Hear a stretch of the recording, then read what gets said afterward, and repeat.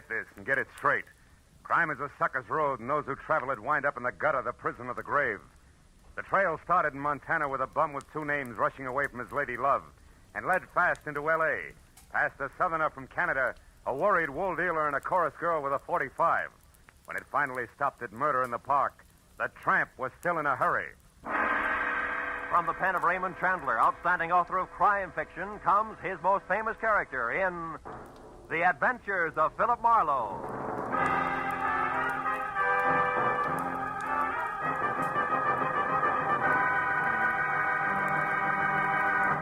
Now, with Gerald Moore, starred as Philip Marlowe, we bring you tonight's exciting story, The Bum's Rush.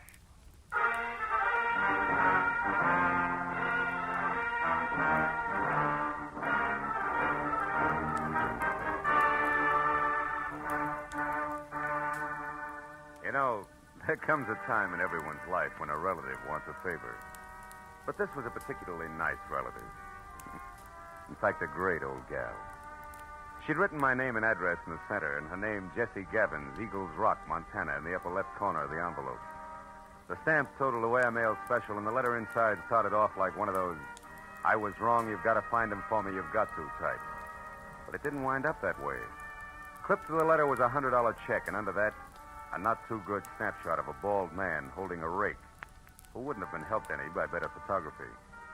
10 minutes later, at exactly 8 p.m., my long-distance call was put through, and the voice that belonged to Aunt Jessie was snapping at me from Eagles Rock, Montana, like the end of a whip. Certainly I wrote it. How many Jessie Gammonses do you think there are in Eagles Rock? Philip, I want you to find Jonathan Miter and see if he's all right. Yeah, you said that in your letter. Jonathan Miter is my fiancé. Aunt Jessie. Oh, I know what you're thinking, young man, but I'm 51 and he's 55, and there's nothing wrong with the September song if the harmony's close enough. Yeah, I hope my harmony's that good when I'm 55.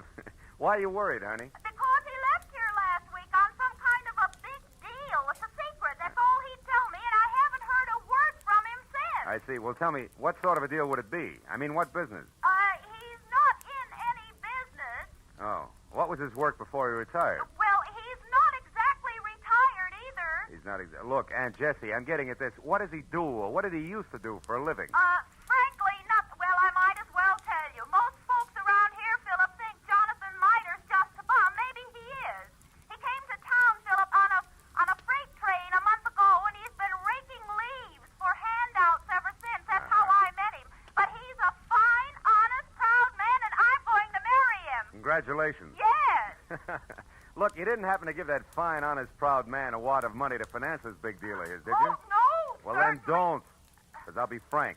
Sounds to me like a broken-down con man warming up a new routine. Then I'll gladly pay to find that out, Philip. But I think you're wrong. Jonathan told me that he had to prove himself by making some money of his own before he'd marry me. As if I didn't have enough to take care of two people already. Okay, Jessie, it's a little off-center, but I'll buy it. Philip, Huh? when you find him, don't tell him that I hired you. As I say, he's very proud, and it'd hurt him. And now all I can give you to go on, aside from that snapshot I sent, is an address, 764 Hope Street in Los Angeles. 764 Hope Street. Well, how'd you get that? From checking through every single thing of his I could lay my hands on. It was on the back of an envelope. Of course, it may not mean nothing. You're so right, Jessie. Please, now, don't joke with me, Philip. Jonathan was so serious and in such a hurry, and there was a funny, brave glint in his eye when he left. Do your A best. brave glint. Oh, no. Okay, Jessie, no jokes. Goodbye, darling.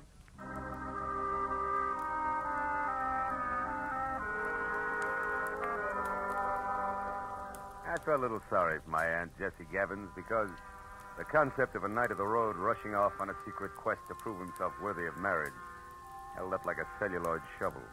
And it got no help when I pulled to a stop in front of 764 Hope Street. It was a cramped combination warehouse and office of corrugated iron and glass brick, respectively, with a shy red and black sign reading Hirsch Woolens over a door that looked like... Well, it looked like it handled about as much business recently as a repair shop for spinning wheels. It was half open, however, so I went in just in time to catch the last round of what must have been a healthy spat going on behind a frosted glass door marked private. Well, I'll tell you something, Mr. Eldenhurst. Keep your eyes more on wool and less on nylon, and you'll be better off. All right. Heaven's sake, Martha, this is no time to quibble. We've got got more important things to do. Unless, of course, you want to keep that chorus job at the Plumes forever. Well? Okay. You just watch your step. Goodbye, Eldon. Stand aside, stupid. This is a hallway, not an art gallery. Yeah, there's a petty girl if ever I've seen one. Well, what do you want? Oh, Mr. Hirsch. Yes? Yeah, well, I'm Ned Johnson. I'm looking for a job. What kind? Oh, salesman. Wool's my line. I see. And how long have you been waiting out here? Oh, I just stepped in. Come inside. Thanks. Sit down. Now, what is your specialty? Woolens, worsteds, or felts? Well, I've handled them all. We confine ourselves largely to a very high-grade merino woolen, Mr. Johnson, Ned Johnson. I've worked with merino. Well, and what about the others? Lester, perhaps? Lincoln? Oh, sure. Lester, Lincoln. Certainly, I find it all a fascinating business. So do I. A very romantic background. Yeah. By the way, what do you think of Lanatal as against merino? Lanatal. Well, not good. No, you see, I've watched the Lanatals from the range right through shearing and on up to weaving. It just doesn't compare with... what's the matter? What are you really after? I slipped, huh? You fell on your face. Lanatal is synthetic wool made from milk. Now, who are you? Okay. I'm from the Sequoia Credit Association. We're investigating you. Just a periodic routine thing. It's strictly confidential. Get out of here and stay out if I ever catch you. All right, take it easy. I was clumsy, that's all. Don't start a riot about Look, it. you pry into my That's affairs quite again. a temper you got there. Better watch it, Hirsch. It'll get you in trouble. So long.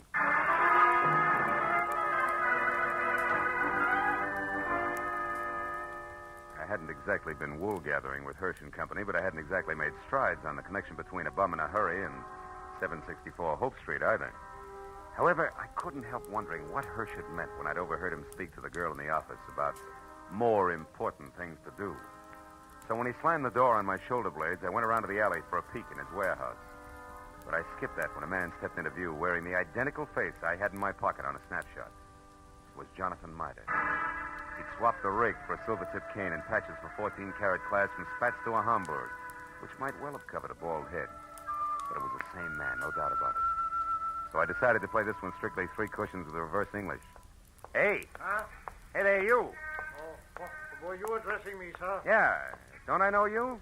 Oh, sure I do. Points east, huh? You're mistaken, my man. I haven't been east in 30 years. Oh, come on, friend. I'd know you anyway. You're good old Jonathan Miter.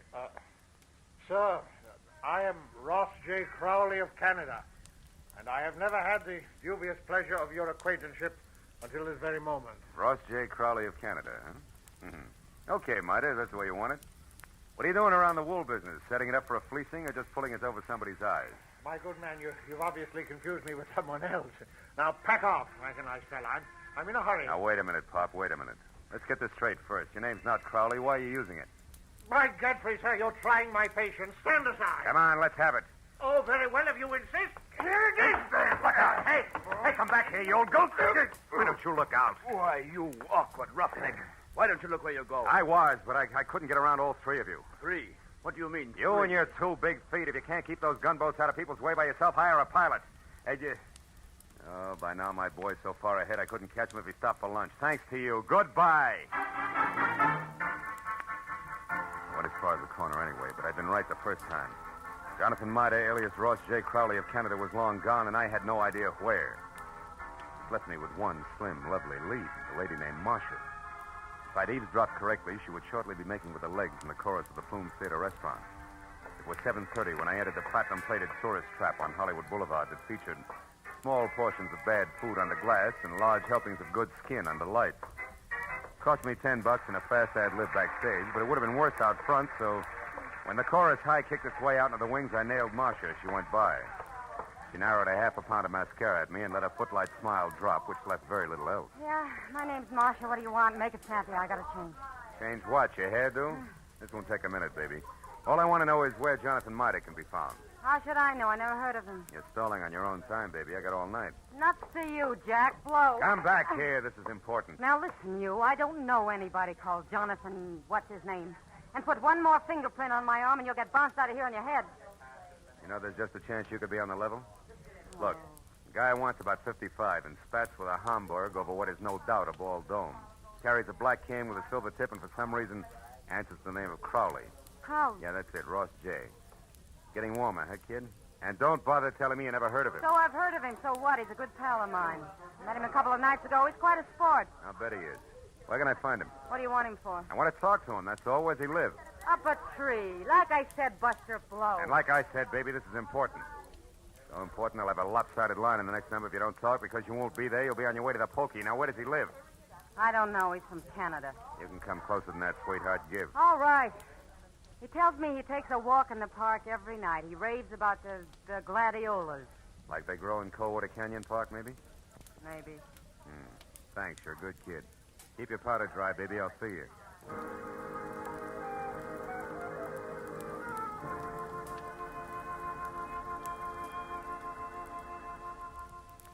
That park looked deserted when a half hour later I drove by it to the far end, turned down a side street, and stopped.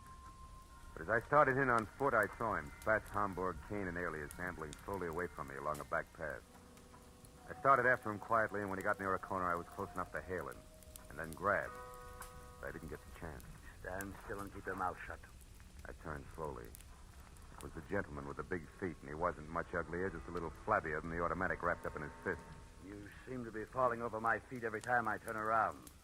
I noticed that. But I figured the first time was coincidence. What do you figure now? That our gay dog, Mr. Crowley, who just turned that corner there, is wagging two tails. But you hold the gavel, Chairman. And don't you forget it either. So he gave you the name Crowley, did he? Mm-hmm. Why, you think he's got another one? Stop that. We both know he's lying. What I don't know is why he took that name or why you're interested. It's a hobby. I collect old geezers with more than one name. You're going to handle hard, huh? You won't tell me? Well, I don't know your angle either. We might work out a trade, huh? No. I'm not wasting any more time either. You're not going to get away from me again. And that means you'd better stay right here. Oh!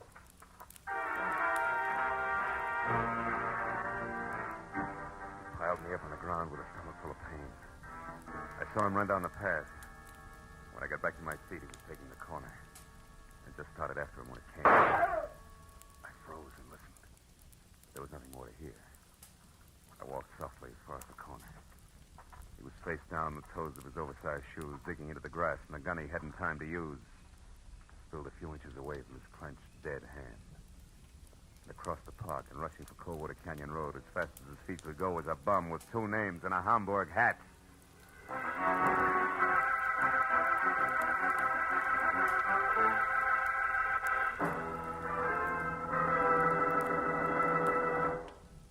In just a moment, the second act of Philip Marlowe. But first, 30 minutes packed full of talent, music, and fun. That's the Horace Heidt Original Youth Opportunity Show, coming your way every Sunday evening on CBS.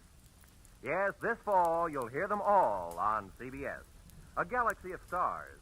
And one of the brightest is genial Horace Heidt, who keeps the fun rolling with one hand and with the other pushes open the door to opportunity. Gives a talented youngster his big break toward fame and fortune in show business. Remember, Sunday night, it's Horace Heidt and his original Youth Opportunity Program. Listen every Sunday, starting this Sunday, over most of these same CBS stations. Tune in this fall for the shows that you love best of all. Listen carefully. Here's the address. It's CBS. Now, with our star, Gerald Moore, we return to the second act of Philip Marlowe and tonight's story, The Bum's Rush.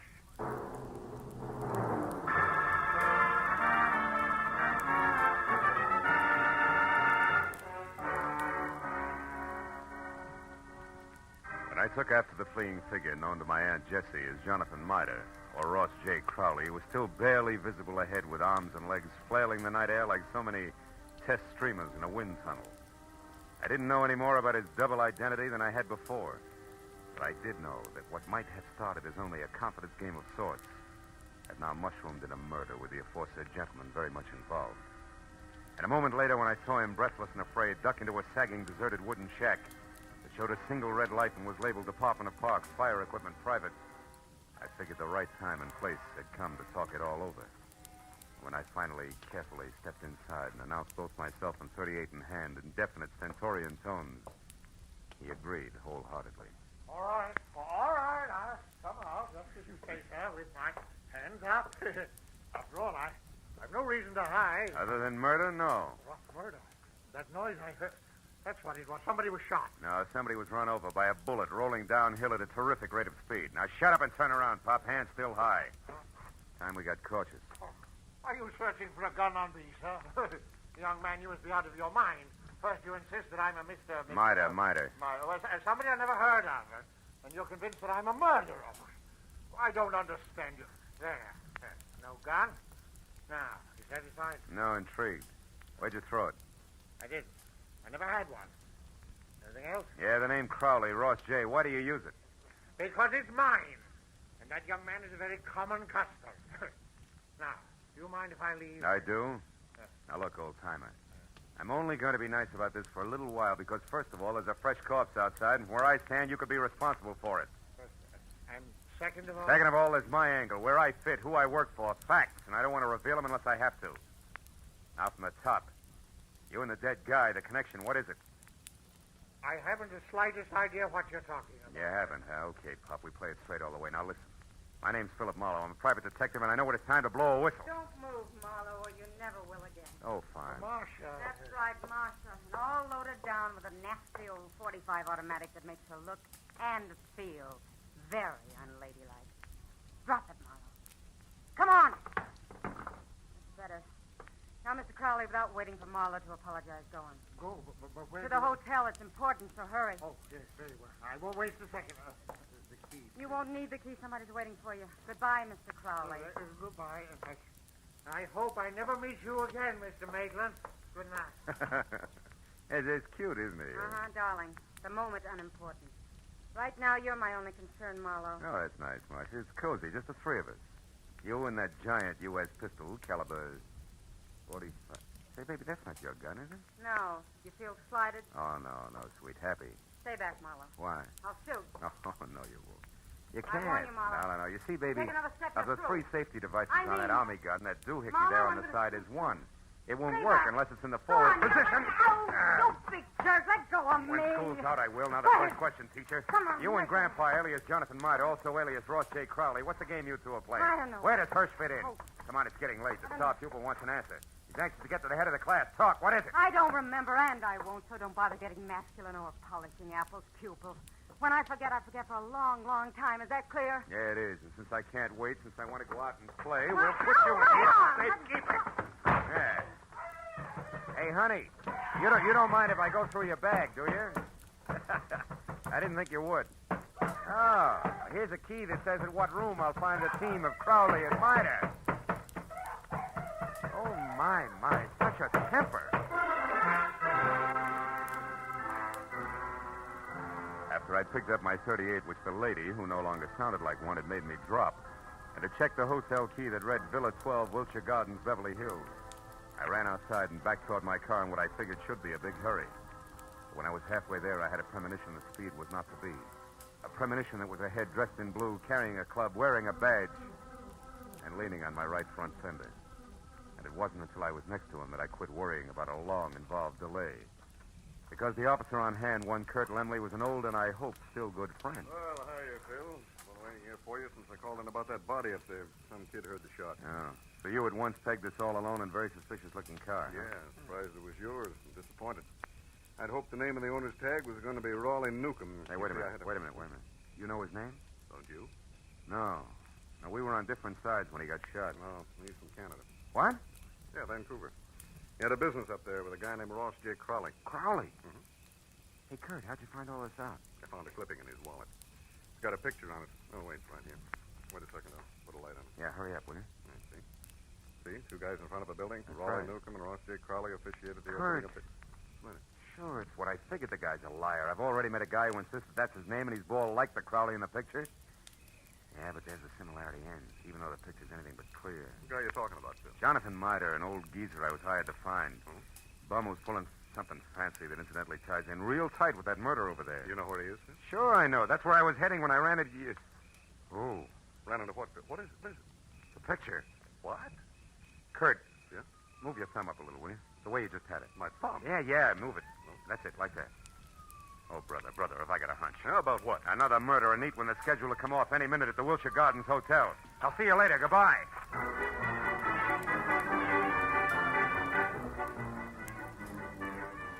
best it was 10 screeching stop-and-go minutes from Coldwater Canyon Park across Beverly Hills to the Wilshire Gardens Hotel on the boulevard of the same name. And all the way, I kept hoping, over time, that one of two things was so. Either my hunch was wrong and nobody else was going to get hurt for a while, or it was right and I was still on time. But when I was there, parked and running toward the Villa number 10, which was a silent stucco square, choking to death under ivy, and showing only a single light in the living room, I was almost sure that it was going to play still another way. Me right and too late to do any good. When I tried the door and found it open, and inside saw at once the letter propped up against a lamp on an end table that I'd been afraid I'd find, there was no longer any doubt. And even as I crossed the room, I knew that I was going to read a suicide note addressed to the police, telling them that the undersigned Ross J. Crowley had taken his own life, as well as that of the partner he'd been stealing from, Raleigh Newcomb, who had currently been pursuing him. But I didn't know until I reached for the letter to make sure that I'd figured right was the last line, just before the signature. It read, "Also, rather than face the humility of being dragged through the courts for killing Newcomb, they have taken the life of a man who would have caught me. A private detective named Philip Marlowe." You did well, Marlowe. What? Especially when it's your own obituary. No, don't move. Well, Mr. Hirsch, huh? Or do I call you Crowley now? Doesn't matter, Marlowe. Suit yourself. What does matter is that you're not quite the boy genius you think you are. Meaning what? Meaning Marcia. You talk to her at the Plumes, then she talks to me. Between the two of us, we've maneuvered you around just like we wanted to, so we could include you in our plans. In other words, Marlowe, when Marcia sent Mida here from the park, we knew you'd follow. Marcia's reliable. Yeah, all year round, I'll bet. Okay, Crowley, so the one with two heads isn't Jonathan Mida, it's you. You is Eldon Hirsch here in L.A. Is Ross J. Crowley, Newcomb's partner up in Canada. A crooked partner, Crowley, who, when he knew he was going to be caught, decided to kill himself, but with another guy's body, Jonathan Mida, so it wouldn't hurt. Exactly. Also, Marlowe, nobody will bother to look past what will pass as Crowley's body for the murderer of Newcomb, who I didn't expect on the scene.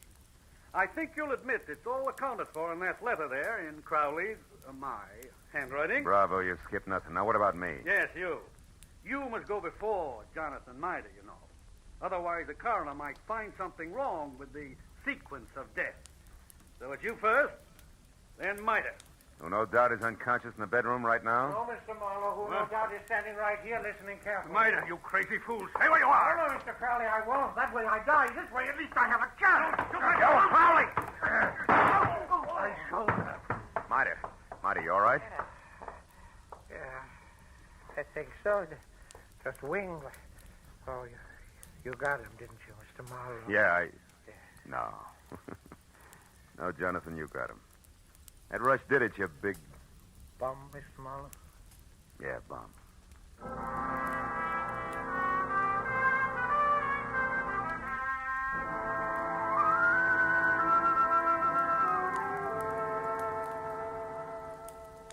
It was 2 long hours of first aid for Jonathan. Arrest on the charge of murder for both Crowley and the accomplice before and after the fact, Martha. And questions and answers in triplicate for the police before Mida and I were finally alone and back in my office waiting for a call we put through to, of course, Eagles Rock, Montana. But even then, the gentleman vagabond couldn't quite get over things. Then, in other words, Mr. Marlowe, this Crowley, who introduced himself to me as Hirsch, had his fiendish plan already formulated. And on one of his trips down from Canada, saw me when his train stopped at Eagles Rock. I was raking leaves around the depot. And he saw me, and he hired me on the spot because he needed someone to fit the part of his corpse. That's it. And you'll admit you were well qualified for the job, alone in the world. Except for Jesse, Which you didn't happen to mention. And the fact that you were bald. That's too true. Don't be sensitive. You see, Crowley, or Hirsch, was also bald. What? All that hair of his a wig? That's right. Toupee, every bit of it. And incidentally, you see, the reason I caught on to things, Johnny, a policeman found a newspaper picture of Newcomb and Crowley in Newcomb's wallet. Which told you that I couldn't be Crowley. That's right. It also told me more. When the policeman accidentally put his thumb over the bald part of Crowley's head, it gave me a different picture. Then I only paid attention to what I could see, features blurred though they were. Which then you were Herschel. Uh-huh. Well, Miss Jessie. Yeah, Miss wait a minute, Jessie, wait a minute. I know. Hello. Mr. Philip Marlowe, please. This is Marlowe speaking. On your call to Miss Jessie Gavin's in Eagles Rock, Montana. Here, take it, Jonathan. Me? Yeah, go ahead, speak. All right. Hello, Jesse. Jessica. Yeah, this is Johnny. Yeah, Cuddles. Yeah, it's me, all right. I'm in Los Angeles with Mr. Marlowe. Cuddles, you don't have to shout so loud, you know. She's clean up there, the Eagle. I know, but she can hear you. Just talk. Jessica, you guess what happened now? I'll tell you. Yeah. A man hired me to work for him. To pose, impersonate a Mr. Ross J. Crowley, because he said he had to be free to investigate some crooked people who would try and contact me. Yeah. And since he offered good money right on the spot there, Jessica, I took the job. I thought you'd be proud of me making extra money. No, wait a minute, Jessica. Mr. Marlowe, I better cut this short, hadn't I? It's long distance. It's cost money. Don't worry about it, Johnny. There's no hurry. Take your time. Oh, Jessica. Now, what this man really wanted, you there, Jessica? Was to use me as a corpse. That's right, a body. No, I feel fine. You see, he was going to put his rings on me, another identification, to knock me unconscious and get me to the river.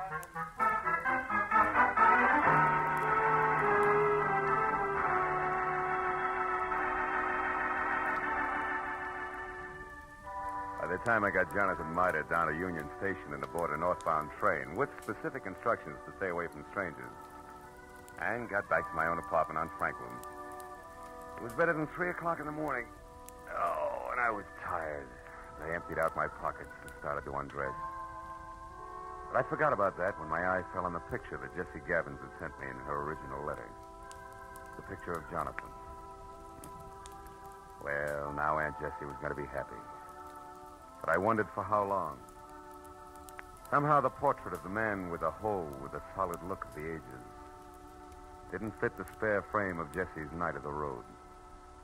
A lonesome train whistle would blow in the night, and Jonathan Mitre would be gone.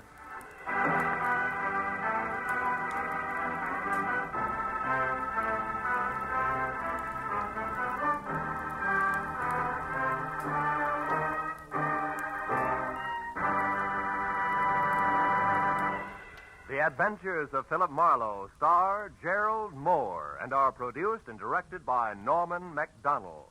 Script is by Mel Donnelly, Robert Mitchell, and Gene Levitt.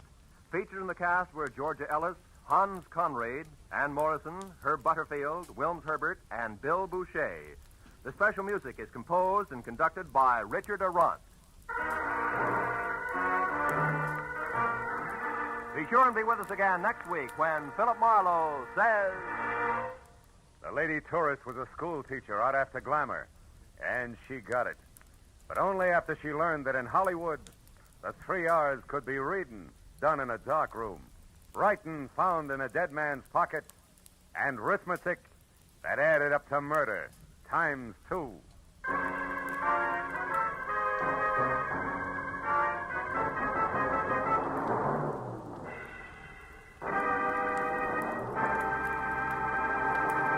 If you think you've got troubles, you should be married to Liz Cooper. She can scare up more trouble than a tropical hurricane, but it's always the kind of trouble you can laugh at because it's all part of My Favorite Husband, starring Lucille Ball. My Favorite Husband is part of CBS's great laugh lineup for Friday nights. You won't want to miss a single minute of My Favorite Husband. And you'll want to be around, too, to hear the Goldbergs, Leave It to Joan, and Breakfast with Burroughs. They'll all be broadcast on Friday nights over most of these CBS stations starting next Friday. This is Roy Rowan speaking. Now, stay tuned for Gangbusters, which follows immediately over most of these same stations.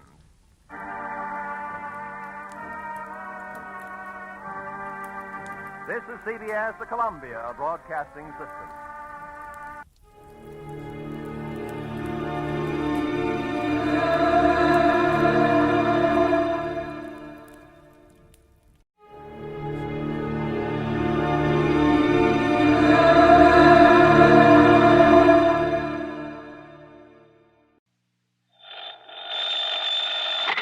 Johnny Dollar. Johnny, Yes? Hello? George Reed, Floyd's of England. Oh, what's the matter, George? You sound a bit down in the mouth. I am. What's up? Well, Johnny, I understand you've handled quite a few investigations for the Continental Insurance and Trust Company. Oh, brother, I sure have. And you know something, George? Yes? Floyd's of England, you that is, have handed me some pretty wild ones over the years. I know. But believe me, they've been nothing compared to some of the cases that Continental has handed me. And you know why, George? Why, Johnny? Because of just one client of theirs. Well, He's a wealthy old screwball by the name of Alvin Peabody Cartwright. Cartwright. Yeah, he carries a lot of insurance, millions of it. And any company that has his account is making plenty. Yes, I Brother, know. the fantastic problems that man comes up with. Why, it's enough to drive you off your rocker. I mean, I'm always the goat. Yeah, I handled one crazy investigation for him only 3 or 4 weeks ago. So I understand. He told Continental that if they sent somebody else around, he'd leave him flat. Johnny... Actually, I suppose I shouldn't complain. Some of the biggest fees I've ever got have come out of his pocket. And you know something? Yes, Johnny? In spite of all his wackiness and these silly problems he hands me, well, over the years, I've really gotten to love the old character. And I mean, aside from those fancy fees I mentioned. Good, Yeah, I'm glad I think I'd do almost anything, within reason, that is, if it were necessary to help out Alvin Peabody Cartwright. Anything? Sure, anything. Thank heaven for that. But now you said you have troubles, George. I have. So I'm sorry I chewed your ear off about someone that Floyd's of England doesn't have to worry about, so... Don't we, Johnny? Huh? Well, of course not, because as long as he keeps his insurance with Continental... Unless... George... Unless... What, Johnny? Well, I mean, if he were to change companies for some... Oh, now, wait. Yes? George, I'm still here. just who is your problem? I'm afraid you've guessed it. Oh, no. Yes, Johnny. Alvin Peabody Cartwright.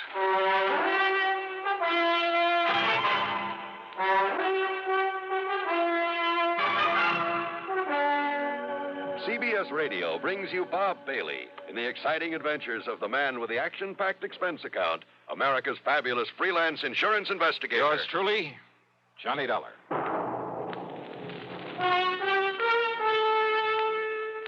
Pepsi-Cola refreshes without filling. Why? Because it's truly light. Charlie, you're forgetting something. Wait, Kay, there's more. Yes, ice-cold Pepsi is the delicious refreshment that goes great at a picnic or a party. But, Charlie... And Pepsi goes fast. People like it, so keep plenty handy.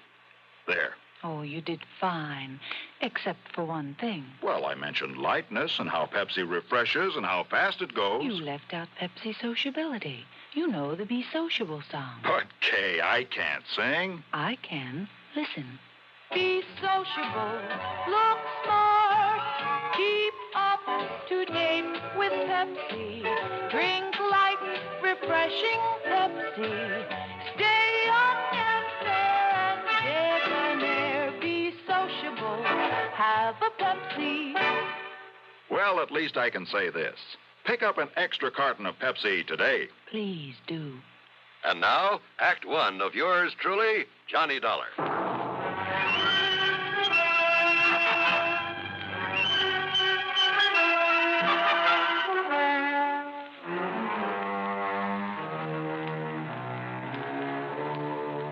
Expense account submitted by Special Investigator Johnny Dollar to Floyd's of England, North American Office, Hartford, Connecticut. Following is an account of expenses incurred during my investigation of the Alvin's Alfred matter.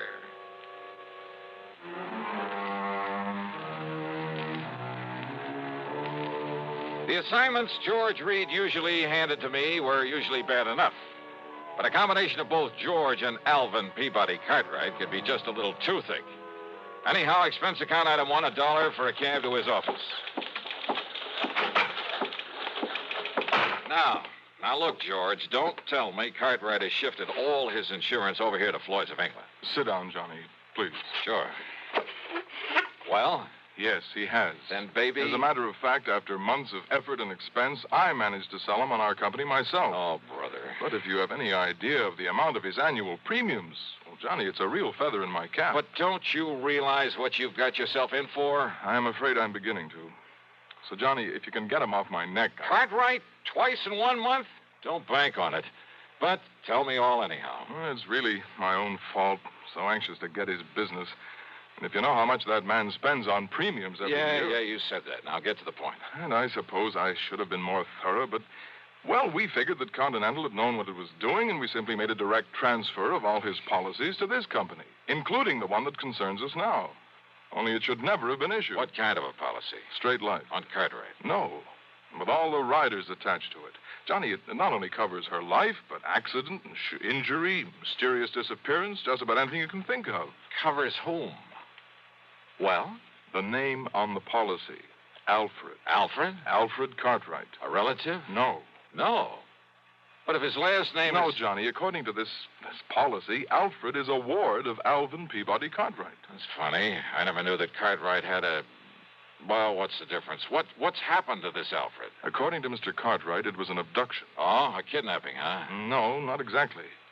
Well, what do you mean? If he was abducted, that means he was... Wait a minute. Yes? A minute ago, you started talking about the insurance policy on her. That's right. And then you started talking about Alfred. Alfred is a she. Is a what?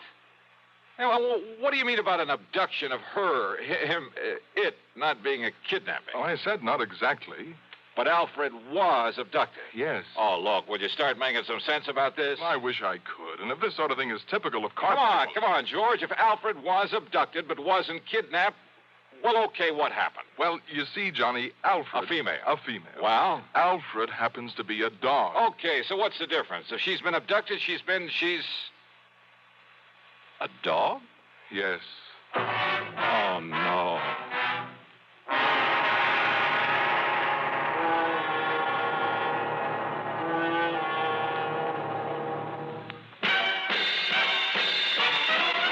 Are you smoking more now, but enjoying it less? Have a real cigarette, have a Camel. The best tobacco makes the very best smoke. Have a real cigarette, have a Camel. Are you looking for flavor and mildness? Have a real cigarette, have a Camel. The best tobacco makes the very best smoke. Have a real cigarette, a real cigarette, a real cigarette, have a Camel. Again, for the 11th straight year, Camel outsold every other cigarette, filter, king size, and regular. The best tobacco makes the best smoke. So if you're smoking more now but enjoying it less, change to Camels. Get more real satisfaction every time. Start to really enjoy smoking again. Have a real cigarette, a real cigarette, a real cigarette, have a Camel. And now, Act Two of yours truly, Johnny Dollar, and the Alvin's Alfred matter.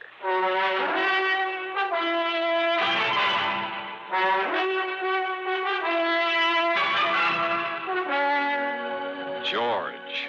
Life, accident, injury, mysterious disappearance, all that insurance on a dog? Yes, Johnny. A female dog? Yes. By the name of Alfred? Yes. A pet of that lovable old crackpot, Alvin Peabody Cartwright? His ward, Johnny. At least that's the way it reads on the policy, and that's why we thought nothing of it when the policy was transferred to us from Continental Insurance and Trust. Oh, brother. But why Continental ever wrote such a policy in the beginning? Oh, that part's easy, George. But the premium's only a drop in the bucket. I mean, compared to that on the rest of Cartwright's insurance. Now, listen. If they'd refused to write this complicated policy on his dog, they'd have lost all his business. Well, they have now, to us. And, Georgie, you can lose it just as fast unless you try to do something about this disappearance of that pooch. Unless you do something about it, Johnny. You've got to find Alfred and return her to him. So will you drive on over to Lakewood and talk to Mr. Cartwright, see what you can do? So help me, George. And, Johnny, I promise we'll not question a single item on your expense account, no matter what it is. Oh? As for a nice big extra fee, well, you name it. Well, will you do it? Okay, George, on one condition. Yes? That you keep this thing under your hat. I mean, after all, if the word ever got out that Johnny Dollar was chasing around the countryside looking for a dog napper... Johnny, I promise. I cross my heart and hope to die. What a business. With no limit on the expense account, I should have hired a Rolls, complete with liveried chauffeur. But instead, item 2 was $4.20 for a tank full of gas for my own car. Within the hour, I was pounding on the front door of the Cartwright home over in Lakewood.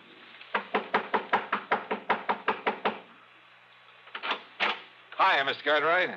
No. I'm sorry, I'm far too upset to talk to anyone right now. So goodbye. No, wait a minute. Hey! Yes. Why, Johnny? That's right. Well, why didn't you say so? Come in, boy. Come in. Sure. Well, sir, how are you? Yes, come in and commiserate with me in my hour of bereavement. How anybody could be so wicked as to take Alfred, my pride and joy, away from me. But somebody did. And, Johnny, you must find her and must bring the culprit to justice. Spare no effort, spare no expense, but come on, Johnny. Well, have you any idea, Mr. Cartwright, who might have walked off with the pooch? Pooch? Oh, Johnny, how can you use such a term? Alfred was almost like a child to me. Dear little thing. Oh, yeah, I'm sure. But you haven't answered my question. Do I know who committed this dastardly deed? Yes.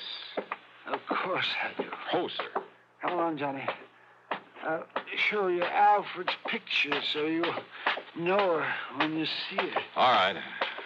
But now, why send for me, Mr. Cartwright? What? Well, I mean, if you know who did this.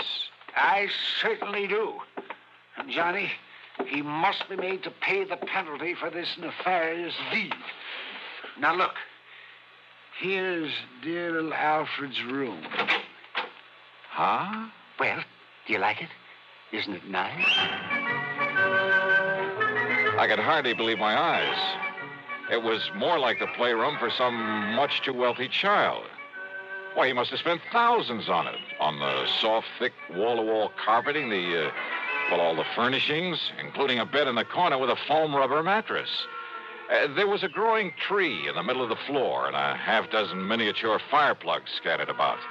There were rubber bones and balls and toys of all sorts and sizes Toys.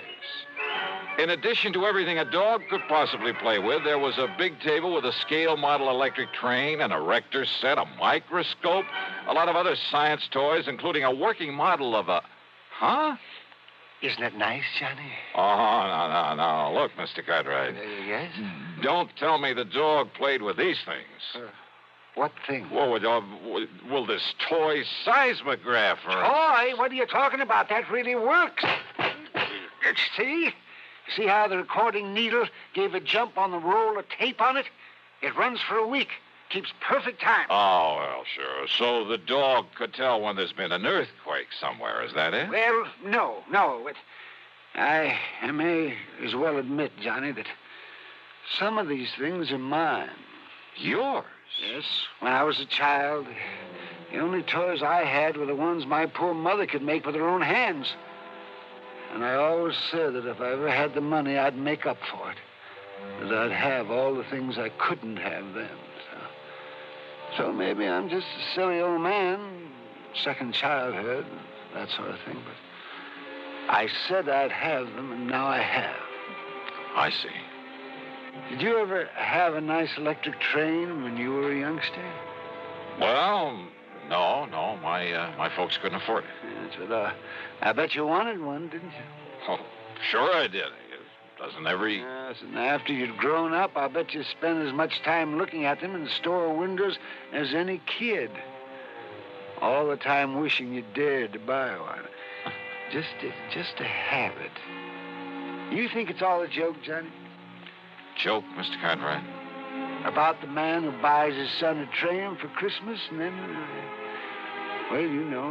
plays with it all Christmas morning? Yeah, maybe you got a point there. Of course I have. And that's the trouble with growing up. People get so proud or stuffy or something that they won't unbend. They won't let their hair down and enjoy some of the simple little things that they'd really like to do. They're so afraid that somebody might laugh at them. I'm not laughing, Mr. Cartwright. And that's why I like you, Johnny, because you've sense enough to realize that, well, maybe an eccentric old character like me isn't so eccentric after all. That he's just become smart enough to get rid of a lot of nonsensical inhibition. Yeah, you have got a point there. Maybe you can understand why this same old man is so upset about losing a wonderful companion, his dog. She was such a dear. I looked all over before I found her and bought her and brought her here. Her, Mr. Cartwright. That's right. Then why did you name her Alfred? Well, to be honest about it, Johnny, I'd really hoped for a boy. Yeah. Yes. Now, you say you know who who dog-napped her. Clarence. Clarence? Clarence Brixton. A stupid day servant I fired yesterday. He was the only one that could have done it. Who would have done it? When did this happen? Last night, between 7 and 8. I'd gone over to visit the widow Parkins. Oh, a bit of romance in your life, Mr. Cartwright? Oh, Johnny, how can you say that? Well, she is very nice. I mean, there was nobody here but little Alfred. I'd even locked her in. Oh, what about the house? Was it locked? Of course it was. But Clarence still had his key to it. And if you know this house, Johnny, and nobody could have broken in. Oh, I'm sure of that. Besides, there was no sign of anybody trying to. There was no footprints outside. There was no ladder marks. There was nothing. Uh-huh. Even the stupid local police agree that Clarence must have done it. Then why haven't they nabbed him? Because they believe his alibi. From that character, that wife of his. They live the other side of town, and she swears he was at home when it happened. And you're sure that only he had a key to this house? That's right, outside of my own. So he must have done it. Only the dumb police won't do anything because of his so-called alibi. Uh-huh. And we got to break that alibi. That's right. But how? How, Johnny? Well, I got a crazy idea. Huh? Well, I thought I was the only one who got Just, crazy. let me take a real close look at one of these toys in here. One of these toys? Yeah, that's right. It's a long chance, Mr. Cartwright. But let's see what happens.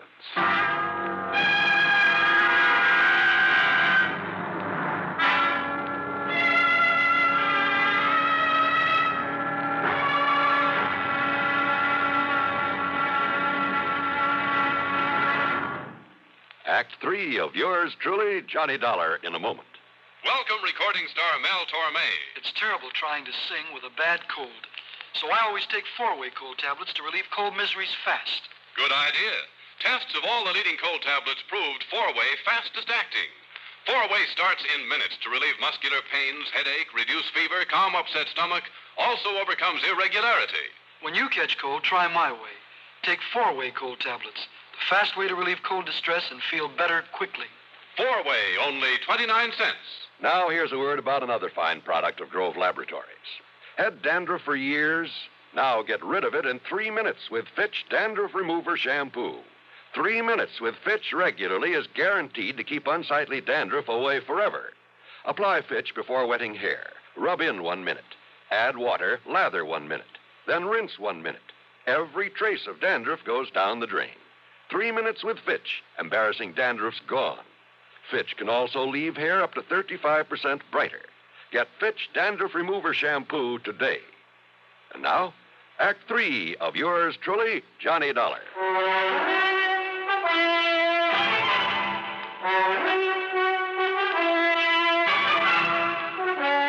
I got back into my car and drove to the address of Clarence Brixton. I hoped he was as stupid as Cartwright seemed to think. Yeah, mister. Mrs. Brixton, That's right. I want to see your husband. Oh, no, who are you? Johnny Dollar, special investigator. No, get him out of here, Mabel. Throw him out. What are you so worried about, Brixton? First it was those dumb cops that crazy old geezer sends around here. Now it's you. Well, me, I'm full up to hear all this yakking about me taking that mangy little hound of his and that snapping, yipping little female. That's what you done to my Clarence. Them sharp teeth of hern. You show him your hand, Clarence. Yeah, forget it, Mabel, and shut up. You get these marks when you were hauling Alfred out of that playroom against her will? Huh? Now listen. A little dog, you said. Oh, not much bigger than Clarence's hand. Pies in his little Oh, then you've seen it, Mrs. Brixton. Well, no. Now, Clarence told me about it. Yeah, sure, I told her. I see. Well, what do you see? And I hope it means the dog is still alive. Hope it means the dog is still alive. After all, if you took the trouble to bring it here. Well, what are you talking about? You trying to say I stole the dog off of him? So maybe nobody did, wise guy. Oh, what do you mean by that? Ask me, that lousy pooch got out of there on her own free will, just to get away from that crazy Cartwright like anybody in her right mind. Oh, out of a locked room in a locked house? Sure. Cartwright always left the window open so she could sleep good. He left so the dog took off somewhere. A little dog jumped out of a third-story window? Why, it would have killed or crippled her. All right, so then he was wrong about when it happened. While he was out, he said. And he was out between 7 and 8 p.m. last night. And that's when somebody chased Alfred around until he caught her, then took her away. Prove it. Yeah, some big, clumsy ox like yourself, Clarence, who had a key, who knew the place, knew he'd better leave the place looking undisturbed before getting away. But he didn't. Yeah? Here. Take a look at this. What's that, huh? From a working model seismograph there in that playroom. What? You see, Clarence? Every clumsy footstep of yours registered in black and white for some 5 or 6 minutes during a period between 7 and 8 o'clock. Oh, don't look like his feet to me. But I didn't touch that thing. You didn't need to. You mean them squiggles on the paper, my footsteps? What do you think? And what do you think of modern scientific investigation, Clarence? Scientifical, huh? Gee. But listen, mister, please, it was only so Clarence could make like he found the dog and then take him back and then maybe get his job back. Yeah, could have worked, too, only... Only what, Clarence? Some local cops. They was a pushover. But then you had to come along. All right, Dollar. Well? Dollar, I give myself up.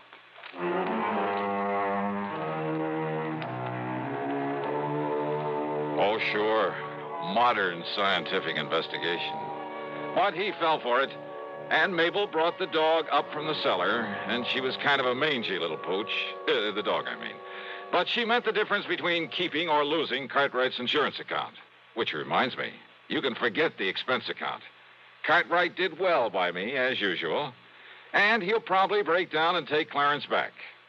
Oh, well. Yours truly, Johnny Dollar.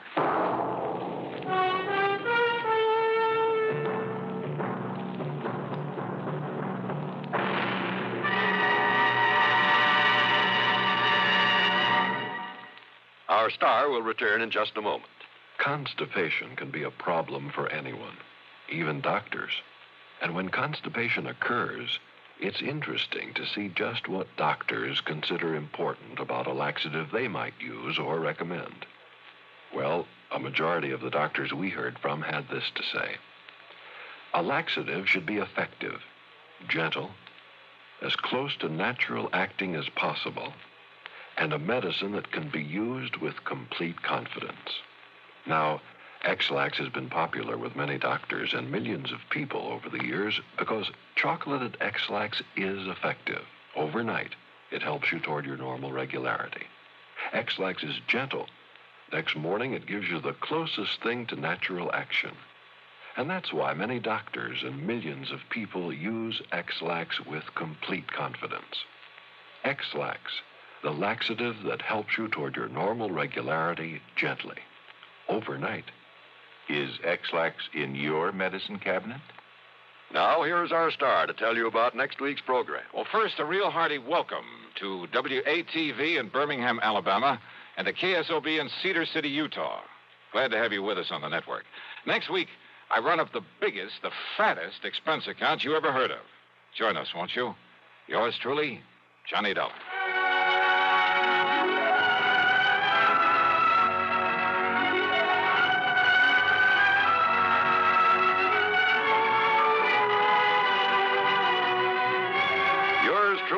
Johnny Dollar, starring Bob Bailey, originates in Hollywood and is written, produced, and directed by Jack Johnstone. Heard in our cast were Virginia Gregg, G. Stanley Jones, Howard McNear, and Frank Gerstle. Be sure to join us next week, same time and station, for another exciting story of yours truly, Johnny Dollar.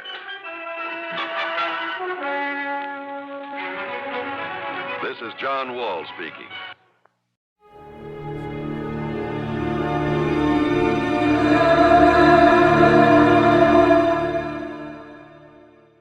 Time now for Johnny Dollar.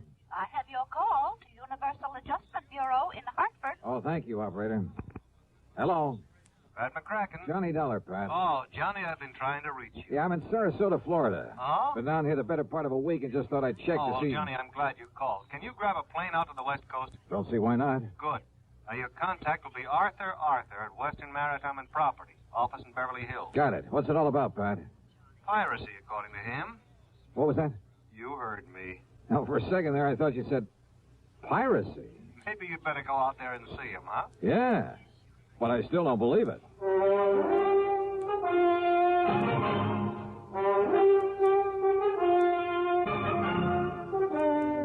Bob Bailey in the exciting adventures of the man with the action-packed expense account. America's fabulous freelance insurance investigator. Yours truly, Johnny Dollar.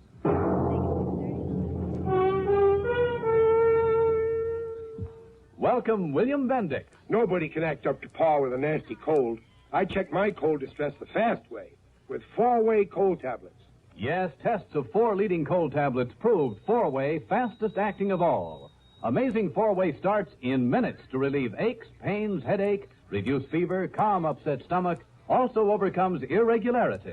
4-way's the fast way to relieve those cold miseries. Then you feel better quickly. 4-way cold tablets, only 29 and 59 cents. Now, a word about another fine product of Grove Laboratories. Does dandruff dull your hair, leave scalp itchy? Get Fitch Dandruff Remover Shampoo and get rid of unsightly dandruff in 3 minutes. 3 minutes with Fitch regularly is guaranteed to keep embarrassing dandruff away forever. Apply Fitch before wetting hair, rub in 1 minute. Add water, lather 1 minute. Rinse 1 minute. Every trace of dandruff goes down the drain. 3 minutes with Fitch, unsightly dandruff's gone. Fitch can also leave your hair up to 35% brighter. Fitch Dandruff Remover Shampoo. And now, Act 1 of yours truly, Johnny Dollar.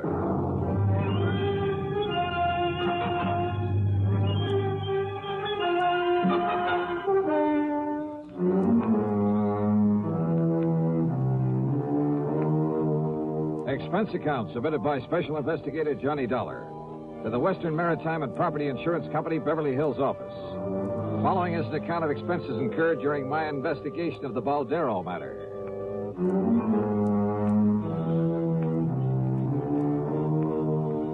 Expense account item 1, $146.85 plane ticket to Los Angeles.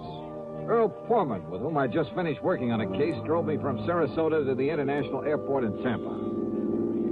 Well, I don't know why not, Johnny. Oh, are you kidding? In this day and age, a bunch of bearded gorillas stripped to the waist, bandanas wrapped around their heads, waving cutlasses. I didn't say that, Johnny. And Long John Silver, I suppose, leading the boarding party. Oh, Earl, that kind of stuff went on a couple of 100 years ago. Sure. But do you remember that palatial yacht that was boarded and taken over just off San Salvador about a year ago? Well, yes. Convicts from a prison colony on the island of Isabella. They had control of that yacht for 3 days, Johnny. And when they left, they took along everything of value they could get their hands on. Yeah, I remember. You don't call that piracy? Well, maybe so. You think that's what happened in this case? There's only one way to find out. The flight to Los Angeles was uneventful. Thanks to the time zone differential, it was only 4:30 p.m. when I arrived. Item 2, $6 even for a cab to the Beverly Hilton, where I parked my bags. Item 3, 10 cents for a phone call to Arthur, who, if I remember correctly, was quite a character. Good insurance man, but, a character. Item 4, 75 cents for a cab to his office on Wilshire Boulevard. Yes, it all happened somewhere off the coast of Mexico. Mr. Baldstein and his party were just cruising around. They were just taking life easy. Baldeston is the owner of the yacht? H.V. Baldeston. Oh, he's a big stockbroker. He lives here in Beverly Hills at 3124 North Roxbury Drive. And what's the name of his yacht? The Baldero. Oh, it is a tremendous thing. It's over 100 feet from stem to stern. Wow. It's 100 Where is it now? feet long. Arthur, where does he keep it now? Where does he keep it? Oh, at his dock. He's down there in Balboa. Oh, you know where Balboa is. Yes, I know. Oh, one of the nicest places by the ocean in all of California. Yes. Now, Johnny, if I ever wanted to retire, that who would were be the guests on board? Well, let me see. His wife, of course, and Mr. and Mrs. Gerald Hooper, and young Richard Spidel, and Lee Wilway. Just cruising around, huh? Yes, but they'd planned to sail on up to San Francisco for that big charity ball up there on the 30th. Oh. That's why they all had their finest clothes and most expensive jewelry with them. Oh? Yes, sir. $394,000 worth of jewelry. Stolen. Oh. Yes, plus a few other things, too. Mostly silverware, things like that. Actually, it was reported to me by one of the guests on the yacht. These pirates simply pulled alongside in the middle of the night, held them at gunpoint, took the stuff, and left. That's right. There were two of them. Oh, my, they must have been horrid fellas. Just where off the coast of Mexico did this happen? Well, I'm not quite sure. Mr. Baldeston was, he was kind of vague about where it happened. You know, he's kind of vague.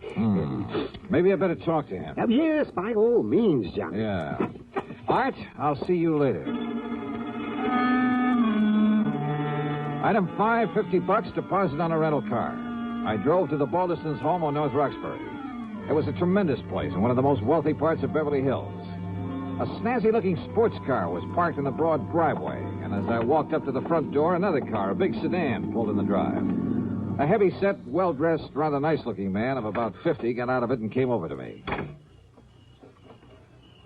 Are you looking for someone, young man? Well, I believe this is the Baldeston residence. That's right. And I'm Harry Baldeston. Oh, well, my name is Dollar, Mr. Baldeston. Johnny Dollar? The insurance investigator that Mr. Arthur sent for? That's right, sir. Well, come in. We'll have a cocktail or two. I understand it's that time of day, and I'm sure you won't object. Not a bit. Good. And I'll tell you all about the unfortunate affair aboard the Baldero. Happened just night before last, you know. So I understand. But I'm not quite clear as to just exactly where you were when it happened. Down off the Mexican coast, Dollar. Sit down. Thanks.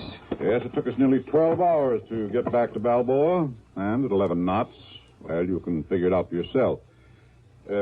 Mary Lee. Yes, Harry? Come on down, dear. I want you to meet Mr. Johnny Dollar. Oh, all right, dear. Now, I'll pour us a drink and tell you all about it. So he poured. His wife joined us, and we talked. But I'm afraid I didn't learn much more than I already knew. They'd both been asleep when it happened. The so-called pirates had come aboard very quietly. Both they and their guests had been held in their respective cabins by one of the men while the other gathered the loot. The men had worn long oilskin raincoats, had nylon stockings pulled over their faces to conceal their identity. Only one of the guests, Lee Wilway, had even seen the boat they'd used.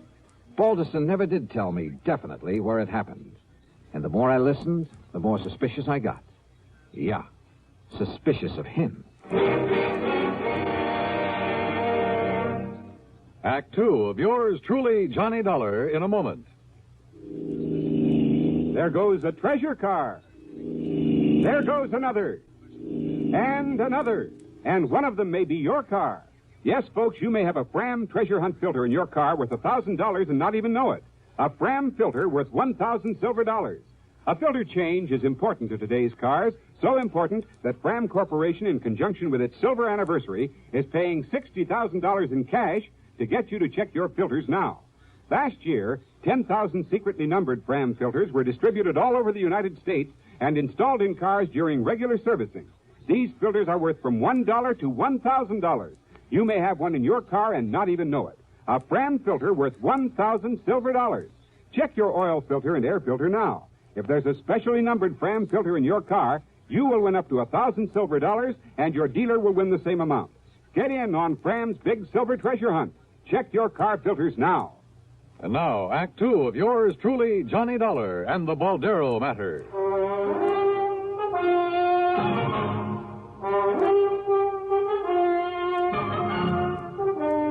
Well, Dollar, it was hard to tell just where we were.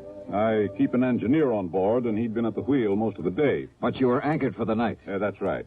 You see, we were just killing time until it was time to head north to San Francisco and that charity ball the ladies wanted to go to. Yes, the charity ball. And after waiting 2 months.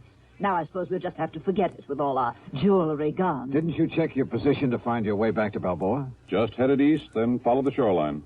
You say that one of your guests... Incidentally, I want to check with them. Oh, by all means. I'll give you their addresses.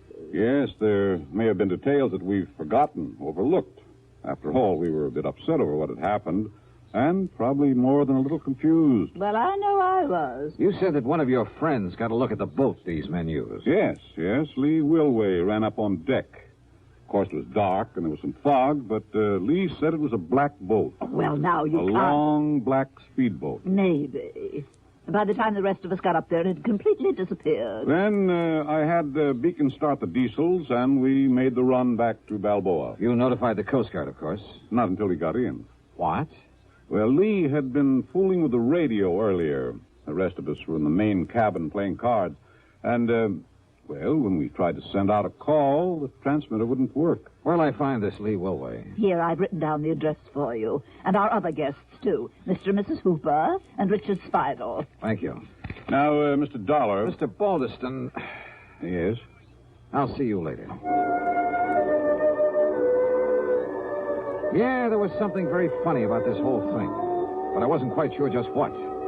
I checked with Mr. and Mrs. Hooper. Elderly, very quiet and dignified. Their story was the same as the Baldestons, except in one thing. They weren't at all sure it had taken them any 12 hours to get back to port. I drove to the address of Lee Wilway. It was a small apartment below Wilshire. After all, if Lee was the only one awake and alert enough to have taken a good look at the pirates in their boat. Yeah, and what about the yacht's radio that wouldn't work after Lee had spent the evening fooling with it? Yes? Oh, I beg... Well, that is, I'm looking for Lee Wilway. I'm Lee. Who are you? Believe me, Charles of the Ritz would have been proud of this one. A living doll. 23 or 4, she was tall, slim, and her pretty face topped with red hair that looked oh so carefully disarranged. Yeah, she was a beauty. And yet, as we talked, I couldn't quite picture this gal on a yachting trip with the Baldestons. Gee, no, I haven't the least idea where we were when it happened, Johnny. It could have been a million miles out to sea, but if Baldy... Mr. Baldeston says it took us 12 hours to get back. It must have taken us 12 hours. And you're sure you didn't recognize either of the men who boarded the yacht, Lee, huh? No, I certainly didn't. But I saw the boat they had. It was a long black one. Solid black? Solid black. Did anyone else on board see that boat? No. At least, I don't think so. What did you do after they left? Went up to the bridge, to the radio. Didn't they tell you? To call the Coast Guard? Well, yeah, sure, only... They said you were at the radio earlier. Yes, just listening. But after it was over and I tried to call the Coast Guard, well, it just wouldn't work. Like another drink, Johnny? The Baldestons and Hoopers were playing bridge earlier. Yes. Look, Johnny, have you had dinner yet? Where were the other guests? Dickie boy? Yes, Dick Spidel. No, I don't know. And what did he do after you were boarded and robbed? He was probably down in his cabin with his head under the covers, scared to death. If he had any nerve, he could have stopped them, too. What do you mean? Well, his was the one cabin they didn't go into. They didn't bother him. And he knew there was a rifle they used for shooting sharks. He knew it was on the rack just outside his door. And if he'd come up shooting with it, why, those pirates would have jumped overboard and run for home. I'll just bet they would. Apparently you don't think much of this Dick Spidel. Would you? Acting like that? Doing nothing when he could have? Incidentally, when I stopped at the Baldestons, I saw a sports car outside. Oh, yeah. Isn't that a dreamboat? It's Larry's. Who's Larry? Larry Baldeston. He's my... Oh, gee, Johnny, I'm getting hungry. Why don't we have another drink and then have some dinner? Sorry, but I'm afraid I can't. I'm not used to being turned down, Johnny. Well, I'm sorry, but there are a couple of people I've got to see. Oh, like who? Your friend Dick Spidel, among others. Oh. I'll see you later, Lee. I'll be here, Johnny. I guess I'm not as familiar with the streets of Los Angeles as I thought. It took me over half an hour to find Spidel's apartment. It was one of those ultra-swank affairs just off Sweetser Avenue below the famous Sunset Strip. I parked under a big palm tree. Then, as I backed out of my car, another one roared up and stopped behind me. The glare of the headlights partly blinded me. Just a minute, you. Huh?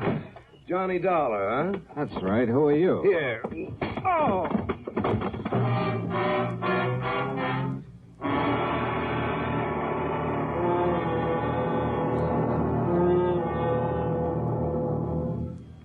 Act 3 of yours truly, Johnny Dollar, in a moment. Ever have trouble sleeping nights because of acid indigestion, heartburn, or gas? Then remember, for acid indigestion, nothing but Tums works so fast to make you feel so good so long. Tums work fast. Get rid of the burning excess acids that won't let you sleep. In a matter of seconds, you begin to feel better, and Tums Relief stays with you. You relax, go to sleep pleasantly, because Tums bring complete relief. Get rid of burning excess stomach acids completely. Nothing but Tums works so fast to make you feel so good so long. So when acid indigestion keeps you awake, take Tums. Keep a handy roll of Tums on the night table within easy reach. And remember, there's no mixing or fixing with Tums. You don't even need to get out of bed. Get the very best. Get Tums, 10 cents. 3-roll pack, a quarter. Or get the new 6-roll pack with free metal carrier, only 49 cents. Always carry Tums, T-U-M-S. Keep your tummy under Tums control. And now, Act 3 of yours truly, Johnny Dollar. The headlights of my attacker's car had partly blinded me, but I'd seen enough of it to know it was the same one I'd seen at the home of Mr. Balderston. Yeah, his son Larry's. But I came to find myself parked behind the wheel of my own car. And lying on the seat beside me were 5 crisp $100 bills and a note. Take this money and get out of town, it said. You have no case anyway because the things that were stolen off the yacht have been returned. So you may as well leave while you have your health. No signature. There was only one person in the world I wanted to see at that moment, Larry Balderston. But I felt a bit rocky. Since I was at the front door of Dick Spidle's apartment, since I'd really come to see him, and if I was lucky, he might have a good stiff drink handy. Feeling better now, Mr. Dollar? Yeah, I am. Thanks, Dick. It's Richard, if you don't mind. Oh, yeah, sure. But go on with what you were saying. Well, the whole thing was absurd, of course. But the only reason Mrs. Balderston insisted on taking Lee on that yachting trip and to the charity affair, and of course I was supposed to be her escort, was to shame her, to show her up. How do you mean? Well, after all, in spite of her beauty, she is a rather common person, rather cheap. So Mrs. Balderston hoped that facing her with the ladies and gentlemen who attend the ball would embarrass her. Oh, I see. And that she'd realize she has no place among people like ourselves. People like you are just too good for her. Well, to put it bluntly, yes. In any event, Mrs. Balderston hoped it would break off this rather sordid romance. Romance? She and Lawrence Balderston. Larry, she calls him. And Lee is only after his money. But I take it Larry got wind of this little plan. Lawrence said that he would prevent its being carried out if it was the last thing he ever did. So he staged the piracy bet? Oh, I'm sure it was he. He's always done silly things like that, Mr. Dollar. Rich, headstrong, spoiled as he is. So when I heard the noise up on deck, I simply locked myself in my cabin and refused to budge when he and whoever he had helping him boarded the yacht. All because you were scared? I beg your pardon. Thanks a lot, Dick. It's Richard. You've been a lot of help. Oh, and incidentally... Yes? You think Lee Wilway was in on it, too?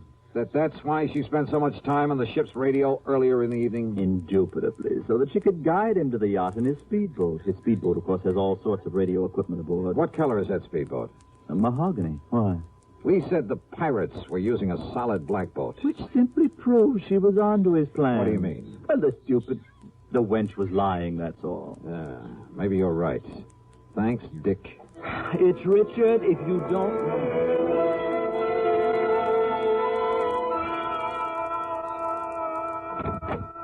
Oh, Mr. Dollar, do come in. Thank you, Mrs. Balderston. My husband's on the telephone talking to the engineer of our yacht down in Balboa. Oh. And what do you think has happened? I think I can guess. That's fine. Just stay on watch, and I'll be back down there to pick those things up in the morning.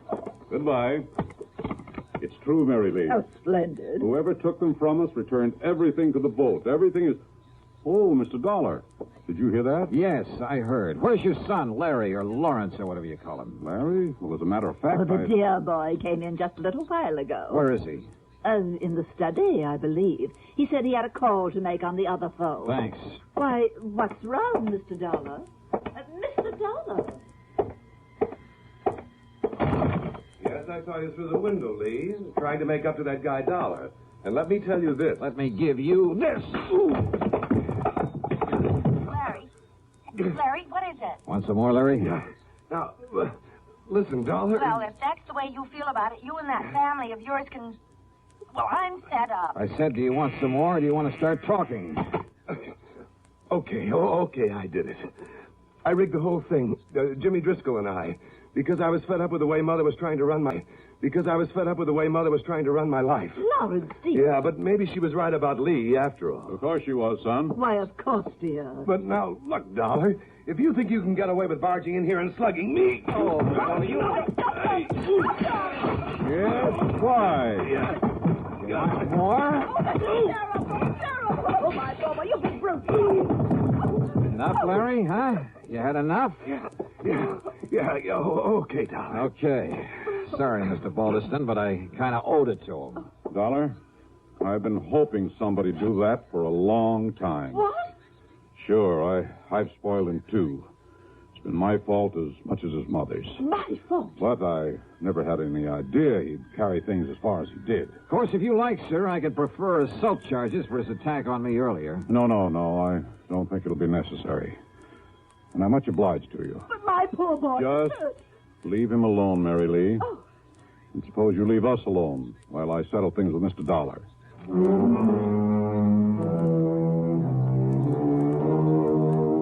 Fee on this case? Forget it. The $500 that Larry mistakenly tried to bribe me with, plus a nice fat check for Mr. Balderston. Well, much as the thought of it hurts me, let's forget the expense account, too. Okay? Okay. Yours truly, Johnny Dollar.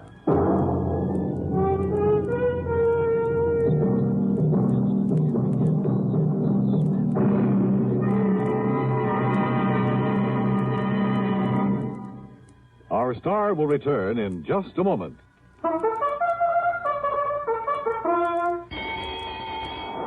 Hey, who's gonna win the Thoroughbred Kentucky Club's Thoroughbred? Who's gonna win that horse and make it pay? Lots of money, well, Kentucky Club. Pipe Tobacco has to find a winner. So the horse is here, the time is near. Get your entry blank today. Yes, enter the annual Derby Day contest sponsored by Kentucky Club's 9 brands of pipe tobaccos. First prize, a Thoroughbred Bay Colt, son of famous oil capital, who won over $580,000. Jockey Ted Atkinson helped select this prize colt. You name him and he's yours. He could win a fortune for you. Get Kentucky Club Derby Day contest entry blanks free at tobacco counters now. Hey, who's gonna win the Thoroughbred Kentucky Club's Thoroughbred? Who's gonna win that horse and make it pay? Lots of money, well, Kentucky Club. Pipe Tobacco has to find a winner. So the horse is here, the time is near. Get your entry blank today. Now, here's our star to tell you about next week's story. Next week? Oh, wait a minute. Belated congratulations to station WJLS in Beckley, West Virginia on its 20th anniversary. Next week, I really go fishing. Yeah, for a body in the middle of Lake Mead. Join us, won't you? Yours truly, Johnny Dollar.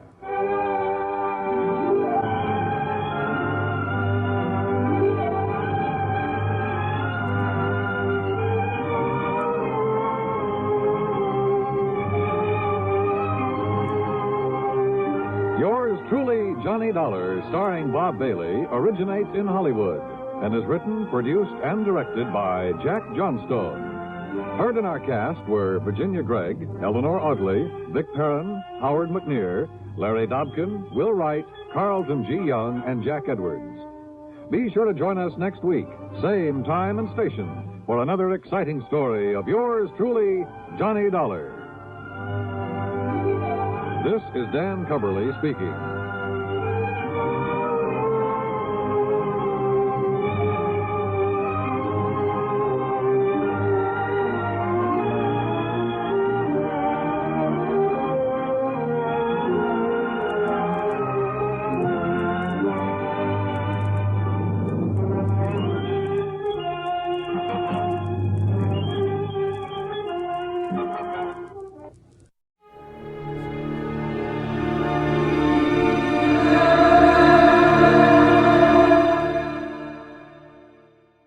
Adventures of Sam Spade, Detective. Sam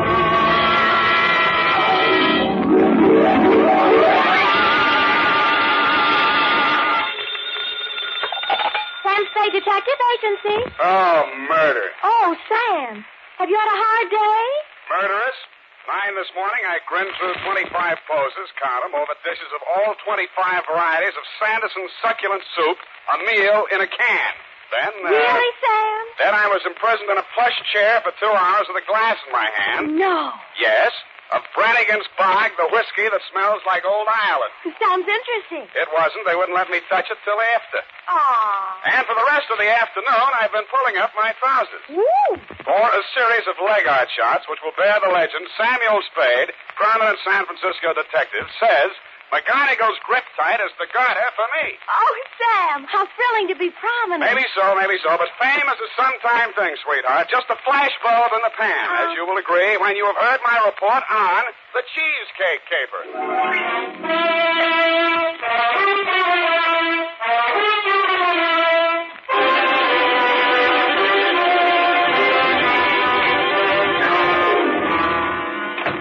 I ought to be infectious. I'm beautiful. The Adventures of Sam Spade. Zing, zing, zing-a-ding-ding-ding-ding-ding. Buongiorno, Sam. Well, ballooning up, huh? Let me see now. Oh, Desidero un collaboratore della Carosella. Great. What's it mean? I found my secretary's list of most used Italian phrases, Sam. It means, I want a carburetor for my voiturette. I'll remember that. Shall we proceed with the business at hand? Ready, Sam. Date, fill it in. To Bartolomeo Maggiore, copy to Lieutenant Rossi, North Beach Division, from Samuel Spade, license number 137596. Subject, the Crab Louis Caper. Dear Bartolomeo, Fisherman's Wharf, as you know, is as changeable as an Italian winch. All smiles and laughter of a Saturday night with the lights blazing in the Cioppino palazzas and the tourists 3 deep around the steaming cauldrons outside. But it's something else again of an early dawn, dark and lonely and quiet, except for the mutter of engines as the crab boats nose out into the fog that hang over the gate. Last night was somewhere in between. The lights were blinking out as I left my cab and walked over to your place of business, a gaudily painted building at the foot of the wharf with a red, yellow, and blue sign reading... Betrayal Police. From Samuel Spade, license number 137596. Subject. Are you listening, Sam? Subject, the champion caper. Dear Connelly. You were there for the end of it, and I was there for the start of it, which is in the reception office of Elliot Champion's brokerage house in San Mateo, and where I first met Mildred Champion. Remember that old salve, how a woman in love is always beautiful? When I went in, I had no idea she was in love and no idea she was beautiful. Not because she had lately been crying, but her sallow face without makeup, framed in a wisp of blonde hair, wasn't flattered by the shapeless black dress, cotton stockings, and low-heeled shoes she was wearing. Certainly not the going idea of beauty. Nor did her conversation reveal anything to indicate love. Oh, yes. May I help you? Mr. Elliot Champion, my name's Spade. Spade. S-P-A-D-E? You don't have to write it. He's expecting me. Your business, Mr. Spade? Private. I have to have a little more than that, I'm afraid. Always this hot here? Mr. Champion can't stand fresh air. Obvious. That's what makes it so warm in here. I'm sorry. Yeah, it is hot. Just flip the switch and tell him I'm here. Well, what is it, Mildred? I was just going out. Mr. Well? No, Mr. Spade. Seek, man. Seek. S-I-K-H, as in India. Oh, foolish I me. can see you're interested in my work. Have a good look at it. See here? The figure of the dancing girl against the sweep of the desert in the setting sun. The weary soldier tries to submerge the horrors of battle, war, in the contemplation of feminine beauty. But the sun's rays, refracted in that crystal, focus themselves upon the weapon in his hand.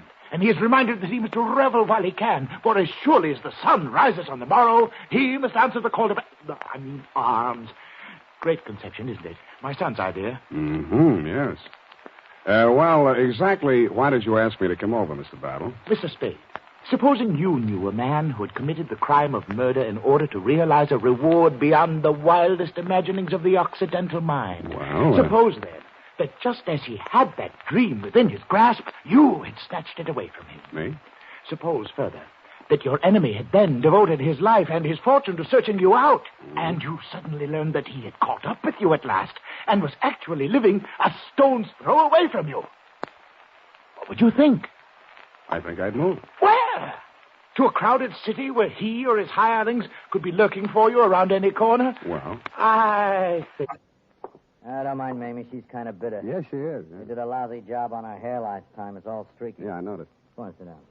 Nice place, Johnny. Nice place. How's the gross? Oh, ain't as good as running beer, but them days are gone. I do all right. 2 crap tables, 2 faro games, a little roulette in the living room, but I have to be careful. Yeah, you seem to have plenty of muscle outside to keep you safe and comfy. Punks, all of them. But the best I can get nowadays, no good gunsels left. Guess they all got married and settled down or something. All right, Johnny, it's cool and it's nice out here. You make a living, and I got a check for $100. Why? Well, in my line, I don't generally have much use for a private eye. I don't generally like them. Neither does Mamie. But I can use one right now. Ever see this before? No? Well, it's a little bit of necklace. Necklace case. Called the Tears of Night or something. Yeah? And it's worth quite a chunk of Geetus. These 4 diamonds are good stuff. Dame named Daphne Arlington left it here a week ago when she went in for a plunge at the roulette table. She left it for a standby till she raised the cash. Oh, screwy dame. You know, a widow with a lot of money. Boyfriend named Lenny Eppich. He paints or something. Well, she sent me a check today for the 5G she lost, and I just want you to take this thing back to her. That all? Yeah, that's all. I got my dough, she gets a necklace. You're a licensed bonded investigator, insured, it's safe with you. I couldn't trust any of my punks with it, and I don't like to be seen in public, so you just take it back. It's all very simple. Uh-huh. Now that you've told me how simple it is. You see, Mr. Spade. Oh, I gathered that much, but what kind of things? Helen's been singing in a cheap nightclub called the Blue Goose. What? Oh, it's very embarrassing. Low class, eh? Yes. There's a man named Torpy. He owns the club. A man named Chick Torpy? Oh, you know of him? I've heard of him. Contrary to all her father's wishes, Helen insists on seeing this man Torpy. How old is she? Well, that's beside the point, Mr. Spade. But a sordid affair now might rob her of a future of wealth and security. Mr. Scully's at the point of exasperation. He might well change his will over this matter. Correct, Mr. Scully? At best, this is an embarrassing situation, and most indiscreet of Helen to have brought it about. So, I'm supposed to go talk to Chick Torpy, is that it? In a word, yes. Well, you sound rather reluctant, Mr. Spade. Chick Torpy's a little too old for the Boy Scouts. Well, we want you to see him. Find out how much you'll take to stop seeing Helen. Tell me, what happens if Torpy isn't for sale? Oh, everyone has a price, Mr. Spade. Matter of character. You get paid for work like this, that's your price. Yeah, that reminds me. 50 a day and expenses. 5 days guarantee, to say the least. Of course, to say the least. And, Mr. Scully, I happen to have a standard client's contract with me here. If you'll just sign on both pages, I'm sure that... Never mind, Spade, not now. Mr. Scully will mail it to you later on today. Ah, dear, Mr. Scully's fatigued. Well, you'll contact me as soon as you have any information for us. Bertuccio, but no, he wouldn't hear of it. I had to ride in a back seat with a window of bulletproof glass separating us. And thus we rode down to the peninsula. We glided down elm-shaded streets and finally through the gate of Monte Cristoff's estate. The driveway was lined with spring green poplars. The mansion door was opened by a rear admiral, and I was ushered in.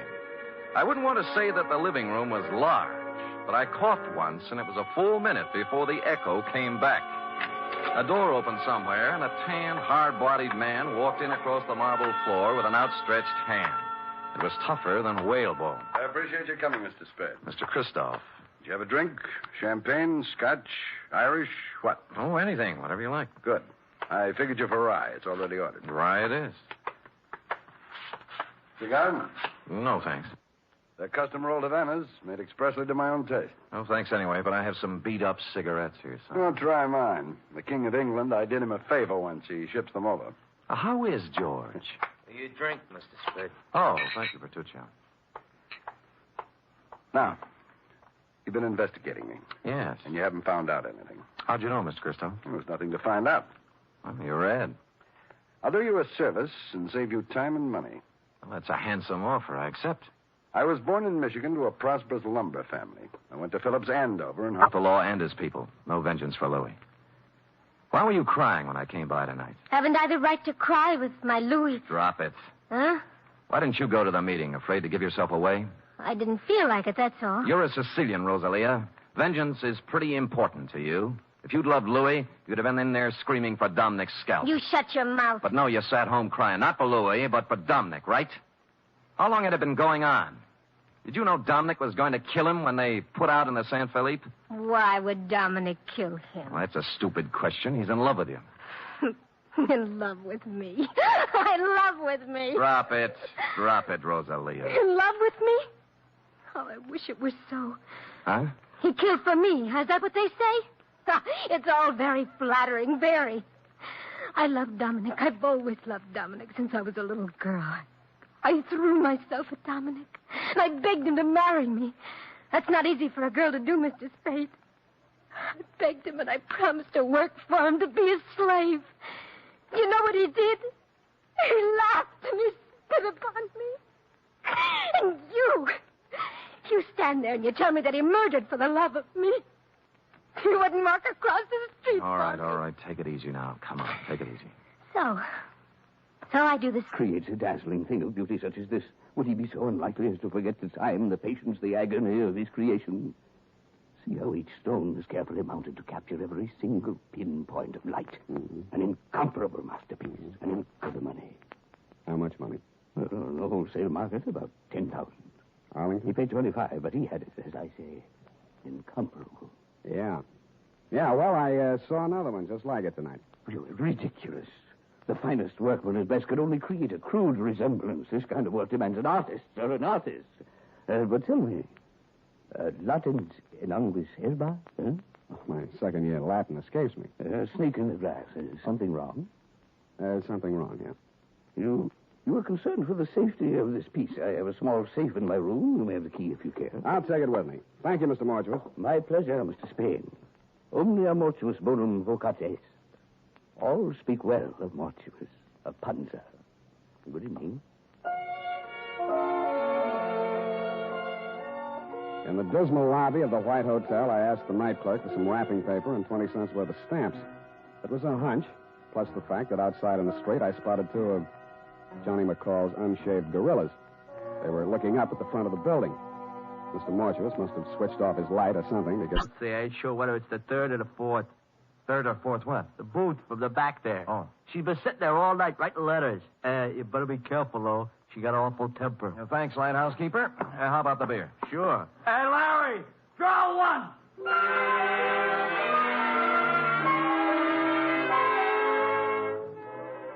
So Larry drew one, and I took it down to the bar to a point opposite booth number 4, which indeed contained Lolita, a fragile little thing wearing a turtleneck sweater marked Stillman's Gym. The table was covered with writing paper, and her alabaster brow was a mass of unsightly wrinkles as she chewed the end of her fountain pen. I'd no sooner settled down when the front door opened and what appeared to be the reincarnation of Gargantua the gorilla, only with clothes, steamed down the aisle and slid in next to Lolita, who was not alarmed at all. Lolita, I bear tidings. Listen to this. I am making progress. Grandfather dear, you cannot know how dire is the peril into which I have been thrust. Okay? Possibilities. Or maybe, Grandfather beloved. As I take up my pen in hand, I am overcome with fear. Things look very black indeed. I have fallen into the clutches of a... Be over in a half hour. We found her in the class of 1941. Her name was Helen McKelvey.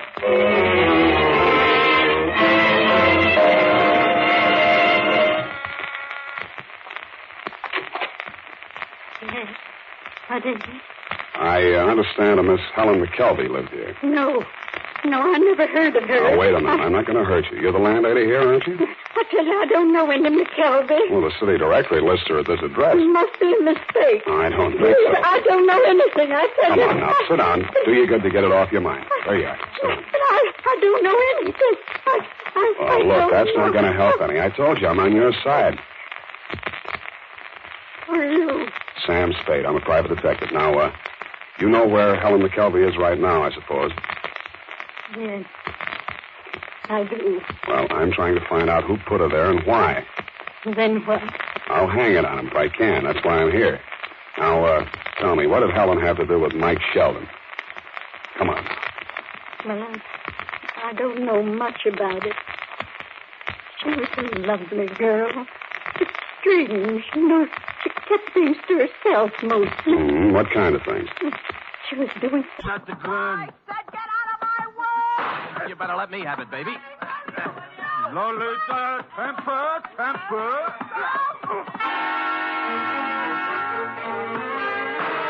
got hold of the gun with one hand while Lolita chewed on my other one. Stuyvesant, meanwhile, catching my head under his arm like a nutcracker and kicking me in the stomach with his knee. This went on for some time, then I became vaguely aware of Stuyves's fist, as big as a ham, coming up from the floor. He caught me on the side of the head, and I skittered down the marble floor, past the row of booths like a ball in a bowling alley, scoring a 10-strike on the pinball machine, which leaned drunkenly over me, stuck out its coin drawer, and flashed a red light in my face, reading, "Foul ball, try again." Stupid me, I did.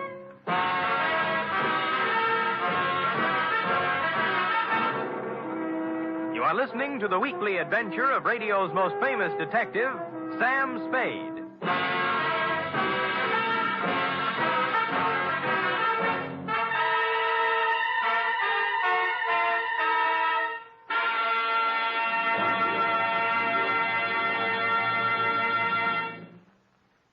Three chimes mean good times on NBC. There's music and mystery tomorrow on NBC. For music, your hit parade brings you the top tunes in the land, as selected by you and presented by Raymond Scott's Orchestra, Eileen Wilson, and Snooky Lanson. For mystery, Herbert Marshall stars as the Man Called X, an intrepid adventurer in international intrigue who travels to all corners of the world. Wherever there is danger, romance, and mystery, there you will find the Man Called X.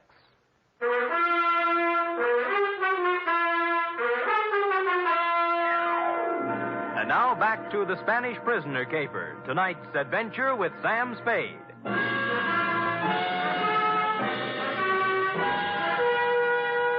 I came to with my head jammed between the brass rail and the bar next to what proved to be the lighthouse keeper's left shoe, parked as always in front of the pinball machine. Larry, that's up front. Oh. Get up, get up, get up, get up, get up.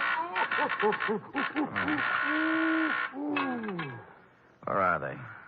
Top hole is all filled with 3 balls to go. Congratulations. How about Lolita and the mug? Oh, Deb. All right, get up, get up, get up, get up, get up, get up. Oh, Deb? Took off, blast them.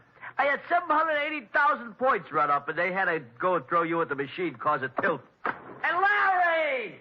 Oh, you wouldn't have a brandy lying around loose, would you? Well, sure. Sit down. Thanks.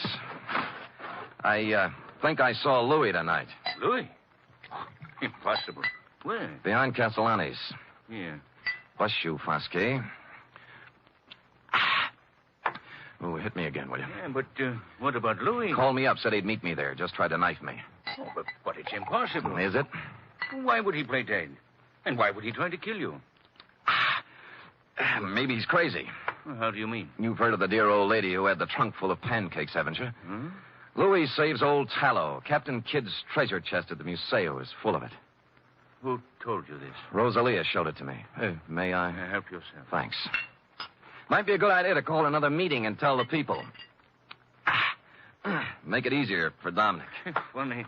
Of the whole meeting here, I alone doubted his guilt. Good thing they made you the judge, or he might be 6 feet under by now.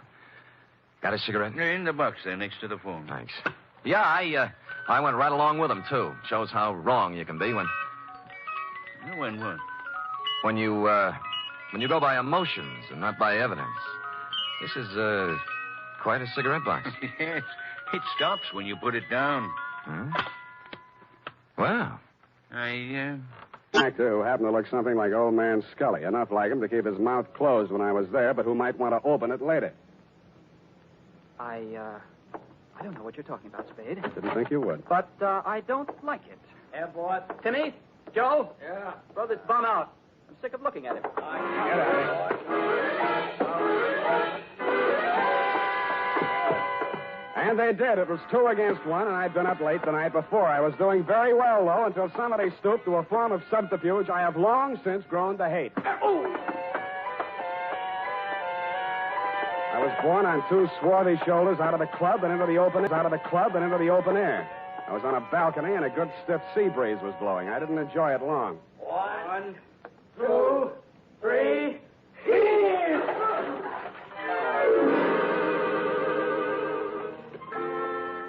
The water was cold but refreshing, and I managed to swim the 5 feet to shore. And that was my limit. I hung onto a slippery piling which supported the blue goose above me and partially hid the antechamber in front of me. It had been a wine cellar once and a loading dock, I suspected, during Prohibition.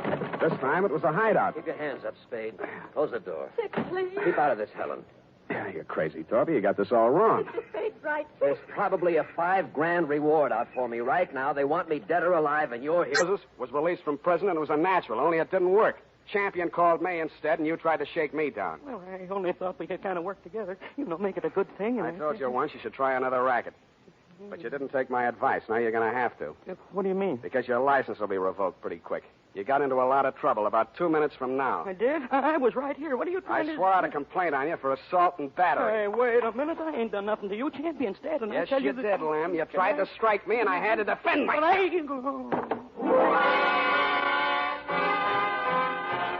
And I did make out a complaint, Lieutenant. I phoned your office, and 2 of your men were on the way out to pick him up when I heard a footstep outside the door.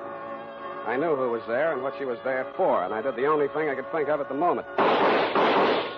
And it was lucky I did it. Her own .32 was in her hand when she came in the door. She looked at me, and Lem's smoking gun in my hand, looked at him, stretched out on the floor, then she looked back at me, and the gun fell from her hand, and she began to cry. Hello, Mildred. I wanted to do it. I came here to do it. I know. Why? Why did you? To stop you. Why? My bullets went into the ceiling. He's just knocked out. No. No, he ought to be dead. Dead. No. Not anymore, Mildred. You tricked me. You knew I was coming here. And you know he should... Oh, something else. In other words, you were helping Torpy get away with murder. Yes, but I was thinking only of Helen. Her father did love her. But you'd already sent a letter to me. You knew I'd be here the next morning. You'd seen an actor on a television program. He resembled Scully. You hired him for a job. You told Helen the chick had killed her father and told her what kind of acting she had to do. Oh, it was crude, perhaps, but I didn't want you to become suspicious when a death report did show up. I intended to hire you and fire you. Only it didn't work out. I followed Torpy here and found the body. Oh, I've been such a fool, Spade. Helping a man get away with murder, I want to confess it all. I suppose this will make me an accessory to murder. Not exactly. You mean there's a way out? There's a way out, and you were going to take it. What? I was over to your apartment before I came here. You're all moved out. The doorman tells me your luggage has been at the station all morning. What'd you do? Came here to rifle the safe? No, see, here, Spade. Stop it. You were waiting around to see if they took Torpy dead or alive. Dead, he couldn't talk, and you'd be okay. Alive, you're ready to blow town. You bumped Scully. No. Get back there. Then you did your best to hang it on a chick. Helen thought he really did it and played along with you. You're not an accessory to murder. You're a murderer on a double count. That actor was knocked on the head before he drowned. Oh, just a minute, Spade. This can be fixed if you... Shut up!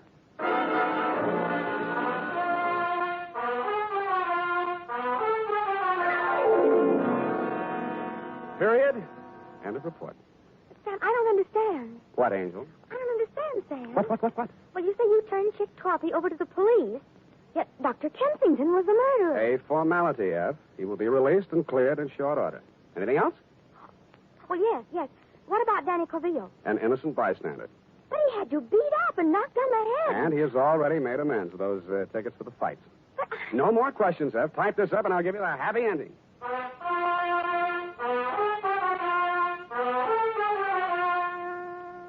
And now, listen to this.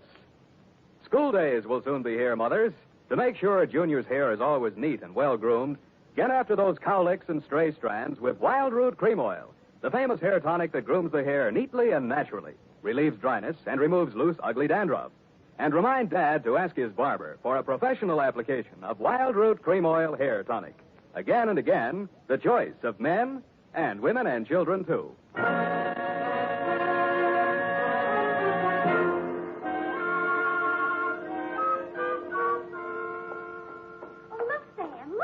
What is it? Look, Sam, look. What is it? Look, Sam, look. All right, I shall rephrase the question. What?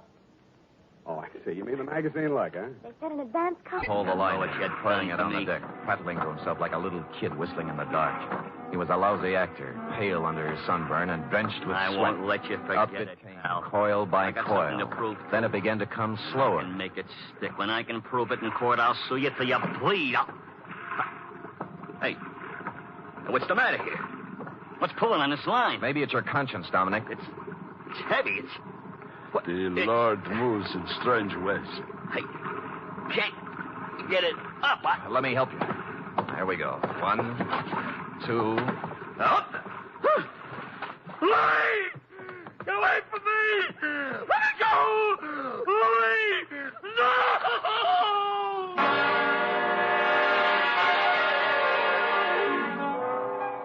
I hauled Louis up onto the deck, and a grisly sight he was, too, with a knife still sticking in his back. I figured that was where Dominic would put it, and I was right. Not that it mattered, because Dominic wasn't thinking logically from the moment he saw Louis's body tangled in his crab line. He sang us all 50 verses then and there and repeated them for the police stenographer later when we got him to headquarters. It looks like a first-degree rap for both him and Foskey, but I'm waiting till it happens before telling him the corpse was Captain Kidd, minus beard and ruffles. Period. End of report. Sam.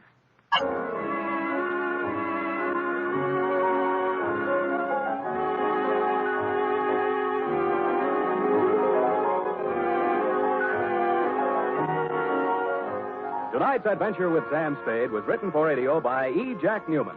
Musical direction by Lud Gluskin, with score composed by Pierre and Renee Garrigang.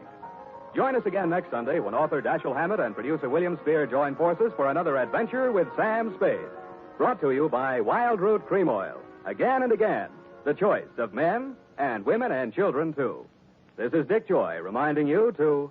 Get Wild Root Cream Oil, Charlie. It keeps your hair in trim.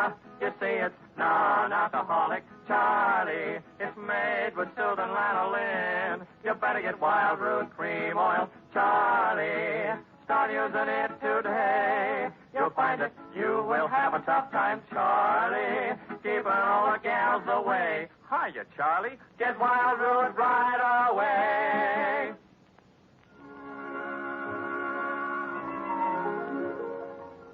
This is CBS, the Columbia Broadcasting System. Meet Adam Figg, a timid man claiming international assassins are hunting him. Detective Sam Spade thinks it's a joke until the bullets start flying. This supposed paranoia quickly escalates into a deadly citywide chase for a secret formula. In this high-stakes game, the smallest player might be the most dangerous. Can Sam protect the world's most hunted man, or is Figg already caught? Are you curious to know what happened the day this episode aired? April 3, 1949 marked a turning point for American media. While CBS consolidated its radio empire by transforming a San Francisco pioneer into the legendary KCBS, in Columbus, Ohio, the very first images from WLWC-TV began to flicker on television screens. A leap into the future between radio waves and the dawn of the TV era.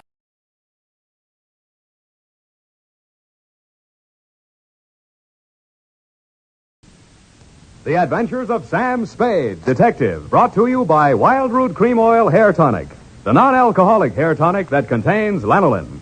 Wild Root Cream Oil, again and again the choice of men who put good grooming...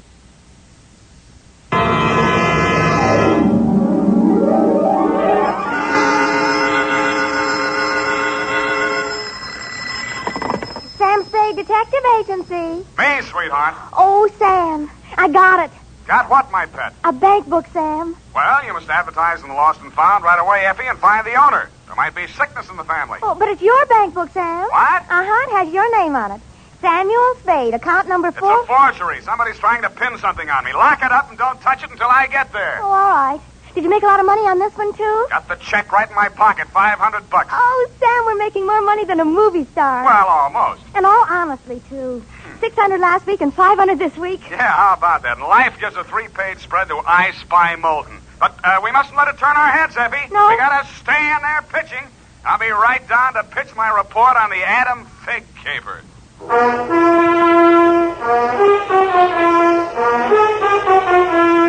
Dashiell Hammett, America's leading detective fiction writer and creator of Sam Spade, the hard-boiled private eye, and William Spear, radio's outstanding producer-director of mystery and crime drama, join their talents to make your hair stand on end with the adventures of Sam Spade.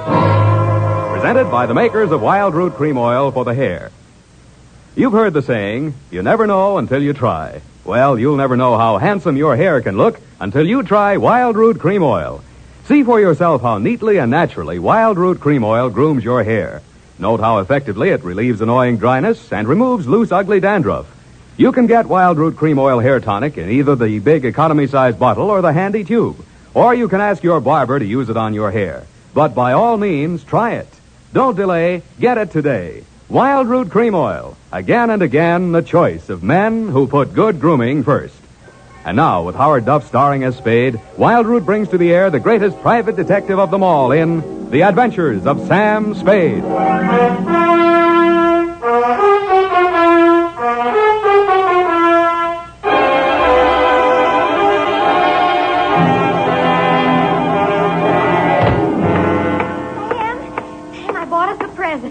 Oh, you're going to love it. Well, we got to watch these expenses, Effie. There's always something. Yes, but this will be saving. It saves confusion. It saves fretting. Mm-hmm. Now, this gadget here, what is it? It's a mini robot. A what about? It's for busy men like yourself, Sam, so you don't have to burden your mind with petty details.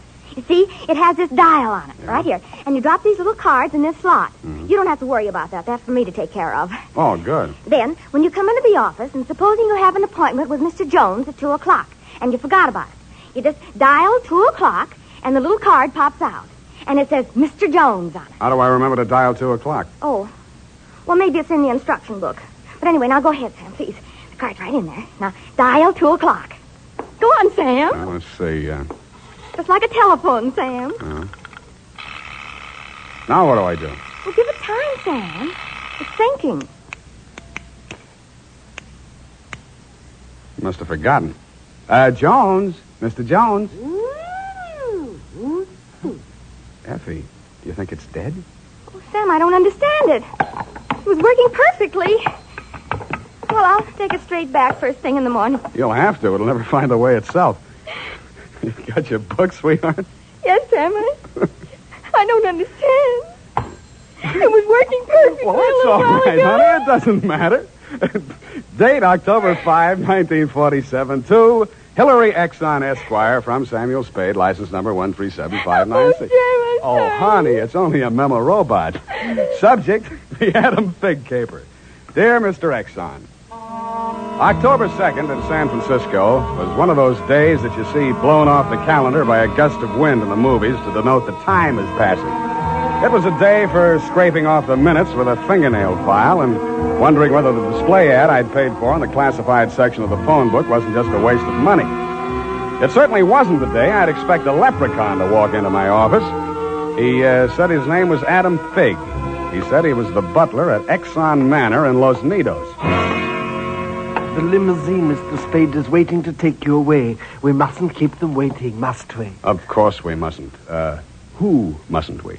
Why, Mr. Hillary, of course, sir. Oh, Mr. Hillary. And old Mr. Exxon. The old gentleman is very ill. Dr. Feig's office is down the hall. Turn to your right, second door. Well, I assure you, sir, that Mr. Exxon is the best of medical care. Your duty will be simple, to prevent his death. Do I donate blood or just frighten away the evil spirits? Oh, it isn't quite that, sir. Someone is trying to kill Mr. Exxon. He's a very sick man, and I'm sure he'd prefer dying from natural causes. Uh-huh. I get $25 a day in expenses. Here is an ample amount in advance. But you should know, sir, that the old man is a nasty, cantankerous, villainous, crooked, intimidating... $500? Please, Figg, you're talking about the man I love. Los Nidos was at least an overnight caper, so on my way out, my lovely and charming secretary, Miss Perrine, handed me a brown paper bag which contained A, one pair of socks, darned, B, one shirt, ironed, and C, the apple which she always polishes for me the night before. We arrived at your large Southern-style mansion 2 hours later. Figg! Oh, Figg, where the devil have you been? To the city, sir. I can't find the keys to the liquor closet. Where are all the maids? What happened to that cook we hired yesterday? Who is this man, and why is he wearing that necktie? This is Mr. Spade, sir, the detective. I'm Hillary Exxon. Come in, please. Go on upstairs, Figg. See what that girl is doing to my father. I don't believe she's in this at all. Very good, sir. In here, Mr. Spade. Pardon the condition of the house. The old man has been firing the servants again. Your father, you mean? Yes. Every time he gets shot at, he fires all the servants. He gets shot at pretty often? About once a year. In the fall. Uh-huh. You always hire a detective? No. Oh, dear. I'm not keeping you up, am I? No, excuse me, please. It's much worse this time. I can't get any sleep. Guns going off in the middle of the night. The whole household disturbed. When and where was he last shot at? Yesterday morning at about 1:30. I dug the bullet out of the woodwork myself, a .38 caliber, embedded in the door frame that leads to Miss Kaywood's room. That's his nurse. Was she with him at the time? No. No, Dad sleeps like a baby, full of sedatives. She sees to that. Shot come from outside? Yes, but we found nobody on the grounds. No traces of anybody. I don't know whether Dad knows who shot at him or not. He's such a closed-mouthed old devil. You don't care very much for your father, do you? To be frank, Mr. Spade, if hating weren't such an effort, I would despise him. He is without a doubt...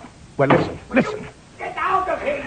There, that's just a sample. Well, come on, let's see what's eating him now. All right, now get out! Talk to me like that. I tell you, I won't stand for it. Well, you don't have to stand for it. Take that silly painted face out of my sight. Don't you dare! Get out! I'm quitting, Mr. Exxon. I can't stand it another minute. Yelling, screaming, throwing things at You must have done something to set him off. But I didn't, I tell you, I didn't. This is Mr. Spade, Miss Kaywood. Oh, a detective? Will it make you happier to know that I'm a private detective, Miss Kaywood? Well, Mr. Spade, I only hope you can prevent a murder. If there's any way at all that I can help, Thanks. I'll see you downstairs after I've talked to the old man. You'd better go in alone. Of the great Lord Buddha himself. That remained in the temple of... Do you have a throat spray downstairs? I seem to be congested. Oh, go away. Go away! Go away! Oh, well, wasting ammunition. Well, who are you? If you're a total stranger, come on in. Well, don't be afraid, son. Come on over where I can look at you. It's hard to keep my eyes open. Oh, I mustn't do that. Oh, so you're the detective, eh? That's right, Pop. If you want to take a little nap or something, I'll come back later. What did I say just now? Come back later? No. There's no reason for you to come back later. I'll say everything I have to say right now. The shot woke me. I didn't see anything. I don't know anything. I've got a million enemies. I can't remember the names of any of them. Why don't you try to remember? I could have them checked. You're wasting your time, Sonny. In my day, I've wiped out 100 men, and I'll outlive anybody who's gunning for me now. You must be proud of your past, huh? Proud? Sonny, a past like mine is the finest thing an old man can have. I've swindled my partners and betrayed my friends. I've turned state's evidence just to see my associate get sent up for 20 years. And they say my wife died under peculiar circumstances, and I got rich off her insurance. Now I'm done talking. Do me a favor, son, please. I've got to get a half hour, 20 minutes sleep alone. You'll keep them out, everybody. Please, will you? Sure, Pop. Go ahead. Go on, sleep. Oh, thank you.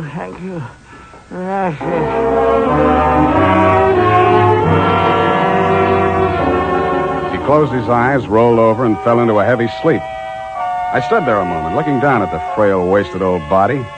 Then I cased the room. In digging the bullet out of the door, Hillary had done a good job of ruining any chance there might have been of proving the direction it had come from. I strolled out on the balcony. It was a pretty night. I lit a cigarette and took it in. Then I heard a door open and close softly behind me. Nurse Kaywood was at your father's bedside. She was filling a hypodermic from a small vial of bluish liquid. He didn't awaken when she jabbed it into his arm. Then she saw me standing in the doorway. She hastily dropped the medicine vial into her uniform pocket and came around the bed to meet me. Oh, Mr. Spade, thank heaven. Why, when I saw you standing there in the half night, I thought you might be... Thought I was who? Why, the man who fired the shot. There was a man? Well, I don't know. I didn't see it happened. I just assumed that... You shouldn't have done it. I warned you, Eleanor. Oh, we're disturbing him. Let's talk outside. Okay. Oh, it's good to breathe something besides sick room air. I thought you got used to things like that in your profession. Why are you so unfriendly, Mr. Spade? Nurses are human, aren't detectives. Try me, sweetheart.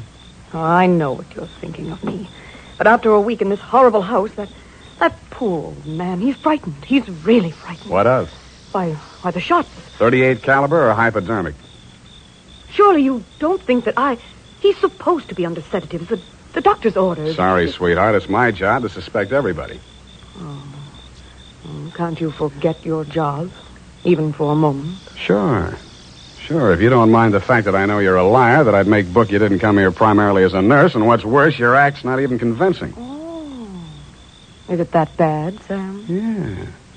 Almost bad enough to be good. Come here. Oh, I hate you.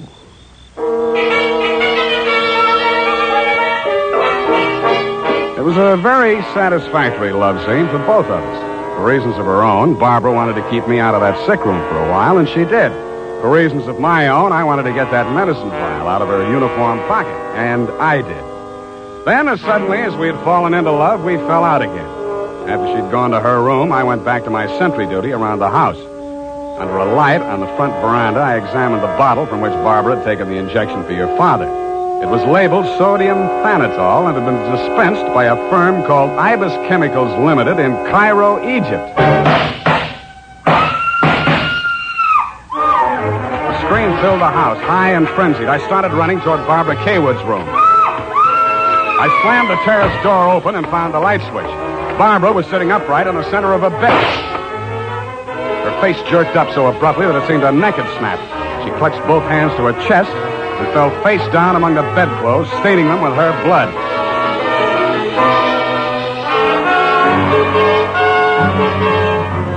I don't know whether I went through, over, or around the screen that stood between her room and the old man's. I circled Exxon's bed.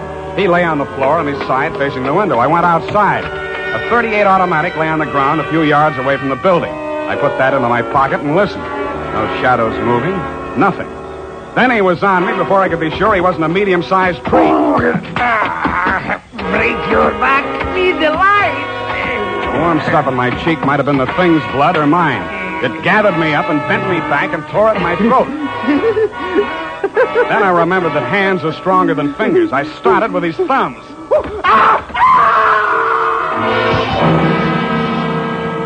He lay there for a moment, then his huge body began to twitch.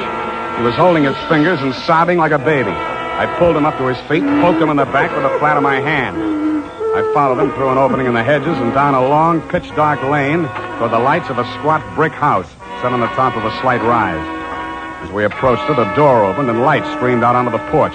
The tall man framed in the doorway was the last person in the world I expected to see. Ah, Marcus, you brought him. Oh, master, very delightful service, but how much pain in fingers. Always complaining, Marcus. Welcome, Mr. Spade. Come in, my dear fellow. Come in. I've been expecting you. The lost family fortune by blackmailing me. And if you don't remit, Exxon could have you booked for forgery, blackmail, definition of character. Oh, my dear fellow, please. This is most painful. But if I had but the original letter, I could destroy it and go back to the Felt. Ah, the Felt. What happened to it? That Figg, that stinker stole it. He burgled my home. Are you taking pot shots at old Exxon? Well, don't be a fool, man. I want Exxon to stay alive. I must find out some part of his life which will have an exchange value that will cancel out what he has on me. By the way, old thing, you met Miss Kaywood. Mm-hmm. At the present moment, she's milking me for $150 a day. Oh? She's supposed to go to the old man, by whatever means necessary, into talking about his past. And that information she is to bring to me. Well, that ought to be easy. Exxon brags about his past. Now, so far, I've learned that Hillary Exxon stole 2 heifers at the livestock show in Abilene in 1906. I feel for you, Captain. That wouldn't get much on the current market, would it? My dear fellow, I've a proposition to make to you. Should you ferret out anything that would be of value to me, I'll reward you handsomely. Well, maybe something can be arranged, Captain. Good, excellent. May I have your word on that? Well, there isn't much time, Captain. I'd better trot on back. I'll show you to the door, sir. And let me warn you, Mr. Spade, for your own good, should you ever hear the thrum of Ibis wings, run, flee. I assured him that I would heed his warning, bade him good night, and started back down the lane in the direction of Action Manor. Business was going on as usual. There were no shots this time, only the scream. When I got to Barbara's room, you and Adam were standing at a bedside trying to quiet her down. Well, Mr. Spade, is this the way you guard the house against intruders? Where have you been? Ask Adam. What does he mean by that, Figg? I'm sure I don't know, sir. I've not left the house, sir. What happened here? Oh, she woke up screaming. She said someone had come into the room and torn off her bandages. A nightmare, of course. Please, I want to talk to Mr. Spade alone. Oh, please go. Adam, you go too. Please, Hillary, you go too. Good. As Some questions I want to ask you, sweetheart, alone. But look here, Spade, look here. She just had a terrific shock. She shouldn't be questioned. The code of detective transcends that of the medical, Mr. Hillary. Perhaps he should have a few minutes alone with Miss Kaywood. Oh, very well, Figg. I suppose you know best. Remember what the doctor said, Miss Barbara. Not too much exertion. What happened, Barbara? Oh, it could have been a dream. Somebody was standing over me in the darkness and peering down at me. And then he started to rip off my bandages, and I screamed. And when Figg came into the room and he turned on the lights, he was gone. It could have been a dream, Sam, and I could have been clawing at the bandages myself in my sleep. But you weren't. It wasn't a dream. I've been talking to Captain Sherry. And then I thought... Oh, well, how much do you know? That you've been feeding the old man truth serum to get him to talk in his sleep. Oh. How much talking has he done? Well, plenty. How much you told Sherry? Well, just as little as possible. Why? Because, Sam, if we can keep that old man alive and out of jail long enough to sell what we know to Sherry for what it's really worth, we'd be fools not to do it. What makes you so sure you'll stay alive long enough to collect, sweetheart? Well, because you're going to help me, aren't you, Sam?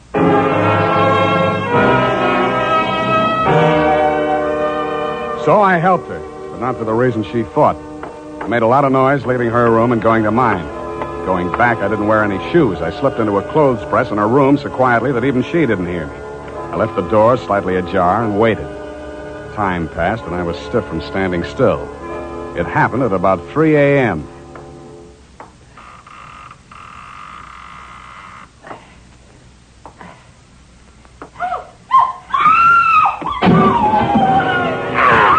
The crazy, feverish glare of his eyes told me that the threat of the gun in my hands meant nothing to him. I jumped to his side, twisted the knife away from him, picked him up in my arms, and carried him, kicking, clawing, and swearing, back to his bed. He lay there, breathing hard. Then he smiled.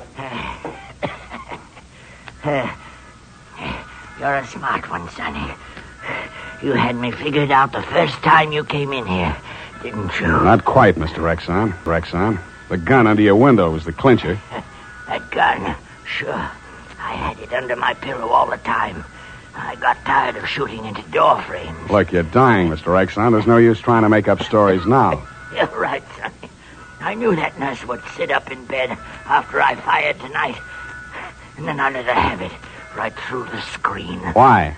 You know why well enough. She was doping me up and sneaking in here at night, listening to what I was babbling about. Maybe you weren't saying anything important, Mr. Rexon. I might have, Sonny. I might have. 14 years ago, I killed my wife. I wanted to carry the secret to my grave.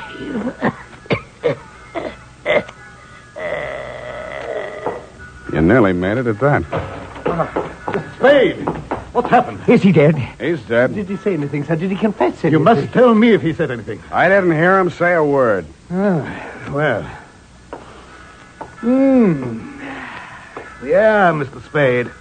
Charged with a certain texture, a significant quality. There's a certain smell, yes. Ah, an omen.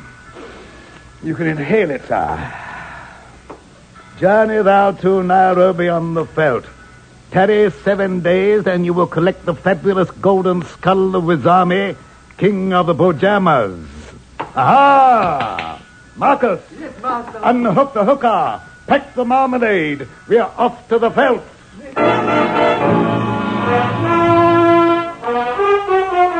Just then, a flock of birds broke across the horizon, screaming. There must have been thousands of them, but not ibis, Mr. Exxon. Vultures. I suppose if you're going to pay any attention to omens, it's a good thing to know your birds. Period. End of report.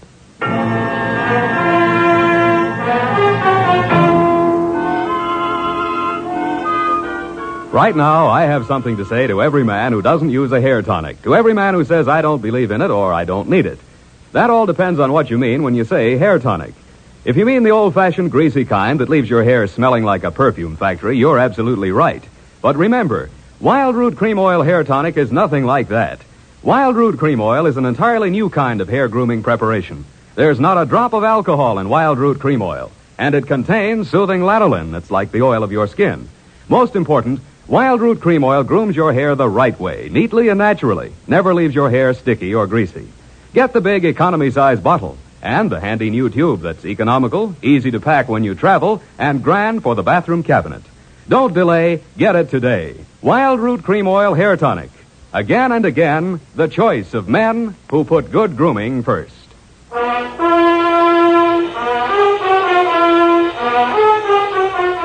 Well, Effie, we, Sam, the memo robot works after all. I told you it would. Yeah, it just takes a little time, sweetheart. Oh, read the card, Sam. Now, you see? You'd know you were supposed to see Mr. Jones at 2 o'clock. Isn't it wonderful? Well, this card doesn't even mention Jones. Huh? What does it say, Sam? Well, it says, journey thou to Friskin's drugstore, wager $5 on Ira W. in the third at Belmont Park. Oh, Sam, it's psychic. Tarry but a moment. Yes? Thou wilt lose $5. Oh, good night, Sam. Good night, sweetheart.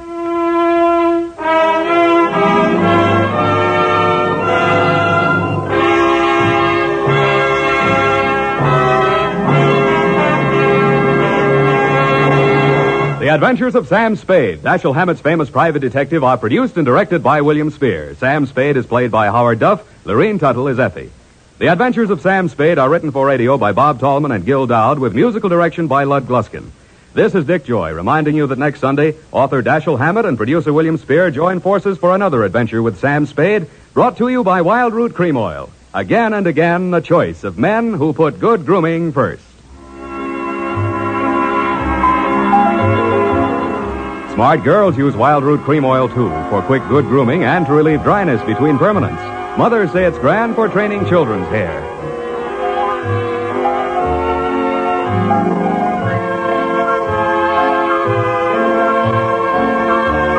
This is CBS, the Columbia Broadcasting System.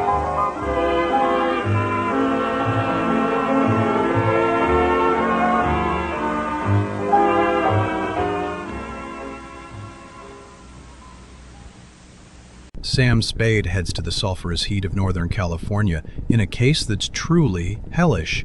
In a landscape of bubbling mud pots and hissing steam vents, a deadly double cross leaves one man dead and another on the run. The Betrayal in Bumpus Hell is a scorched earth mystery where the air is thick with poison gas and even thicker lies.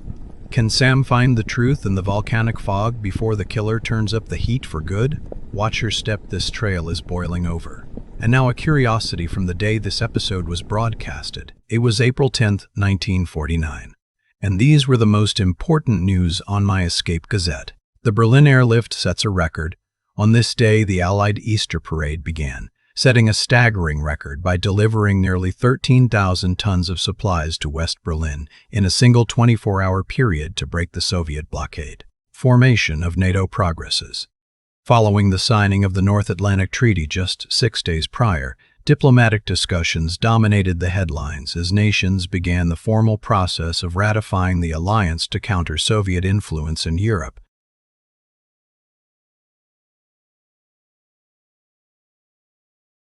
The Adventures of Sam Spade, Detective.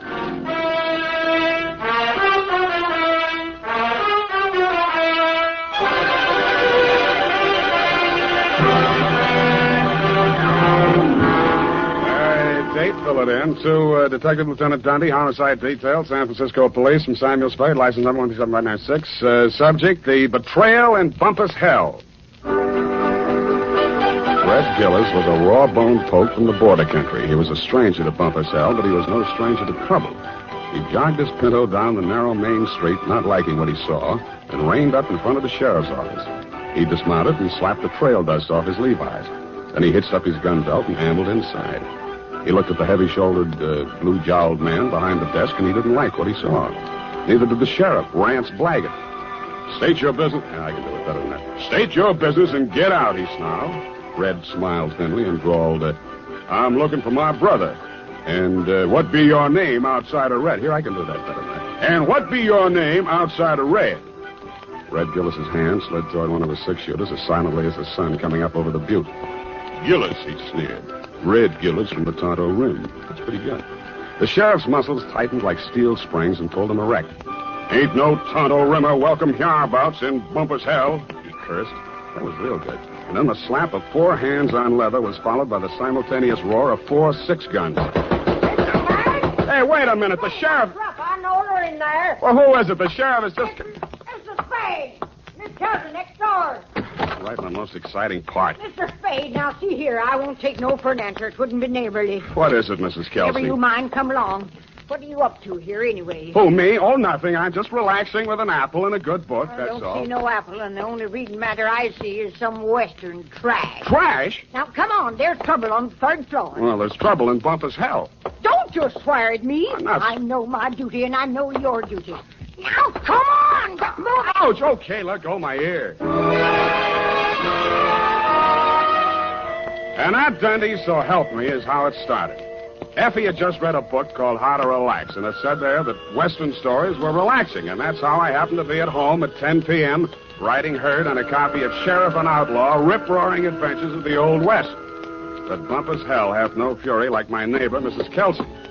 I left Red Gillis and the sheriff face to face and vice versa, eyes flashing and guns ablaze, and followed her meekly up to the 3rd floor.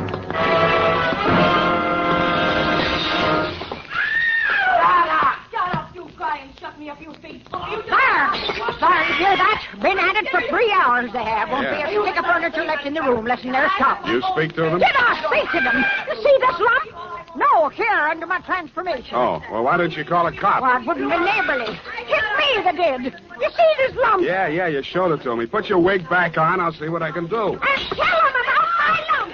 It's evident. Yeah, put it back. Hey, open up. I would not go back with you if you was the last man alive.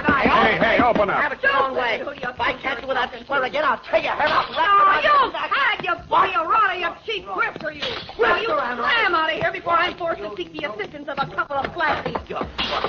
Do not try anything fancy behind my back, you big slob. From now on, you and me is strictly on the cool beady. Well, you unprintable rat. Hey, let go of me. Don't throw it.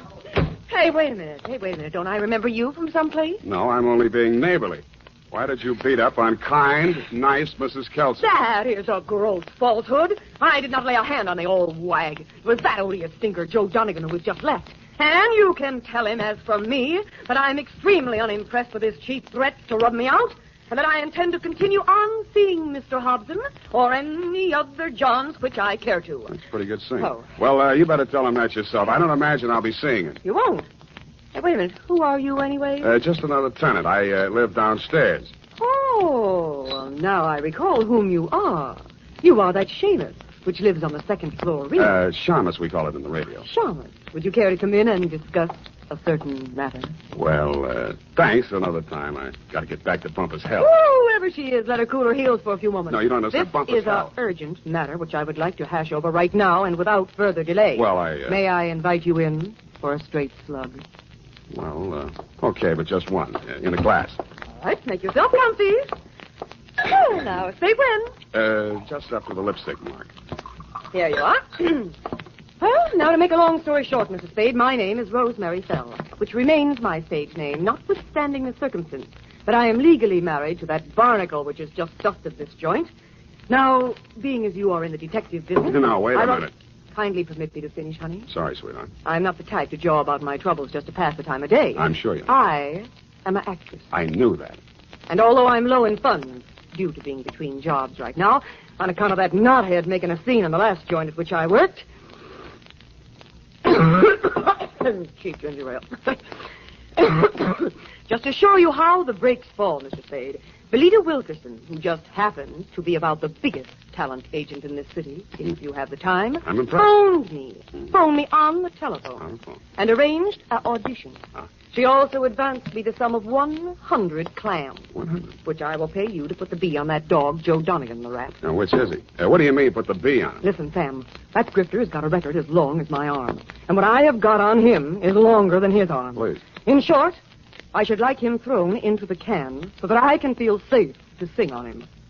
Look, Rosemary, so you had a fight with Joe. You're sore. You want to pay him off. Now, Right. why don't you just wait until morning and see how you feel Sam, then? listen to me. If that knuckle duster remains at large, I will be feeling no pain. Now, I know that from my flamboyant manner, you'd never guess it. But that is only the actress in me. In actuality, that flea intends to do me in. Oh, now, come, Rosemary. What? You disagree? Well, now, really, Rosemary. Why, you big pain in the neck. Rosemary. Drinking my... Pour that back in the bottle. Don, put it back in the bottle. Well, I'll be going now. Only trying to be neighborly. Well, back to Bumpus hell.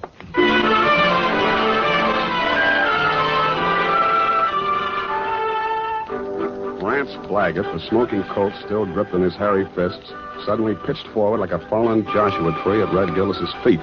Red leaned over with a thin smile playing at the corners of his mouth, not liking what he saw, and lifted the badge off of Blaggett's cowhide vest and pinned it on his own.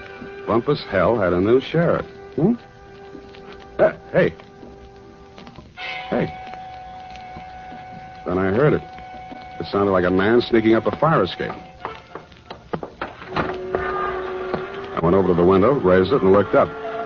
I didn't like what I saw. An overcoated figure reached the third-floor landing and stood silhouetted against the lighted window of Rosemary's apartment. He was about the height and weight of that rat, Joe Donegan. By the time I'd rolled out the window onto the fire escape, his right hand had come out of his coat pocket. Donegan! Donegan, watch it!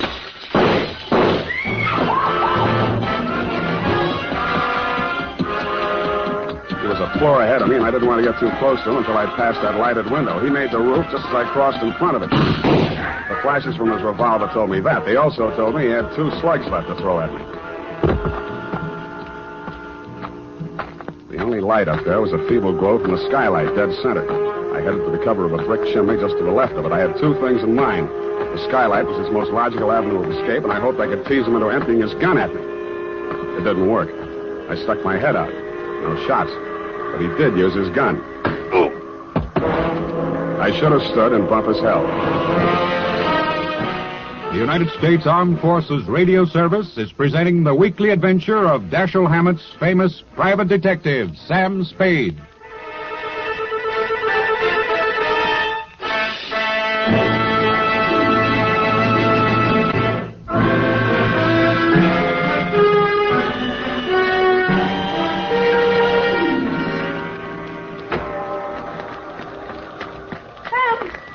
What did that rat do to you, the dog? Sam, speak to me. Here, come on. Send an Indian to Sutter's Mill. Tell the governor the sheriff of Bumpus hell is turning in his bag. Listen, honey, you got to pull yourself together. Now, come on. These delirious Trumans will get us no place now. Come on, Sam. Yeah, I guess you're right. Come on, now. Now, do not rush things, honey. That was quite a clip he gave you. Yeah, where were you? I was combing my hair out of the window. Yeah, and he was on the fire escape, not 4 feet away. Not a very good shot, is he? No, he isn't. Oh, Sam, look at your poor little head. Here, now, let me kiss it and make it well. Wild root. Yes, it gets me ahead socially and on the job. Oh, well, now, what next, Sam? Rosemary, I am going to the top now. My dander is up. Let's have a moment of silence while I put through a call to Lieutenant Thomas Dundee of Homicide. It took your boys less than an hour to locate Joe Donegan and haul him in, Lieutenant. Rosemary's charges were not enough to hold him on attempted murder, and all I could identify was the back of his neck. But you were good enough to bag him anyway, so Rosemary and I could relax. I went downstairs to bed and started Chapter 4. Aha. Red Gillis didn't trust Curly Mallard, the foreman of the Crooked S. Aha.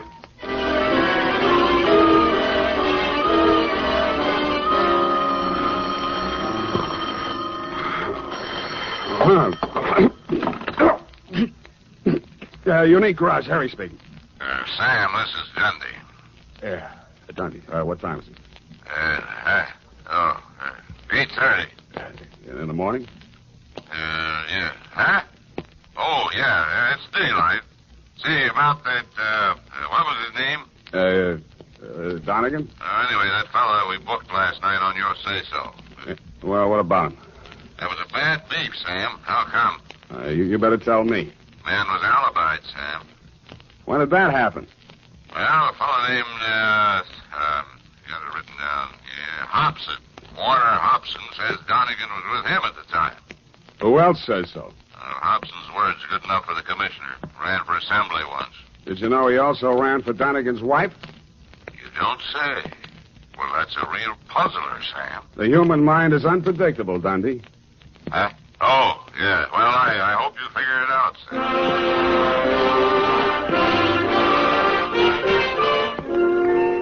While I was shaving, I thought and thought. I wondered what Red Gillis would have done if such a situation had cropped up in Bumpus' hell. A thin smile began to play around the corners of my mouth as I climbed the stairs to Rosemary's apartment. When I got there, I didn't like what I saw. It was a note pinned to the door. It said, "Dear Sam, I have been called to do another audition. If anything crops up, you can reach me at Graystone 34292.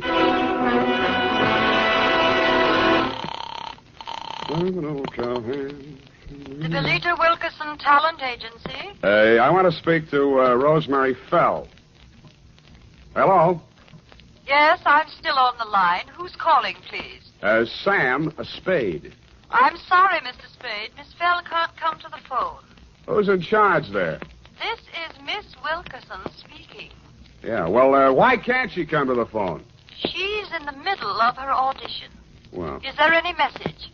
yeah. Tell her Donegan's out and it's Hobson's choice.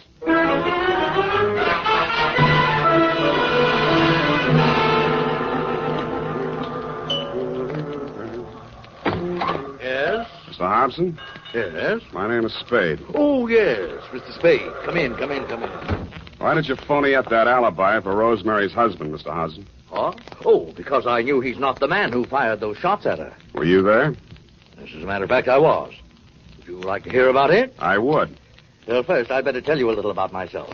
Now, for the past year, I've been interested in politics. If I do say so myself. Yes, I know. You ran for assembly. Come to the point. Well, in a way, this is the point. My wife's a professional woman, and her own career keeps her busy a good deal of the time. Well, like the movie magazines say, a clash of careers and so on. That's how I happened to take up with Rosemary. I didn't know she was married. And, of course, when I found out, I dropped her like a hot potato. Potato. And then she started blackmailing me. Did you know about that? I still don't. Well, I think I can convince you. Go ahead.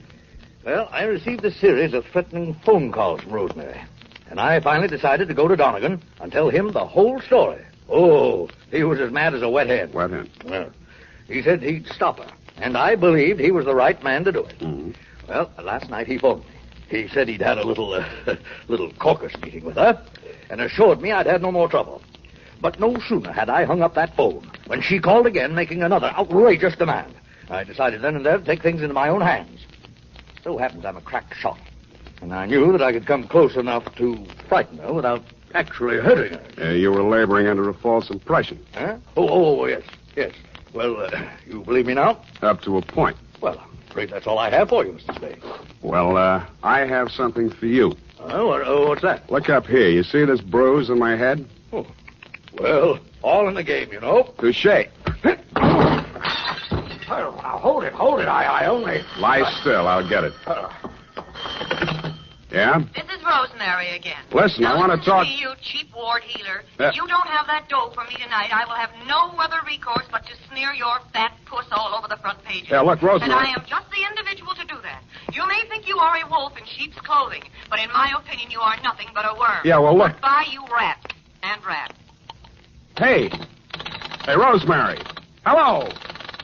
Nuts. Oh, wait a minute, Spade. Well, what did she say? You're going to read it in my report, along with a bill for my services.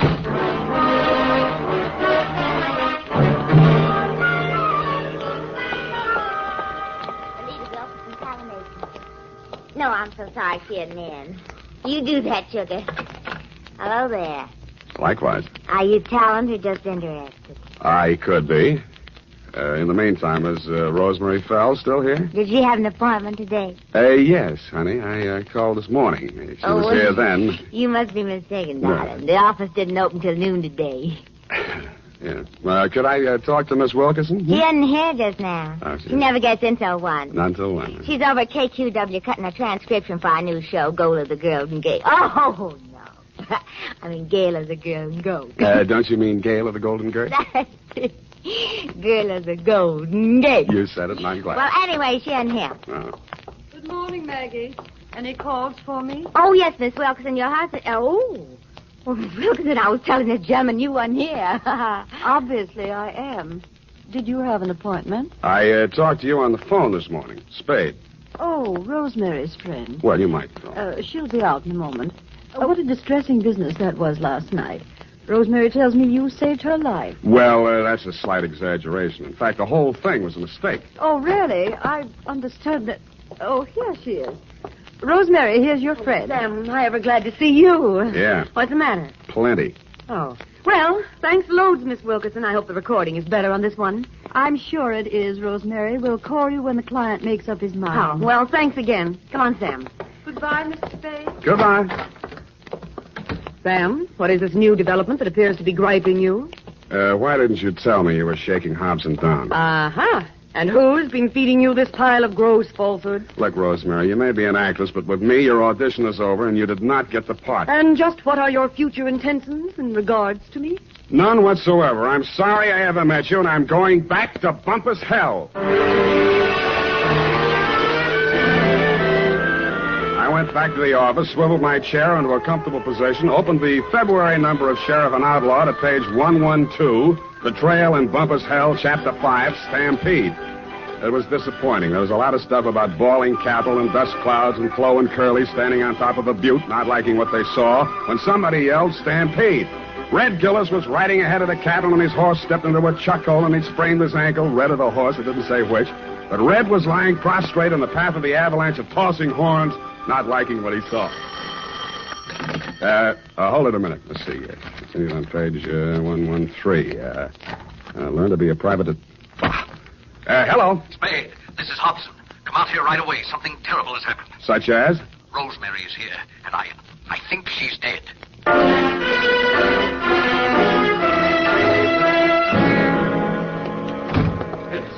In here, Spade. Oh, I don't know how she got in. Oh, yes, I do remember I must have left the door unlocked. Where were you? Why, I just stepped out to get some cigarettes. Can you prove it? Why, no, I'm afraid not. I got halfway and found I didn't have any money and came back. You came back, walked through this room, went in the bedroom, and didn't see the body until you started back? Yes, the lights were off. I stumbled over it. This is the gun? Yes. She did it with my own gun. Oh, I never dreamed her love for me would drive her to self-destruction. Of course, now it's clear what really lay behind her poor, clumsy effort to blackmail me. It was a desperate move to get me back. Oh, I'll never forgive myself for driving that poor girl to this. Don't worry about that, Hobson. This isn't suicide. Murder? Oh, great heavens. What will Belita say? Belita? Yes, my wife. Belita Wilkerson? Yeah, professional name, you know. I was explaining to you before that... Oh, that's my wife now. What in the world will I tell her? Never mind, I'll get it. Hello? This is Rosemary for the last time. Who? And I'm just calling to tell you that you have stalled around too long. I have talked to your wife and told her the whole sordid pitch. Why she wants you back, I will never know. But I sold you cheap, and you weren't worth a cent more. I am a girl who does not like to do things halfway, but you were just too late. Goodbye, you fathead. Yeah, Rosemary, I guess we were all too late.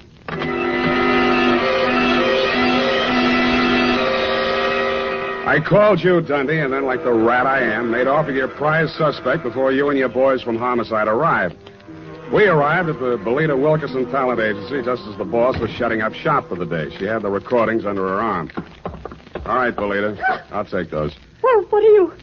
Warner, Mr. Spade. Unlock the door, Belita. We're going back in. Warner, why are you... You'd better do as he says, Belita. Well, all right, but... Give me those keys. I don't... Inside, both of you. Where do you play these records? The recording studio is just through there, but you can spare yourself the trouble. I admit I tricked Rosemary into recording those blackmail speeches and then played them back over the phone to Warner.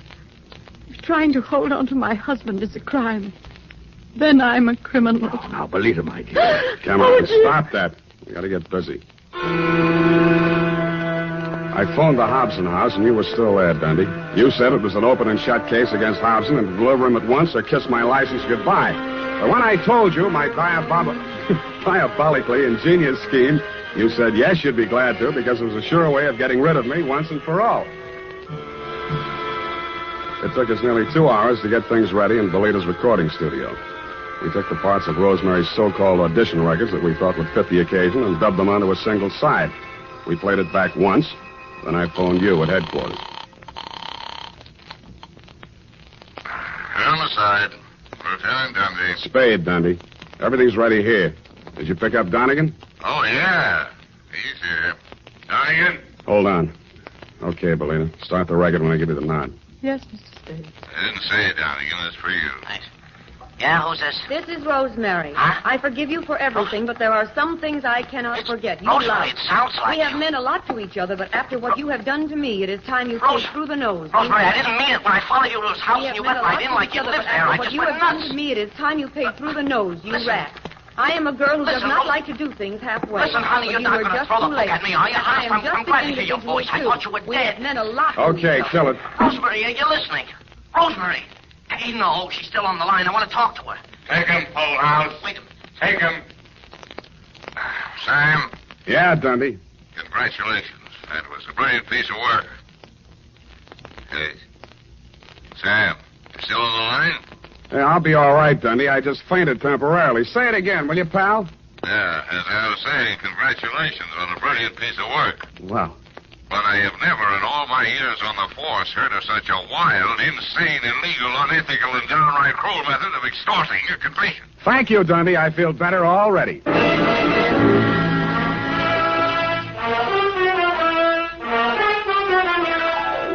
Period. End of report. But Sam, what happened? Effie, I thought I had made that abundantly clear. No.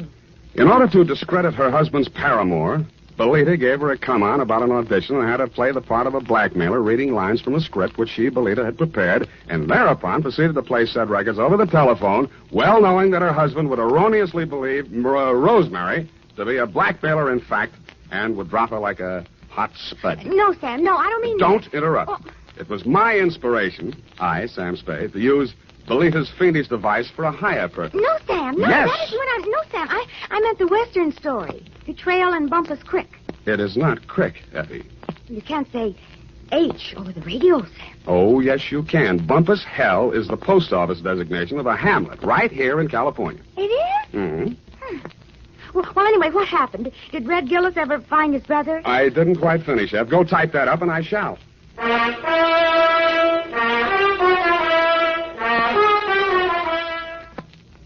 Well, here it is, Sam. Oh, Sam, what's the matter? You don't look at all well. Can't be. It didn't happen. It's a misprint. That's what it is. What, Sam? What? Maybe the writer was tired. Oh, Sam, it's only a story. That's what you think. Well, did Red Gillis find his brother? I won't tell. Oh, no, Sam, now don't be childish. Oh, well, all right. Remember the sheriff he shot on page 1? What? Yeah, it turned out to be the new schoolmarm. Oh, how ornery. A woman, huh?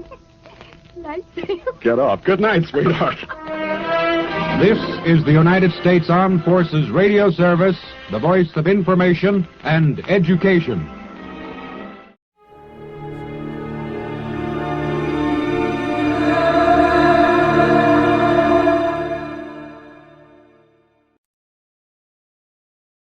I hope St. Peter's listening. This report may one day help qualify me for that pass through the pearly gates. This case almost rushed me up there.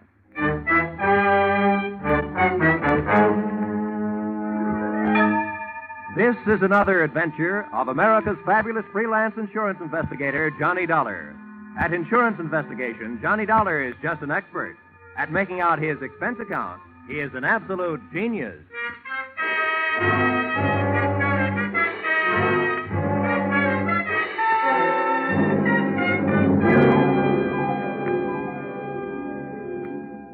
Expense account submitted by Special Investigator Johnny Dollar. To Special Investigator Johnny Dollar. This one's on the house. I wouldn't even bother itemizing it, except that the whole thing is probably tax deductible. The following is an accounting of my expenditures during my investigation of Bonnie Goodwin. Or, she was under 21, but that didn't mean she was involved with nothing but minor vices. Or, murder ain't minor. Expense account, item 1. $12.40. Scotch whiskey and cigars consumed at surprise party arranged for me by one Mr. King Hart at my apartment in Hartford, Connecticut at 1:25 in the morning.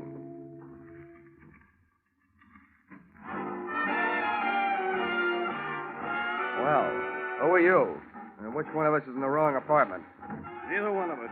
I'm King Hart. I came down from New York to see you. I hope you don't mind my helping myself to a cigar while I was waiting. Well, no, not at all.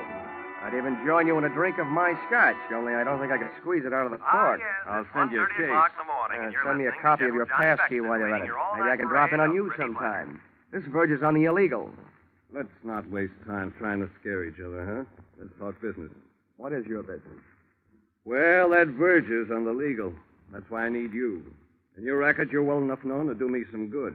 In mine, I'm too well known to do it myself. Do what? Find a girl for me. Now, wait a minute. I'm in the insurance business. So's the girl.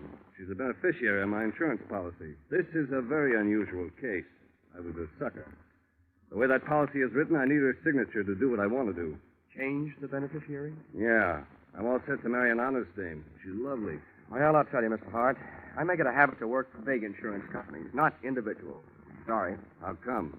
I can't look up your credit rating in Dun & Bradstreet. Look it up in this wallet. Go ahead. Don't be bashful. Mm-hmm. Yeah, well, you're solvent.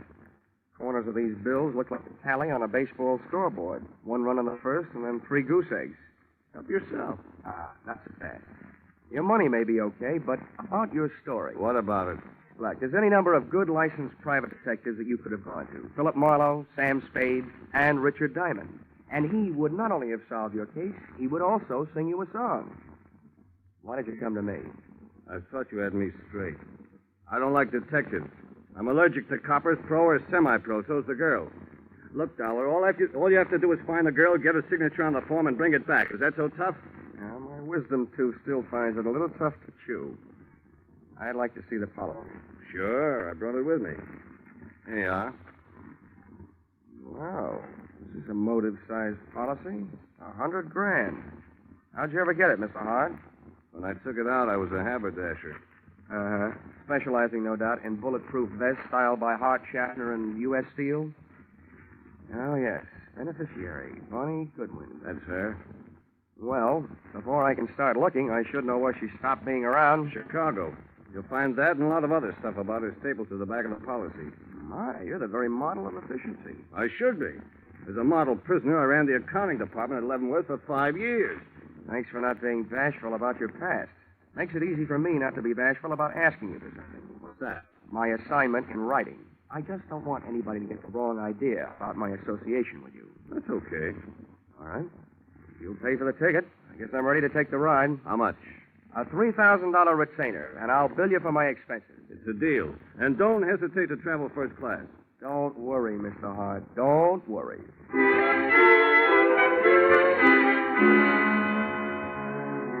Expense account, item 2, $55.32. Plane fare, Hartford to Chicago. Expense account, item 3, $4. Cab fare from airport to downtown. It takes about half as long to get from the Chicago airport to downtown as it does from Hartford to Chicago airport. I checked into the Ambassador, where I intended to live, first class. And expense account, item 4, $1.20. Cab fare to the Muriel Arms, a female hostelry where I didn't expect to live, but which was Bonnie Goodwin's last known address. Even at noon, it looked like a good place to start an investigation by either the police, the fire, or the sanitation department. You ain't got a thing on me. I stand my constitutional right. Yeah, and when to give you for an answer? 30 days.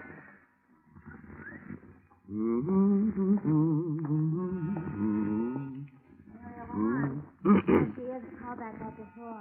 Hello, Muriel Arms. I'm sorry, Miss Graham. Let them know to serve until 2:30. Hello, Muriel Arms. Call back after 2:30, please. Pardon me? Muriel Arms. No, she isn't. She'll be back in 5 days. Hey! Yes, sir. Where can I find the room clerk? That's me. Oh, good. I'm looking for a girl who used to live here. Her name's Goodwin. You remember her? Oh, the little princess? Yeah, I remember. I'm trying to forget her. Well, I'm trying to find her. You know where she went from here? No, and I don't care. One of the girls said she saw her hanging around Emma's place. That's over on West Street. You'll hear it before you see it. I'm sorry, mister. That's all I got time for. These calls are piling up. Hello, Muriel Arms.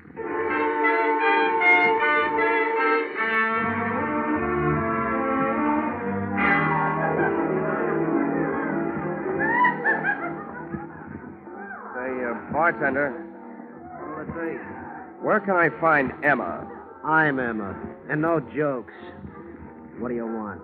I'm looking for a girl named Bonnie Goodwin. She ain't around. We told her she wasn't wanted around here. Well, that's your business. My business is to find her. Who are you? The law? Well, from the law of averages, the insurance business. If you're selling insurance, you're going the right way. She needs some. Why don't you try the Flagler Apartments?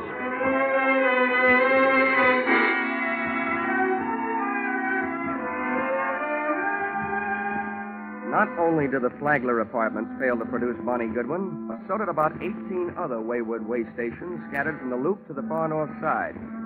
She was an easy girl to follow, but a hard girl to find. One of the things I learned along the trail was that Bonnie's heart was apparently no express train. It made a lot of local stops.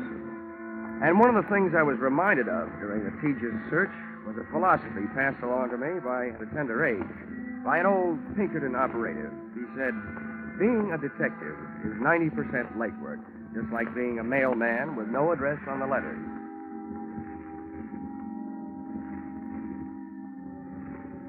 Expense account, item 5. $14.95, shoe leather.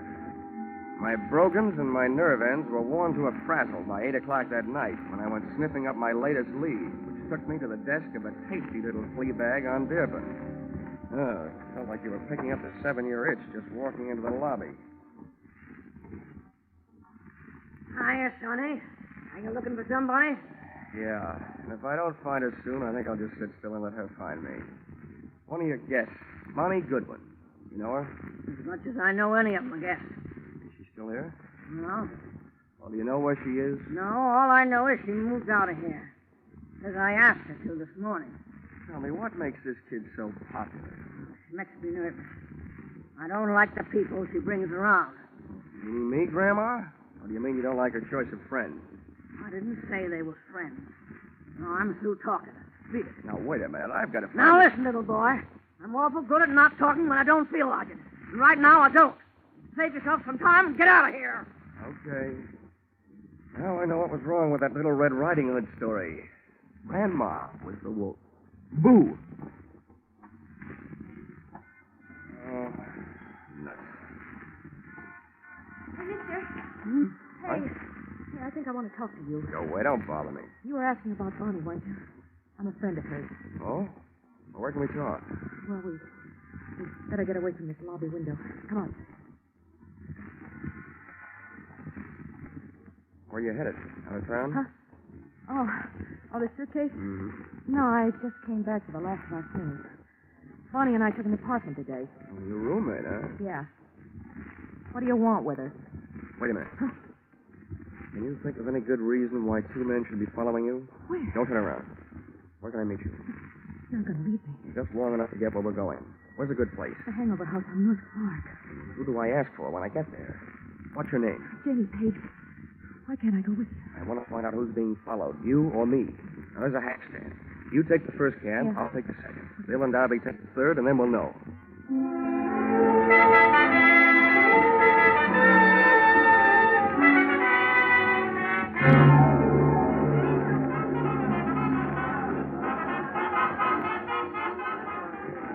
What did you find out? Oh, nothing, Janie. Those guys pitched me the biggest curve since Lefty Grove. What does that mean? Oh, we took 2 cabs, so they took 2 cabs. One of them followed me, so it figures one of them followed you. Any idea why? Now, wait a minute, mister. First, I got to get you straight. I just picked you up on a hunch because you don't look like the other ones. Who are you, and what do you want with Bonnie? My name is Johnny Dollar. My business? Insurance. Insurance? Who's dead? King Hart? Did I hear a hopeful note in your voice, Janie? Well, is he? Look, in my business, I've learned never to give a definite answer to that question. But, as far as I know, he's still alive. He was when I saw him yesterday. He hired me to find Bonnie because he wants to get her name off his life insurance policy. As simple as that. That skunk. So what he put her through? You can file this question under N for none of my business, but just what did he put her through? He built her way up, and then he dragged her way down. And she's still too good for him, for anybody who works for him.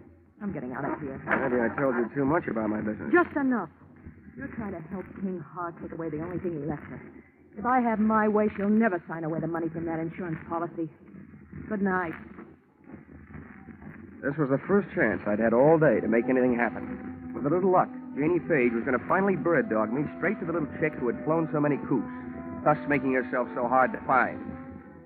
As she started down the 60-foot length of the long, narrow bar toward the back door, I saw two familiar hulks launch out of their chairs up near the front door. They were after her, and too big for me, our opponents from that game of taxi tag. So I set about stopping them.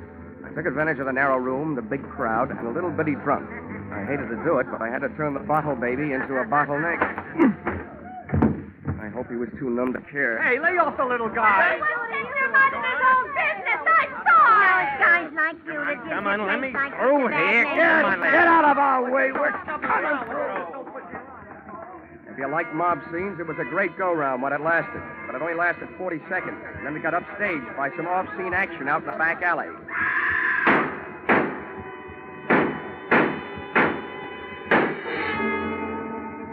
The crowd went out to look. I didn't. Somehow I knew. My live lead had turned into a dead one. And the morning news flash over my hotel room radio read the funeral services over what little remained of my hopes. Guns roared on Chicago's north side again late last night when 6 slugs tore the life out of a 105-pound brunette in an alley shooting reminiscent of the early 30s. Listed at the city morgue as dead on arrival, the body was identified as that of 19-year-old Bonnie Goodwin, ex-girlfriend of the notorious hoodlum King Hart.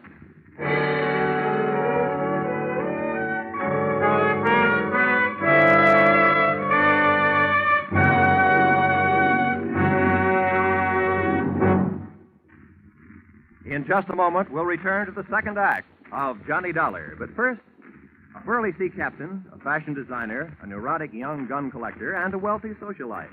One of them very much dead. These are the elements Police Commissioner Bill Grant faces in his adventure on Call the Police tonight. Join Bill Grant for the thrills of the chase as he sets out to solve the case of the hero's funeral.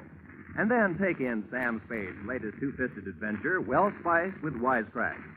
Bill Grant of Call the Police and Sam Spade, like Johnny Dollar, are regular Sunday visitors on most of these same CBS stations. Now, with our star, Charles Russell, we return to the second act of yours truly, Johnny Dollar.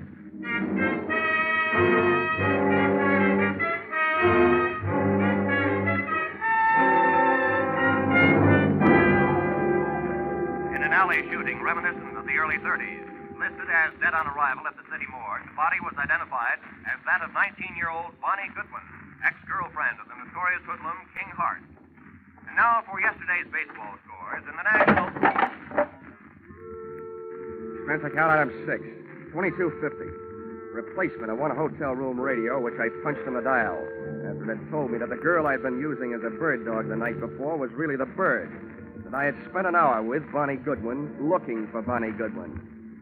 I agree, that isn't the proper way to turn off a radio, but the fight up to that time had been one-sided.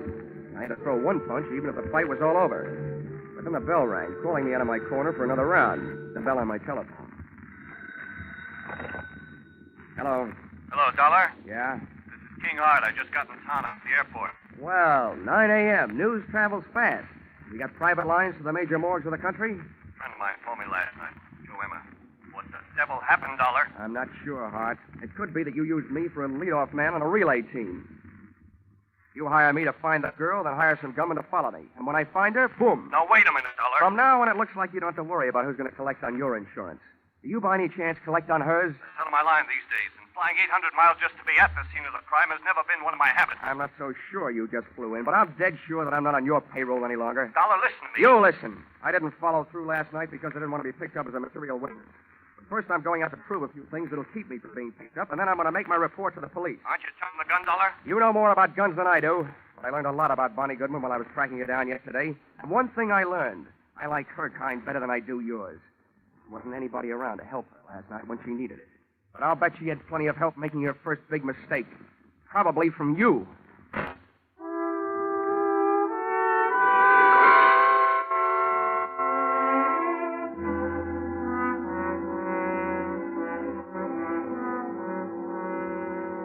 Any morgue is a masterpiece of refrigeration. Just thinking of one can give me a real cold chill. When I walk into one, I feel an icicle forming on each separate vertebrae in my spine. And when I start walking out of one, I feel the ice begin to melt. You do yourself any good? Maybe. Thanks for letting me go through a thing. Here, buy some cigar. Oh, This I'll buy a box. It's a big tip. It should be. You've been a big help. I'd gone to the morgue to find an address, and I'd found it. In the suitcase, monogrammed BG for Bonnie Goodwin. I also found that the body had been identified by her roommate.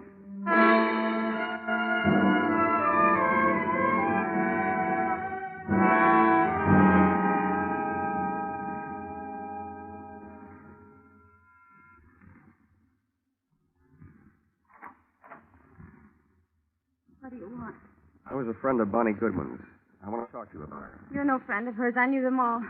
Leave me alone. There's nothing to talk about. She's dead, isn't she? Yeah. I have a pretty personal interest in it. Why? I was with her just before she walked into the alley.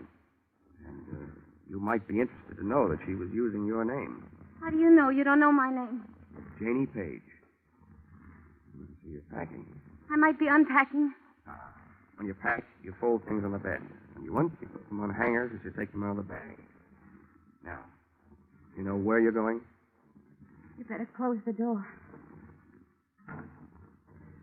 Well? I don't have to be a quiz kid to figure out that you're leaving because you're scared. Probably running away from the same thing Bonnie didn't have a chance to run away from. I'd like to find out what it is. Bonnie didn't have any big brothers looking out for her. What's your angle? I'll break it down for you. About 10% of my interest is keeping myself from being implicated in what happened last night. The other 90% might get me a merit badge in a Boy Scout troop. I'm just trying to do my good deed for the day. I'd like to see somebody get paid off. Who's your candidate? King Hart? He's one of the people she was afraid of. For a little girl, she had a lot of people after her. Did she double-cross too much, talk too much, or just know too much? She knew too much. About what kind of thing? The kind of thing smart people stay away from. Wasn't she? Couldn't. For a girl being mixed up with the wrong people is an incurable disease. You just wait it out. Mm-hmm. I see what you mean. You can't throw a bad reputation into reverse. You can stand a compliment. You strike me as being a gal who might have a better chance than most of busting into this unsmart set. I can't figure you out. What do you really want from me? What are you doing here? Who are you working for? I always feel sorry for you kids. Particularly the nicer ones. Oh, who knows? Maybe I'm just being selfish. Maybe this is a good chance for me to show off in front of heaven. I'd like to revise those percentages I gave you. From now on, let's call it 10% me, 10% Boy Scout, and 80% you. Well, now that I've cut you in for most of the profits, I'll get some help. I haven't got much to give you, but I think it was King Hart. Why? That insurance policy? That'd be one good reason. And the others? She brushed him. He wanted to marry her, but she brushed him. He was crazy jealous. King Hart claims he was in New York at the time of the shooting. If he can prove it, he's clear. But assuming that he did have some gun work to do in Chicago, who would he hire to do it?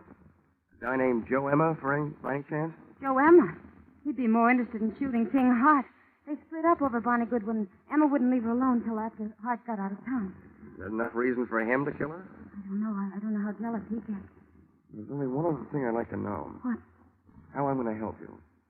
I want to do something more than just help you pack. Hey, how does this sound? You and Bonnie are about the same type, same build, same hair, close enough to confuse anybody in a dark alley. Hey, what have you got going? If I could get a little story published on the first page of the evening paper to the effect that the body in the morgue, originally identified as Bonnie Goodwin, is not Bonnie Goodwin, that it was identified in error and actually is you, Janie Page, I think we could sweat Bonnie's killer out into the open, trying to finish the job. Hey, what are you trying to do to me? I'll get killed. No, you won't, because you won't be waiting here for them. I will.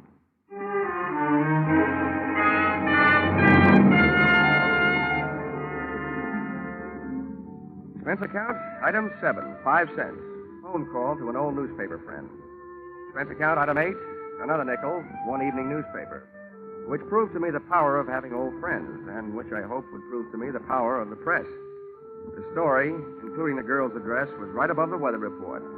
And it looked like a fair night for Chicago, but a stormy night for me.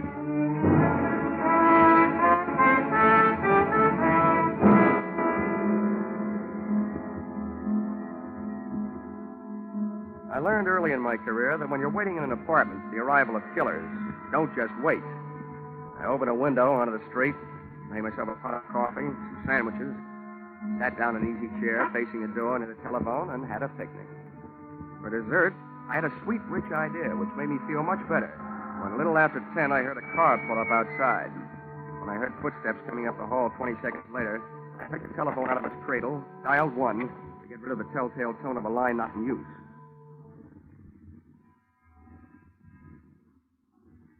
Come on in. It's unlocked.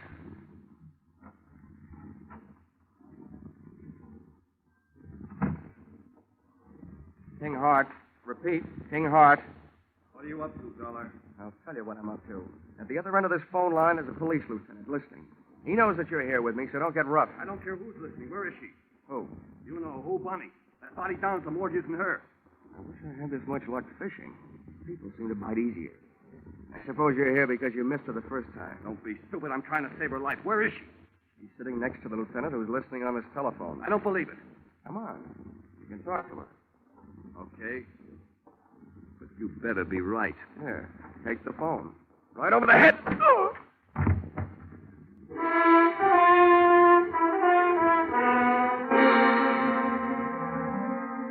Dragged Mr. King Hart into the living room closet, went back to the phone, and really called the police to tell them that I had their man. I still had the phone in my hand when the apartment door opened, framing two masses of manhood, one of whom I knew. So this time, just to play safe, I said into the live phone, Joe Emma, and help her. Shut the door, Angie. Yeah. Well, it ain't our insurance sale. Who you talking to with that telephone? Police. I just gave them your name. Hang it up. Okay. Pretty smart trick, I suppose. But I got news for you. What you just did ain't even evidence. Because you ain't gonna be around to corroborate it.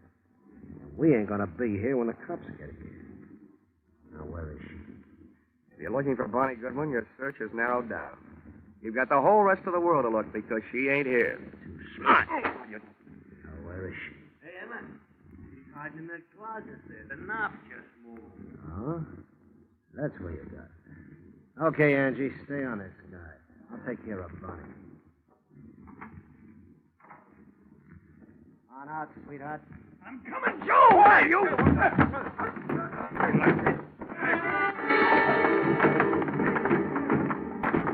Joe Emma had expected the pleasure of kicking a girl around, but instead found himself being belted around by a man. Angie's right hand dove for his armpit, and not to scratch himself. Just as he snapped another shot at King Hart, I snapped a flying tackle at him. Go! Now you missed again, Angie, and it's all for you. Now.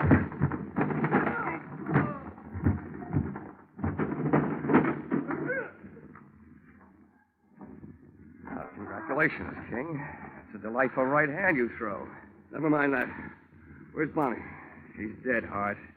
I planted that newspaper story that she's still alive. I didn't read any newspaper story. I just came from the city morgue. The date they got isn't Bonnie Goodwin. I never saw her before. Isn't Bonnie? Well, then why did... Oh. Emma kills her roommate in the dark alley by mistake. So Bonnie switches identities to make herself officially dead so she can live longer. Where is she? I want her back. I thought all you wanted was to get her name off that insurance policy. That isn't true. I wanted an insurance investigator to find her. What else could I tell you so you take the case? I want her back. She'll have to make up her own mind about that. For you, I'm not playing Cupid. I'll tell you what I'll do. You tell me all the sweet, pretty things you want to say, and I'll repeat them to her.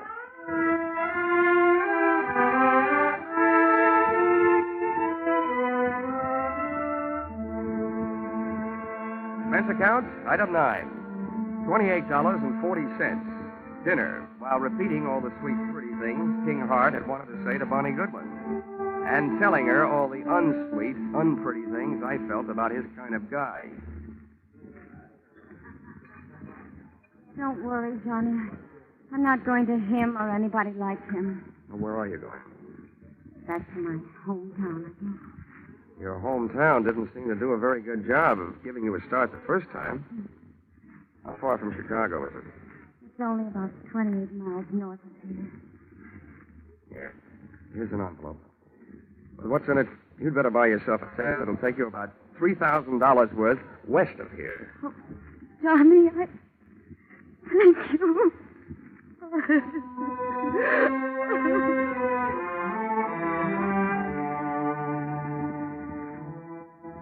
Expense account, item 10, 20 cents. 2 beers, one for me and one for King Hart. I told him that his money was taking Bonnie on a little trip back to happiness. And he told me that if I ever expected to collect any expense money from him, I knew where I could go. Expense account total, $163.55. You'll notice that this is very low, but remember, I'm paying this one myself.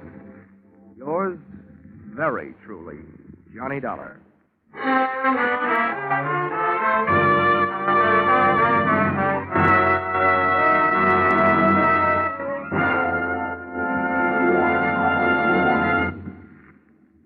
Yours truly, Johnny Dollar, directed today by Gordon P. Hughes, stars Charles Russell, with script by Paul Dudley and Gil Dowd.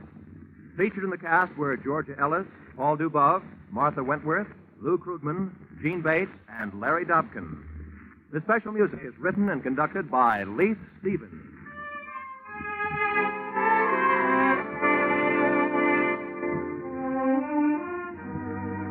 Be sure to be with us at the same time next week when another unusual expense account is handed in by Yours truly, Johnny Dollar.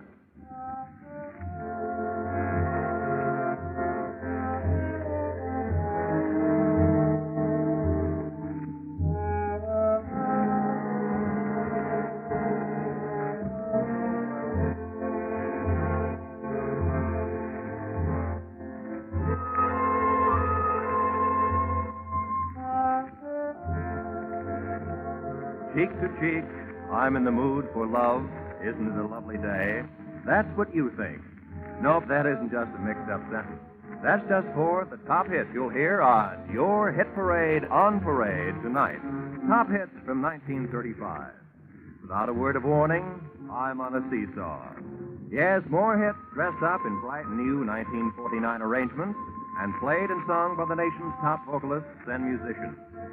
Be sure to hear your hit parade on parade this evening in Jack Benny's time on all of these same CBS stations. This is Roy Rowan. Your hit parade on parade follows immediately.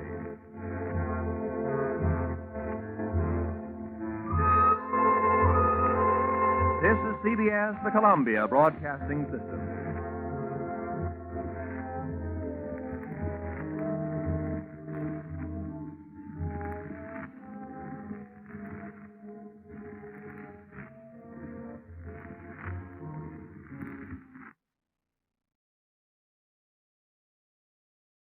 Tonight, we step inside the opulent yet shadowy halls of the Perry Diamond Exchange, where high stakes and higher secrets glint beneath crystal chandeliers. The bodyguard of the late Robert W. Perry finds himself at the heart of a mystery when a priceless gem disappears on the night of Perry's untimely death. Who had access? Who had motive? And who will survive the truth? The answers shimmer, just out of reach, in a world where trust is worth its weight in gold.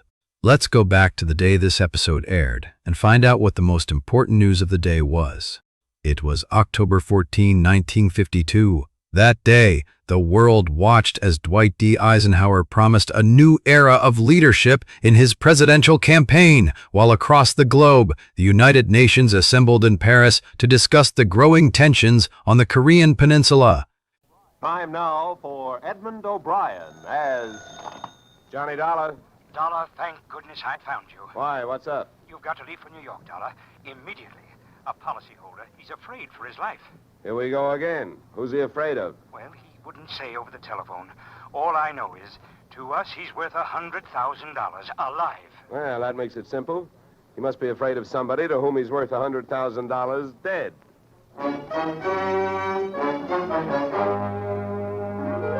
Edmund O'Brien in a transcribed adventure of the man with the action-packed expense account. America's fabulous freelance insurance investigator. Yours truly, Johnny Dollar.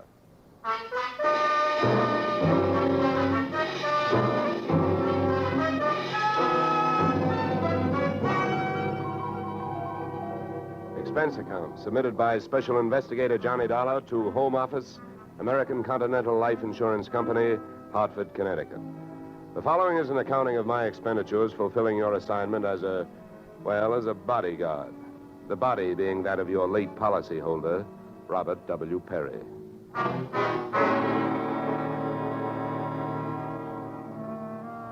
Expense account. Item 1, fare on night train, Hartford to New York, $3.65.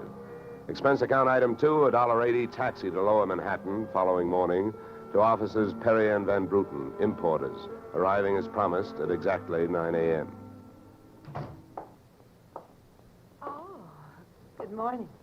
May I help you? Yes, you certainly can. My name is Johnny Dollar. I have an appointment with Mr. Perry for 9 o'clock. Oh, yes. From the insurance company. Well, you're right on time. Yes, they told me I'd better be, and I'm glad that I am. Mr. Perry just came in. He's alone and waiting for you. I'll buzz him that you're here. Thanks. Come on!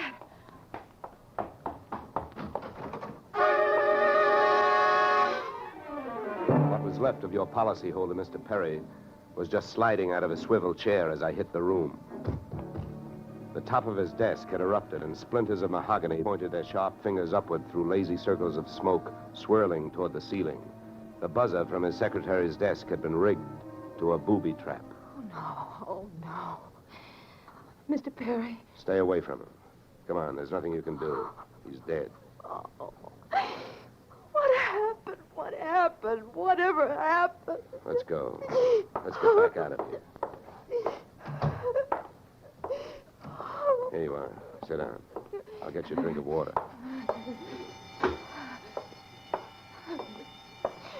Come on, drink this.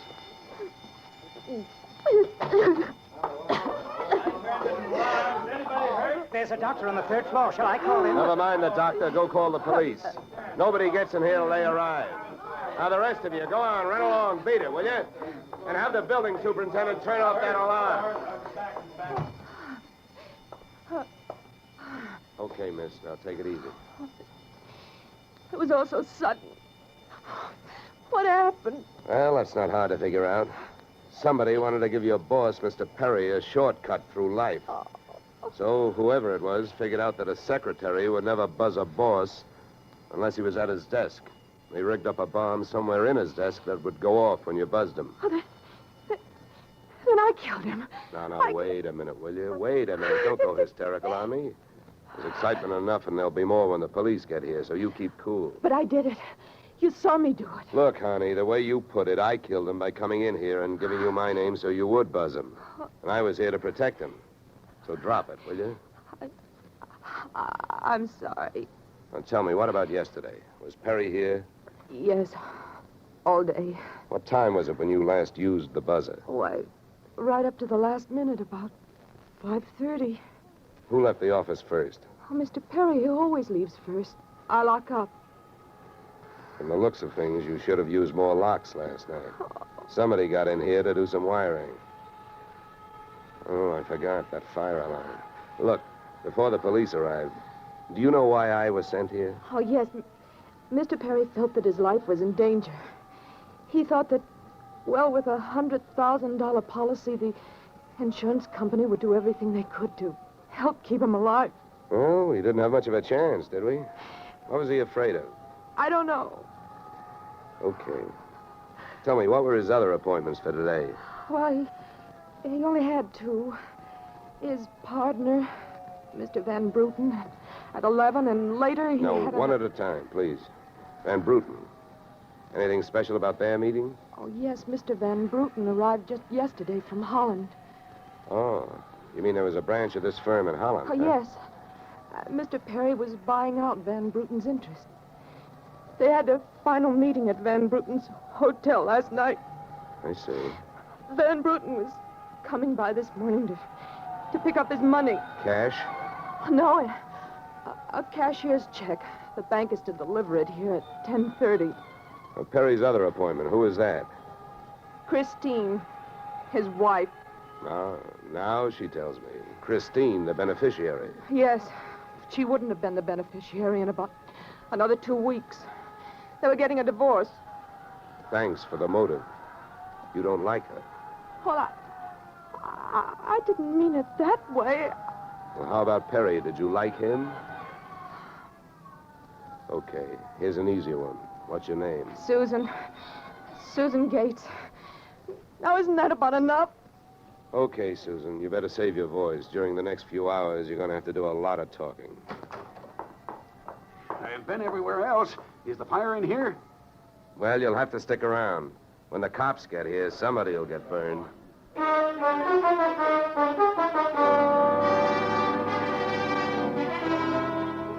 The firemen should have stuck around because the cops arrived in a blaze of glory. It was a very high-class investigation, 2 lieutenants. Finally, after about an hour, the police photographer ran out of flash bulbs, the office of the deceased ran out of fingerprints, and the lieutenants ran out of questions. So the on-the-scene phase of the investigation was closed. At about 5 minutes of 11, I left the police packing up their notebooks, their clues, and the body, and went into the outer office. Susan looked like she could use a big, broad shoulder to weep on. But unfortunately, I was wearing my light gray suit. About then, a dark blue suit and a deep green voice entered the room from the corridor. There. There's a fellow out here says he belongs here. His name is Van Bruten. What do you think? His name is on the door you just opened. Oh. Well, now, my name happens to be Murphy, and it's on bids all over the country. But that don't mean I'm stuffed with feathers, does it? Well, never cross tongues with an Irishman. All right, send him in, officer. All right, you can go in. There's a policeman out there. There's trouble here? I am Brian Van Bruten. Where is Mr. Perry? What? He is waiting for me, no? No. But my appointment... He's not keeping any. He's dead. Dead? Oh, this is not possible. Last night I saw him. He was well. What happened? He was hit by a buzz bomb. A buzz bomb? Oh, please. You mean there was foul play? Yes, it was very foul. Oh, please. I may sit down. My first visit in all these years since before the war. It was to be so happy. But now tragedy like this. He was a good man, a good partner. I understand that as of last night, you were no longer partners. Yeah. I am glad you mentioned that. I realize, of course, that it is indelicate to speak of such things as money at a time like this, but that is why I am here, to receive my payment. Just because Perry got his, there's no reason for you not getting yours, huh? Oh, but you misunderstand me. I am deeply grieved, but, well, since the transaction was consummated, what is there to do? A delay would be a needless waste of money. I have already paid for passage back to Antwerp tomorrow. Your check is here, Mr. Van Bruten. Oh. Here you are. Thank you. In all of my years of business, this is indeed the saddest moment. Yeah. Well, if I didn't have some work to do, I'd sit down with you, and we'd all have a good cry.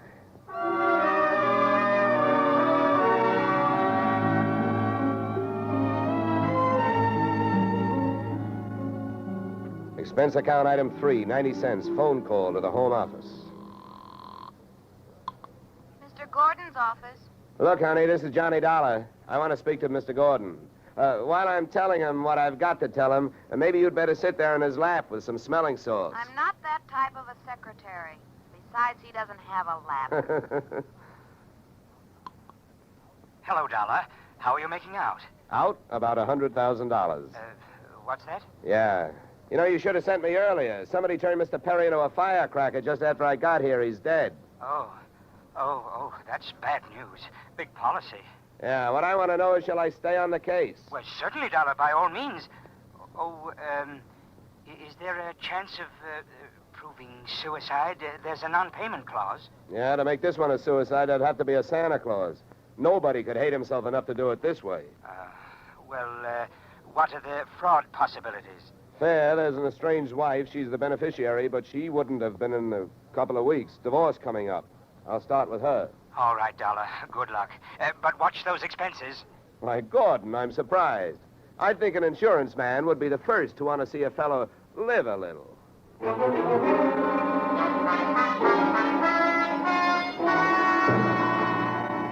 Christine Perry's apartment was on Sutton Place overlooking the East River. I took the elevator up to the 24th floor, and there I discovered that our garden-fresh widow was living high in more ways than one. Everything about the place was French. The maid who led me into the living room through a long foyer, the decor, and the perfume which reminded you that breathing can be fun.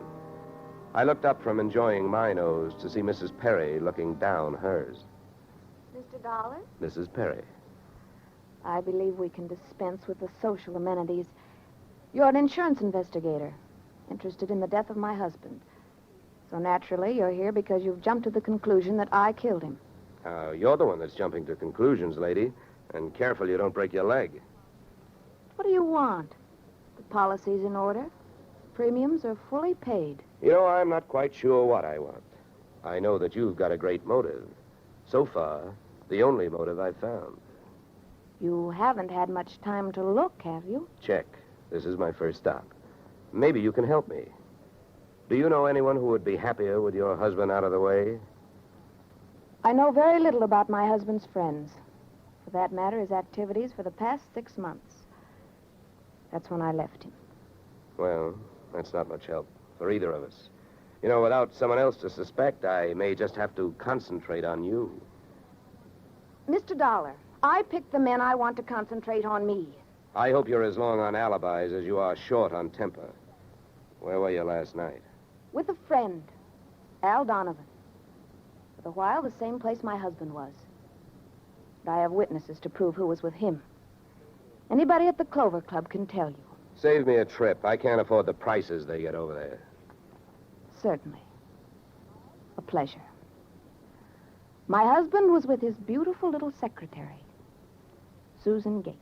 Well, I wouldn't be more surprised if your late husband walked through that door and said... All right, mister, that's enough. Al! Yeah. How much did you hear? I'm a big guy, baby, 6'4". I've got big ears to match. Al, please. Would this be Mr. Donovan, your companion of last evening? I'm getting you out of here, Christine. Al, you don't know what you're saying. You lie to me. How can I help you if you lie to me? You call me stupid. The way you're playing this, you'll alibi yourself right into a cell. Now, I'm getting you out of here. What are you doing to me, Al? You're crazy. Come on. She's right. You are stupid, Donovan. She was doing just fine till you dropped in. Mister, you've been asking a lot of questions. Now I'm going to give you one answer. All right, Christine. So much for the wise guy. Now, about you and your alibi. You wasn't with me at the Clover Club last night. And if it's so easy to prove that your husband was there with his secretary, who were you there with? Remember, baby, you told me you were going to be with your husband. When Al measured me for that swing, I measured my chances with him. To me, he looked like one of those corporate assets of Murder Incorporated. So I rolled with the punch and kept my eyes closed and ears open. What I heard was Christine's alibi flying out the window, Mr. Donovan giving her a few loving cuffs, and finally, the pair of them flying out the door. Just then, the noon whistle blew somewhere in New York, and I decided to allow myself the luxury of 1 full minute for lunch.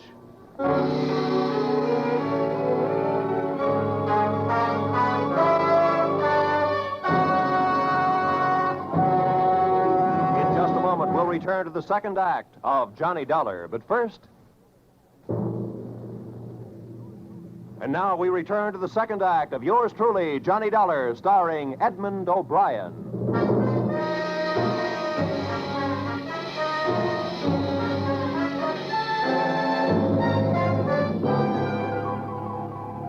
I spent the minute I took out for lunch eating a handful of Mrs. Perry's bonbons on the run. I hit the street just in time to see Donovan pushing Christine Perry into a cream-colored convertible. When they got rolling, I piled into an even yellower vehicle with a meter on it and started off crosstown playing tag through traffic. At 57th and Broadway, things got complicated. My cab was 3 cars behind them when a red light flashed them to a stop. Then the door of their car flew open, Christine dashed out across the street, and melted into the river of humanity flowing down into the subway. Since Al Donovan didn't follow her, I followed him. When he finally pulled to a stop, He took 2 chances. He parked in a no-parking zone and walked straight into the building beside it, a police station.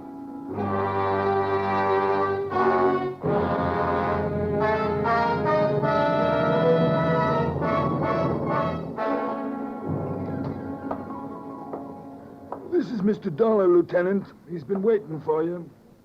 Well? My name is Johnny Dollar, Lieutenant. Here are my credentials. Insurance, huh? Yeah, the Perry murder in particular. You've come to the right place, Dollar. A man named Donovan just walked in here and made a full confession. He what? That's right. My clerk's just typing it up. In the meantime, the gentleman is down in the tank having a bite of lunch on the city. He confessed. Well, does his story add up? As far as I know, I haven't heard too much about the case myself. It's not in my precinct. Yeah, but what did he use for a motive? Jealousy. Says he's in love, wanted to marry Perry's wife. Did he say how he managed it? Yeah, he stole a key to the office from the wife's apartment, entered the building last night, and wired the bomb to the buzzer system. Well, I guess guys do a lot of strange things in the name of love. It looks like Donovan did. Yeah, he either killed the man or he's trying to cover up for someone who did. Say, Lieutenant, don't execute him for a couple of days, will you? I spent the rest of the afternoon downtown in the offices of Perry and Van Bruten, importers. The partners' correspondents told me 2 things. They had been extremely friendly, and Van Bruten was extremely bald. Perry had been sending him toupees from a famous Hollywood makeup firm. At 4:30, I got to the employment files, which rocked me with 2 minor explosions of their own. First, I learned that Al Donovan had been employed over a period of years as Perry's bodyguard, and that he had been canned the day before the murder. That confession of his, which had been a little hard to swallow, was suddenly more digestible. On top of this came blast number 2. The employment application of Perry's secretary, Miss Susan Gates, informed me that during the war, she had worked in a munitions plant, her specialty, wiring bomb fuses. When Miss Susan Gates reached home at 8:30, she found a visitor, me.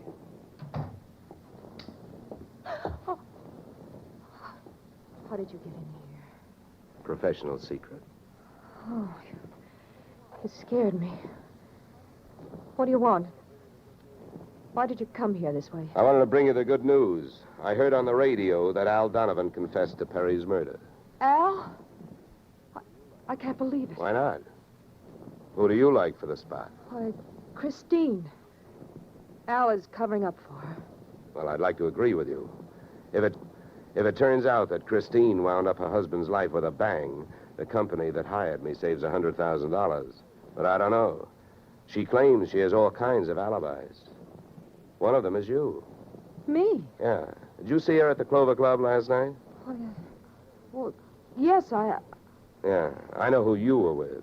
Your boss. There's nothing wrong with that. No. I'm not preaching a sermon. I want to know who she was with. I don't know. A man I'd never seen before.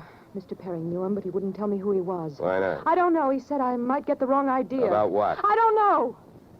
We didn't sit there and talk about it all night, so why should we sit here and talk about it all night? All right. Good heavens, when a census taker shows up and asks a lot of questions, people answer them. When an investigator tries to do his job, they make the proverbial clam look like a blabbermouth. Look, Mr. Dollar, believe me. This has been a greater shock to me than to anyone else. Yes, excepting, of course, your late employer, Mr. Perry. How long did you work for him? 4 years. Where'd you work before then? Well, I worked... Let me help you. Bombs, huh? Wiring fuses. Remember? All right. I remember. Good. Maybe you'll remember a little more. Let's go back to last night. The guy with Christine Perry, who was he? I tell you, I don't know. Was it Van Bruten? I don't know. You don't know? No. I'll get that. No, I'll go. Just make sure you don't keep going. Susan! When Susan snapped the spring lock to open the door, the gun outside opened up. The first slug caught her in the left shoulder, spinning her out of the way of the rest of them. It was getting monotonous. Every time a buzzer went off, things started booming. Susan was sprawled out on the floor in front of the door, and to open it, I had to move her. By the time I did, the hallway outside was empty. Okay, now take it easy. Come on. Won't start hurting for a couple of minutes. We'll have a doctor here by then. He'll give you something. Please, try to keep calm. Here, boy. I'll throw my coat over here. Now, try not to move. You're going to ruin this rug. Never mind the rug. What we want to worry about is who tried to ruin you. What'll they do to me? What'll who do to you? They'll arrest me. They don't arrest people for getting shot. You have any idea who it was? That man in the office this morning. The one who picked up the check. Van Bruten? No, he wasn't Van Bruten. He was a phony? Yeah. And you still gave him that check? Yes. Well, I won't ask you why. You gave him that check and then tried to blackmail him.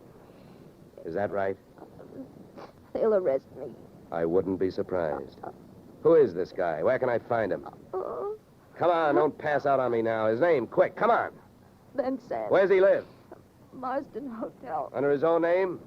No, I don't... I don't blame you. I could use a few moments of unconsciousness myself. The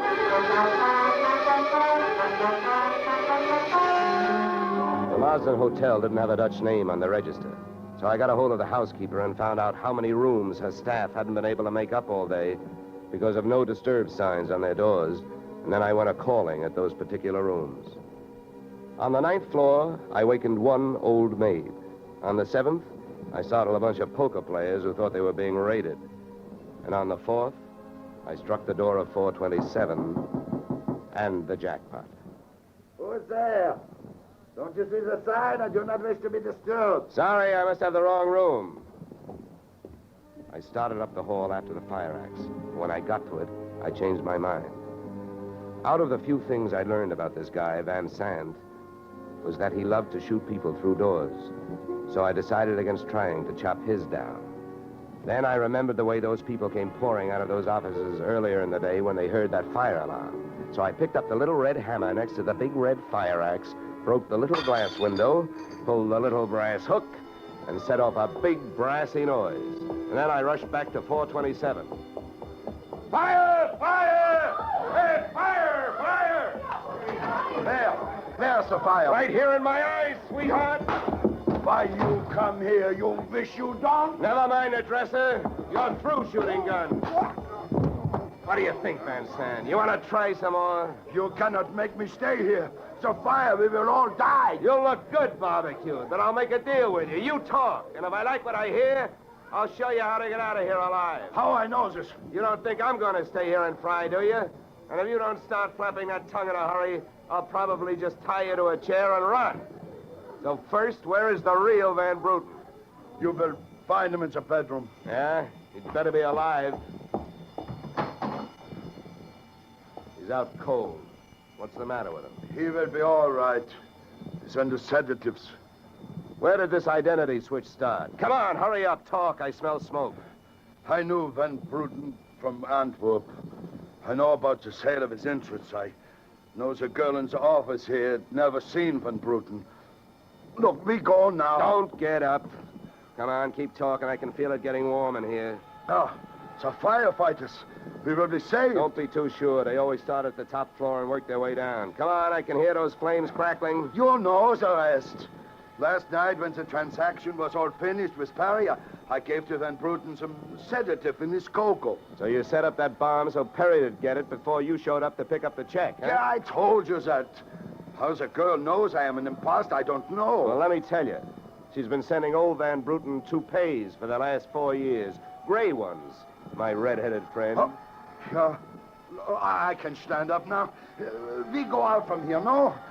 We go out from here, no? Yes, out cold.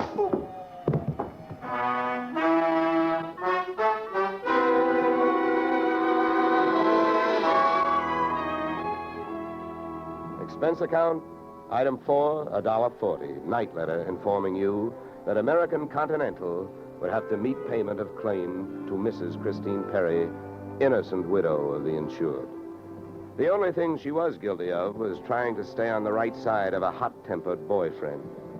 She lied about who she was with at the Clover Club, not to fix herself an alibi, but to keep Al Donovan from learning that she'd been out with another man. That man being the real Mr. Van Bruten, who had only taken her out to try to talk her into reconciling with his friend, her husband. Expense account item 5, $100. Fine for turning in a false alarm, which, since you're paying it with me, is just fine. Expense account total, $463. Yours, truly, Johnny Dollar.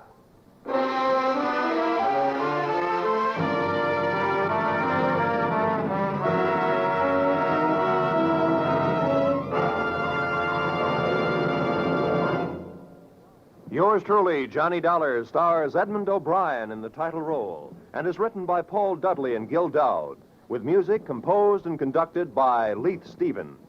Featured in our cast were Walter Burke, Gene Bates, Joe Duvall, Ted DeCorsia, Joyce McCluskey, and Raymond Burr. Yours truly, Johnny Dollar, is produced and directed by Jaime Del Valle. Beginning next week, we are moving to a new time and day, and we hope you'll join us on Tuesday evenings when Edmund O'Brien returns in another transcribed adventure of Yours truly, Johnny Dollar.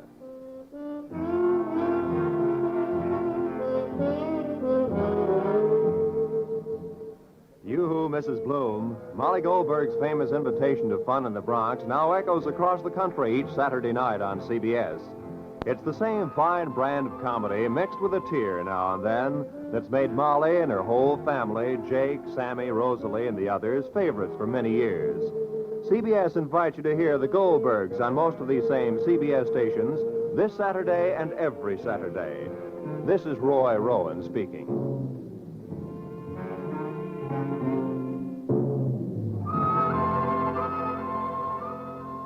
Disaster is no respecter of persons, and it can strike any time. But your Red Cross never sleeps. It has to be ready constantly in case of an emergency. This is your protection. Keep it strong. Now is the time to support Red Cross for your sake. Remember, for every dollar you gave before, this year add a quarter more. If you gave Red Cross $10 last year, this year give it $12.50. Give gladly. Join Red Cross.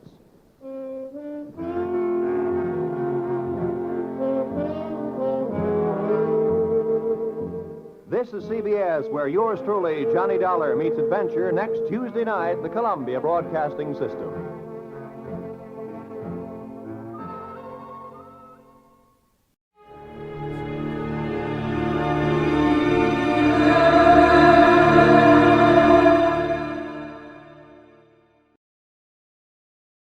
Dragnet.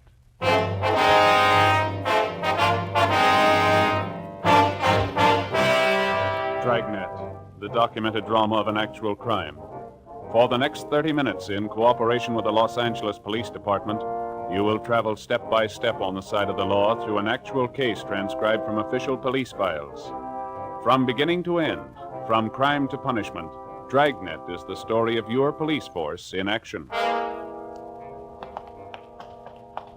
It was Friday, March 16th. It was damp in Los Angeles. We were working the night watch out of homicide. My partner's Ben Romero. The boss is Thad Brown, chief of detectives. My name's Friday. It was 11:45 p.m. when we got to where we'd parked our car. 2nd and Main. Couple of drops on the windshield. Yeah, I hope it holds off. I was thinking of going out to see the Cubs and Pirates play an exhibition game tomorrow. Guess maybe now I won't. You might be lucky. What's the weatherman say? I don't know. Get the radio on. Yeah. It's a slow night.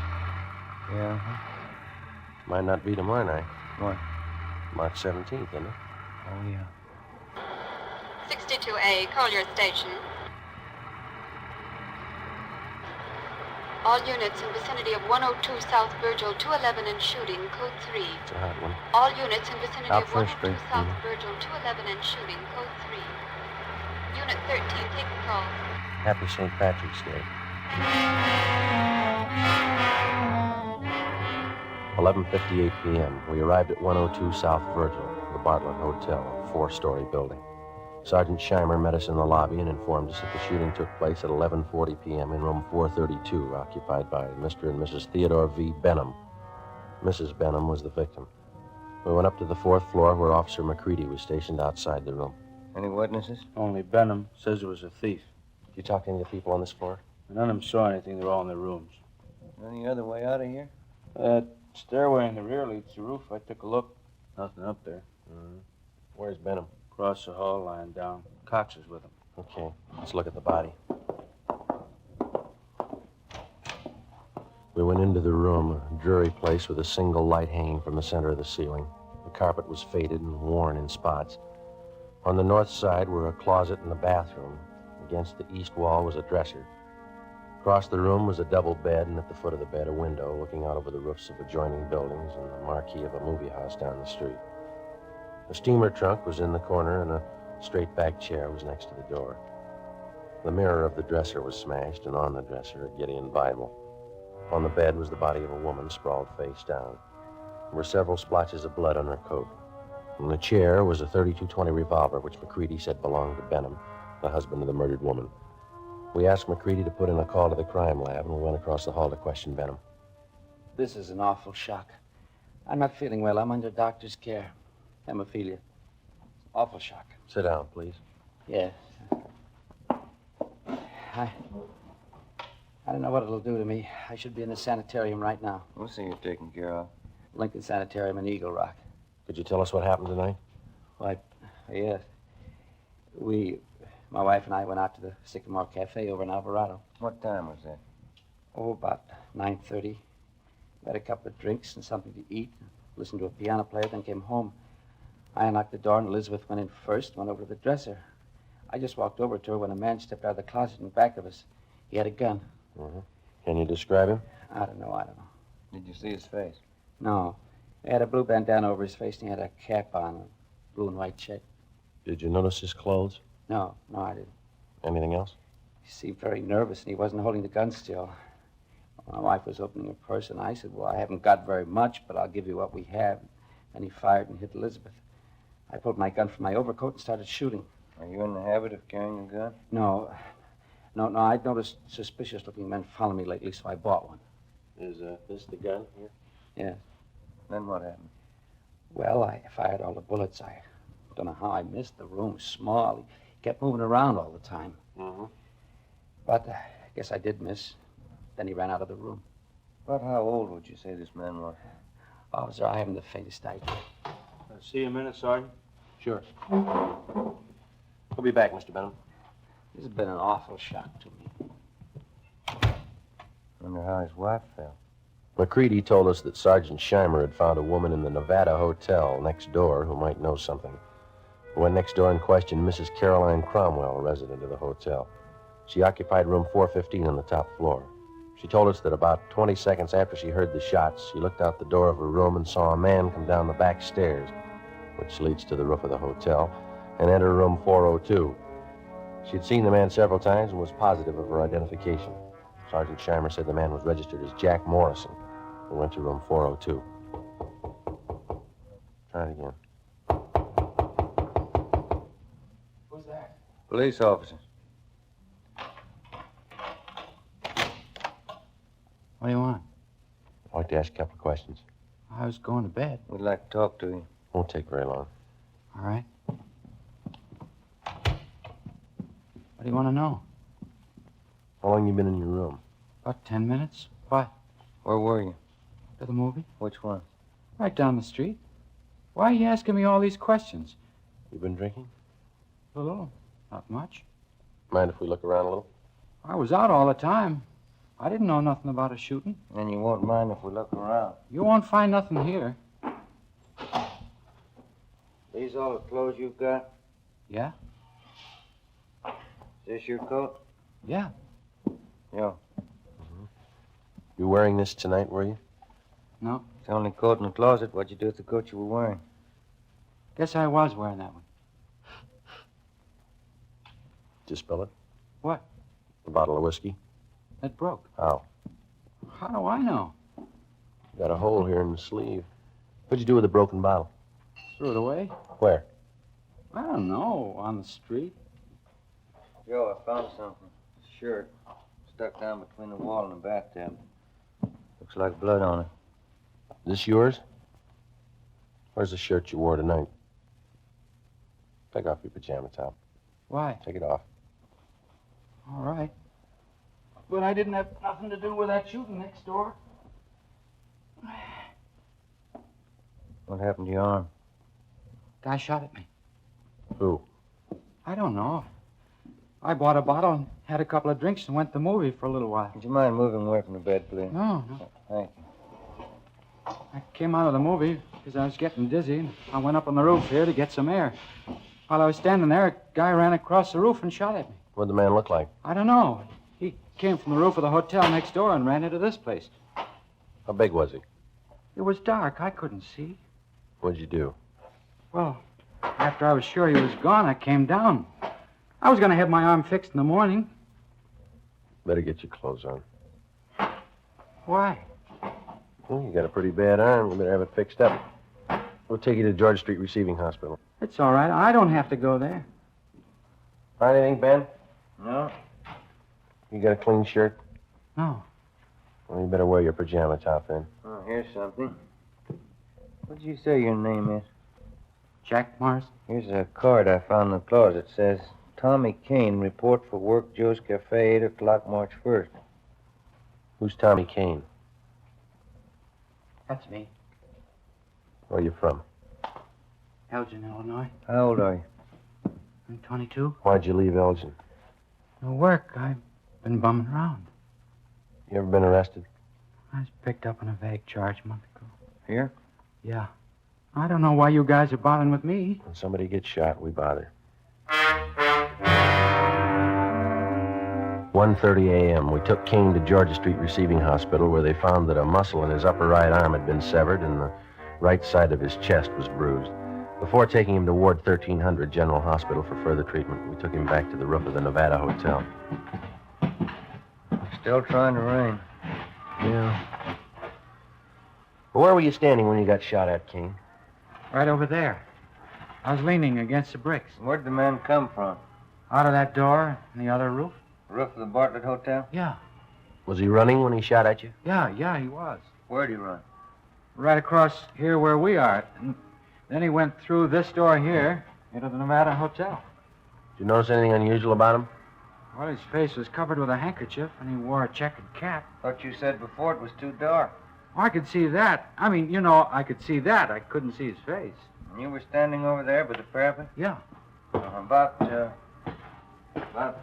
here? Yeah, that's it. Mm-hmm. All right, let's get over the roof of the Bartlett. It's a little high. Can I help you over? No. Come on, Ben.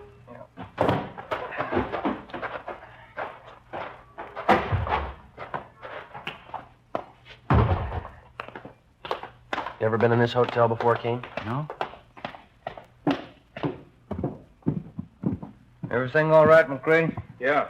Crime lab's here. Checking the murder room. Benham awake? I think so. Mr. Benham? Yes? Mind if we come in? Of course not. You ever seen this man before? Let me see.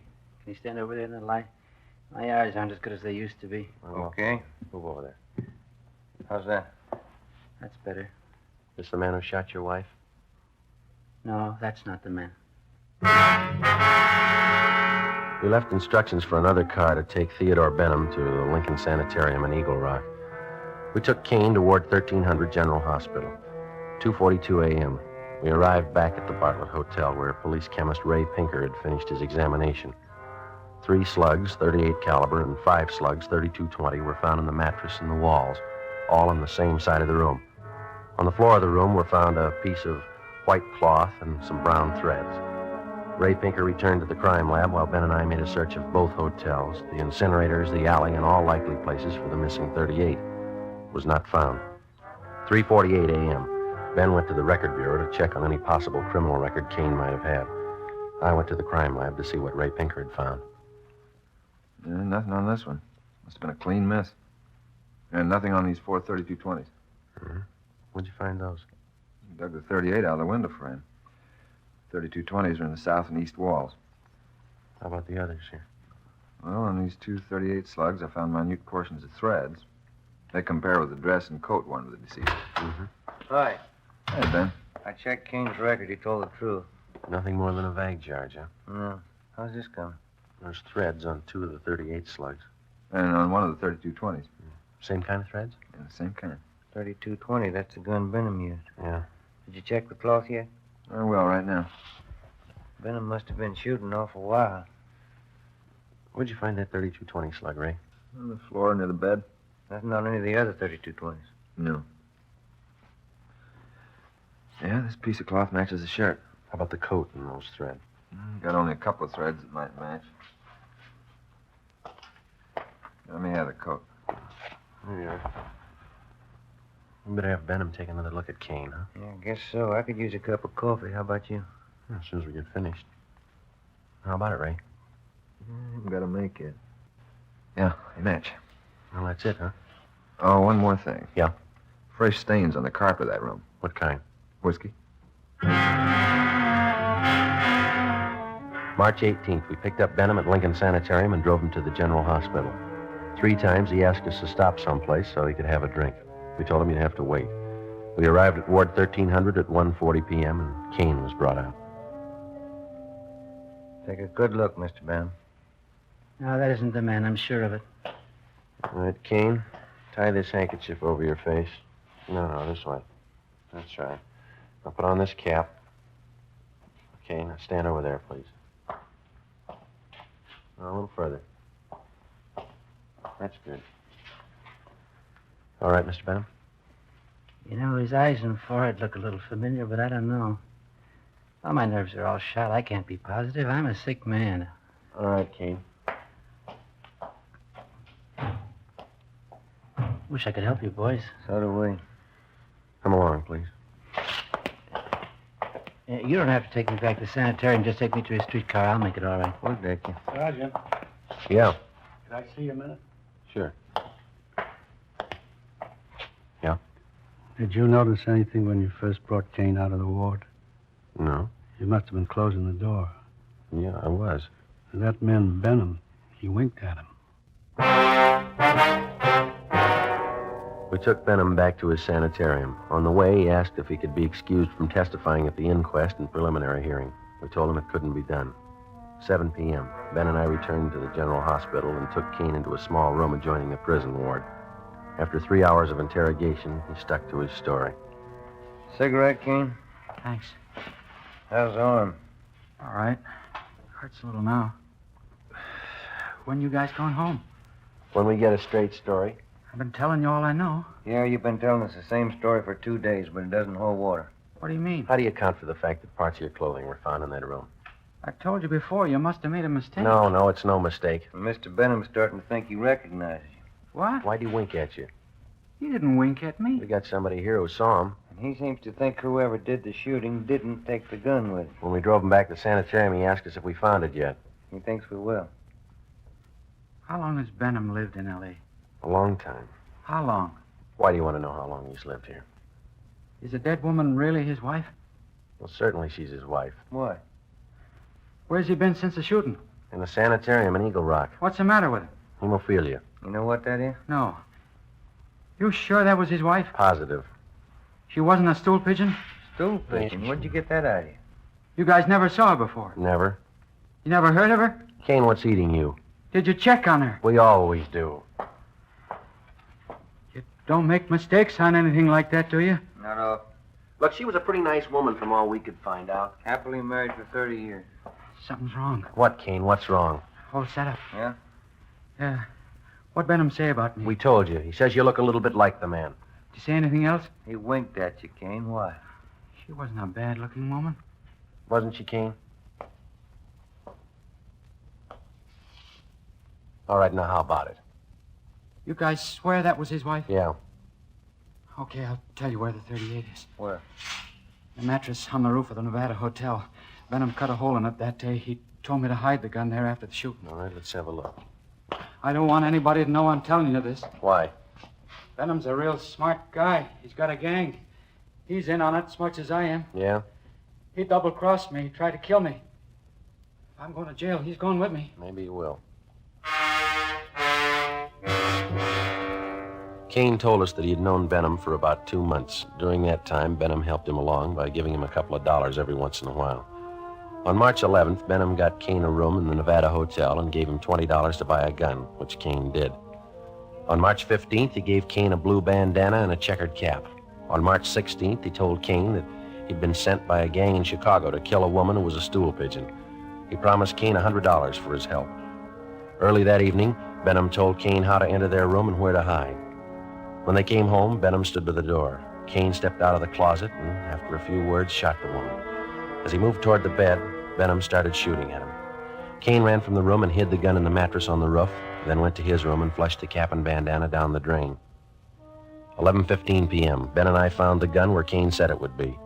38 Special Detective Colt revolver, 2-inch barrel, number 381327. 11:52 p.m., we checked and found no evidence that Benham belonged to any kind of a gang. March 19th, 9 a.m. Ben and I reported into homicide and picked up Captain Steed. We went over to Dr. Wagner to learn his autopsy report. It showed that the deceased had been shot 3 times. 2 .38 slugs and 1 .32-20 were recovered from the victim's body. They were initialed for evidence. 8 p.m., Captain Steed, Ben, and I went to the sanitarium and told Benham that there were a few angles we wanted to clear up before the inquest next morning. Benham got dressed, and we drove back to the Bartlett Hotel. It was raining. I'm still trying to remember what happened. I was very shocked that night.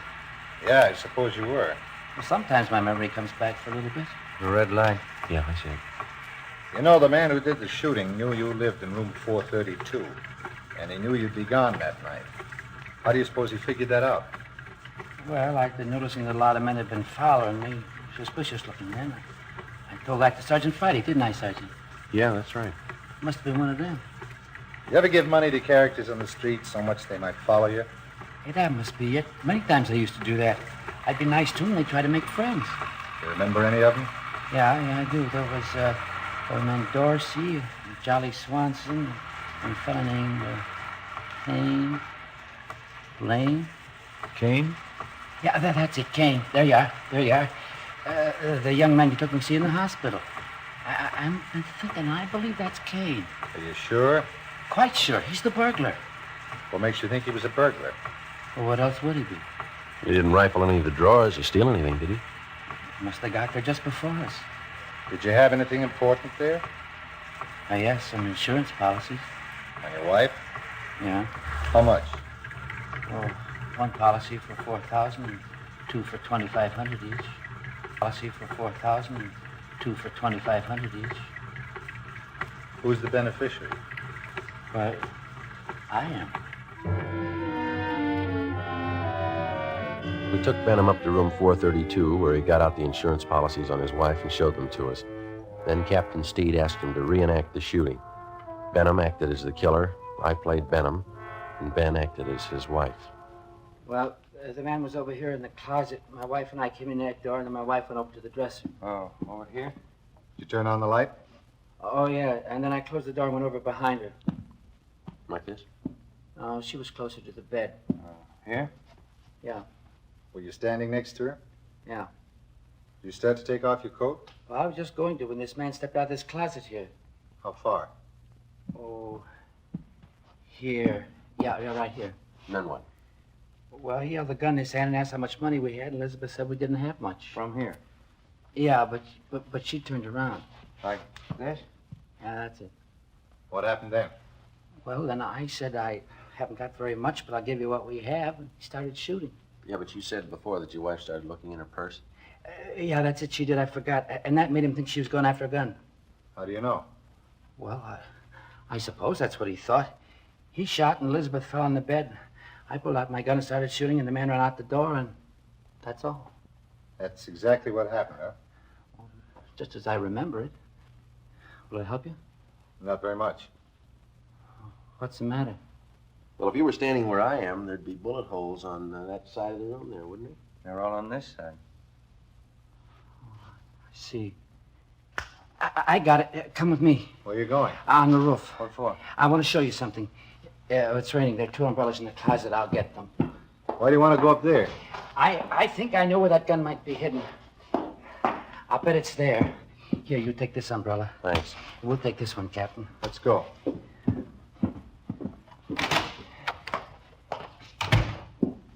I'll bet it's up there. We'll find it.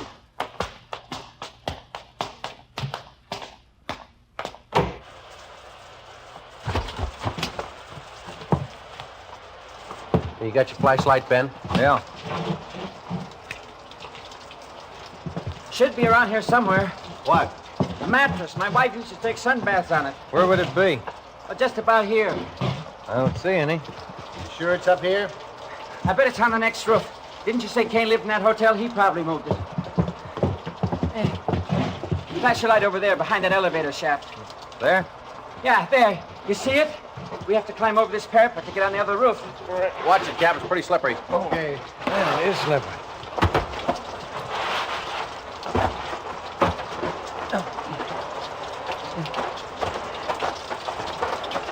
This mattress here? That's it. Take a look, Joe. Right. No, nothing here. Did you look all around there? Did you look in the corners? No. Well, that'd be a good place to hide a gun, don't you think? Here, let me see. There might be a hole cut in one of them. No, maybe the other corner. No. Or maybe this one. Yeah, you see, the mattress has been cut. No. No, it's got to be here. Where is it? It's here, I tell you. It's here. I know it's here. I'll find it. I'll find it. You wait. You'll see. I'll get it. I know it's here. I'll find it. You wait, I'll get it. I'll get it. It's getting wet, Joe. We got the 38. Kane told us about it. You ready to talk? Yeah. Insurance. That why you did it? Yeah. I'm a sick man. Let's go, Benham. On your feet. This is the United States Armed Forces Radio Service, the voice of information and education. Under the relentless Caribbean sun, shadows gather at the Port-au-Prince National Museum, where ancient relics and modern ambitions collide. A priceless artifact vanishes during a grand exhibition, drawing our hard-boiled detective into the heart of Haiti's secrets. Whispers of betrayal echo through marble halls as a mysterious woman in red stirs more questions than answers. In a world where every mask hides a motive, the truth waits in the cool, dark corridors. Let's go back to the day this episode aired and find out what the most important news of the day was.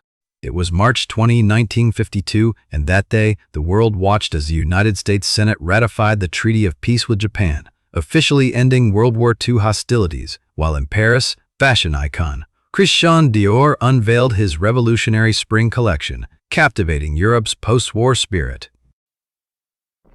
The encyclopedia says that the island of Haiti can be called San Domingo, Santo Domingo, or Hispaniola. Well, after my visit there, I could suggest a few more things they can call it, but they probably wouldn't get past the censors.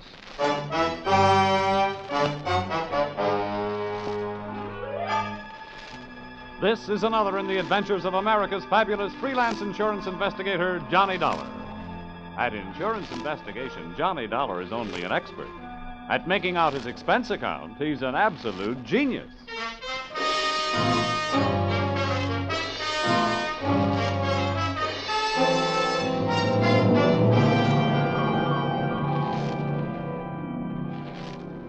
Expense account submitted by Special Investigator Johnny Dollar.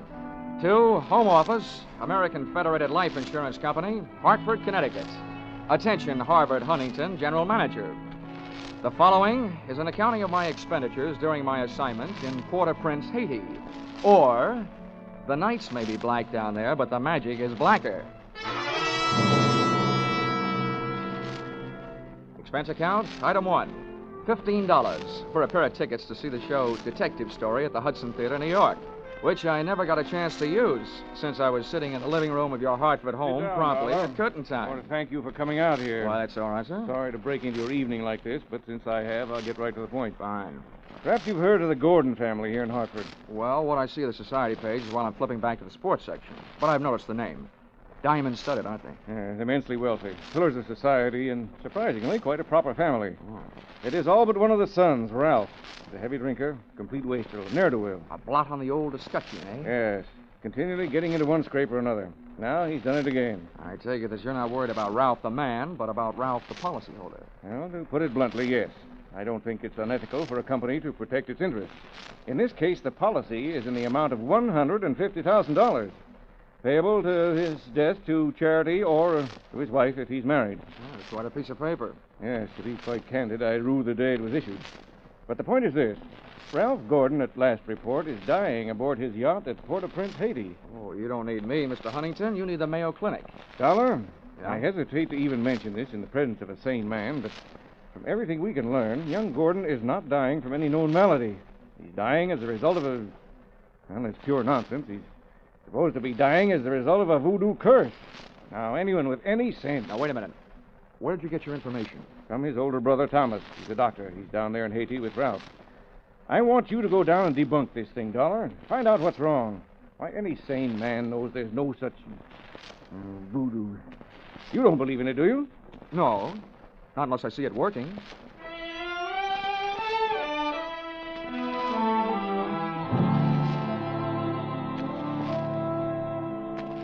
Expense account, item 2, $148.70, Hartford to Port-au-Prince, via airplane. Expense account, item 3, $32.50, tropical clothes. They didn't fit me, but they fit the weather.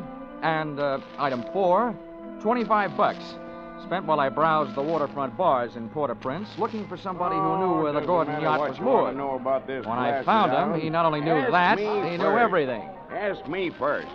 My name's Cap Reagan, and I've been here since before repeal. Give up my citizenship, I did, with the help of a couple of prohibition agents. Oh, you don't say. Uh-huh. And I figure on sailing out my final days right here. What do you want with the Gordon craft? I want to see the owner, Ralph Gordon. How do I get to it? Oh, I reckon you pay me to row you out to her. My dinghy's down at the foot of the pier, just a short hail from where we're at. Oh, well, good. Come on, let's shove off then. Just wait till it down my ration here.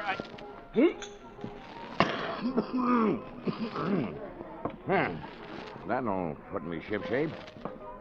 What'd you say you wanted with that schooner? You figuring on buying her? Thanks for the compliment, pal.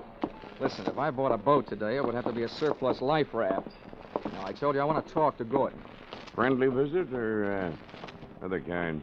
I'm beginning to see how you know so much about this island. Well, never question, never learn. Remember that, Sonny? Yeah. Yeah, this way. Veer off to starboard.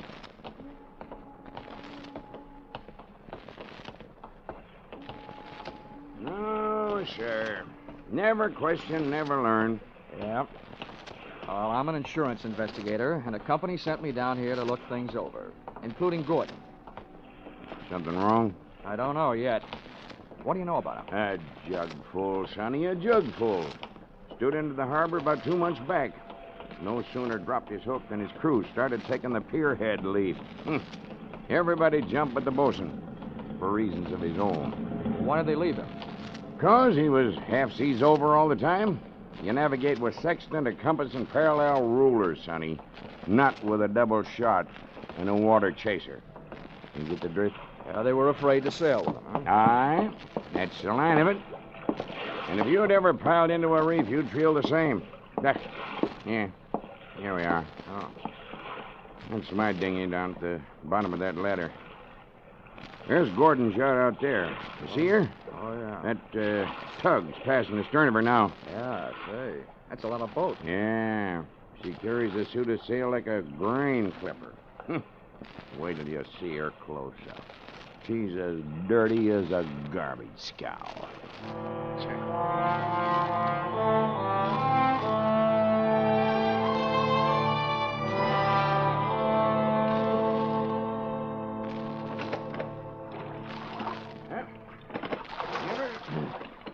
Give her a hail now, Sonny.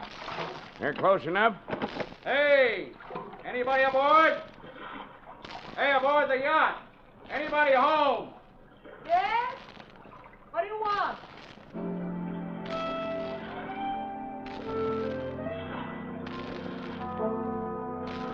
If the ship was dirty, I didn't notice. It may have had good lines, too, but it couldn't have touched what stood at the rail wearing clam diggers, an off-the-shoulder T-shirt, and a Caribbean tan.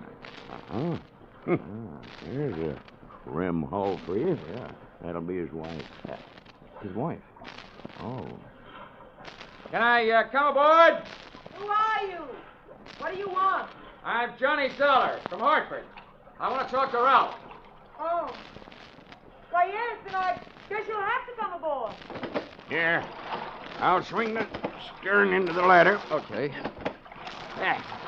There you be. Oh. Steady now, steady. Okay, Cap. You wait for me, huh? Yeah.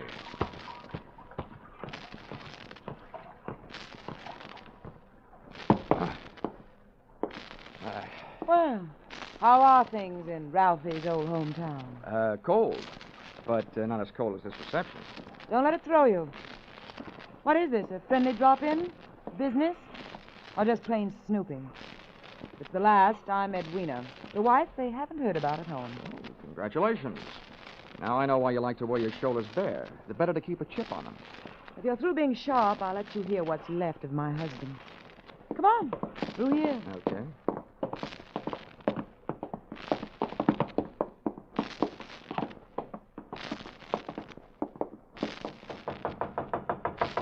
Hey, Ralph. Ralph, you've got a visitor from Hartford. Get away from this cabin, you dirty little gold digger, and take your visitor with you. Wine's all gone. Why don't they send another case of wine? There you are, chum. He's got the door locked. He'll stay that way till he runs out of wine. You heard enough? Yeah. Enough to know how you acquired your charming attitude. Forget it. I walked into it with my eyes wide open. Let's get back out on deck. The light's better for throwing bobs at each other. Yeah, sure. Sounds like fun.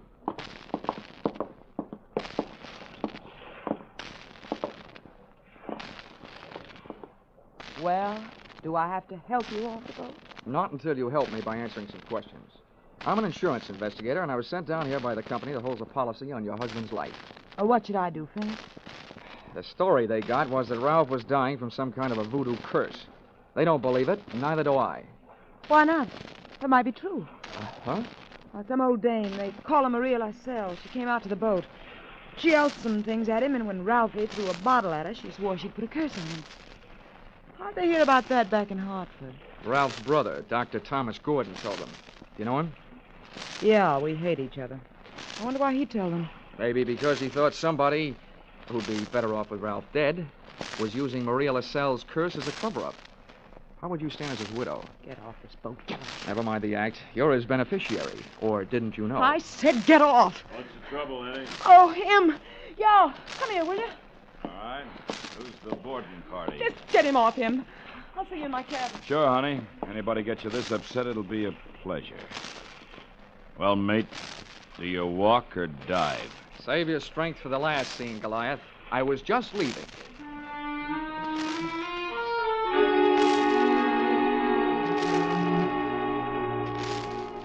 Expense account, item 5, $3. Paid to Cap Reagan as water taxi fare. Item 6, 80 cents. Land taxi fare to Hotel Francois. An up-at-the-heels hangout for not only the best in tourists, but also Brother Thomas Gordon, M.D.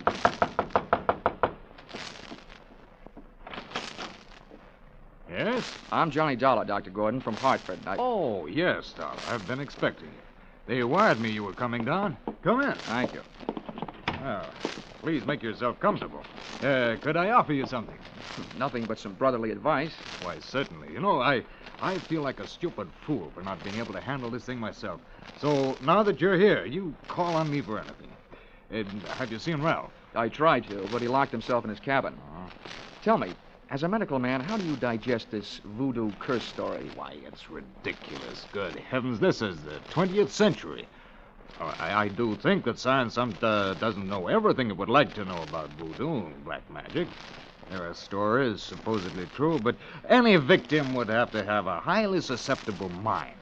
Now, I know my brother, Mr. Dollar. His mind is susceptible only to his own whims and fancies. Well, then what's the matter with him? Now, that's it. I don't know.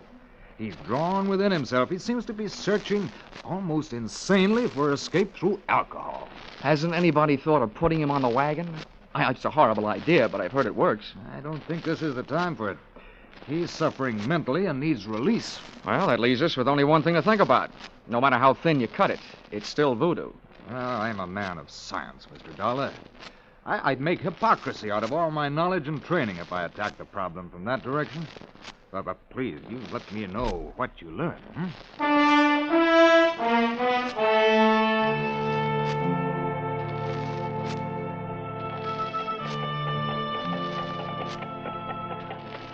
Expense account, item 7. $4. Rental of horse and cart in which my walking tourist guide, Cap Riggin, and I jolted out of town in search of Maria LaSalle. Something made me feel like I was riding my last mile in a tumbril en route to the guillotine. The moonlight was fighting a losing battle against an army of storm clouds that were sweeping in. And then to make it worse, I heard a drum. You there, Sonny? Yeah, sort of a tired Gene Krupa. Means we're getting close to Maria's headquarters. Is she the only one around here? Yep. None of the good Hougans performs in her territory. She's too mean. Oh, great. What's the matter? We're here. That's the path. Over there by that gnarled old tree. From here on, you plot your own course. This is close enough for me. Oh, me too. Well, how do I know I can't put a curse on her? I've never tried. Smooth sailing, Sonny. The path ran along the edge of a field of sugarcane. On the other side was a solid wall of jungle. First, I smelled some feathers burning. Then I heard the chant. There was an opening in the wall of jungle that led to a small clearing, and just before the moon was smothered by another cloud, I saw a shack. Little clouds of smoke curled out through an open door, and I could see the glow of a fire on the floor inside. Maria, I want to talk to you. Who is it? Comes to the house of Maria. My name wouldn't mean a thing to you, but what I have to say will. Can I come in? Andre. What is this word of so great importance to stop Maria? All I know about voodoo is I don't believe it. Papa Legba. I've come to you because I haven't gotten any answers from anybody else. I want to know what's behind this so-called curse you put on Ralph Good. You don't believe? You let me make you believe, eh?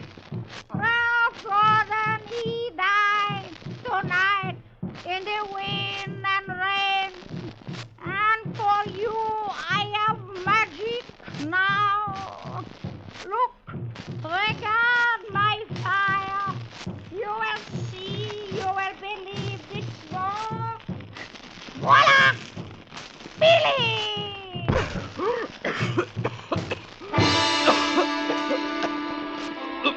I couldn't see what she'd thrown to the fire. She'd reached behind her for it.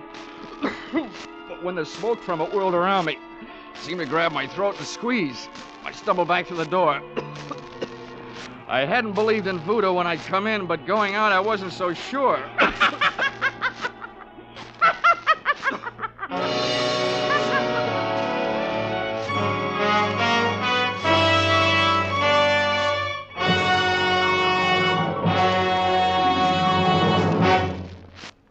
In just a moment, we'll return to the second act of Johnny Dollar. But first, the two Orange Bowl teams, Santa Clara and Kentucky, will be honored by Vaughn Monroe and his CBS Caravan tonight.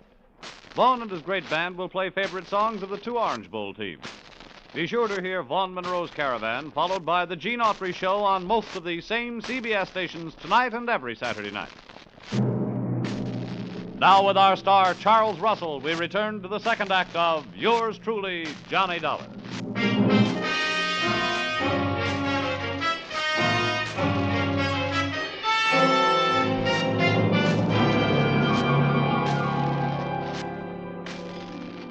My throat burned.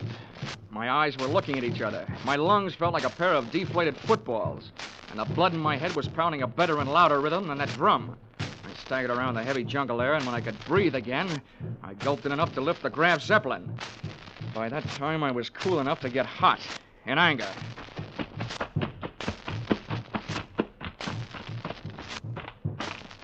I got back to the shack. Maria had either disappeared into space or flown the coop. The atmosphere was not quite deadly. I crossed over to where she had been squatting. She hadn't left much of what she'd smoked me out with, but she'd left enough to swing things back from the world of black magic into the world of logic. A few shreds of photographic film on the dirt floor. And film, made of cellulose and nitrates, not only takes pictures, it puts out nitric oxide and nitrogen dioxide when it's burned. A combination that would live up to the demands of any gas chamber.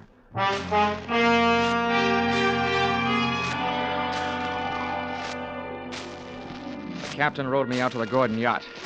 This time I boarded without a hail. Ralph was still in a bad mood as I started to pass his cabin. Why don't they send the wine? Empty! Empty! His antics inside the cabin sounded interesting, but not half as interesting as the conversation coming from Edwina's cabin.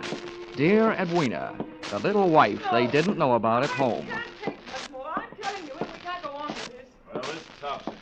You having a change of heart. Well, that's what happened. Not so sure that makes any difference. Maybe you're in too deep to back out. How would you like it if I spilled the whole thing? Well, what difference does it make? It's better than landing in a Haitian prison with your motives showing. Think it over, Angel. I'll be in my sack when you make up your mind. How wrong can you be? See you later, hon. Since I've been on the receiving end of so many surprise sluggings, this was almost a pleasure. What are you doing on this ship? Get off. Oh, no. Not of that intriguing conversation I just heard. How much did you hear? If I added it to that gas assault Maria LaSalle threw at me, it'd be enough to nail you and Loverboy here for conspiracy to commit murder. Well, I don't know what you're talking about. Well, the point is, I know what you two were talking about. Oh, listen to me. You've got to believe me. I don't have to. Well, try me anyway. Well, I admit that him and I... Well, it was because Ralph turned into a wino after we were married. Well, this probably marks the first time in history that an icicle melted in Port-au-Prince. Please let me finish. When my marriage went to pieces, I had to do something or go crazy. See, Ralph drinking up all the champagne on the island was just more than I could take. I was going to divorce him and leave with him, but we weren't going to murder him. Chapter 1 has so many holes in it, it would have been printed by a punch press.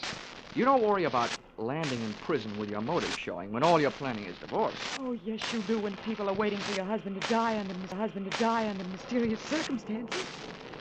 That's why I was trying to make him go away.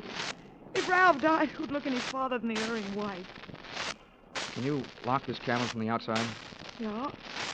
What are you going to do? You're not going to lock me in? No, just your playmate. You're coming with me. Where? To Maria LaSalle's. I want to catch your reaction when she sees you. You don't believe me. No. With $150,000 at stake, I don't even believe myself.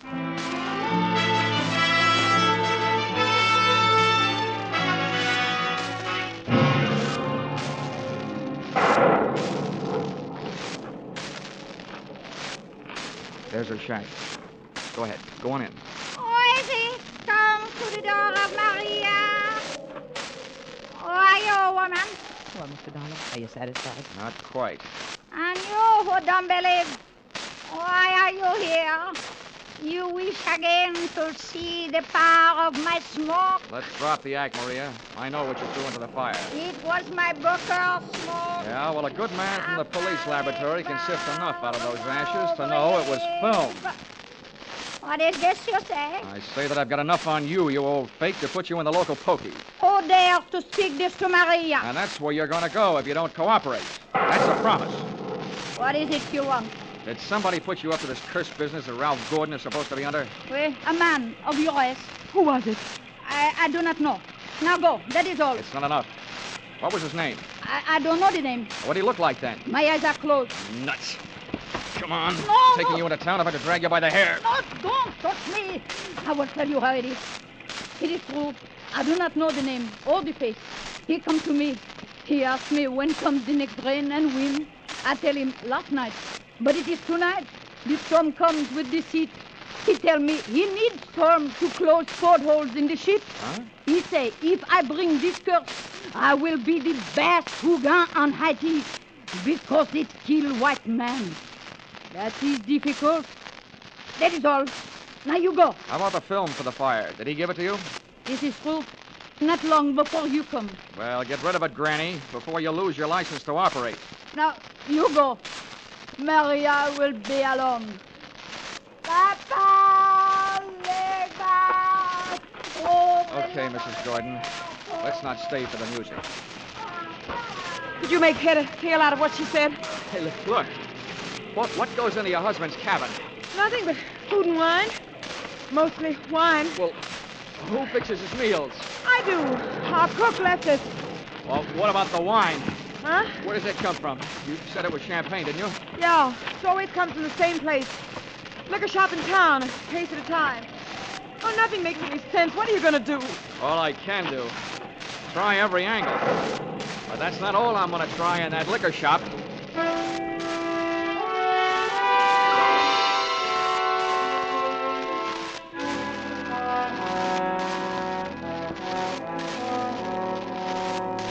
Expense account, item 8, $4.50. 2 quarts of rum, the purchase of which helped loosen the tongue of the proprietor who had been supplying Ralph Gordon's champagne. Much wine. A case at a time, packed in dry ice. There is And no the doubt. words that poured out weren't exactly intoxicating, but they sent me staggering to the nearest phone.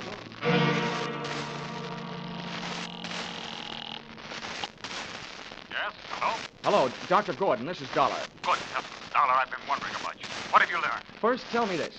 What would happen to a man if he was in a ship's cabin on a stormy night with all the portholes closed and there was a lot of dry ice in there with him? What was that? A small room, no ventilation, a lot of dry ice.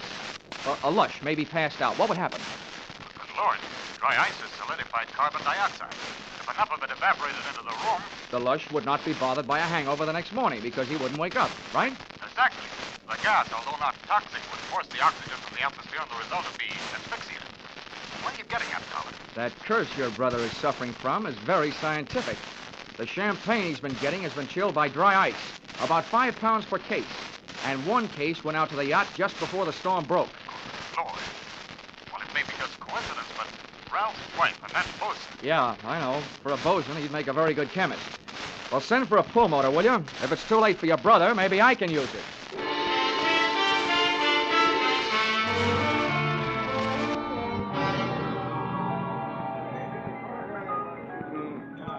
I'm a flying fish sailor. I hail from Hong Kong. Hey, Cap. Blow, Cap. blow. Come on, Cap. Ahoy, Sonny. Send him around, George, from a shipmate and me. This is rum Never mind the weather, round, Sonny. Cap. You gotta row me out to that yacht again. Huh? What do you take me for, a blasted galley sleeve? Come on, My Cap. back is I'm about in a broke hurry. now from all the rowing in this... $20. In this... What'd you say?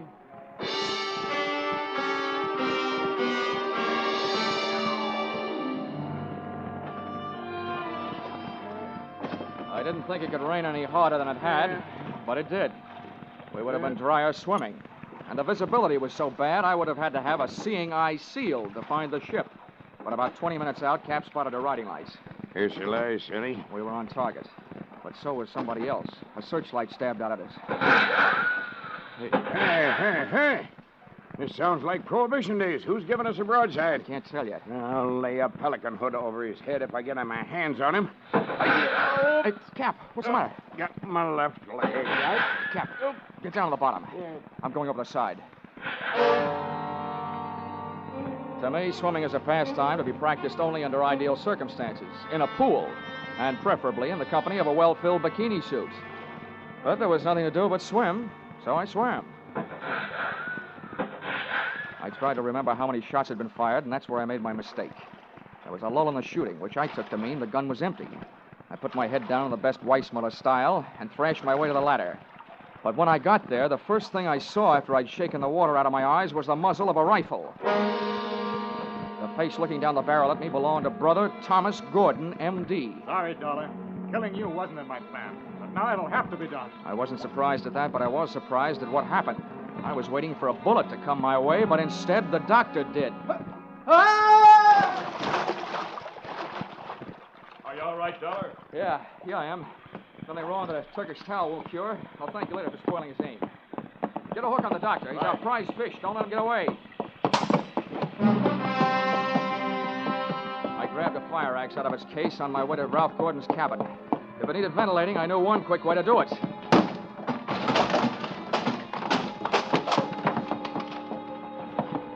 I didn't check for oxygen. I took a deep breath, held it, and went in. The cabin was littered with wine bottles, and in one corner, in an open case, was the dry ice that was in the process of cooling Gordon off for good. He was stretched out on his bunk. I hefted him to my shoulder, used the last of my breath getting him out of there.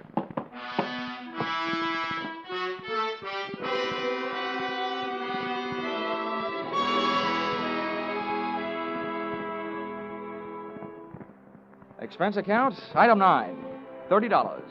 Cover charge at a hospital where I put the revived Gordon under the care of a doctor. Not his brother, who happened to be resting in a jail cell at the time. His motive hadn't been the insurance money. He figured to gain quite a chunk as the only heir to the Gordon fortune, if he could have taken care of Brother Ralph. Item 10, same as item 9. Same hospital where they patched up Cap Riggin.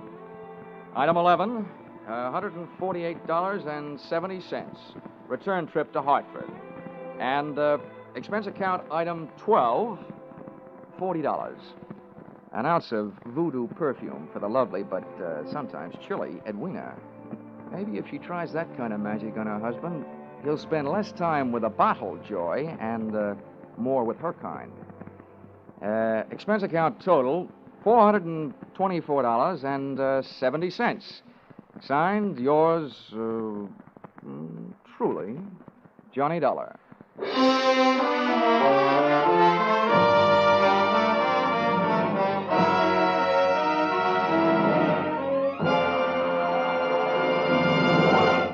Yours truly, Johnny Dollar, stars Charles Russell. Tonight's script by Paul Dudley and Gil Dowd was produced and directed by Ralph Rose. Featured in the cast were Betty Lou Gerson, Sylvia Sims, Ben Wright, Ken Christie, Howard Culver, Dawes Butler, and Tim Graham. The special music is written and conducted by Leith Stevens.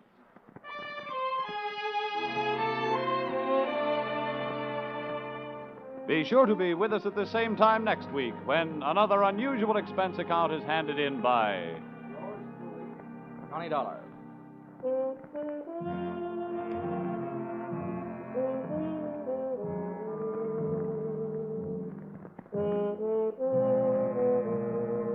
Were you right? Were you wrong? Did you know it was Buster Keaton playing Sing It Again's Phantom voice these last few weeks? Well, now there's a new Phantom riding the airways on Sing It Again. And for identifying him tonight, some CBS listener can win $50,000 in cash and prizes, radio's largest jackpot. Phone calls go out from coast to coast, so be ready for the new Phantom when Sing It Again comes your way over most of these same CBS stations later tonight. Now stay tuned for Vaughn Monroe's Caravan, which follows over most of these same CBS stations. This is CBS, where yours truly, Johnny Dollar, meets adventure every Saturday night, the Columbia Broadcasting System.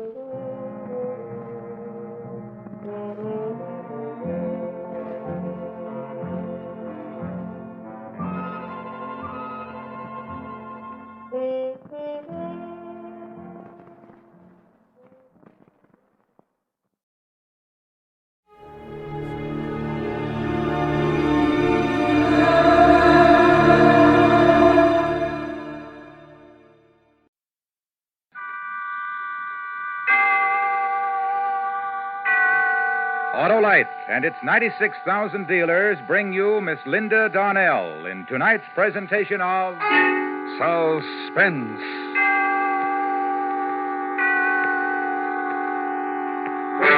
Tonight, Autolite presents the story of a woman who knew her husband was trying to kill her and was powerless to stop it.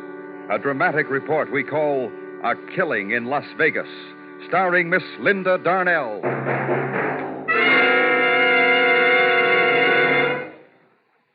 Hi, Hap. Huh?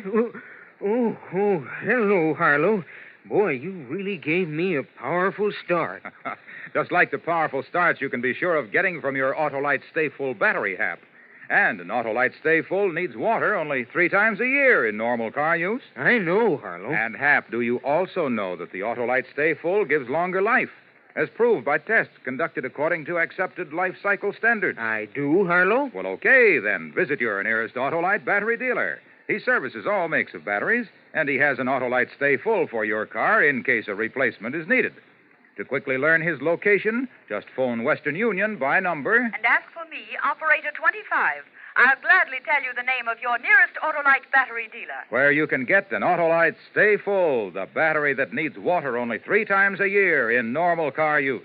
And remember, from bumper to tail light, you're always right with Autolite. And now, with A Killing in Las Vegas and the performance of Miss Linda Darnell, Autolite hopes once again to keep you in suspense.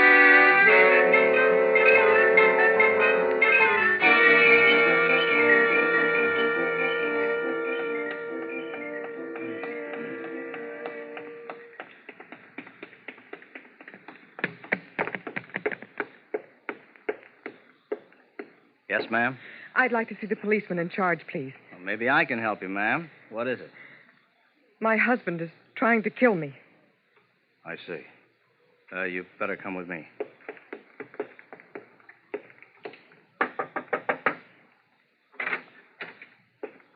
Oh, Hank, I think you better talk with this lady. Oh, yes, ma'am. Come in. Now, have a seat. Thank you. Now, what is it you wanted to see me about, Miss... Mrs. Evans. Dixie Evans.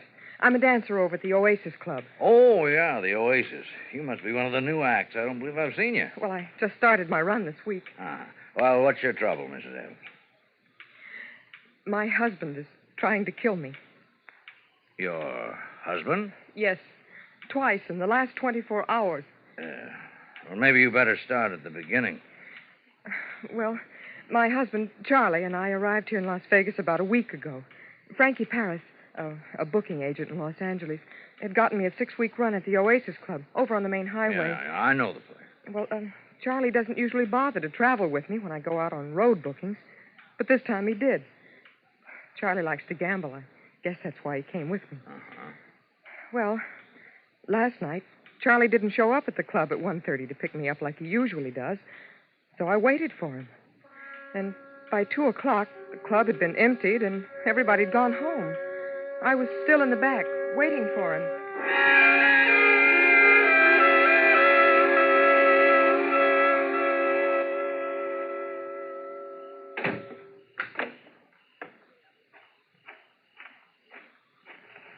Who is... Oh, it's you, Dixie. Hi, Barney. What are you doing out here all alone? Well, I'm waiting for my husband. He's late. Sure is. It's almost 2:30. You know where he is? No. Getting lucky, I hope. That's what I call wishful thinking. Did the house get much play tonight? About usual. Hey, would you like me to give you a lift downtown to your hotel? Oh, no thanks, Barney. I better wait for him. He'd have called me if he wasn't coming. He'll be along any minute. Yeah, if nothing happened to him. Oh, I know him like a book. After living with him for 7 years, I should know. He'd have called. You've been married that long, huh? Yep. Well, look, Dixie, I don't like to leave you out here all alone like this. Don't be silly. Well, if I can't offer you a lift to town... No, thanks just the same, Barney. Tell you what I'll do. I'll wait around till he gets here. I don't want you to get lonesome. Oh, no. You go on home and get some sleep. I won't be lonesome. I've got all those wide open spaces of Nevada just to keep me company. Okay, Dixie. And besides that, I got a strong pair of lungs. I can always scream for help. Sure, but who'd hear you? Like you said, those are wide open spaces out there. Are you trying to scare me? Nope. I'm just tired. I'll see you tomorrow night. Good night, Dixie. Good night, Barney.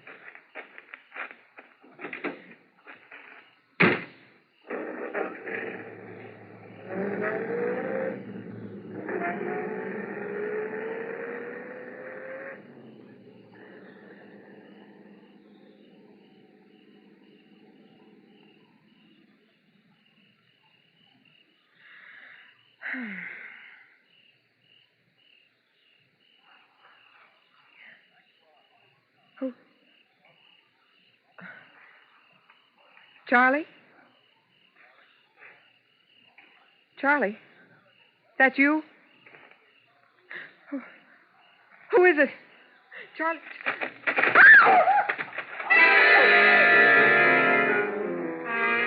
then, before I could move, I felt someone grab me from behind. It was a man. He twisted my arms and yanked me back in the shadows. I kicked and spit and tried to fight myself loose, but it was no use. His hands were like steel. I tried to scream, but his hands closed around my throat.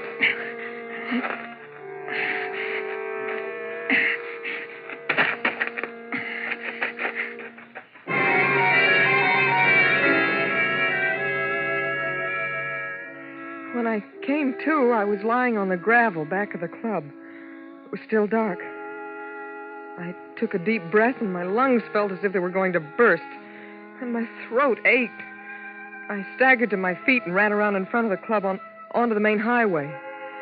It wasn't long before a passing cab picked me up and took me back downtown to the hotel. When I let myself into the room, Charlie was in bed. I sat down and started to cry. He got up, came over, and put his arms around me. That's when I should have known. When he put his arms around me. Look, Dixie, baby, come on, get hold of yourself now. Come on, take hold, honey.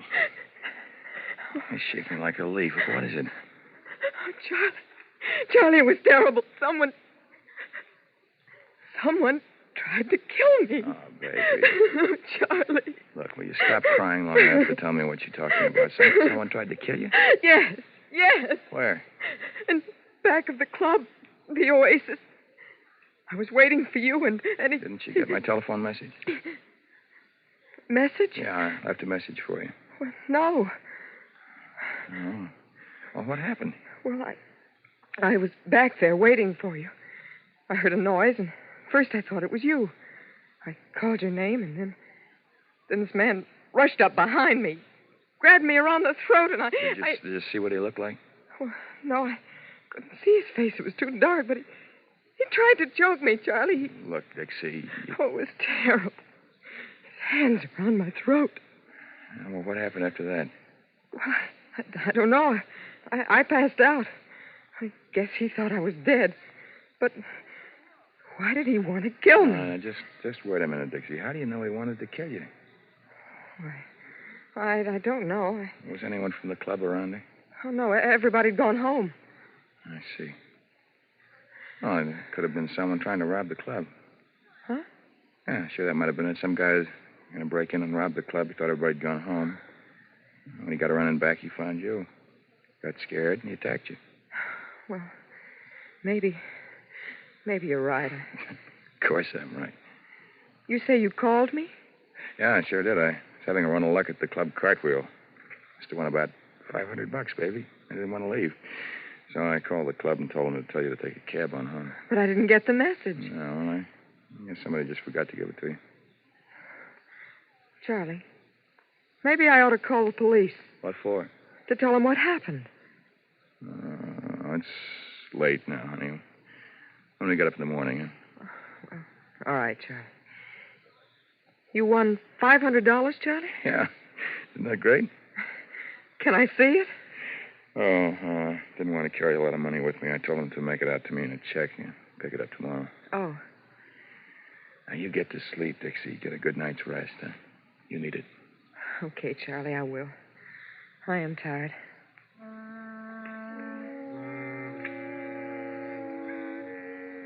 I had a very restless night. I didn't get much sleep.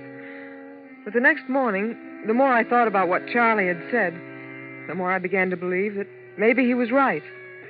Maybe it had been somebody just wanting to rob the club. We got up late and had lunch at one of the restaurants along 5th Street, then played some bingo at the Palace.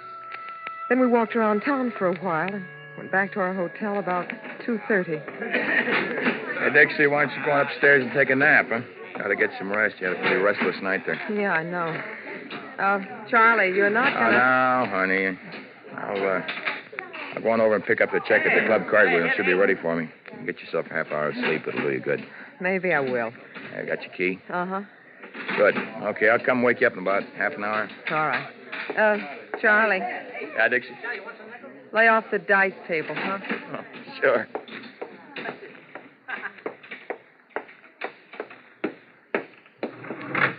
ma'am? 3, please. Yes, ma'am.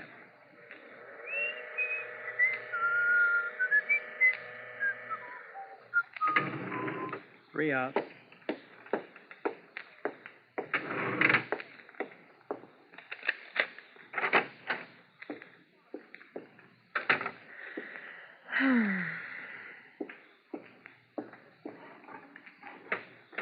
Oh, brother, this feels good.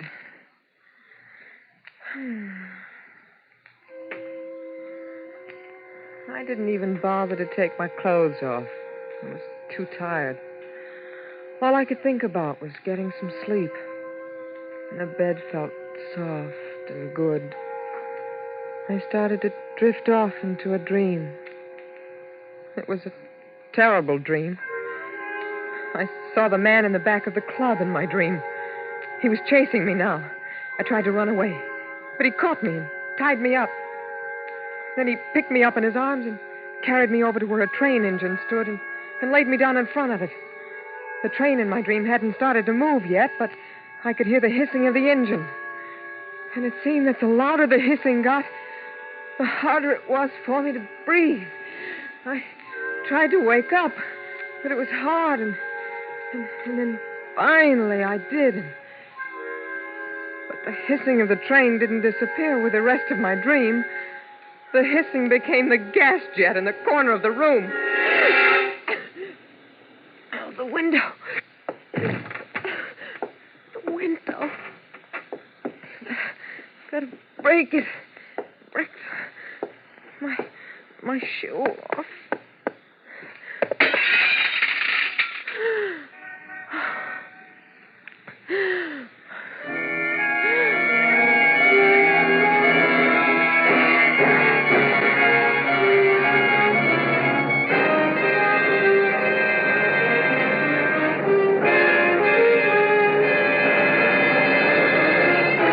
Autolite is bringing you Miss Linda Darnell in A Killing in Las Vegas. Tonight's production in radio's outstanding theater of thrills, Suspense.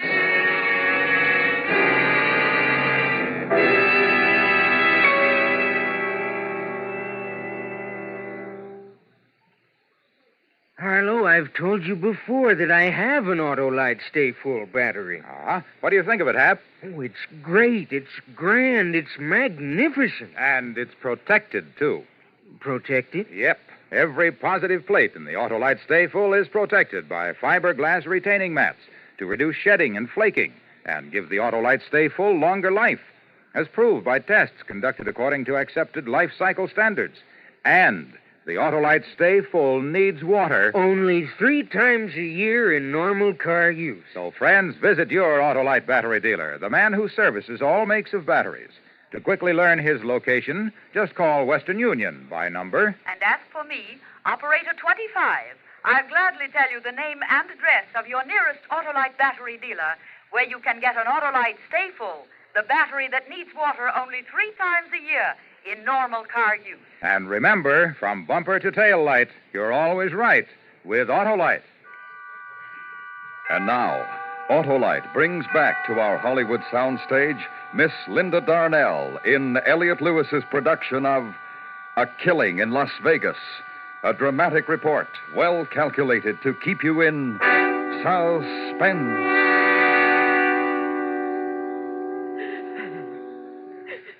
All right, Mrs. Evans. Just try to finish your story if you can. You say you tried to break the window with your shoe. Yes. It finally broke, and I got some fresh air. And this was how long ago? About an hour. Then what happened after you were able to revive yourself? Well, I was scared. I asked myself, what have I done so bad that someone wants to kill me for it? Because now I believe that someone was trying to kill me. I tried to get hold of Charlie, my husband, to tell him to come back to the hotel right away.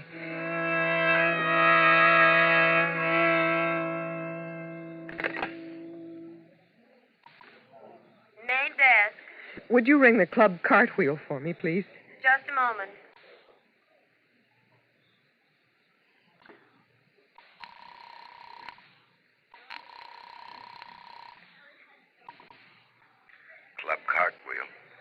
called, Spiggy? My name is Evans, Mrs. Dixie Evans. My husband was coming in to pick up a check. Can you tell me if he's still there? Pick up a check? What's he do, work here? No, he came in there last night. He had a run of luck, and he said he told you to make out a check for him. What was that name again? Evans? Yes, Charles Evans. Just a second. Hey, does anybody know anything about a check for Evans? No. You mean he hasn't picked it up yet? No record of a check waiting for him. But he told me. Yeah, lady, sure. He told you. I'm sorry I bothered you. No bother at all.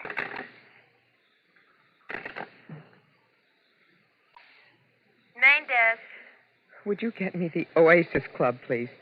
The number is 4062. One moment.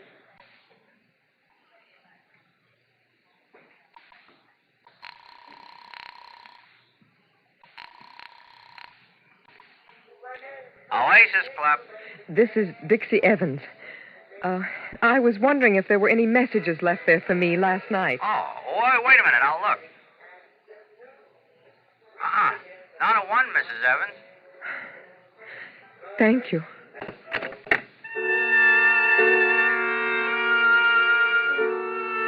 And just like that, I find out that my husband, Charlie, is the person who's been trying to kill me. My own sweet, loving husband. He didn't win a pile at the club cartwheel. And he didn't leave a message for me at the Oasis Club. I guess I must have surprised him when I walked into the hotel room last night. He'd left me for dead. So he'd had to try again. Sleep, Dixie. Get some rest. So he could turn on the gas jet in the room and try again. What does a woman do when she finds out that her husband is trying to murder her? What does she do? What would any other woman do? She'd go to the police. So I came to talk to you. Is that all of it, Mrs. Evans? Yes. Isn't it enough? Oh, Mrs. Evans, tell me something. A man who tried to choke you back at the club, did you see his face? Well, I didn't see his face, but you didn't see his face? Well, no, well, but... then how do you know it was your husband, Mrs. Evans? Because I told you he tried it again. Only a little while ago up in our hotel room. I found the gas jet in the room turned on. You don't believe me, do you? Does your husband own a gun? Yes. Has he ever threatened you with it? Well, no. Has he ever threatened you at all? No. No, but don't you understand... Why are you so certain that the man who tried to choke you in back of the Oasis Club was your husband? Huh? You didn't see his face. I know, but... Well, then you can't be sure. But up in the hotel room... You'd be quite surprised at the number of people who die every year by accidentally bumping against a gas jet and turning it on and never knew they did it. I tell you, my husband is trying to kill me. Why? Why? Can you tell me why your husband wants to kill you? Well, I don't know why. I don't know. I haven't the slightest idea. There, you see, you can't tell me why. Now, look, Mrs. Evans, why don't you go back to your hotel now and get some rest? We'll look into it for you. Look into it?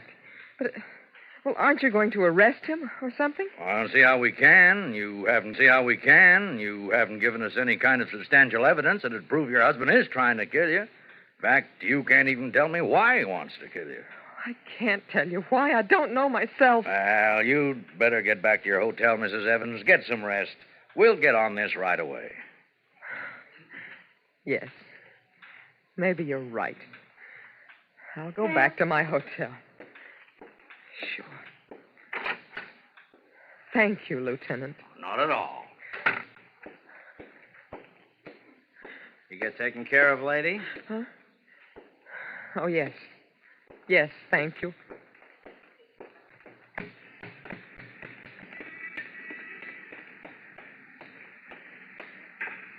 Dixie? Charlie. Hello, Dixie. Come on, get in the car, my dancing wife. I've come to take you home.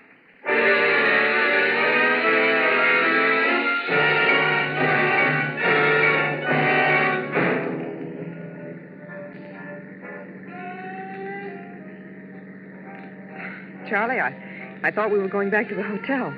This isn't the way. What are we doing on the highway? Charlie, what's the matter? What's wrong? Oh, don't turn the radio louder, Charlie. I want to talk to you. Charlie, you're mad at me, aren't you? What have I done that's made you mad? Oh, Charlie, take me back to our hotel. Let's get home. I want to go home. I don't want to go for a ride. I'm tired now. I'm awfully tired, Charlie. Please don't turn it louder. It makes my head hurt. Please, Charlie. Charlie, don't I mean anything to you anymore? What is it? What are you mad at me about? Is it the divorce, Charlie? I don't want to hear you talk. That's it, isn't it? That's what you're mad at me about, the divorce. But I can't give it to you, Charlie. I can't. Look, it doesn't matter anymore. She's married now. She wouldn't wait any longer. So yesterday she got married.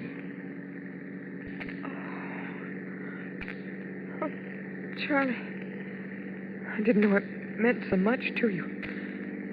I only tried to do what I thought was best for the both of us. We're not getting any younger, and when two people were married for as long as we were married, I thought maybe we should try to make something of it. You thought that. What about me? You?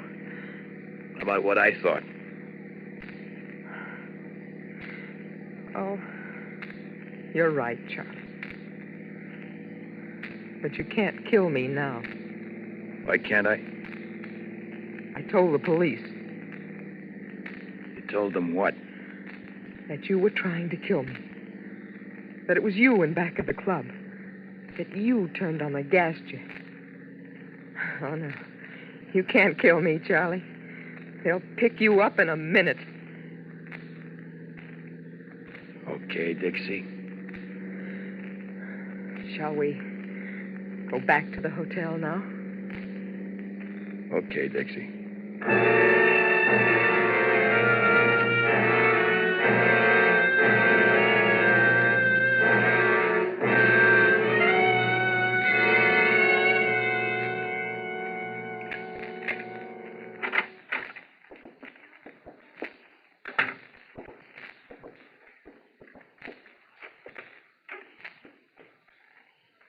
What do we do now? There's nothing to do, Charlie. We just go on, I guess, like we have. You do that? You stay with me, married to me, knowing I want you dead? I have to, Charlie. Because I won't give you a divorce. Well, like chess, Dixie, we're stalemated, aren't we? Looks that way. You know how much I hate you. Now I know. Up to now, it's been a game of cat and mouse. You were the mouse and I was the cat, ready for the kill. But you tricked me, my pretty wife. You must feel pretty proud. But look, the game's going to change, Dixie. Work hard. You make lots of money because I'm going to spend it all. Charlie. Have I been a good husband to you, Dixie? And think back. Remember all the soft, sweet things that we ever held between us. Think about them, because those soft, sweet things will become just a memory. From now on, I'm going to make life hard for you, Dixie, and I'm going to make it so hard for you, you'll wish that I had killed you. I'm tired, Charlie. I'm going to try to get some rest. Yeah, get some rest.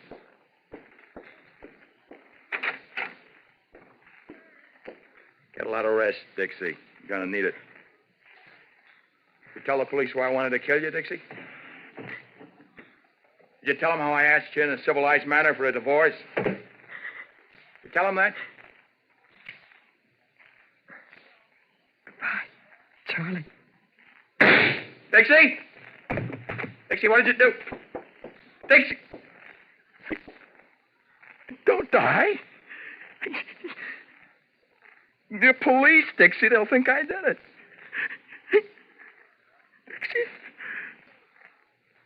Please, Dixie, don't die. Dixie, don't die.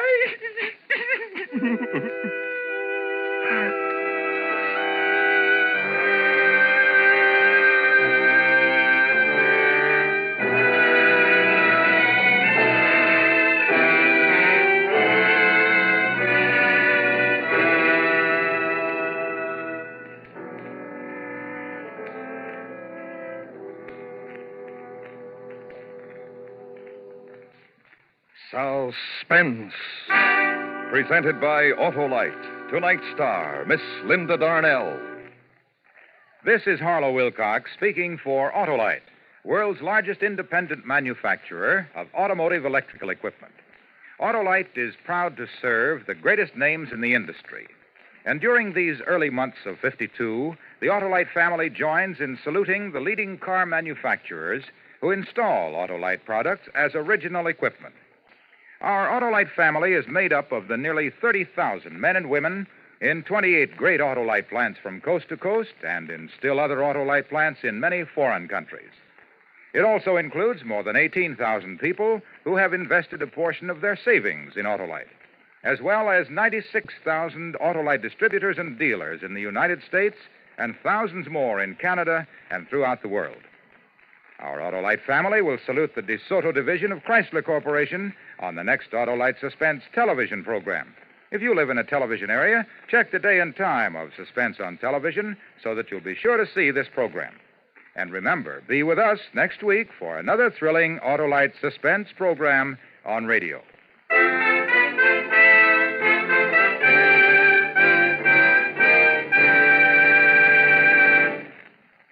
Next week on Suspense, our star will be Mr. Herbert Marshall in a radio dramatization of the true story of the 39 Steps. In weeks to come, we shall also present Ray Milland and Frank Lovejoy, all on Suspense.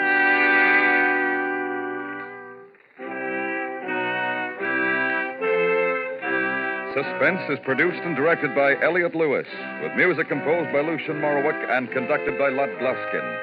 A Killing in Las Vegas was written for Suspense by Richard George Pedicini. In tonight's story, Lamont Johnson was heard as Charlie and Joseph Kearns as the lieutenant.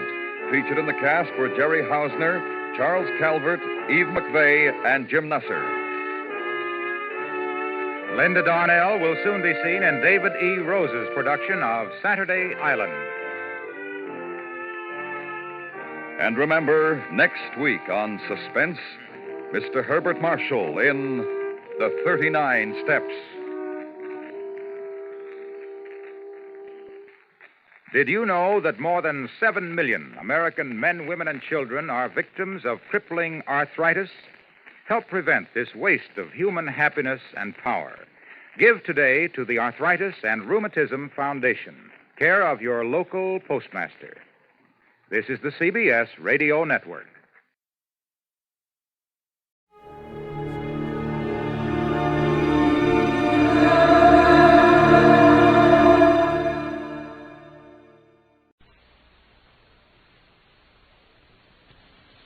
The hair-raising adventures of Sam Spade, Detective, brought to you by the makers of Wild Root Cream Oil for the hair.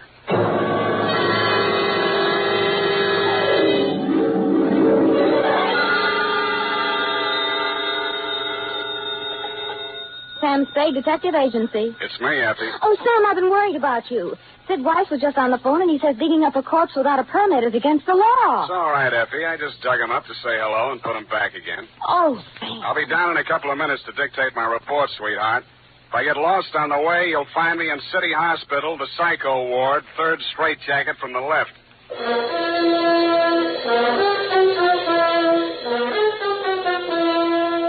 Dashiell Hammett, America's leading detective fiction writer and creator of Sam Spade, the hard-boiled private eye, and William Spear, radio's outstanding producer-director of mystery and crime drama, join their talents to make your hair stand on end with the adventures of Sam Spade. Presented each week by Wild Root Cream Oil, the non-alcoholic hair tonic that will put your hair back in place again, grooming it neatly, naturally, the way you want it.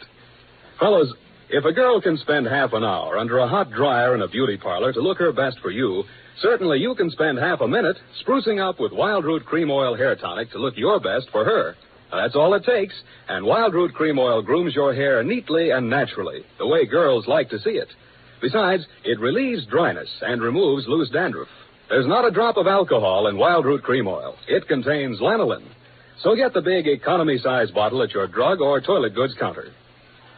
And now, Wild Root brings to the air the greatest private detective of them all in The Adventures of Sam Spade.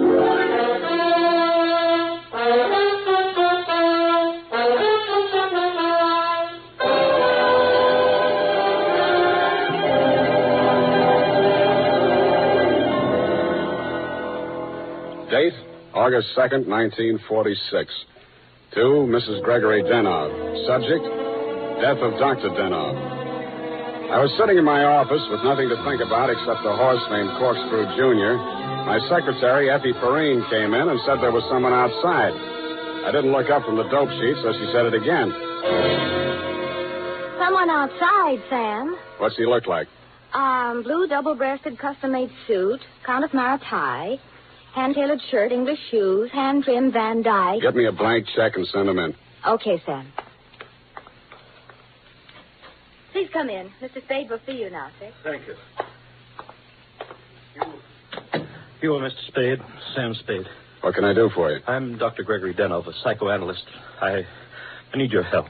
Lie down, doctor, and tell me all about it. I see you might also be noted for your sense of humor as well as your discretion. Who told you I was discreet? A man named Nicolaitis. Well, you tell Nicolaitis I think he's cute, too. What else does he say about me? That I can trust you with $10,000. Oh. Is this Mr. Nicolaitis one of your patients? No, he isn't. As a matter of fact, he's gotten possession of some private records of mine. Well, it's rather involved. Nicolaitis is shaking you down, and he picked me as the middleman, is that it? This is not an ordinary case of blackmail. Blackmail is blackmail, even if you do it in Technicolor. Well, as you may know, a psychoanalyst keeps a faithful transcript, a detailed record of everything a patient says during consultation, no matter how intimate or shocking. Yeah? This man, Nicolaitis, has managed to gain possession of a copy of one of these case histories. The patient is a very celebrated person, and should this material be divulged, it may have very serious consequences for both my patient and for me. Doctor, your best bet's the San Francisco Police Department. No, that's out of the question. Then I'm afraid I can't help you. Why not? Nicolaitis said I'm a private detective. When I take on a client, I take on his troubles. My job is to protect him, not to stand by and see him milked. If you want to hire me on that basis, I'll listen. Oh, I'm so tired. I must trust somebody. What can you do for me, Mr. Spade? Write me out a check for $1,000. Got a pen? Yeah. All right. You see, Nicolaitis figures that if I'm getting a cut, I'll have to keep my mouth shut. I'll spend it all the same. Here you are. Thanks. Now, what was the last thing Nicolaitis told you? That he would pick up the $10,000 here and deliver to you this file in question. Can you reach him? Yes. Call him. Tell him you've seen me. Tell him I won't do that kind of business in my office. Tell him to come to your house. I'll be there. What if he refuses? He won't. Tell him I have the whole $10,000. What time? How about in an hour? No, I'm sorry. We'll have to make it around 3 or... Oh, goodness, I'm late now. I really... That's a beautiful watch, Mr. Denov. Yes. Foreign? Yes. May I see it? My watch? Why, really, Mr. Spade, I'm very late. I have so many things to do, and I have to be at the Majestic Theater well before the matinee starts at 2:30. How are you going to see me at 3 o'clock if you're going to the theater? Oh, I'm not going to stay for the performance. Well, Mr. Spade, till 3 o'clock then. Oh, my office is in my apartment. The address is here on my card. It's the penthouse. Penthouse, huh? Okay, doctor, I'll come formal. I'll wear the top to my bathing suit.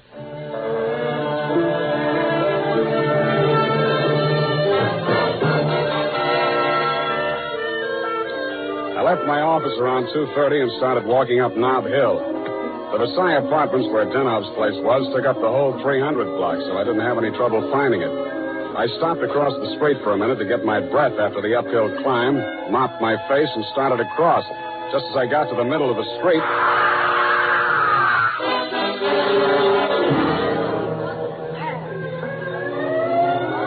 The crowd was packed in so close around I couldn't see who'd done the Brody, but I had a pretty good idea. The cops had the sidewalk roped off and guards posted at the building entrance. It took me maybe 20 minutes to elbow my way through and show my credentials. Sergeant Levine had the front door, so they let me in. Lieutenant Dundee of Homicide met me at the door of the penthouse. Hiya, Sam. What do you want? I want to see Dr. Denov. The doctor's dead. Dead? Yeah. He's my client. They can't do this to me. How? Hit a Brody out the window. What are you here for? To see his wife. Okay with you? Why not? She's inside. Thanks. Mrs. Danoff, please. With all due respect for your grief, I must have the keys to the cabinet where Gregory kept his confidential files. You realize that he wished me to take charge of his patients and that I am responsible. All this police and so on. We must get those files out of here as soon as possible. Yes? My name is Spade. I am Dr. Zoya. I was poor Dr. Danoff's oldest friend. If there's anything I'd like to see you, Mrs. Danoff, alone. But you police have already asked her so many questions. You see, she's not in the... I'm not with the police. I'm a private detective. I was working for Dr. Danoff. A private detective? He was in trouble, you see. You see, Dr. Sawyer, the police won't believe me. Mr. Spade, you'll tell them. You'll tell them he didn't commit suicide. Well, Mrs. Denov, I guess that takes care of everything here. It's clearly suicide. Oh, idiots. Blind, stupid idiots. Suicide. My husband, he treated suicides. He would never... No, please. It will be all right, my dear. I'm sorry. She's hysterical. If I had the time, I would... Tell them. Please, Mrs. Dano. The undertaker has been arranged for burial at 7 o'clock, Beit Israel Cemetery. Now, please, the key to Gregory's files. Here, take it and go. Go ahead, all of you. Okay, we'll call you now. Oh, I'm so sorry, gentlemen. This hysteria, a simple traumatic condition. If I only had the time. Who can I turn to? Who'll help me? You think it's pleasant? You think my husband would rest if they said I committed suicide? What shall I do? What shall I do? What shall I do? Oh, you... Dr. Zoya didn't have the time, neither have I. You think it's murder? Who do you think killed your husband? To name someone. That's a very serious charge, Mr. Spade. Goodbye, Mrs. Denov. Constance Brent. You mean Constance Brent, the actress? Yes. Yes, she was his last patient this morning. She had threatened to kill him before. How do you know? My husband said so. To you? Well, he'd written it down on his notes on her case. Once before, she'd almost pushed him from that same window. How about your husband and Miss Brent? Oh, I knew she was falling in love with my husband. That always happens. They call it a transference. But in this Your case... husband told me Miss Brent was acting in a play this afternoon over at the Majestic. Yes, Midsummer Night's Dream. But she was here. I know she was here. Miss Ray, the receptionist, was coming back from lunch when she heard voices arguing inside. And she was sure it was Miss Brent's voice. Show me the doctor's case history on Miss Brent. I can't. It's missing. As soon as it happened, I went to the files. I meant to show it to the police. Who could have taken it? Constance Brent was the last one in that room before he died. Yeah. When did you see Nicolaitis last? Nick, who? Skip it. Where can I reach you in case... For the next couple of hours, I'll be at the Majestic Theater. I want to see how good an actress this Constance Brent is.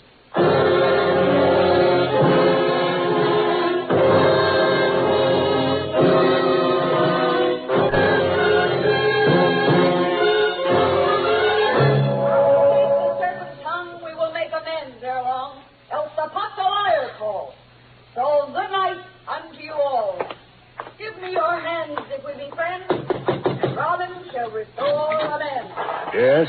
This Constance Brent's dressing room? What do you want? I want to talk to Miss Brent. Well, you can talk to me. I'm her husband. So you're Mr. Brent? I'm Jonathan Wallace. She's Mrs. Wallace. Now, what do you want with my wife? I've come to tell her that Dr. Denov is dead. Are you sure? You tried falling from a 12th floor window sometime. Well, that's the best news I've heard this year. But I'm afraid it will be a shock for Constance. Maybe, maybe not. She was the last person to see him alive, as far as anybody can make out. Are you from the police? No, I'm from the insurance company. Claims investigator. What do you want to see Constance for? The policy wasn't made out to her, was it? No, made out to his widow. But she can't collect. Police say it was suicide.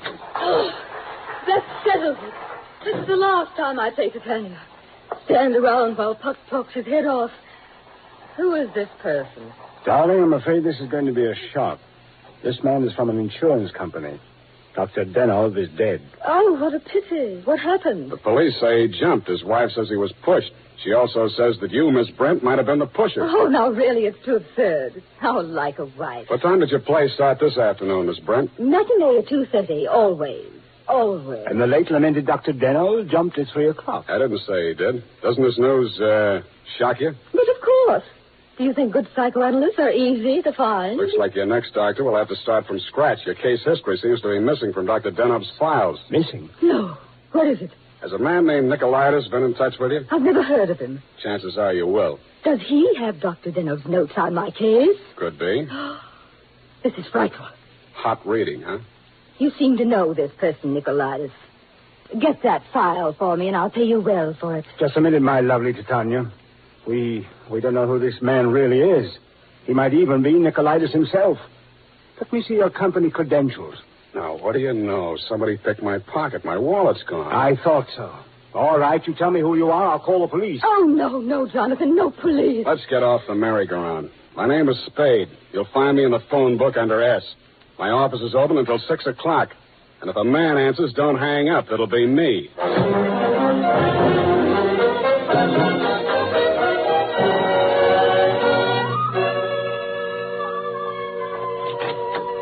Hello, Effie. You found a Nicolaitis yet? Not one. I even tried spelling it backwards. Nobody ever heard of a man named Nicolaitis. I'm beginning to think there ain't no such person. Pardon me. Do I hear my name mentioned? I'm Nicolaitis. Sam, I still think you're right. Come all the way in, Mr. Nicolaitis. Sit down. Thank you. If you need me, Sam, just scream. What can I do for you? Oh, I've come for my money. What money? For the $10,000. You remember the $10,000? Refresh my memory. Oh, Dr. Denov, the gentleman who visited you this morning? Oh, that $10,000. Oh, you see, you remember now. Yeah, it all comes back to me now. You were supposed to deliver something for the money. Since Dr. Denov is dead, that is no longer important. You will give me the money, please, and I will not disturb your afternoon any further. Suppose I refuse? Oh, that would grieve me. In my grief, there is no telling what I might do. Dr. Denov's dead. There's nothing more you can do to hurt him.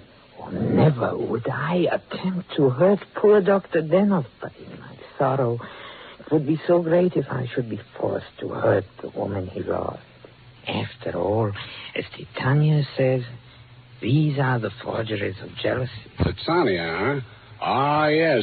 Midsummer Night's Dream. Act 1, Scene 18. I'm a little rusty on my Shakespeare. Oh, you are indeed, Mr. Spade. Titania doesn't appear until well into Act 2. She doesn't, huh? Yeah, that's right. Yeah. I guess she isn't on for 40 minutes or so. Yes, indeed, Mr. Spade, but I didn't come here to discuss drama. What else have you got to discuss? When Dr. Denov died, your market died with him. That is a very unprogressive view, Mr. Spade. There's always a gentleman named Jonathan Wallace. Why, you fiend. You don't mean you've sold to both of us. Mr. Spade, how can you have such a low opinion of me? I will prove my integrity. I will give you the material. You give me the money. Hand it over. In the Levant, Mr. Spade, we have a saying.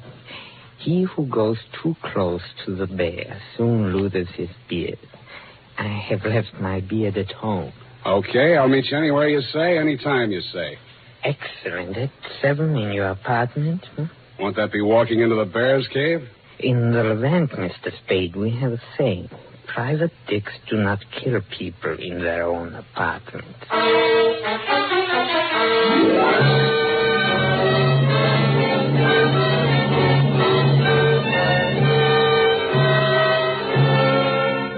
It was then 6 p.m. I called Effie for messages. She told me that you had been phoning frantically, Mrs. Denov. I still had maybe 30 minutes before Nicolaitis was due at my apartment, so I breezed on up to your place on the hill. We had a very interesting chat. Remember, Mrs. Denov? Looking back on it, that was probably the most interesting conversation we had. Funny, I can't remember much of anything you said, but it was so cozy there in your place. And what with your clock being about 20 minutes slow, it must have been something like 7:30 before I left you. I grabbed a cab and told the hacky to step on it. I hoped Nicolaitis was still waiting at my apartment. He was.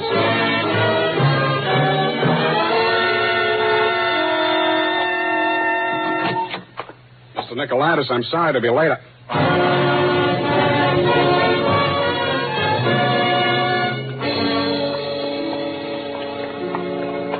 He was lying on my bathroom floor.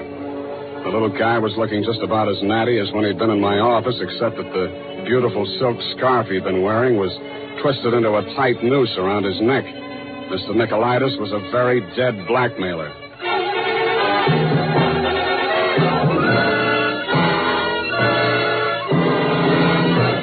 The makers of Wild Root Cream Oil are presenting the fourth in a new series of programs bringing to the air for the first time the adventures of Dashiell Hammett's famous private detective, Sam Spade.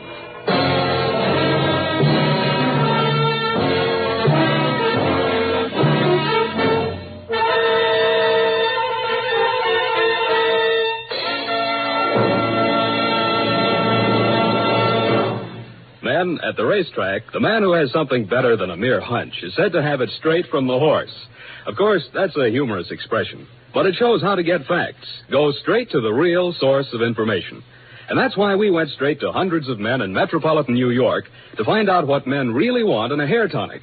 And their answers show that Wild Root Cream Oil has all 5 advantages chosen by this impartial consumer jury of men. 1, Wild Root Cream Oil grooms your hair neatly and naturally, never leaves it sticky or greasy. 2, Wild Root Cream Oil relieves annoying dryness. 3, it removes loose dandruff. 4, it's non-alcoholic. And 5, it contains soothing lanolin. Remember, no other leading hair tonic gives you all 5 of these important advantages. Is it any wonder that 4 out of 5 users in a nationwide test preferred Wild Root Cream Oil to all other hair tonics they'd tried? So next time you visit your barber, ask for Wild Root Cream Oil and get the big economy-size bottle of Wild Root Cream Oil at your drug or toilet goods counter. And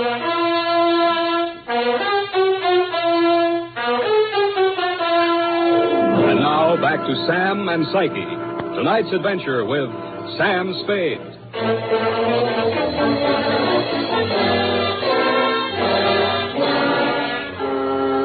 His eyes were open, and he seemed to be looking right at me as I bent over him. The finger marks in his throat were too blotchy to be of any use. Pretty soon, Lieutenant Dundee and Sergeant Polehouse came in and walked over behind me. We all stood there for a second, and then Polehouse bent down and closed those eyes. You know him, Sam? His name is Nicolaitis. That's all I know about him. What did he come here to your place for? I don't know. You invited him? I wouldn't have been surprised to find him here, but not like this. You boys got a smear on him yet? Sure. He's an old customer of mine. Runs a photo lab. Photostats, microfilm. Microfilm. Nobody makes any sense. They're all screwballs, psychos, neurotics. What am I doing in the middle of this anyway? Sam, don't scream at us. We're just doing a job. Oh, I'm sorry, boys. This Dr. Deno was my client. Mental expert. That Deno probably had a screw loose somewhere and needed a psychoanalyst himself. Say, maybe he was... Yeah. Hey, look, Dundee. I'm going out of here now. Do I call Sid Weiss and we go through all that again, or are you going to let me walk? Why, Sam, you can go. I know where you sleep. I'll wake you when I'm ready for you.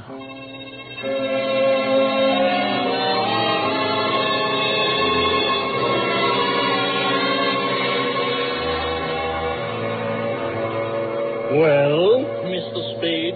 I want some answers, Dr. Zoya, and you're the guy who can give them to me. I'm listening. Just let the questions flow into your mind and do not try to repress any of them.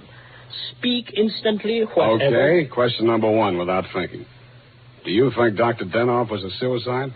Well, I had not seen Dr. Denoff for many years. He had been my student in Vienna. I was his analyst, in fact. That's all very interesting, Doctor, but my question... Yes. Did poor Dr. Denoff commit suicide? I have reviewed all the material, manifest and hypothetical, and I came to the conclusion, no, it was quite impossible. You see, these paranoid... Okay, question number 2. Was Dr. Denoff in love with Constance Brent? I suppose I can now answer that question. When I arrived in San Francisco, I found him in great distress. He told me he feared he was losing his objectivity towards this patient. In other words, he was in love with her. Yes. You think she might have murdered him? All psychoanalytical subjects develop aggressive feelings toward the doctor. Nearly all of my patients have threatened me at one time or another. You don't say. Tell me, Dr. Zoya, you know anything about Jonathan Wallace, Miss Brent's husband? A violent type, almost psychotic. Yeah? How about you, Dr. Zoya? Could you have done it? That is a most interesting question, Mr. Spade. When I arrived here from Vienna without funds, dependent on the kindness of my former students, I must confess that I felt a certain antagonism. It disturbed me to realize that a man of my standing in the profession should be dependent on the goodwill of a younger and, I sincerely believe, less gifted man. However, I overcame this, and I didn't kill him. Yeah. Well, Doctor, thanks a lot. Oh, people. Truly a life study. There is no accounting. For instance, Dr. Danoff. He came to me only this afternoon with the strangest requests. Yeah? He gave me the gold watch which I had presented to him many years ago upon his graduation in Vienna. He had a patient waiting and so had not much time to explain. Where is this watch? Please, I'm coming to that. He asked me to promise that I would have the watch buried with him if something should happen. That has been done. But Dr. Danoff just died at 3 o'clock. It is a Mosaic law that the deceased be buried before sundown. Uh-huh. Thanks, Doctor. Thanks a lot. I hope I've been of some help. Doctor, you'll never know how much you've helped me.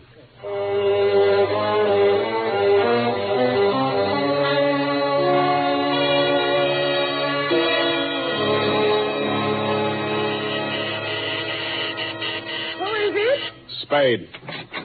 Oh, what's happened? I think I got the answers, Mrs. Danoff. That file on Constance Brent.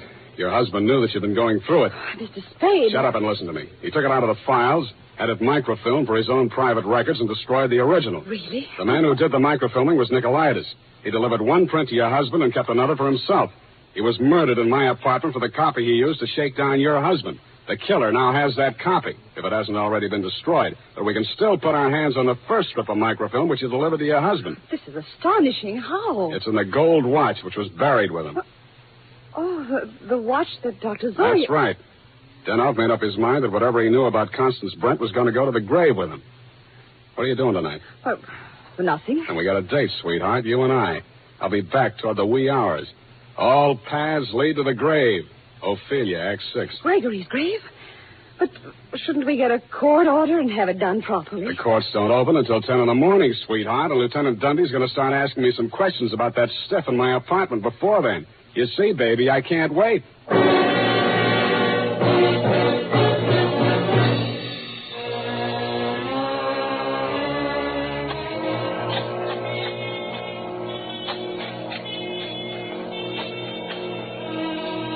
Mr. Spade, we shouldn't be doing this. If I'm wrong this time, it won't be wasted effort. I'll crawl into the grave myself and pull it in after. Here. I struck it. Give me that crowbar, Mrs. Denow, quick. Oh, dear. Oh, dear. Put that flashlight in here, sweetheart. You look the other way. Yeah, here it is. Look. What, Mr. Spade? What have you got? The watch. Here, put the flash on it while I open it. Here's my nail file. Pry off the back. Thanks. That does it. Here's the film. All right, Mr. Spade. Give me that film. Well, if it isn't the second gravedigger from Hamlet, Mr. Constance Brent. Stop clowning and hand it up to me. You better do as he says, Mr. Spade. We've both got guns. I was expecting that. Took you a long time to get here, Mr. Wallace. How did dear Constance make out as Lady Macbeth? Just give me that film. Stop being an idiot, Wallace. The cemetery is crawling with cops. Put that gun away before you drop it and break your foot. Come up out of that grave, Spade, or you'll stay there forever. Okay, Dundee. All right. right, get those hands up, everybody. Go ahead, Dundee. Make the pinch. Okay. Sam Spade, I arrest you for body snatching, violation of graves under the Civil Code number... No, you fool. You're supposed to arrest Mrs. Gregory Denov and Jonathan Wallace for the murder of Gregory Denov and Pericles Nicolaitis. But I... Oh, yeah. No, you don't.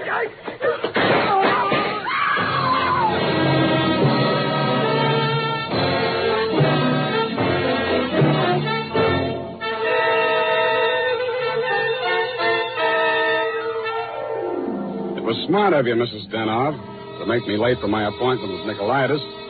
You did that so that Wallace could nail him in my apartment for the microfilm. You thought you could use that film to pin Denov's murder on Constance Brent. But after your late husband caught you tampering with his files, he added a few well-chosen words to it so that the film put the finger on you and your boyfriend, Mr. Wallace, in case anything happened to the doctor. So Wallace had to kill Nicolaitis. You weren't smart to push your husband out the window. That looked like suicide. You might have gotten away with it, Mrs. Denov, if you'd bashed your husband's head in with a bottle. That reminds me, Effie, pour me a drink. That all? Sign it, put a special delivery on it, and send it care of the matron to Hatchapee Prison. Go on, have one yourself. Oh, thank you. Here's how. Oh. You'll get used to it. Good night, Sam. Good night, sweetheart.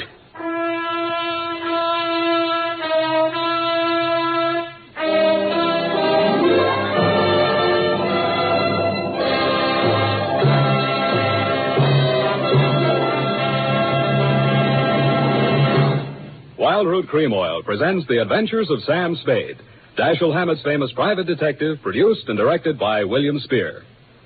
Then, on these warm August days, the sun beats down on your hair, may leave it looking dry and brittle. That's why, now especially, you need Wild Root Cream Oil.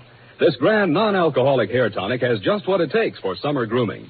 It contains lanolin, the soothing oil that's so much like the oil of your skin. Wild Root Cream Oil keeps your hair neatly in place, gives it the handsome, successful look that helps you get ahead on the job. And Wild Root Cream Oil removes loose, ugly dandruff and actually relieves annoying dryness. So tonight, take the famous FN test. Check your scalp. Signs of dryness or loose dandruff tell you need Wild Root Cream Oil right away. Sam Spade is played by Howard Duff. Fred Essler was Dr. Zoya. Lorene Tuttle is Effie. Don't forget, next Friday, the three masters of the art of hair-raising, Dashiell Hammett, William Spear, and Wild Root Cream Oil, join forces to bring you another hair-raising adventure with Sam Spade. Smart girls use Wild Root Cream Oil, too, for quick, good grooming and to relieve dryness between permanents. Mothers say it's grand for training children's hair. Dick Joy speaking. This is ABC, the American Broadcasting Company.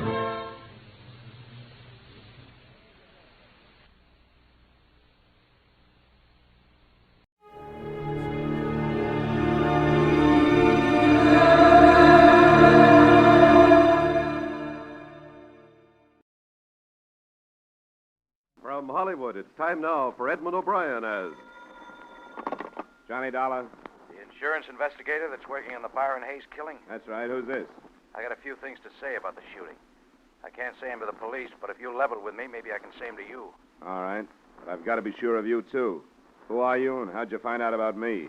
One of the papers mentioned that you'd come to New York. I guess you've read about me, too. I'm what they call the chief suspect, object of a widespread search. Roy Corona? That's right. Now, do you want to talk to me? Sure, Roy. Anytime you say. I thought so. I'm going to give the phone to a friend that's with me. He'll tell you where to go and what to do so he can pick you up.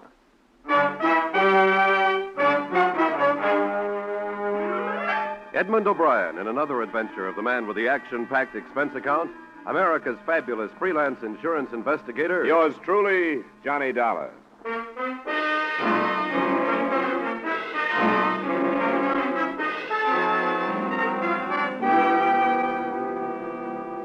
Expense account submitted by Special Investigator Johnny Dollar to Home Office, Corinthian All Risk Insurance Company. The following is an accounting of expenditures during my investigation of the Byron Hayes matter. Expense account item 1, $12, transportation from Hartford to New York. There wasn't much to be done that first day. The police had their theory on who had killed Hayes, and I hadn't had time to form mine.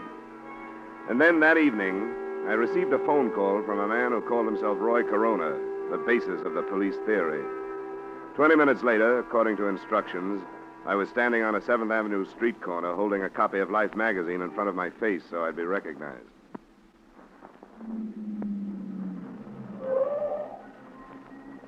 Hey, you. Yeah? What's your name? I'm your man, all right, Dollar. Come on.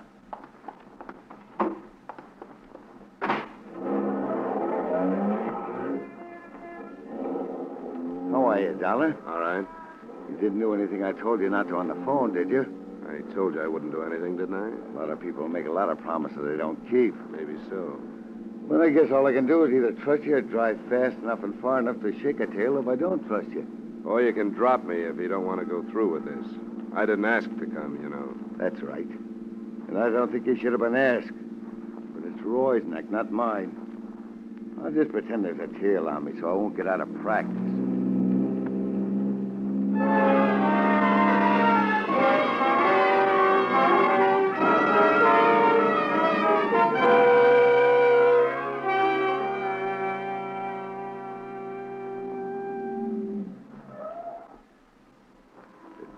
Next to the poultry store there. Thanks for the ride. It's on the ground floor, second door back. Tell Roy I'll sit out here for a minute and then park the car. Sure. Tell him I'll be in a little while. Yeah.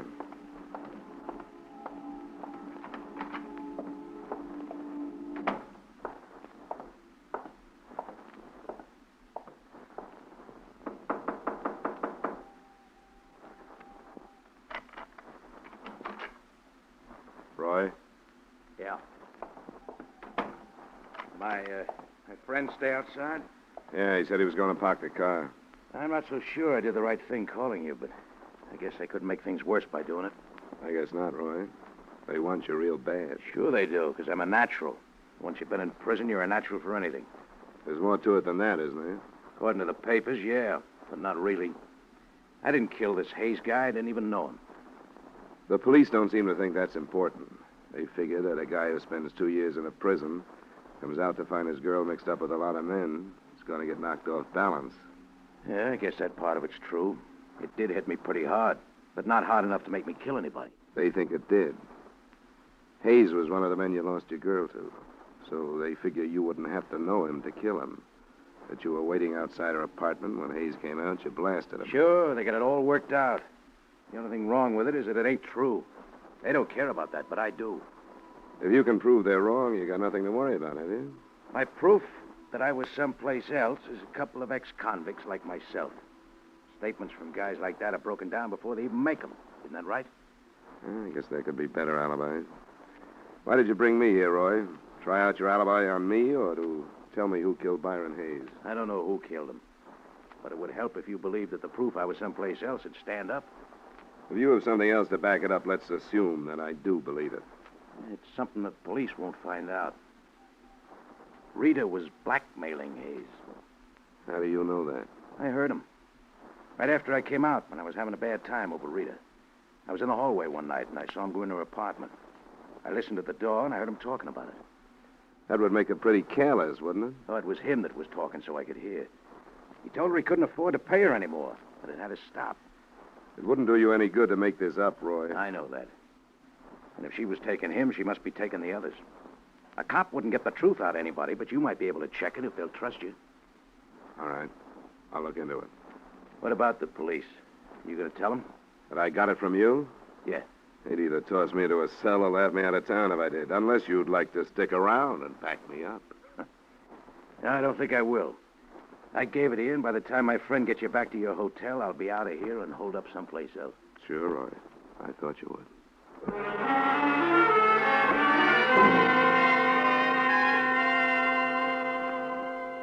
The only reason this tip from the number one suspect meant anything to me was that to date, no progress at all had been made. Rita Carr, outside whose door Hayes had been killed, said she'd known him only casually, that he'd just dropped in. Nobody else could be found who knew about the association, and even the widow, Agnes Hayes, said she had never heard of Rita Carr. After I was dropped at the hotel, I decided to try out the new lead on the widow first. I've told the police everything I know, Mr. Dollar. I'm afraid it wasn't very much, Mrs. Hayes, and I wondered if there might not be something you didn't tell them because you didn't want to. What do you mean? I'm not a policeman. There are no reporters around. Everything you say to me will be kept in confidence. Mrs. Hayes, didn't you really know that your husband was seeing Rita Cobb? If I'd thought he was, do you think I wouldn't have done something about it? You didn't suspect anything? No. Even now, I don't think he was seeing her, as you put it. Do you know why he would have dropped in to see her, as she said he did? No. I knew nothing about it. Oh, please, Mr. Dollar, you must understand that this has been very difficult for me. Yes, of course it has. As far as I'm concerned, my husband always was a man above question. His friends, his business associates, everybody looked up to him. I looked up to him. And now you and the others ask me to believe that he knew this woman. She said as much. No, she was lying. There must be something else she's hiding. She's saying she knew Byron to hide something else. She didn't know him. She's lying. We'll learn the truth, Mrs. Hayes. Someone told me that Rita Cobb was blackmailing your husband. That's not true. That he was heard saying he couldn't pay her anymore. That's not true. Why should he pay her anything? He didn't know her. All right, Mrs. Hayes. I only wanted to tell you what somebody said. It's not true. All right, Mrs. Hayes.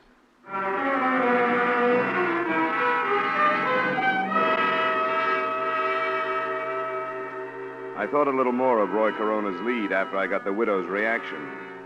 Nobody can deny so vehemently and not be doubted. I wondered how the beautiful blonde in the case would take the bait.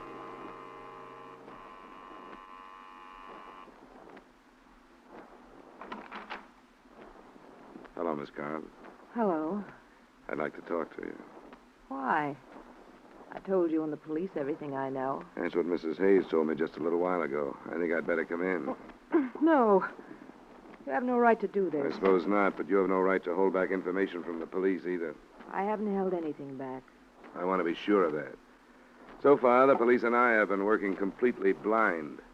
Nobody has known anything. Hayes is shot to death right outside your apartment, and nobody has the faintest idea why. Do you think I'm enjoying it? Do you think I like seeing my face plastered all over the papers, labeled the mystery woman? Don't you think I'd like to see this cleared up? Would you like to see it come out that Hayes was more than a casual acquaintance of yours? I met him once or twice, that's all. Why did you say that? How many other casual acquaintances do you have? I don't understand. What about a man named Donald Smith? How did you find out about him? That's not the point. I refuse to have the names of my friends dragged into this. It wouldn't do any good. Wouldn't do anything but hurt them. Arnold Smith is about the same kind of man Hayes was. Married, past middle age, good-sized bank account. Don't drag him into this. Please. How about your friend Earl Fisher? Married, past middle age, good-sized bank account. What did you learn about him? I've learned about 2 or 3 more of you men. The police know? Not yet. You're going to tell them? I may have to. I wish you wouldn't. I didn't mention them because I didn't think there was any reason to. None of them had anything to do with Byron. How did you know that? Why, because none of them knew about him. Because he was such a casual friend? No. I lied about that. But not to hide anything from the police. And why? I don't know. I was afraid to tell about him. I can see why. There are a lot of things that aren't being told about this. But it'll come out if everybody in town has to be dragged into it. Now think that over, Rita, in case you feel like coming clean.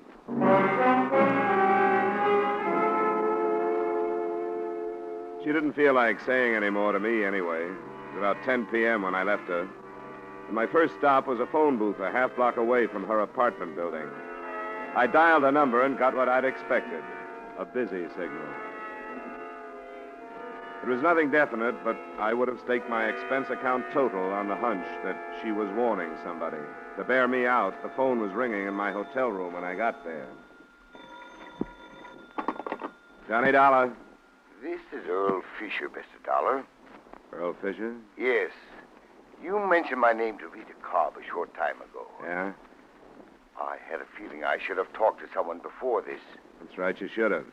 I hope you can understand, however, my feelings. I naturally didn't want my name to enter this publicly. Naturally. I have a great deal to consider. A family, reputation. Yes, I understand, Mr. Fisher. but I feel that I have to talk to you. Did you tell Rita Cobb that you were going to? Hardly, since she threatened me with dire consequences if I did. All right, Mr. Fisher. Where can we get together? I'd have to know that I could count on your confidence, at least temporarily. I think you can count on that. Could you meet me this evening? Where? Do you know Ricky's Club on Lexington near 80th? I can find it.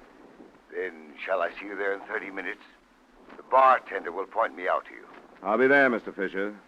Thanks for calling.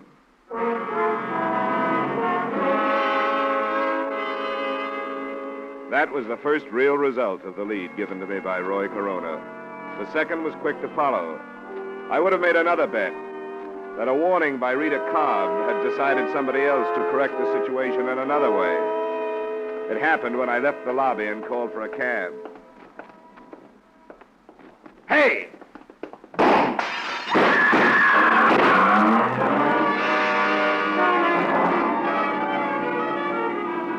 shots came from a car, double parked.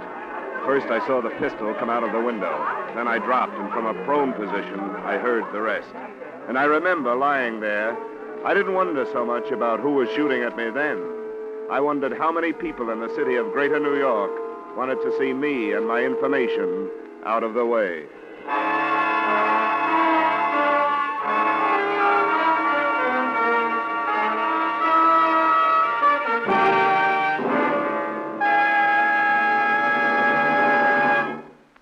We will return you to the second act of yours truly, Johnny Dollar, in just a moment.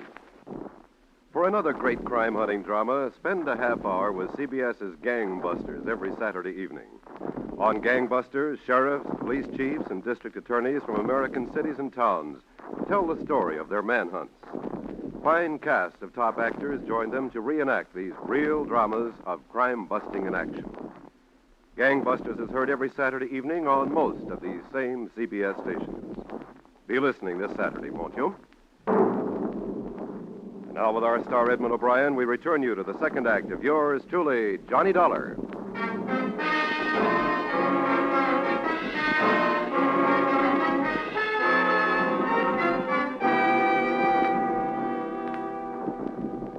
I didn't want to talk to the police right then, but I didn't have a chance not to. A patrolman was on the scene almost before I could get up off the sidewalk. 25 minutes later, I was in my room with the sergeant of detectives I'd met earlier in the case. What's going on, Dollar? Who's out after you? I think I was mistaken for somebody else. Now, you know better than that. I've got witnesses that for 10 minutes a car was double parked in front of this hotel. And that time, 4 or 5 men came out of that lobby. But the minute you step out, they open fire. Now, that doesn't sound like a mistake, does it? It still could be. Are you holding out anything, Dollar? I don't know who shot at me, if that's what you mean. That's only part of what I mean. I don't want anybody killed working on one of my cases. Now, what have you dug up? If you don't give it to me, I'm going to put you under wraps for your own good. Okay, Mayor. Oh, then you do have something. Well, I didn't think much of it at first. It was a lead on Rita Cobb. What kind of a lead? On what might really have gone on between her and Hayes. Where'd it come from? I took it to the widow first. She still denied knowing her husband was acquainted with the Cobb woman, but she may have realized that by admitting it, she'd be giving herself a motive. That's not new. No, but the possibility of blackmail is. And she could have known about that, too. Blackmail? Where'd that come from? I can't tell you, but I think it's worth something. I have a list of names. Men who might be on the same spot that Hayes was. Got it written down? Yeah, right here. Where'd you get this, Dollar? Names, addresses, and occupations. Sorry, I can't tell you that. You're going to refuse to answer police questions? Just that one. I'm not trying to hog your case, Sergeant Middleton. I'm trying to be hard to get along with. But you've got to understand. You must have given your word to an informer somewhere along the line. All right, we'll let it pass for now. Thanks. And I guess you understand, too, that you're probably holding the names of some potential suicides if you break this publicly right now. What about a potential killer? Do these men know you're onto them? I'm not sure how many. I tossed a couple of names at Rita, generalized the rest. Then one of them phoned me. When I was leaving the hotel, I was on my way to meet him. He probably baited you out onto the sidewalk. It could be. I couldn't tell where he was phoning from. Maybe right downstairs. Which one was he? This one, Earl Fisher. Married, family. Fairly big gun on the stock exchange. Motive enough to make a try on you? No proof that he fired the shots, but I'd pick up Rita Cobb as a material witness or something.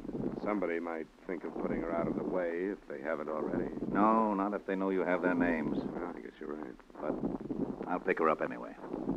Let me get on the phone. Just try a check on Earl Fisher.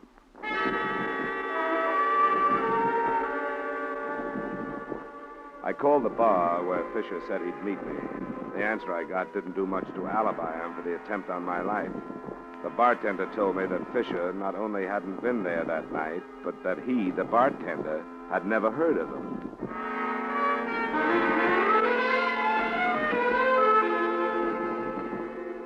While Sergeant Middleton went out to pick up Rita Cobb, I hopped a cab, went back to the Hayes address to try the widow again. Is it absolutely necessary, Mr. Dolar? I'm so distraught. I'm afraid it is necessary, Mrs. Hayes. A number of things have happened since I left you. Very well. I hope you won't stay long. I'll try not to.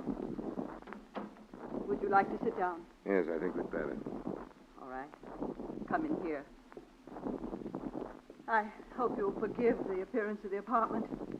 I haven't had the servant in. Might have been better if you had, rather than staying here alone. I couldn't face her. I don't know how I'll be able to face anybody ever. We've been not what you'd call prominent people, but certainly quite acceptable. And then to have Byron killed in that sordid place under these circumstances. What circumstances, Mrs. Hayes? That girl. No one will ever really believe that Byron didn't know her, no matter what the truth is.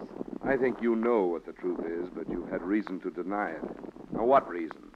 What are you trying to save? Save?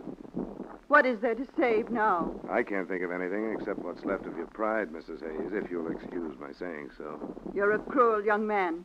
I don't like to be, but sometimes it's worse to be too kind. You've taken advantage of the police and me by holding back the truth for purely selfish reasons. Mr. Dollar. You're less interested in seeing a husband's death cleared up than you are in what your neighbors will think of you when the truth does come out. And it has come out. Mr. Dollar. And you're in danger of having to answer impeding the investigation of the death of your own husband. Now, what will your neighbors think of that? Mr. Dollar, what are you saying? What do you mean? Rita Cobb admitted to me that your husband was more than a casual friend. She's lying. Another acceptable husband admitted to me that she was blackmailing him. There are others. So it's only logical to assume that she was blackmailing your husband. That's not true. How do you know? It can't be true. The state will spend a year looking into Mr. Hayes' money transactions if they have to. And there's something else. I'm convinced that you knew about it. I was convinced by the way you reacted when I told you earlier tonight. I'm so confused. When I told the police how you acted, their first thought was that possibly you'd killed your husband. Oh. Your motive would be that you knew about Rita Cobb, so naturally you wouldn't want to admit it. Oh, don't think that. They can't, my own husband, no matter what he did. Police minds go that way when people don't cooperate with them. I was wrong. I thought it didn't make any difference. I thought nothing did but difference. I thought nothing did but Byron's death. You knew about Miss Cobb, didn't you? Miss Cobb. Yes, I knew about her. Why didn't you tell us? I don't know. And you knew about the blackmail. Yes. Oh, I know why I didn't tell you. I've been trying to spare myself, as you said, but for far worse reasons. I'm responsible for Byron's death. How, Mrs. Hayes? Because I was a righteous wife. It wasn't enough that I found out about her and her blackmail, but I wasn't big enough to forgive him or even think calmly. If I had been, it would have ended. Then there would have been no reason to consent to blackmail. You learned just recently, then? Yes. I made him go to this woman. I made him go and tell her that he was through and that he was going to report her to the police. That's why he was killed. I sent him, and I was afraid to admit my responsibility. He was killed night before last. You must have learned that day. A man came here. He said Byron knew that woman. I didn't believe him. But when I faced Byron, then I knew. This man, did he give you his name? No. What did he look like? Was he dark? Not quite as tall as I am? Yes. Oh, please go. I've told you. I've told you. Now I want you to go.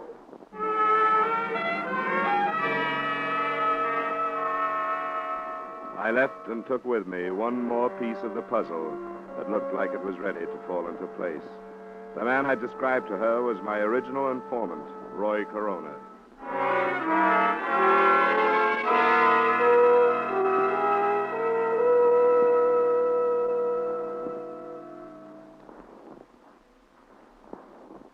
Now, this is serious, Dollar. You shouldn't have met with Roy Corona without telling us about it. I don't think your best squad car could have tailed the guy that drove me, Sergeant. After I met him, he moved someplace else, so it probably doesn't make any difference. Then what do you think his game is? The way I see it, he was in love with Rita Carr. 2 years in prison, he comes out and finds her involved with these men. He did enough listening at doors to satisfy himself that she was blackmailing Hates as far as I can go. He's hoping to frame her for it or whether talking. Well, you shouldn't have met him when doors coming up. There. What did you bring me down here for? You're a witness, but it looks like you're... What's downstairs? Some fast explaining, Rita. And Hayes.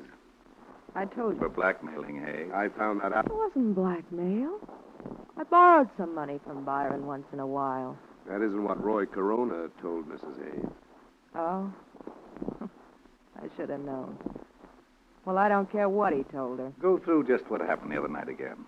It's the same as before. Byron left, I heard some shots and ran out. Byron was lying there. You ran right out and didn't see anybody. That's right.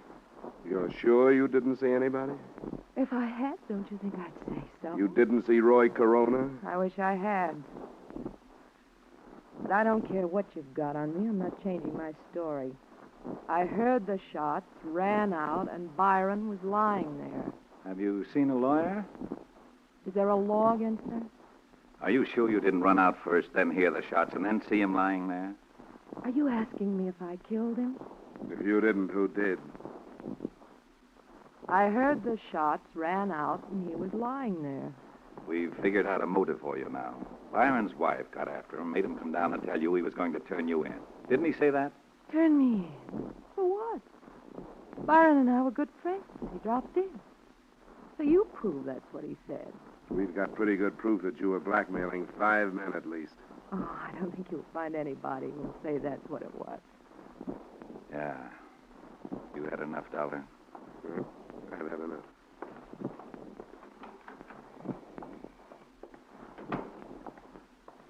I'm going to see her charged with murder tomorrow. You've certainly got enough.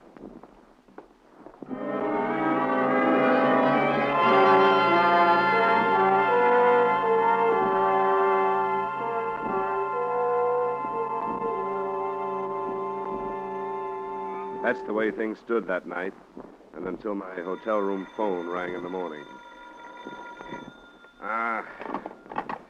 Johnny Dollar. Dollar, this is Roy Corona. Yeah, what do you want?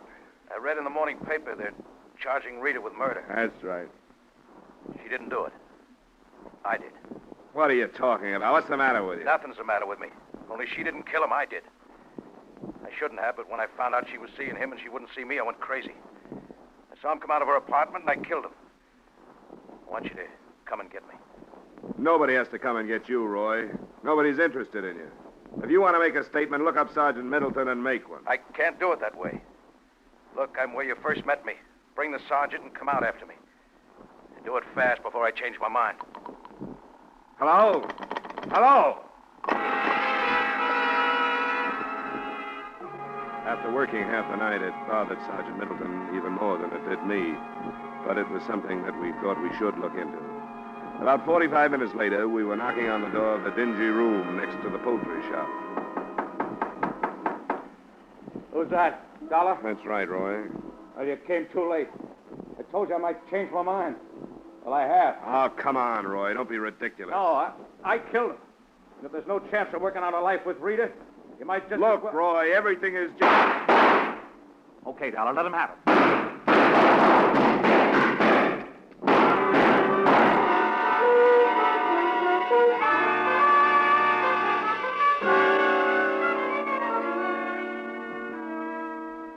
Roy Corona made a good try. As well he might have, since he went to Mrs. Hayes and started the whole thing. But his shots went wild, and the sergeants and mine did too. When we dragged him out, he was still telling the same story. He didn't stop trying to save her until he heard about the confession made by Rita Cobb after I'd left her, about her motive and about the murder gun that turned up in her apartment. Find enclosed his reaction to that. I'm sorry. I started it. I wanted to get her away from these men. I thought I could scare her away from the things she was doing. That's why I went to Hayes' wife. I never thought it'd lead to this. And I'd take the rap for Rita if I could. I wanted to get her to come back to me. Now look.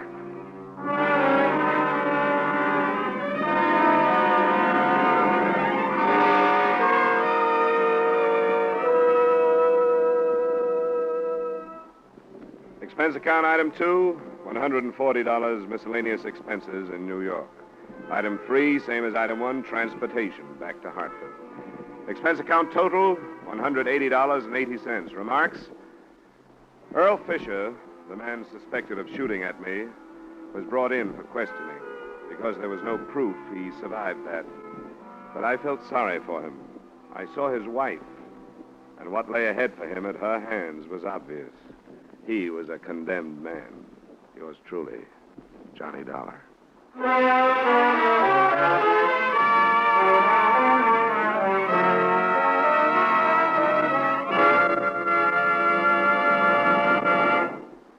Yours truly, Johnny Dollar, stars Edmund O'Brien in the title role and is written by Gil Dowd with music by Wilbur Hatch. Edmund O'Brien's latest picture is the Paramount Pictures production, The Redhead and the Cowboy. Featured in tonight's cast were Jim Nusser, Lee Patrick, Gene Bates, Ed Begley, and Jack Moyles. Yours truly, Johnny Dollar, is produced and directed by Jaime Del Valle. This is Dick Cutting inviting you to join us next week at this time when Edmund O'Brien returns as... Yours truly, Johnny Dollar.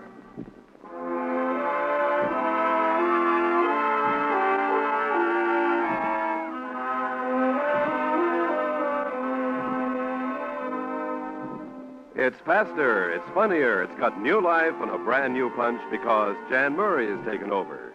It's CBS's Saturday night musical quiz, Sing It Again, an hour of mirth, melody, and money that's heard on most of these same CBS stations. Yes, Jan Murray is your new host. Alan Dale, Judy Lynn, the Riddlers, and Ray Block are your music makers.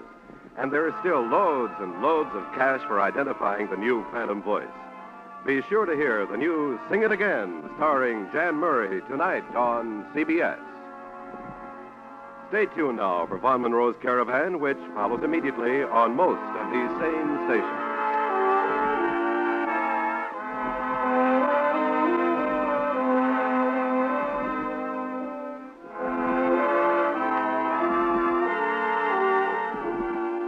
This is CBS, where you laugh at Jack Benny every Sunday night, the Columbia Broadcasting System.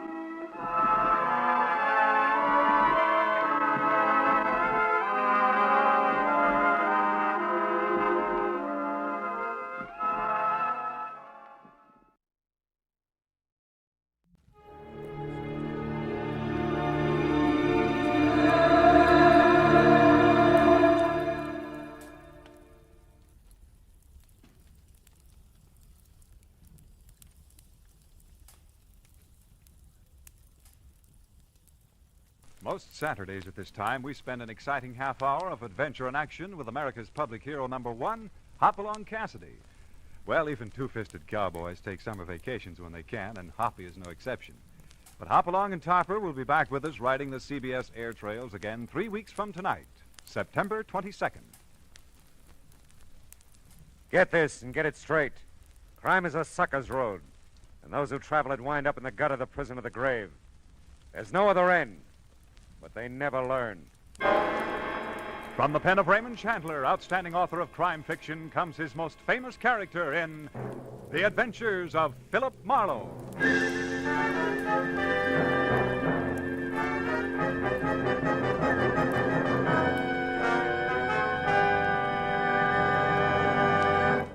Now, with Gerald Moore starred as Philip Marlowe, we bring you tonight's transcribed story, Nether, Netherland.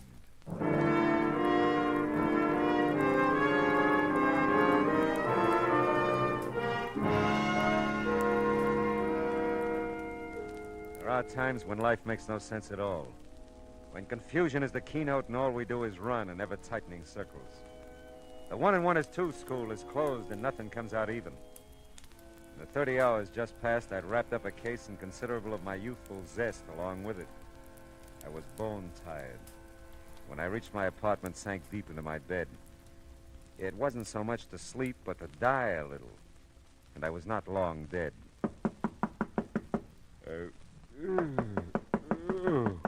Oh, okay. Where are those slippers? Okay. Who needs more than 15 minutes sleep? Yeah. Yeah. Mr. Marlowe, I've got to see you. It's very important. Yeah, it better be. It's awfully late, I know. You're nice to let me in. Did I let you in? Yes. Just now. You're not still asleep, are you? No. No, I don't think so. You see, I always sleep lying down. It's a habit. You must know I wouldn't bother you this way if it weren't that... Well, someone's following me, Mr. Marlowe. Oh? He's been following me for I don't know how long. I'm so frightened. Oh, come on, come on. How about a cup of coffee, huh? Oh, really, Mr. Marlowe, I don't think you're listening to me. I can make it worth your while. I wish you'd wake up. Yeah, well, that's what coffee's for. Come on, come on. You can talk to me while I make it, hmm? Now, you were saying someone's following you. A man. Naturally. Who is it? I don't know. Uh-huh. Well, sit down over there at the kitchen table. This won't take long. Thank you. Now, why would anybody be following you? That's the silliest question I've asked in days. But it isn't silly. I've tried to figure it out myself. I haven't done anything. I don't have anything. Yes. Well, we'll let that go. Look, maybe I ought to know your name, huh? Oh, I'm sorry. I'm Carolyn Shepherd. Don't be sorry. I'm glad you're Carolyn Shepherd. Why? Well, because it beats the heck out of being George Shepherd. Dee Dee said she thought you'd help me. That's why I came. Dee Dee? My roommate, Dee Dee Reynolds. Oh. She doesn't know you or anything. She just said if she were troubled, like I am, she'd get in touch with you. Yeah, well, that's nice of Dee Dee. Does she know somebody's been following you? No, I haven't told anyone. I don't know her very well. We haven't lived together long. I don't know. I didn't want to frighten her, too. Mm-hmm. So I just told her something that sounded all right. And she said she'd heard about you. Oh, your water's boiling. Mm-hmm. Oh, thanks. Does he ever call you? No, we don't have a phone. Oh. The landlady lives right next to us, the next apartment. We use hers. But he never tries to call me, as far as I know. Well, does he ever come to your door or approach you in any way? Sometimes he gets very close. That is, almost before I know it, there he is. But then I run, and he's never caught up with me yet. Well, he could just be watching you then, huh? Yes, I guess so. But why? I don't know. Maybe we can find out. Did you see him tonight? Yes. He was out in front of the apartment house for a while. I don't think he followed me over here, but he may have. Can you see the street from those windows? Mm-hmm. See anything? No, nothing. Oh, Mr. Marlowe, what will I do? Well, right now, honey, you'll have a cup of coffee. I'll take a quick shower and a shave, and then we'll... He might come. Oh, the doors are locked. If you hear anything, just bang on the bathroom door. You won't be long. No. Sure not. Be back before you know it. It was now 2:30 in the morning. Although I was still gray and half dead inside, my eyes found a new reason for being wide open. Carolyn Shepherd was not just an attractive girl. She was slightly sensational. Statuesque would be the term. She was almost shoulder height with ash blonde, long hair. Her smoky blue eyes were half wild with fear and searching. But there were promises in them. And her figure was the kind that you didn't mention in polite society. How's the coffee coming, Carolyn? Carolyn? Hey, where'd you go? Oh, come on, the coffee couldn't be that bad. Carolyn! The craziest thing I ever heard of. The door was locked, all right. It's funny, she's gone. Carolyn! Hello. Oh, hi, Simon. You lose something, Mr. Marlowe? Something named Carolyn? Yeah, it looks like it. You didn't see her out in the hall by any chance? I don't believe I did, Miss Scott. I've noticed her. I'm not so sure. Oh, ran out on you, huh? Well, you dog. Oh, yeah, sure. Yeah, where'd you go? Oh, there. What's out the window? Thought she might still be down on the street. Who? Carolyn. Oh, ran out on you. You said that. What did you do, man? You'll never believe Oh, this. come on, now tell me now. What did you do? I took a shower. You took a shower? Oh, ran out on you.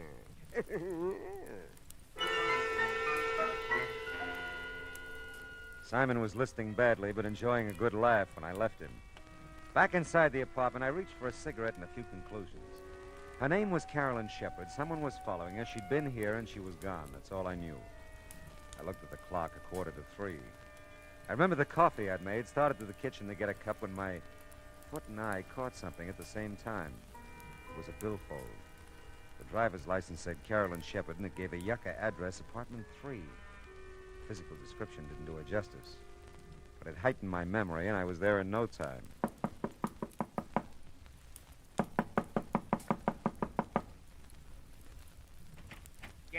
Yes, what is it? I'm looking for Carolyn Shepard. Oh, you were? Well, she isn't here. I don't know her, but I'd like to meet that young woman sometime. It's a pleasure, believe me. Now, look, I'm sorry. You're always sorry. Between the freeway by day and the traffic at this door by night, on account of Carolyn Shepard, body can't get any rest or sleep. I'm really sorry. I know it's late, but Late? you see...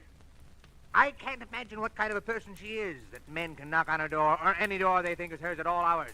I'm not going to stand for it. I'm going to move. And someday I'll meet this young Shepard person, and I'll give her a good thrashing. You do that, but just tell me one thing. I'll tell you nothing. How long have you lived here? 6 weeks. 6 of the most miserable weeks of my life. Thanks. Very much. My goodness, what's going on out here? I guess I have the wrong address. I didn't mean to wake everybody up. Why, you didn't wake me up. Just Mr. Norton, I guess. Well, I guess it's insomnia. I just practically never sleep nights. You ought to get together with Mr. Norton. He tells me he has the same kind of trouble. He isn't a very pleasant old gentleman, is he? No. Oh, my. I guess I should introduce myself. I'm Hester Hutchison. I'm the manager of the building. Oh, well, maybe you can help me then. I'm trying to locate Carolyn Shepard. This is the only address I've got for her. Oh, I'm sorry. You're sorry? Carolyn did live here, but she moved about 6 weeks ago. And for some reason or other, I never understood really, she didn't want to leave any forwarding address. I see. Well, thanks, Miss Hutchison. Oh, not at all, not at all. I hope I didn't disturb you, really. Oh, my goodness, no. As I said, I'm sort of given to this insomnia or whatever it is. Well, as a matter of fact, I just baked a coffee cake. Sounds silly, I know. But I get some of my best ideas at night. And tonight it was coffee cake. Coffee cake, huh? If you'd care for some, I'd be, you'd just be more than welcome. Oh, that's nice, Miss Hutchison. But you see, I get some of my best ideas at night, too, and I got one right now. About going home to bed.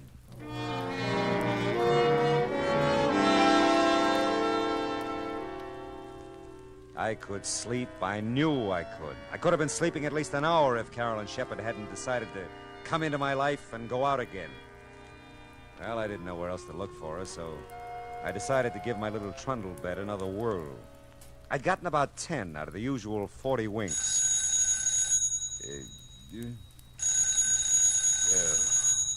Oh, no. Yeah? Mr. Marlowe? I think so. I'm Dee Reynolds, Mr. Marlowe. Well, that's swell. I guess she isn't, but is Carolyn Shepard still there? No, she is... Who'd you say this was? I'm her roommate, Dee Reynolds. She hasn't come home, Mr. Marlowe. I'm so worried. I came next door to phone. Has she been gone long? Yes, she has. Now, look, Dee. Oh, I was afraid of that. Oh, Mr. Marlowe, something's happened. Wait a minute. What's happened? I just know she's been killed. Easy. Listen to me, will you? Poor Carol. Dee. Listen, Dee, where do you live? Dee. Oh, fine.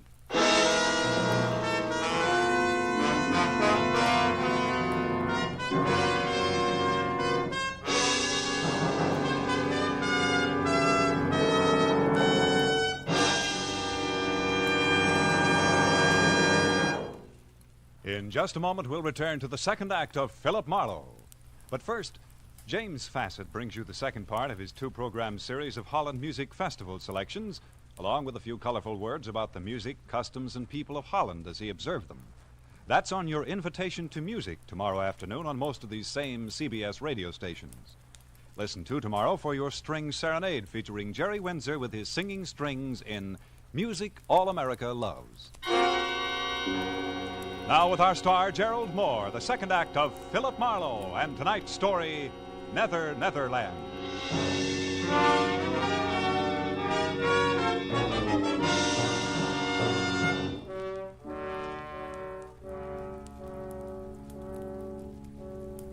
I was wide awake again and furious.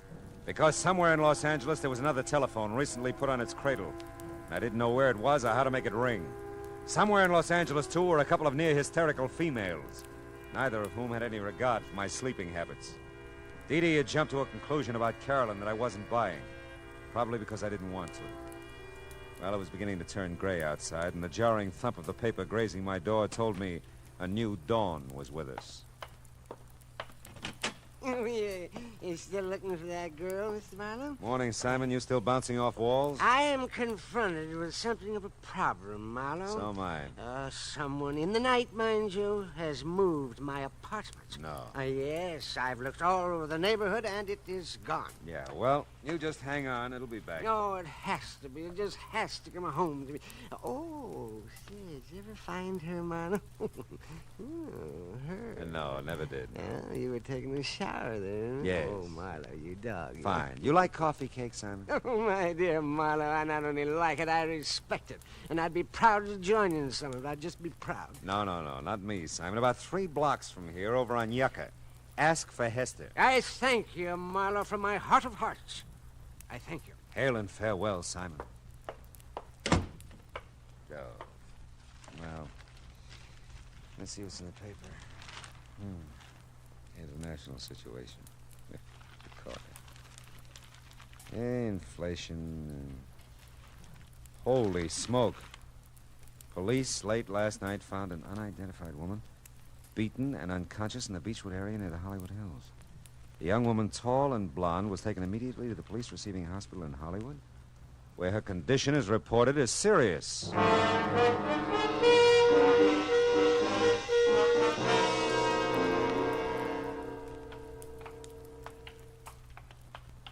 She fits the description of that Shepherd girl's driver's license all right, Mr. Marlowe. She's pretty banged up, though. Might be tough to identify her. Yeah, what time did they find her? About 3 o'clock this morning, I think.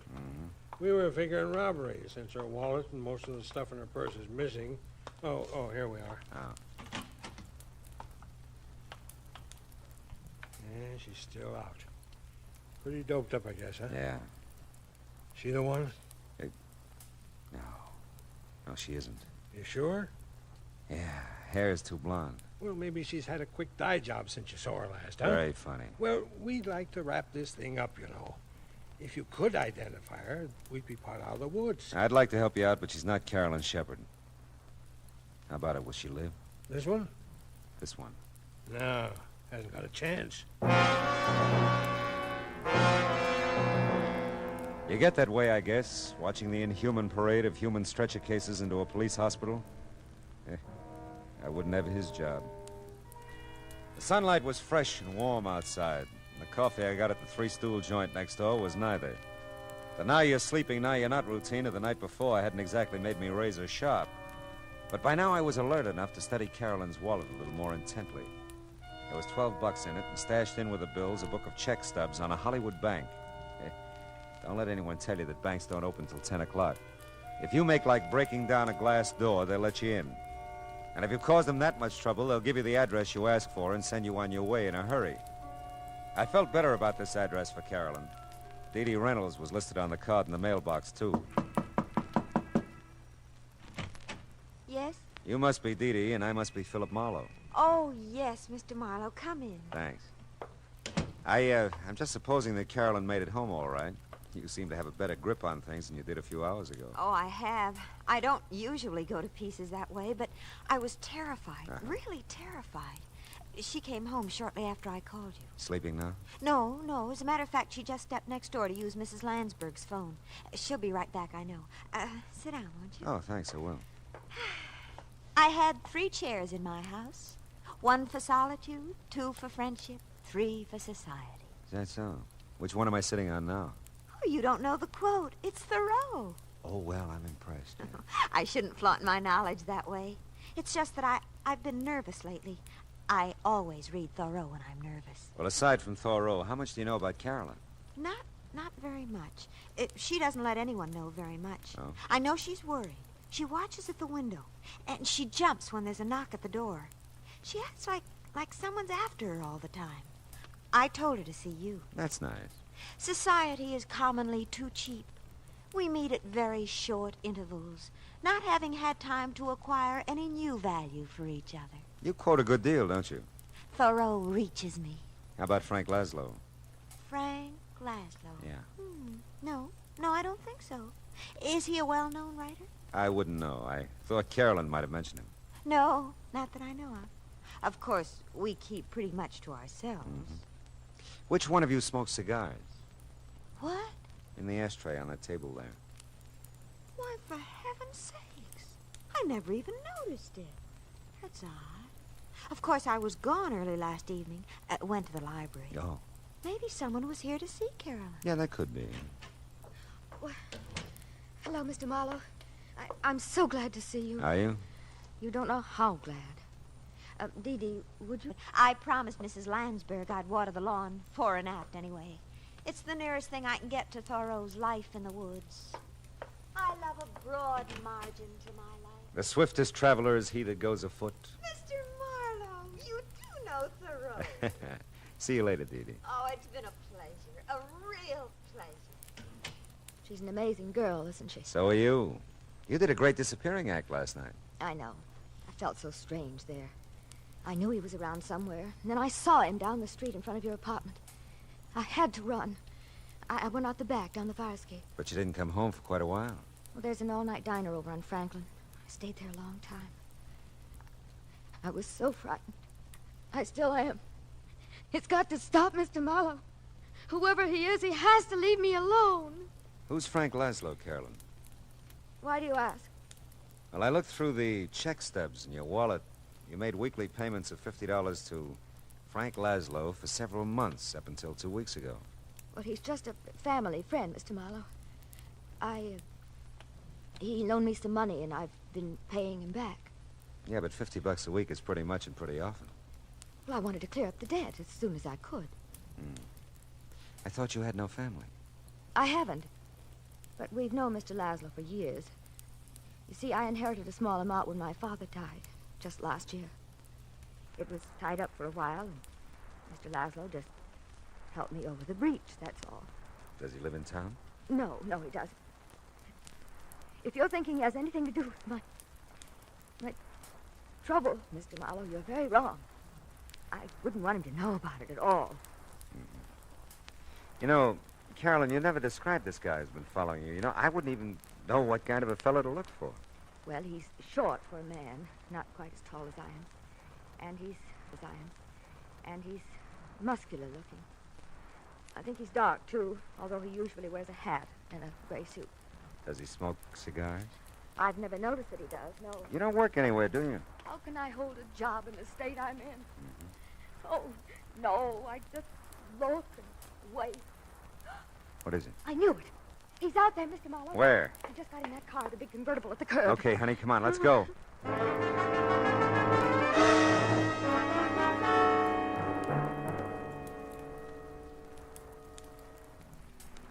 He must know we're following him the way he's driving. Yeah, you can lose us with that job, too. Those babies can really take off. Look, he's moving over into the right lane. Probably going to turn. Well, we're going with him. Hang on, honey. We can't lose him. We can't. We won't. He's pulling into that parking lot.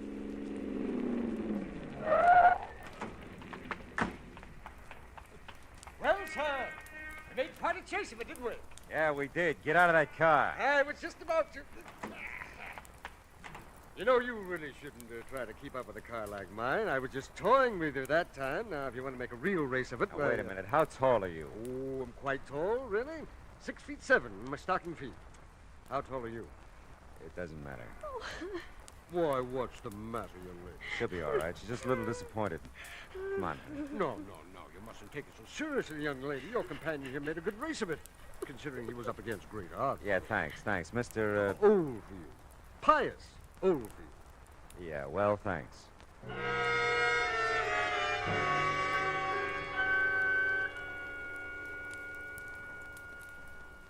Oh, I don't know how I could have made such a mistake.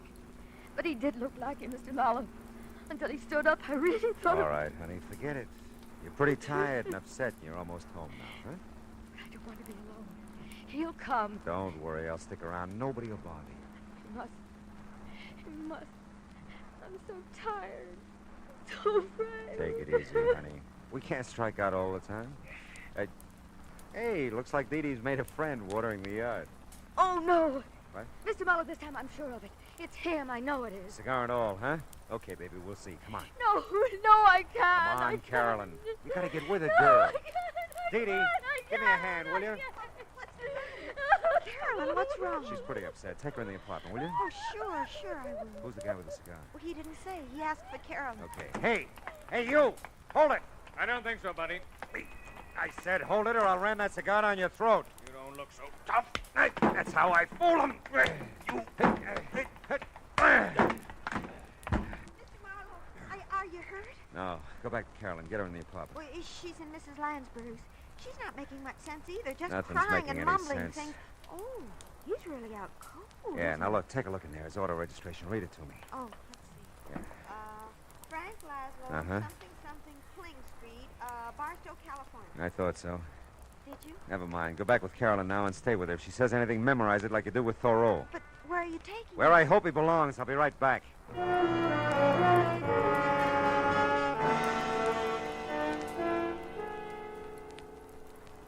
Hey, you keep dropping in like this, and we'll be old friends, Mr. Marlowe. Never mind that. What shape's he in? Looks like a minor concussion. He'll be around in a little while. Who hit him? A very dear friend of mine. Look, keep him here, will you? And keep an eye on him. I'll be back maybe with another customer for you. Hey, we'll make you a rate. And you can save us both some time if you get one of the boys at the station to call Barstow. Find out anything they can about Frank Laszlo and a girl named Carolyn Shepard. You can reach me at the Landsberg phone number I looked up on Cherokee.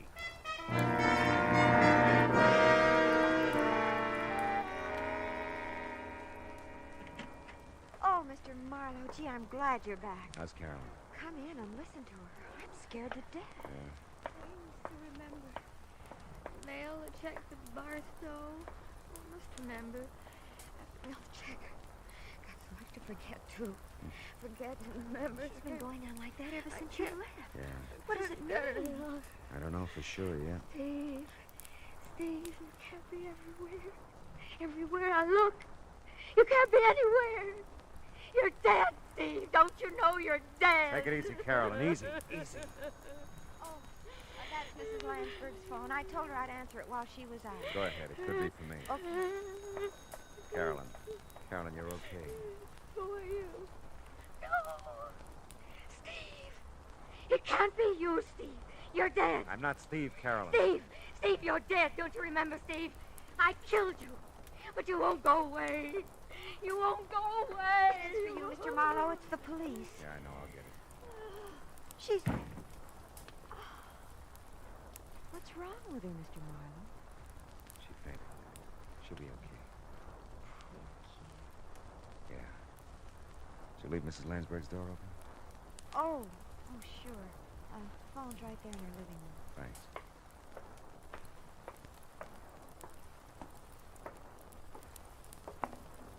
Yeah? Hey, Marlowe, that Barstow call was a rule. Really? That dame you mentioned, Shepard, she's wanted for murder. Who'd she kill? Her husband, Stephen Shepard, last March. Mm-hmm. What about Laszlo? Well, they're not sure out there. He was questioned at the time, but they couldn't get anything on him. The dame apparently just vanished until now. Mm-hmm. Last time they had Laszlo in for questioning a couple of weeks back, he said he didn't know where she was. Must have a real bad memory, huh? You bringing the dame in? Yeah. I'll bring her in. She all beat up too? I can send the wagon. No. I'll bring her. Just keep a straitjacket handy.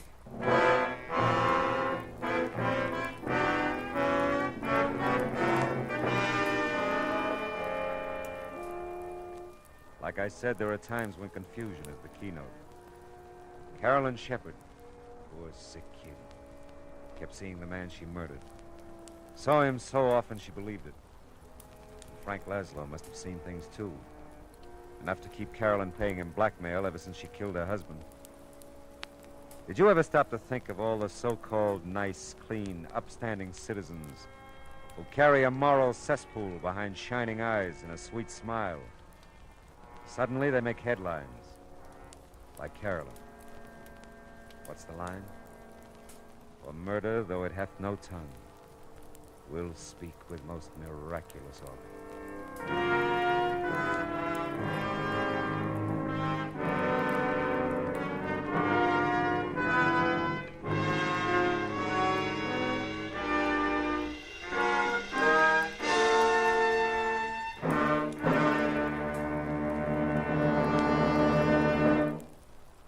The Adventures of Philip Marlowe, bringing you Raymond Chandler's most famous character, starring Gerald Moore, was produced and transcribed tonight by Cliff Howell and written for radio by Kathleen Height.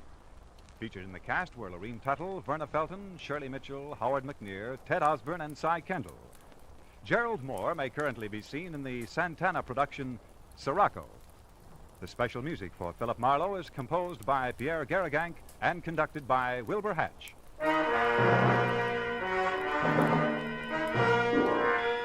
Be sure to listen next week at the same time when Philip Marlowe says...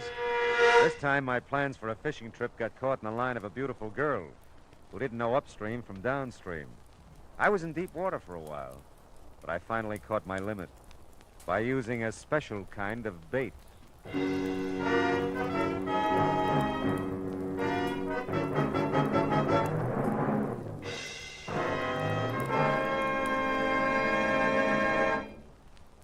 There's a song that goes with this story, friends. The story is, starting tomorrow evening, you'll be able to laugh again at the adorable antics of America's favorite teenager, Corliss Archer. Her boyfriend Dexter returns from vacation, too. So does her whole family. All of which means more Sunday night fun for your whole family when you meet Corliss Archer Sunday nights on most of these same CBS radio stations. We said a song went with this story, didn't we? Well, here it is. CBS. B. For the best. F. Yes, yes, yes. The stars that dress is CBS.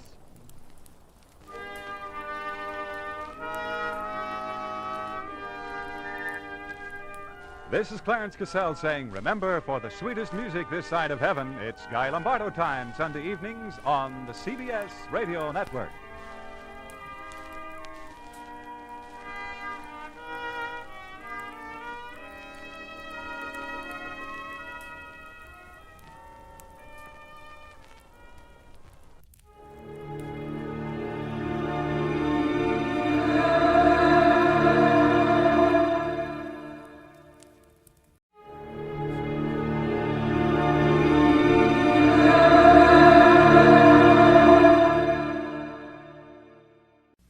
Adventures of Sam Spade, Detective.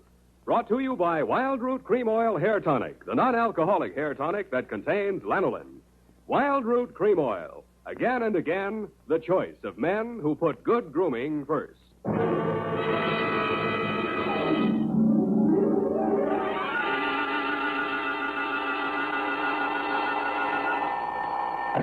Sam Spade Detective Agency. Hello, sweetheart. It's only me. Oh, Sam. Why so modest? Women, Effie. Age cannot weather nor custom stale their infinite variety. Huh? Against their incalculable wiles, mere man is a leaf in the wind. Oh, Sam, do you really... Oh.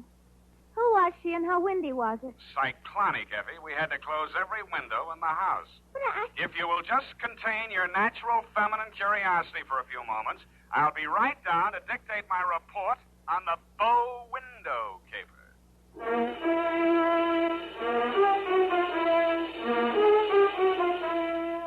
Dashiell Hammett, America's leading detective fiction writer and creator of Sam Spade, the hard-boiled private eye, and William Spear, radio's outstanding producer-director of mystery and crime drama, join their talents to make your hair stand on end with the adventures of Sam Spade.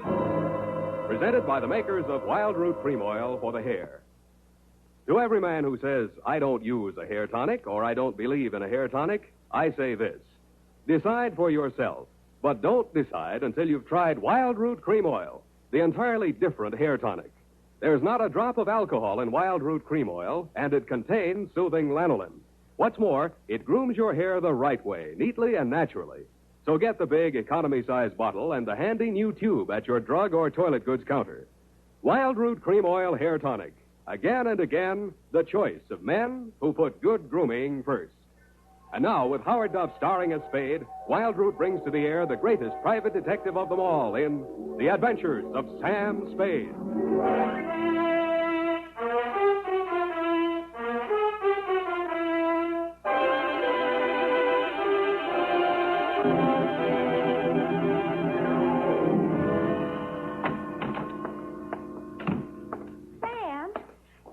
Bow window.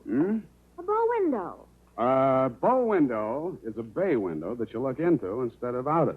Look into instead of out. Oh. Oh, Sam. Get your book, Panther Girl, and slink on in.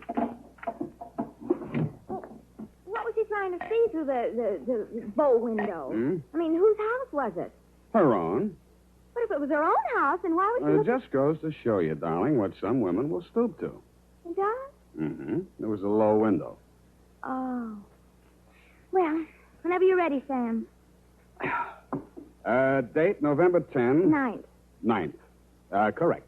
1947. To Dr. Helmut Ries. I was right for once. Yeah. From Samuel Spade, license number 137596. Subject, the bow window caper. Dear Dr. Ries, I know that this report will not make pleasant reading for you, but you paid for it, so here it is. As far as I was concerned, it all started on Thursday morning when you called at my office. From your story, I gathered it had been going on for some time. You will say these are merely the actions of a jealous woman, Mr. Spade. But I assure you there's more to it than that. It must be a carefully thought-out plan to ruin my career, my whole life. In what way, Dr. Reese? She spies on my private consultations. Insults my women patients. I can no longer even keep a nurse for more than a week at a time. Scenes, hysterics, outbursts of violence. I cannot continue my work under such conditions. Well, why don't you give her a divorce? Why, no. This is not her desire. If it were, it would be simple. No, she wants to bring me to ruin. She wants to see me on my knees in front of the popular. Why? That is what I want to find out. Why? Doctor, I think you ought to take this case to a head doctor. I have consulted a psychiatrist. He examined her. She's perfectly competent mentally. So you see, there's here already some mystery, for which one comes to a detective. How long has this been going on, Dr. Reese? Since 3 months only. But in this time, she has reduced me to utter desolation. Dr. Reese was a very good divorce lawyer right down the hall from my office. No. I discussed the matter of a divorce with her a few days back. This was her answer. You see, a receipt for the purchase of a gun. And this note in her handwriting. I hope you will not force me to use this. Esther. Yes. What do you think she has in mind? Murder or suicide? She refused to discuss it. But one thing I have noticed. Since she has bought this gun, a new development. A strange man watches my house. Several times I have caught him following me. Well, she might have hired a detective to check on whether you visit a lawyer. Perhaps it is very simple, but it is all too strange to be harmless. I half-heartedly agreed that it might be, Dr. Reese, and when your check for $100 didn't bounce, I went to work wholeheartedly. I reached your house on Pacific Avenue just as the street lights were going on. It's a quiet neighborhood, so I could hear it before I got close enough to read the number on the door. Get out! Get out of this house! Get out!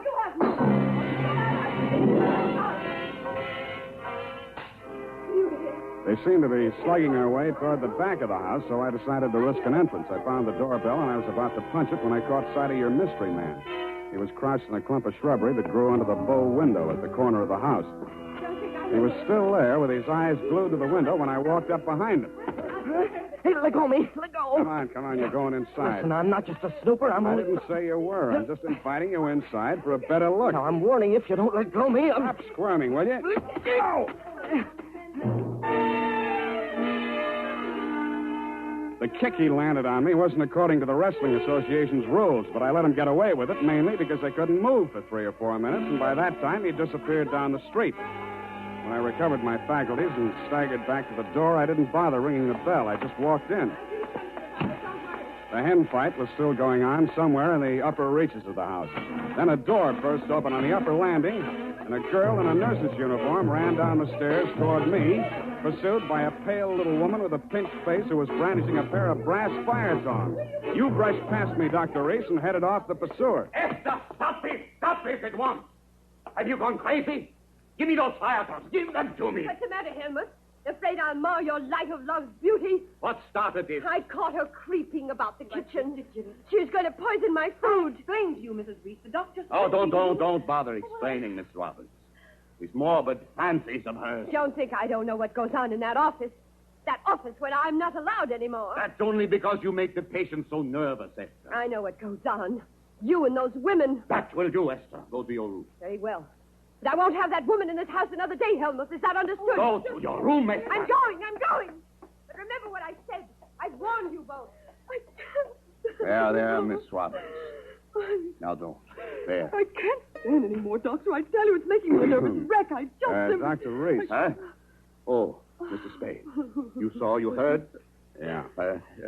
Come into my office. We'll talk. I think we'd better. Doctor, there's still one more patient waiting to see you, Doctor. Well, have her wait a little longer. Yes. This way, Mr. Spade. How much longer? Well, the doctor will see you just as soon as he possibly can. Have you been feeling any better, Mrs. Campbell? Sit down, Mr. Spade. Thanks, but I can say what I have to say standing. Your wife's a very tragic woman, Doctor. I wish I could help her. I wish I could help you, too, but I can't. You heard her threat against Miss Robbins. Was that a joke? There's nothing funny about jealousy. But there is this man who watches the house. And the gun she bought. I collared him outside just now. Oh, well, did you get him to talk? No, but I wouldn't worry about him if I were you. And about that gun. The Constitution says every citizen shall have the right to bear arms. Even Parnell Thomas can't do it. Mr. Spade, I've not yet told you all. If I... Oh, Doctor, I'm sorry Yes. to interrupt, but this patient, she's been waiting for more than an hour. Well, who is she? Mrs. Kavanaugh. Kavanaugh. Kavanaugh, who? Well, has she been here before? Of course, last week. Here's her card. Oh, yes. I'd better get it over. Send her in. Yes, Doctor, and Doctor, I'm resigning. I'll finish today, of course, and then I'm through. I'm sorry. Yes, well. Very well, Miss Robbins. I can't say that I blame you. Good luck. Goodbye, Doctor. Well, I'll be going along myself now, Doctor. No. You must hear me out, Mr. Spade. I've not yet told all. If you'll just wait until I have seen this patient, please, Mr. Spade, please. Okay, I'll wait outside. Oh, I beg your pardon. I beg your... Come on in, So, you're leaving the doctor's employ, nurse? I am. Well, Mr. Spade, how does it look from the grandstand? Messy? Mm-hmm. You don't mind if I finish cleaning out his desk? Go right ahead. Thank you. What's the matter with Esther, anyway? I could sum the whole thing up in a single 5-letter word, shall I? You have. Are you going to walk out on him? Aren't you? Yes. Yes, I am. Oh, but Esther isn't jealous of your type. If you don't mind my mentioning it. I feel heartened to think that you noticed I was different. Oh, I did, Mr. Spade. I really did. You don't seem particularly nursey to me, either. I'm not. My, you have a fast pulse, Mr. Spade. Yes, I've been feeling very weak the last few minutes. I need care. Oh, you know, you don't eat enough apples, Mr. Spade. Well, I guess I finished. Oh, there's that old compact. I wondered... Mr. Spade, will you tell the doctor I've left and thank him for me again? Aren't you going to see him before you go? No, I'm not. It only begged me to stay, and it's simply out of the question.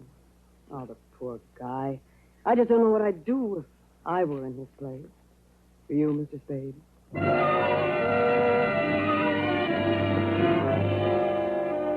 I did, and I told her. She told me I was a victim of hypertension and left me with my mouth open and no thermometer in it. 5 minutes after she'd gone out through the front entrance, your wife came down the stairs looking knowingly at me and the door to the doctor's office and left by the same route. 10 minutes after that, I was halfway through a 1937 National Geographic that was the latest edition on the waiting room table, and had reached the third paragraph on the natural beauties of Winona County, Minnesota. But I never finished.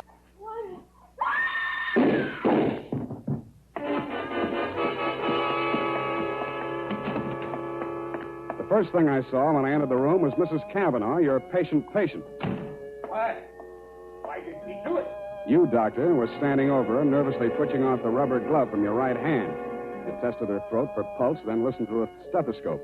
It was purely a formality. One of the .38 caliber slugs had entered the right temple. The other had torn through the base of the skull. How did it happen? I don't know. I had completed the examination and walked over there to put my instruments away. When I turned back, she had a gun in her hand. Before I could stop her, she pulled the trigger. Suicide, of course. Why? Well, I just told her the truth, that there was nothing I or any other doctor could do for her. But she had perhaps a month, perhaps less. She had suffered great pain, of course, for some time. Uh-huh. You saw her shoot herself, you say? Yes. The gun, she took it out of my desk drawer. I'd removed it from my wife's room earlier today. I see. Well, Doctor, this is the neatest suicide I ever saw. No powder burns, and from the way she's lying, she must have shot herself in the direction of that window, at least 10 feet away. She screamed before the shots were fired and had time to fire a second bullet into her head and throw the gun across the room before she fell. Well, Helmut, at last it's happened, hasn't it? Esther, leave this room. I told Helmut one of the husbands would catch up with him. Pretty, wasn't she? I don't remember this one.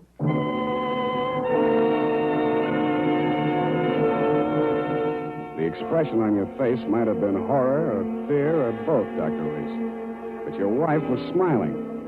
When my eyes left her face, I noticed a leaf clinging to the hem of her coat. It might have come from the shrub that grew up against the house. And her shoes were splotched with mud that could have and probably did come from the cultivated flower bed just outside the bow window.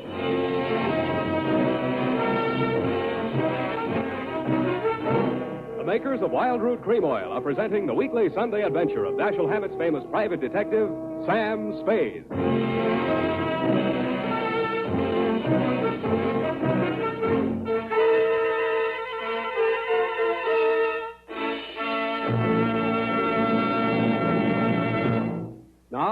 Now, here's important news on good grooming.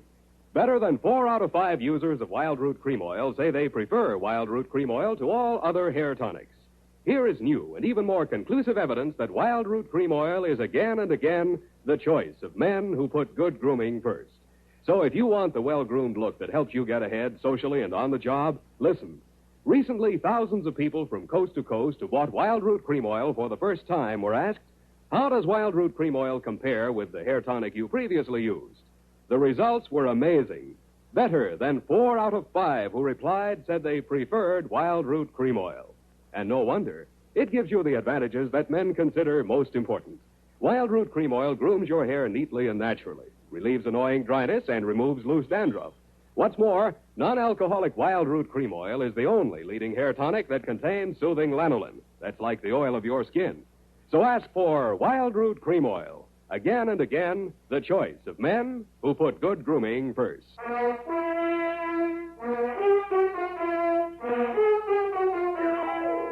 now, back to the bow window caper. Tonight's adventure with Sam Spade.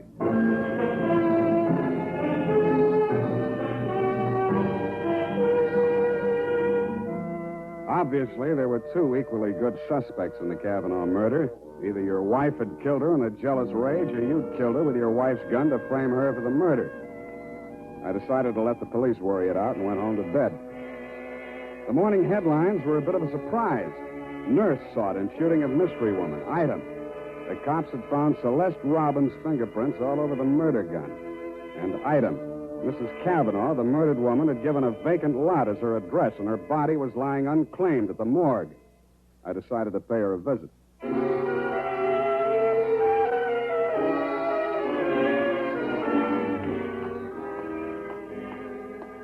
Maxie, hey, Maxie. What? Oh, Sam. Sammy, my boy. Hey, it's good to look on you. How are you, Maxwell? Oh, fine, fine. What brings you here, Sam? The Kavanaugh woman. The Kavanaugh, huh? Let's see who's with us today. Stiftel, Milton, Schwartz, Kelly. I knew him. Nice guy. Figg. Kavanaugh. Rose. Hello, Rose. Hey, Sam, don't you want to look at Rose? No, I've seen her. Yeah, just checked her back in. Autopsy. Say, you do collect queer ones, Sam. Now, you take her. Why would anybody in the world knock her off? In her condition, all he needed to do was wait. A month. Couple of weeks. Bad as that, huh? Worse. Anybody claim her yet? Well, that... Hello. Something we can do for you? My name is Kavanaugh. I come for my wife. He was standing with his back to me, and I didn't get a good look at his face until he walked over to the desk with Masker. The voice tipped me even before I saw the face. It was the man I'd caught outside your office window less than half an hour before the murder. If he recognized me, he didn't let it show. I waited while he went in with Maxie. When he came out, there were tears streaming down his face. I'd been waiting for two reasons.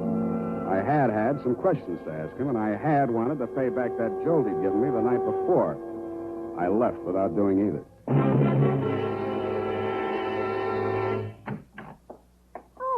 Hello, Sam. Oh, sweetheart, any calls? Lieutenant Dundee of Homicide, Yeah. Dr. Reese, Mm-hmm. and there's a girl waiting inside. Wouldn't give any names. So you let her wait in my private office. And I don't think you'll mind when you've seen her. She's by way of being a knockout. Well, thank you, Effie. That was very thoughtful of you, dear. You're welcome, Sam. Sam, please don't be angry with me for coming here. I had to talk to somebody. What you need is a good criminal lawyer, Miss Robin. Oh, no. Do you think I killed that woman? How did your prince get on that gun? Now, don't tell me she threatened you with it and you grabbed it out of her hand. No, I didn't. I did nothing at all. Take it easy, nurse. Take it easy. Would you like a drink or something? No, of course. Thank you anyway. I'll be all right. Well, she came in from shopping 3 days ago. Just as nice as pie. And she came creeping around. You know how she is. And she said, I bought something today. It's lovely. And with that, she hauled this gun out of her handbag. And so, to humor her, I took it and I looked at it. That was foolish. It certainly was foolish. Well, nickel-plated, ideal surface for fingerprints. And I remember she was wearing gloves. Struck me as peculiar at the time, but I'm so stupid. I didn't think of it until just now. Everything's a little peculiar about this caper. A woman who was dying anyway gets shot. Nobody even seems to know who she was. Doesn't make sense. No, it doesn't make much sense. But what should I do, Sam? Give myself up? I think you should. Yes, I thought you'd say that. All right, pull the plate. You got a lot of courage. Sure you don't want a drink? No, thank you. I'll be all right. I'll be all right. Homicide. Dundee. Dundee, Sam Spade. I got the Robbins girl here in my office. She wants to check in. Oh? Well, tell her to forget it, Sam. Reese's wife just made a full confession.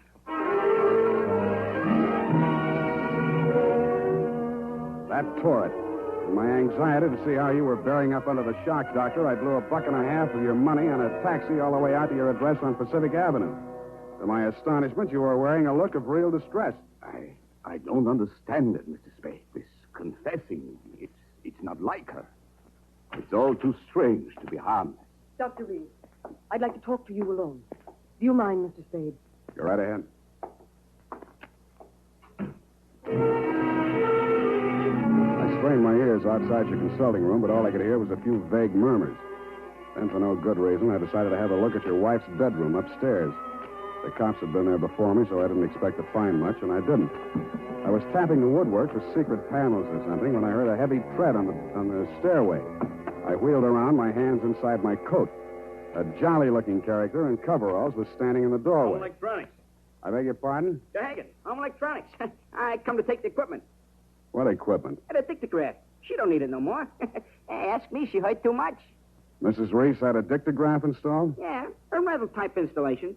Yeah, this here's a speaker.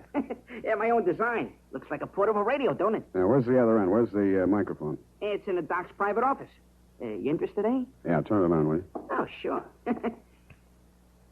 Yeah, we'll get it tuned in a minute there. And... Oh, feedback. Wait a minute, I'll fix it. Let her talk. What can she tell? I don't know. But it's uncanny the way she knew Nice, huh? things. Every word we spoke together. That's because of the dictograph. They rig, huh? Shut up. We cannot allow this terrible tragedy to come between us. We love each other. Nothing can change that. Oh, boy. Yeah, that's as nice, ain't it? Quiet. I just know, please, don't. Now, stop it, Helmut. I don't want you. Please, don't. What is it, Celeste? What has happened to Jane? What has happened? You asked that. When I've been attacked by a mad woman and accused of murder, all in the space of 12 hours. Well, it's all over now. Just so, Helmut.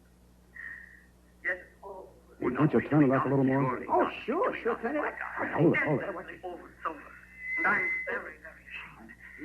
I suppose it was my usual thing. I always get sorry for a poor, weak man and get involved. But this time, I'm sorry for her. Celeste, please. When I was a kid, I liked it. It used to make me feel powerful and, well, to watch them squirm. But it's no fun anymore watching another woman in the agonies of jealousy. And you, I thought you were just weak. You're a brutal, unscrupulous murderer. What are you saying, Celeste? You killed Mrs. Cavanaugh. What, that's impossible. You stood deliberately in that window and you fired 2 shots right at it. Hey, what gives you? Why weren't my fingerprints on that gun? Because you were wearing your rubber gloves, Doctor. Celeste, don't say any more. No.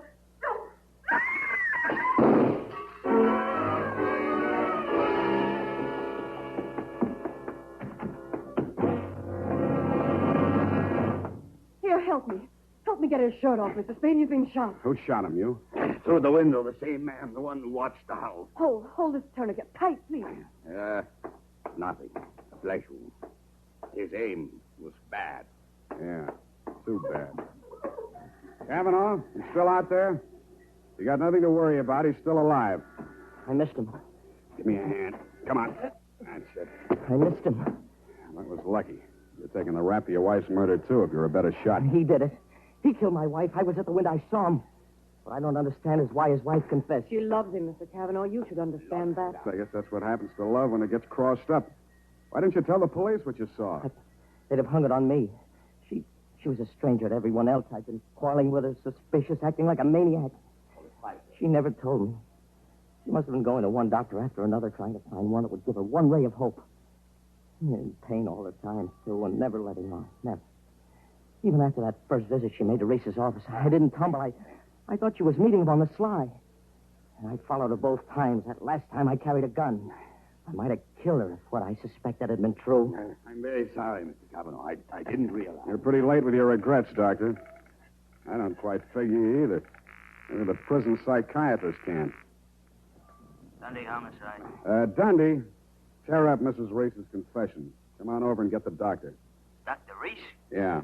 By the way, he accidentally shot himself in the arm. Isn't that right, Doctor? What? Oh, yes. Accident. Why didn't she tell me? Why didn't she tell me? I don't know, Cavanaugh. Women, sometimes they make too much sense, or we don't make enough, or maybe we're all crazy.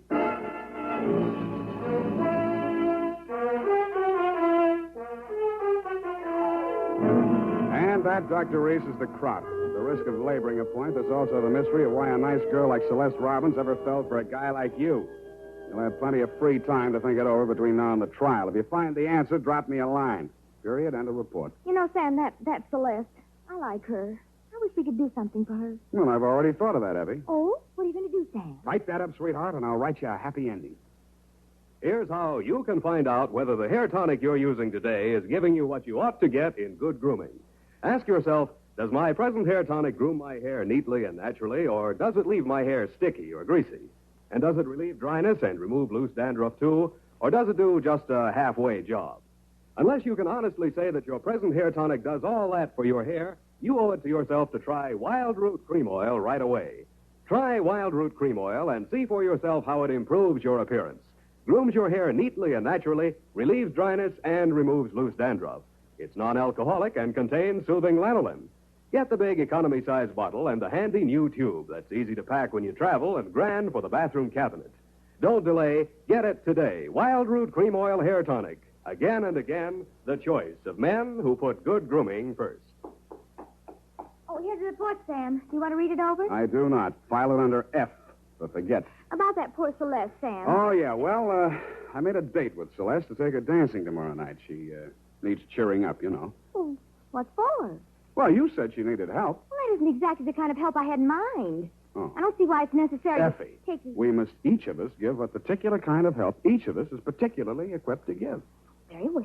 She used to make over men just to get the other women jealous. That she did. Aren't other women silly to allow themselves to get jealous when they know just what she's up to? Idiotic. Just idiotic. Sure thing. And go home, Effie. I'm a lousy dancer. Oh, very well. Have fun, Sam. Good night, Sam. Good night, sweetheart.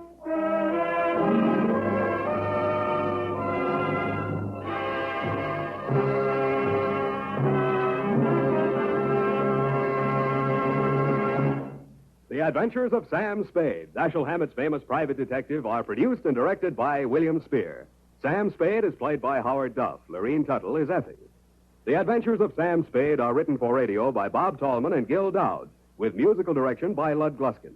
This is Dick Joy, reminding you that next Sunday, author Dashiell Hammett and producer William Spear join forces for another adventure with Sam Spade, brought to you by Wild Root Cream Oil. Again and again, the choice of men who put good grooming first.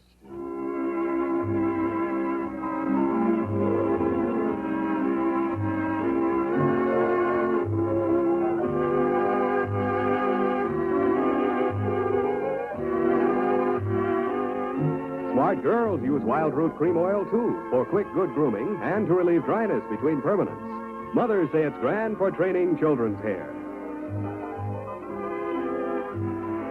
This is CBS, the Columbia Broadcasting System.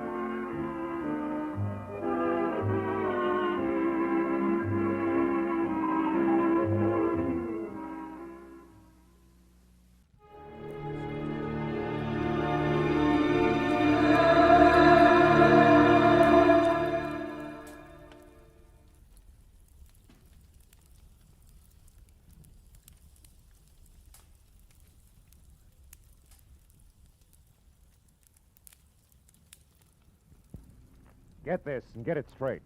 Crime is a sucker's road. And those who travel it wind up in the gut of the prison of the grave. There's no other end. But they never learn. From the pen of Raymond Chandler, outstanding author of crime fiction, comes his most famous character in The Adventures of Philip Marlowe.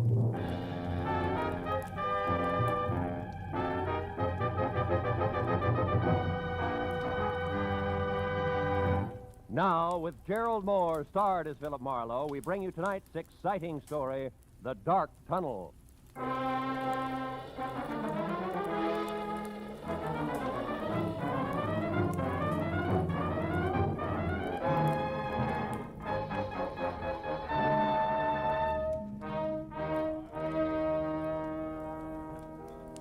So, after being hitched 1 month, Marlowe, 30 days, where am I? I don't know. Where are you? Out in the cold, and with enough unpaid bills, Marlowe, to choke an elephant. Fur coat, hats, shoes, dresses, the works.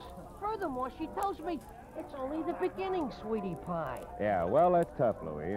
I'll see you, huh? Hey, hold I, on. How about another scotch, Marlowe? Oh, no, It's only 10 o'clock. One for the road on me, huh? Now, listen, Hey, Mike, Johnny Walker twice. Okay. Unless, of course, I'm bending your ear too much, Phil. Oh, how could you say a thing like that? Look, Louie, I've had a long day. I want to go home. Fair enough. I'm glad I bumped into you. I'll see... You drive west, don't you? Yeah. Would you mind dropping me off, huh? No, Louie, it'll be a pleasure. Swell. Skip the drinks, Mike.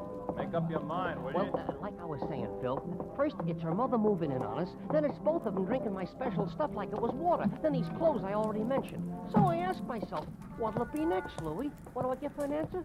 All right, Louie, what do you get? Divorce, my only out. And you get my point, huh, Marlowe? Yeah, I get you. My car's around here in the alley, Louie. Check. Well, now, divorce is something a guy wants to think about. Thinking guy, that is. And you know, Marlowe... Hey, wait a minute. That's a cute little exhibition, huh? Hey, quite a scrap. Scrap nothing. It's a few inches short of murder and closing fast. I better break it up, Louie. Hey, Heavy. Yeah? Kind of a hot night for this, isn't it? What do you want, Sonny? I'd like to hold your coat. Seems to be cramping your style. He's in one piece. Why, you lousy long nose. Don't worry, I am. How do we go on, Muscles? All right, mister. Right now, he's all yours, if you can bring him to. So long, hero. Hey, Marlowe, this kid's pleaded all right. Yeah, come on, give me a hand, Louie. We'll get him out of here. No. Okay, fella. Come on. Up we go. Up on your feet. Oh, thanks, mister. All right. Do you live near here? A couple of blocks away. The DeWitt Arms Hotel on Western near Sunset. Oh, All right, take it easy. Take it easy. Put your arm over my shoulder. We'll get you there. thanks. Come on, Louie. Over to my car, huh? Yeah, sure, Marlowe. But maybe I better skip the lift, huh? I mean, my problem, the discussion we were having, we better postpone it for a while, huh? That is Yeah, I know what you mean, Louie. Yeah, it'll keep. All right, kid, come on. Let's go.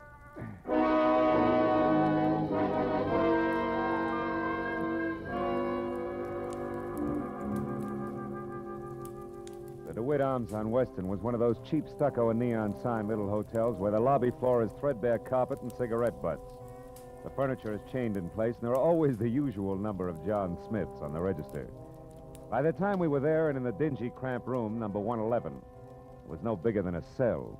I knew that the boy with the swollen face who leaned heavy on my shoulder was 25. Answered to Ira Clausen, and he knew that I was a private detective without a job on my hands. Then I began to learn a little more. That slick guy in the alley, Mr. Marlowe, his name's Link. Austin Link. He runs the New Blossom Dance Land on North Hoover. Well, what has he to do with this Julia Thayer? Well, I'm not sure. It was the last place she worked just before she dropped out of sight a month ago. I don't think I'll need this towel anymore. I feel pretty... Ooh, take it easy. Take it easy. You better stay on your back, kid. Oh, yeah. Anyhow, Mr. Marley, I went to the New Blossom Dance Land tonight to see if I could pick up any kind of a lead on Julia. Where she went or why, anything at all. Uh-huh, and you found out what? In Austin Link's office, in a desk drawer, this newspaper clipping. Mm-hmm. It's a month old, like Julia's disappearance. But otherwise, it doesn't make any sense to me. It was stapled to this picture of Julia. Here. Guess it was used in an ad for the dance hall or something. Hey, she's a pretty girl, isn't she? That clipping, what's it all about? Well, I'll read it to you. You mind closing the window first, Mr. Marlowe? I think I'd rather have it hot in here. Yeah, I know I would. Every jerk thinks he's Valley. All right, go ahead, kid. The headline is Faye Patillo killed in car wreck, and then mystery surrounds death of famed gangland woman. Faye Patillo. Hollywood's glamorous first lady of crime in the rackets. Yeah. It says she was killed late last night when her car plunged from Lookout Mountain Road at a hairpin turn. However, the police are puzzled by the fact that although the 40-year-old redhead was in her own car, she was not found at the wheel, but in the back seat where, according to the condition of the wreck, she could not have been thrown. Furthermore, no sign of any driver dead, injured, or otherwise was or has been found. I know all about that one. Now, look, is that all you have to go on? Well, not quite, Mr. Marlowe. There's one thing more. What? Just before Link caught me in his office and I ran and hid, as far as the alley where you found me, Yeah. I overheard him talking to someone on the phone about Julia. I have no idea who it was, but Link was very respectful, and he was given a private telephone number. A number he was to remember, not write down. You know what it was? Yeah. Washington 7017. Wait, 7017. That's it, Mr. Marlowe. That's not quite, Ira. That's only half of it. What do you mean? You and Julia, why you want to find her, what she means to you, why you haven't gone to the police. Well? I'd rather not say, Mr. Marlowe, if you don't mind. Okay. Suit yourself. Well, good luck, kid. When you're on your feet again, play it a little neater, huh? You'll stay on your feet a lot longer that way. Mr. Marlowe, wait. Hmm? Please. I want you to work for me. I'll tell you everything. That's better. May help, kid. Anyway, it can't hurt. No. Not any more than it has already. Began back home, Mr. Marlowe, a couple of years ago. The story Ira Clausen told me I'd heard before. So had anybody who'd spent more than a weekend in Hollywood. Only the names were different. Julia Thayer had loved Ira loved Julia, all this in Cedarville, Oregon. Then the snapper. Someone says Julia's not only beautiful, but has talent. She's wasting her time in Cedarville. Julia believes this, packs her bags, scrambles for movie land, where she falls flat on her face, which isn't quite as gorgeous in Hollywood as it was in Cedarville. Then it's no dough, lots of pride. You got to eat to live, so you get a job. That was where the New Blossom Dance Land came in. And when the letters quit coming on the home front, Ira started to worry. He knew that Julia needed help. Mr. Marlowe, and followed one lead after another. Got as far as the alley where I collected you. Okay, kid, I think I've heard enough. Then you'll help me? Yeah, I'll try. Call you later.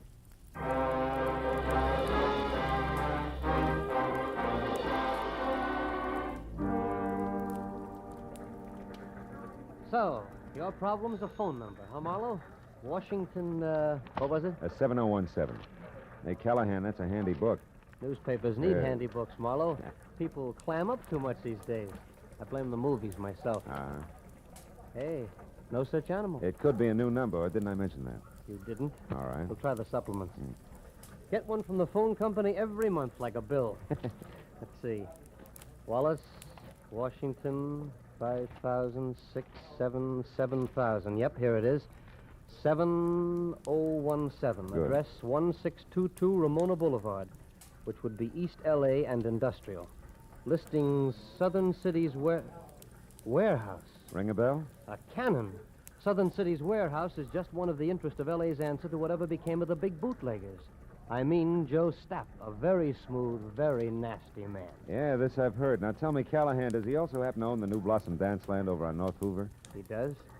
Now you tell me, Phil. There's a story I could use here? Oh, no story. Uh-huh. You know, Marlowe, it's just like I said.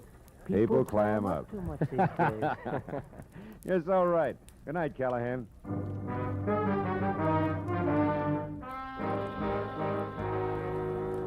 If the good gray reporter hadn't mentioned Stapp's prohibition background, I would have chalked the warehouse off as the kind of 9-to-5 place that couldn't possibly help. But on the hunch that Stapp might live in a lush penthouse atop a stockpile a la Chicago 1929 style, I pointed my car for East L.A. and the Southern City's warehouse.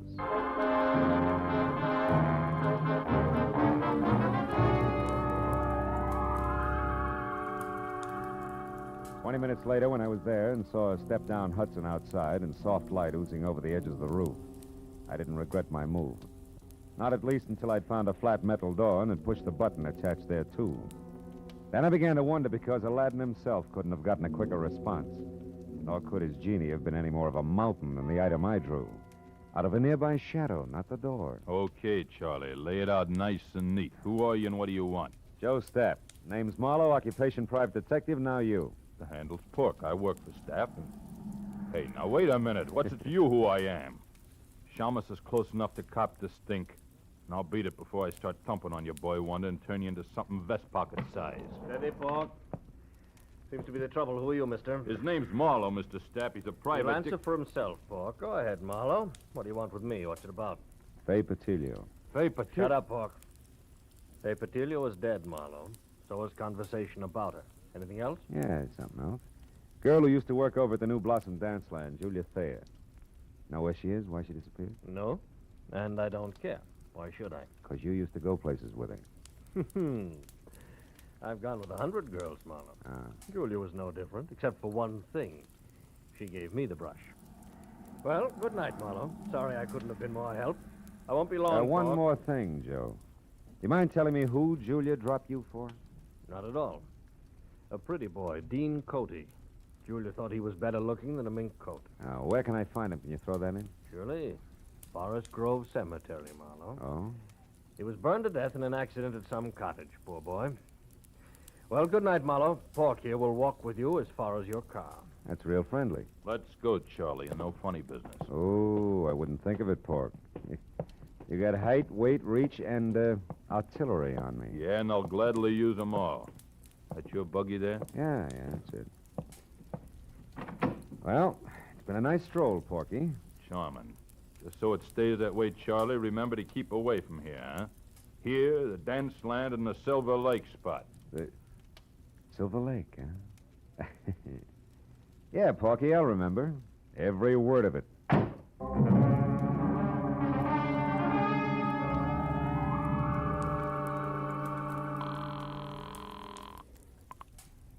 City desk. Callahan, go ahead. Marlowe again, Callahan.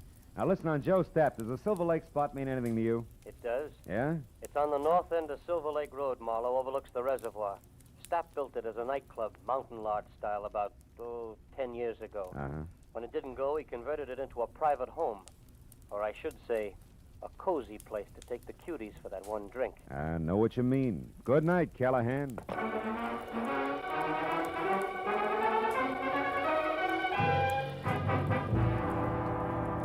The Silver Lake Reservoir was only a mile off Lower Sunset Boulevard, but the setting could have been a street in Switzerland.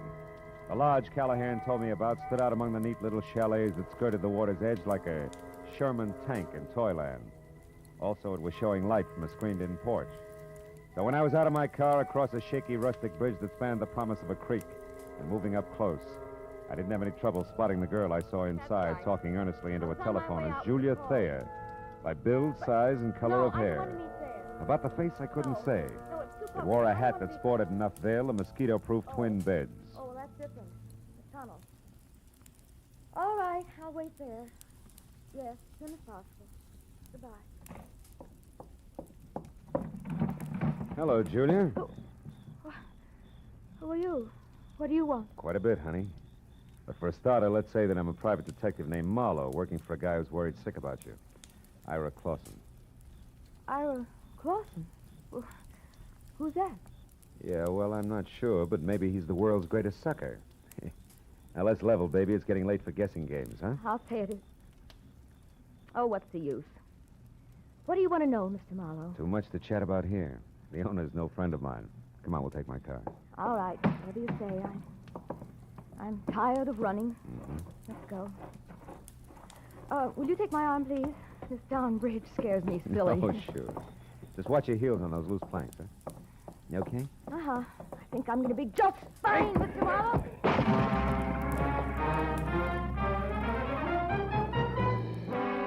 It was all the lead she needed because by the time I'd crawled out of the inch-deep, inch-wide river and was back up on the road, Julia Thayer was in her car away fast as far as Sunset Boulevard. So I went to the phone back in the lodge and got through to my client at DeWitt Arms Hotel and brought him up to date in a hurry, including the latest question mark. The tunnel? Well, of course I've heard of it, Mr. Marlowe. Matter of fact, I've been there. Why? Well, it's where Julia's heading right now. Now, what's the location of it, Ira? Ira! I'm still here, Mr. Marlowe. Yeah. You sound real different. I don't get it. What's up? Very personal business, Mr. Marlowe. You see, I'm Ira Cody, not Clausen. Dean Cody's... Brother, Mr. Marlowe. Brother who's out to get the girl responsible for his burning to death. Julia Thayer, the cheap scum. So Marlowe played Patsy. Oregon, the boy-girl pitch. You made it all up. Every bit of it. Mr. Marlowe, before I needed your help. Now I don't anymore. Get lost.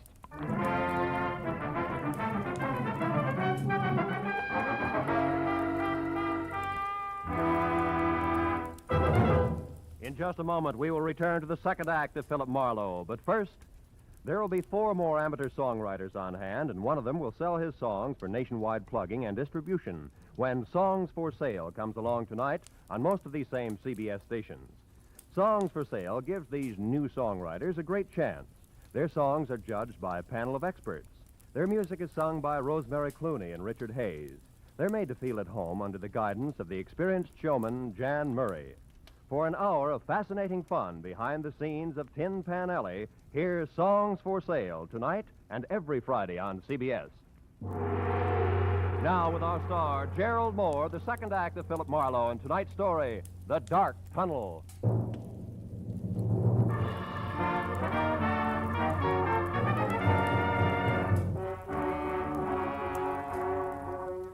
I stood there for a minute after Ira Cody hung up and tried to figure my next move, while the phone in my hand quietly buzzed sucker. A pair of haywire lives was scheduled for a smash-up, and I'd let myself get mixed up right in the middle. Now my only chance to do something about it was to find out fast what was meant by the tunnel. I started out of the place, but only got as far as the front door. You going somewheres, cutie? That rod makes you 6 feet taller, doesn't it, Porky, huh? I don't like you, Charlie. You played a dirty trick on me. Trick? What are you talking about? When I slipped and mentioned Silver Lake, it made Mr. Stapp mad at me, and I don't want Mr. Stapp mad at me. That I can understand. Now, look, you feel like talking this out? No. Oh, listen, you dumb ape. It's for your own good. Something's going to happen tonight that'll make your boss a lot madder than he is now. I'm the only one who... You're just trying to trick me again, but it won't work. Not this time. First, we lift your gun. Now, get going. We'll take your car. Porky, you're going to hate yourself for this in the morning when Stapp finds out. I doubt it. You see, Charlie, it's his idea. Now get going.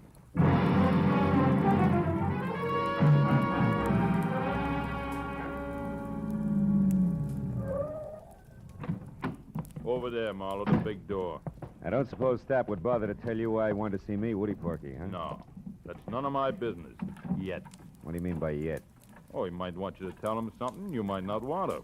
Then it's my business, Charlie. Go on, open it up. That's enough. Inside. Well. Real genuine warehouse, huh? Chains, tackle, even a hand truck. Well oiled, too. Don't tell me your boss is going legit. Never mind that junk. Just stand right there. It'll like it, this crazy door lock. Here, Pork, try something heavier. Like this truck. Oh, my leg. Why, you... Now it's your chin. Good night, Charlie.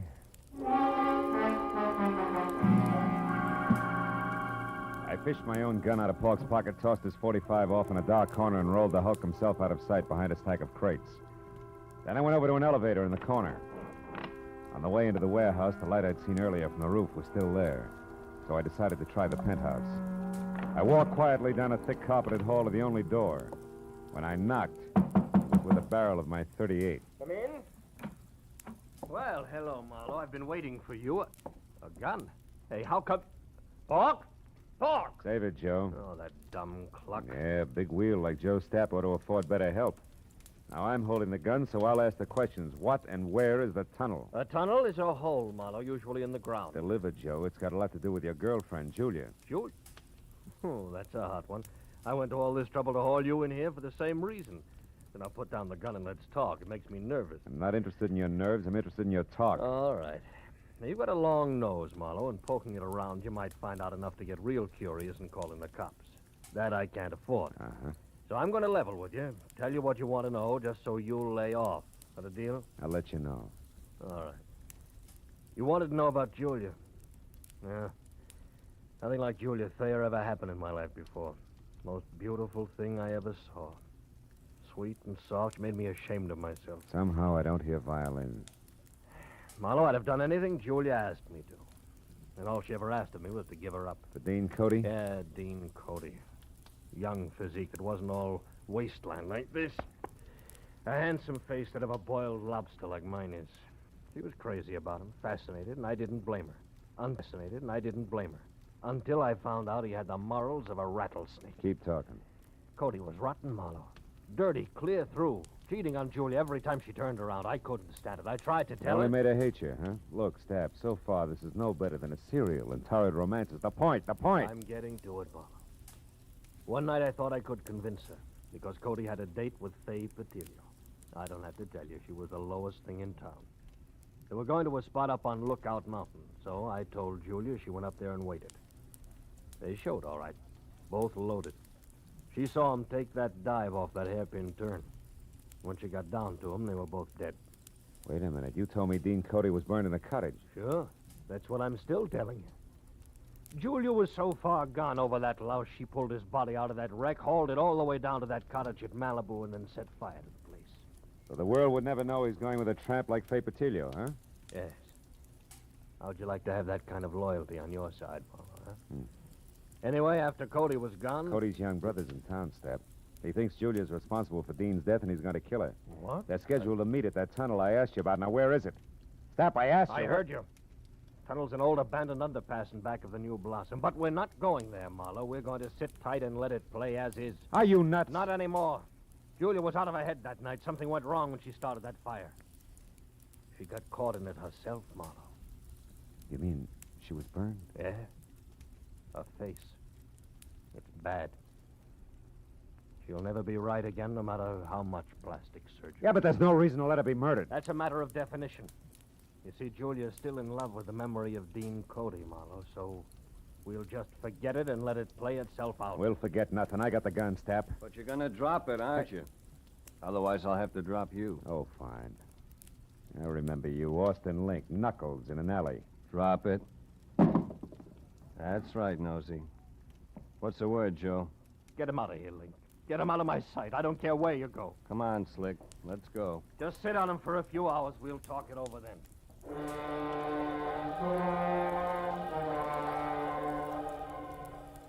Link was a professional. He stayed exactly far enough behind me to be always out of reach, but always close enough to keep me under control. All the way down in the elevator, I watched for a chance that never turned up. And as I rounded a corner and headed for the big door again, I glanced at the stack of crates. Pork had come, too. He was on his feet behind them, a heavy steel pulley block in one hand, his face a stupid mask of blind hate. He slammed the block at me with everything he had. I'll kill you! I dropped to the floor and heard the thing connect behind me. It had caught Link dead center. He fell like a bag of sand. Before Pork realized what had happened, I charged the stack of crates, threw my shoulder against it, made it to the door and out in one dash. My car was sitting where I'd left it. I heaved a sigh of relief and piled in.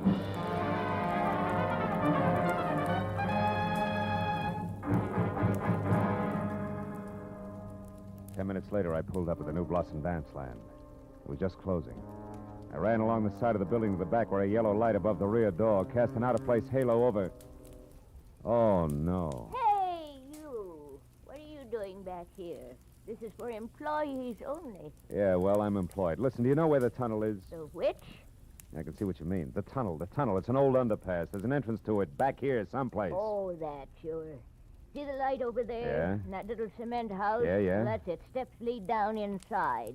But why? Nobody ever uses that anymore. Well, I tell you, I got a date in there with a couple of screwballs. Oh, well, you'll be right at home. Good night, dearie. A baker's dozen steps led down into the thick darkness littered with newspapers, weeds, and wine bottles, all long dead. As I eased down inside, I heard voices, low and tense, amplified by the rolling, hollow echo in the tunnel. At least I'd made it in time.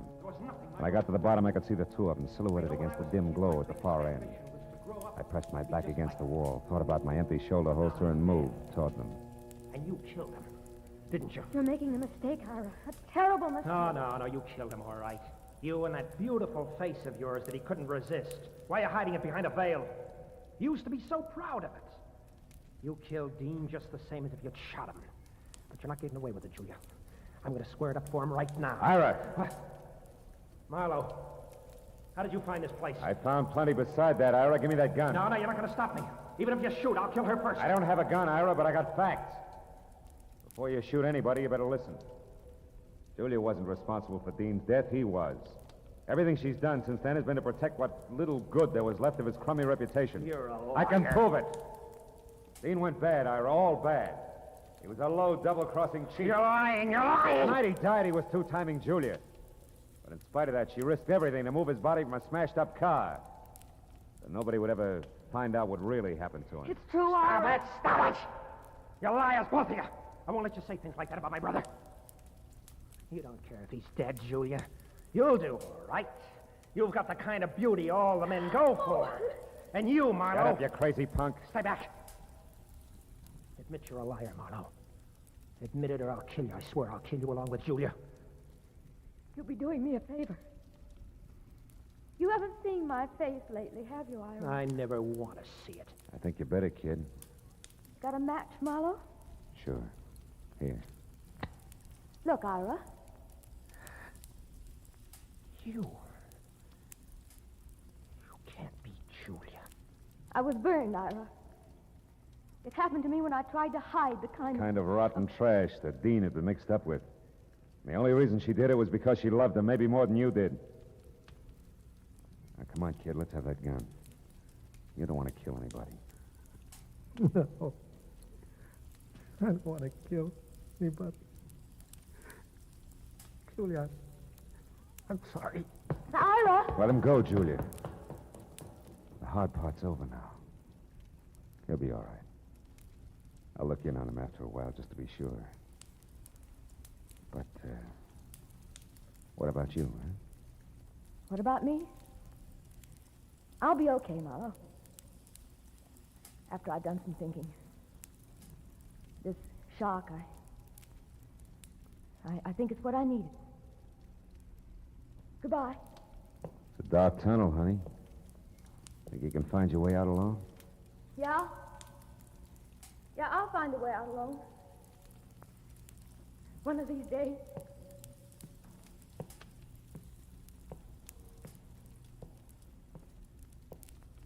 She was gone. And I went back and climbed the stairs. Out of the tunnel and into the night again. As I drove slowly home, I thought of Julia. Alone in a dark, blind tunnel with no end to it. And then I thought of all the dark, blind tunnels that men stumble into. Tunnels of blind love and blind hate. Of blind submission that lets empty suits of armor conquer cities and men's minds. Tunnels of blind worry and blind greed, of blind ambition, of blind... But then I stopped because I was getting no place. Except into a blind alley.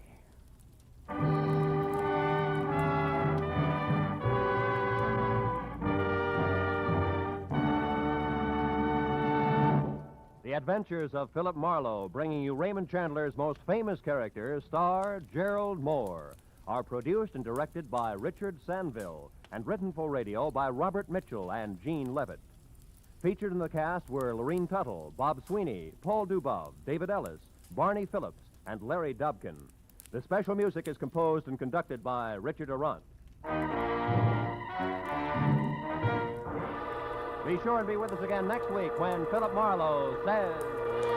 This time, greed in a green suede dress, a die-hard from Dixie and a cuckoo coin collector, added up to violent death for two, and all over $50 in Confederate money.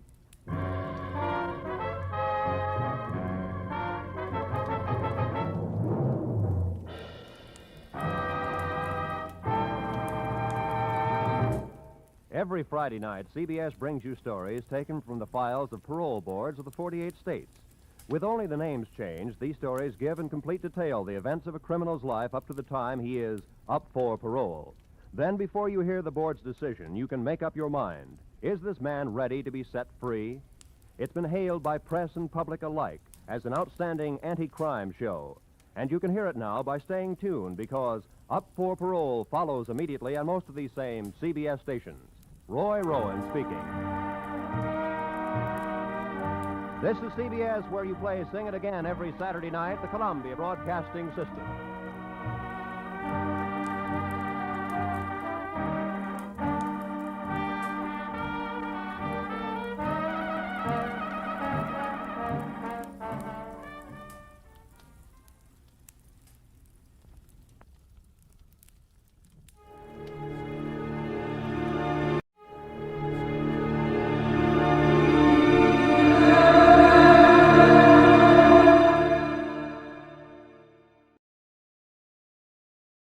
From Hollywood, it's time now for... Johnny Dollar. Earl Poorman here. Poorman? Tri-State Life and Casualty. I'm the branch office manager down here. Oh, sorry, Mr. Poorman, but the answer is no. Well, this is an arson case, Dollar, and we're already having to make one payoff I'm on it. sorry, but it'll have to wait. I'm going to get as far away from this New England winter as I can. Well, for that, I don't blame you, but there's no reason you shouldn't come Look, down. I've had a rough year of it. I'm tired and I'm cold. And unless I can get down to where the warm, balmy breezes waft in... Dollar, I have got to have you on this case. There's a lot at stake. Now, my office is down here... No, sir, I'm sorry. You down see... here in Sarasota. I just can't do it, Mr. Poorman. I've already made a plane reservation for Sarasota, Florida. And this is one time I'm going to... Where did you say your branch office is? Sarasota, Florida.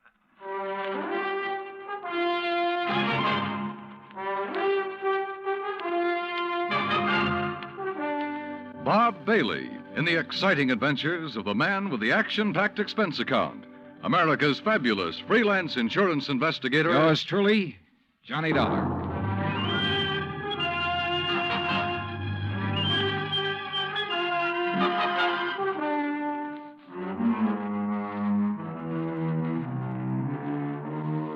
Expense account submitted by Special Investigator Johnny Dollar to the Tri-State Life and Casualty Insurance Company, Home Office, Hartford, Connecticut. Following is an account of expenses incurred during my investigation of the burning Carr matter.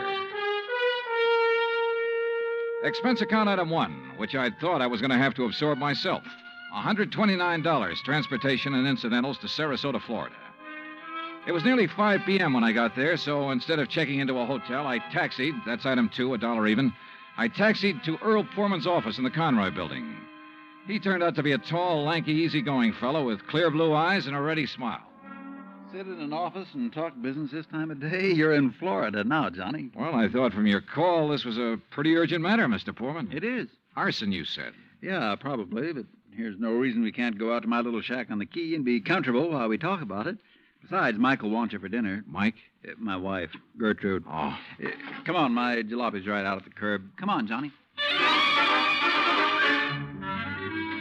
Poor man was a misnomer for this man because his jalopy turned out to be a spanking new Cadillac, complete with air conditioning and all the fixings. And the shack, anything but. It was on St. Armand's Quay across Sarasota Bay from the mainland, a beautiful two-story concrete and stucco job.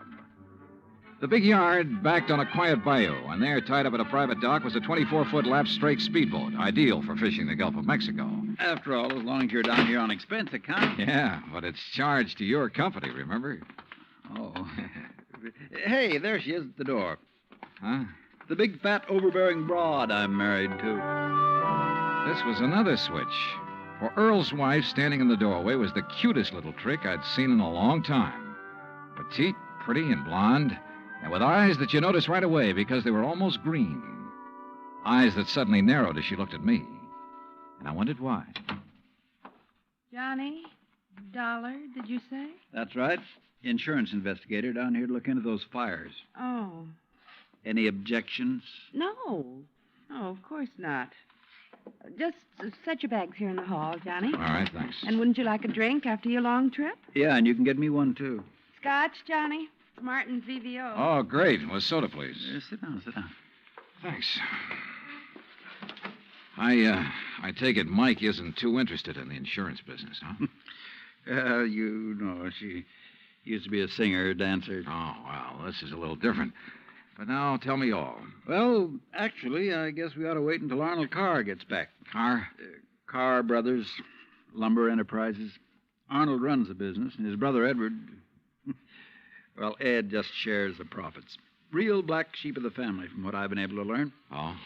Anyway, they have yards all over the state. There's one here in Sarasota, one up the coast a ways at Fort Pierce, and still another at Arcadia. That's about 40 miles inland, just east of here.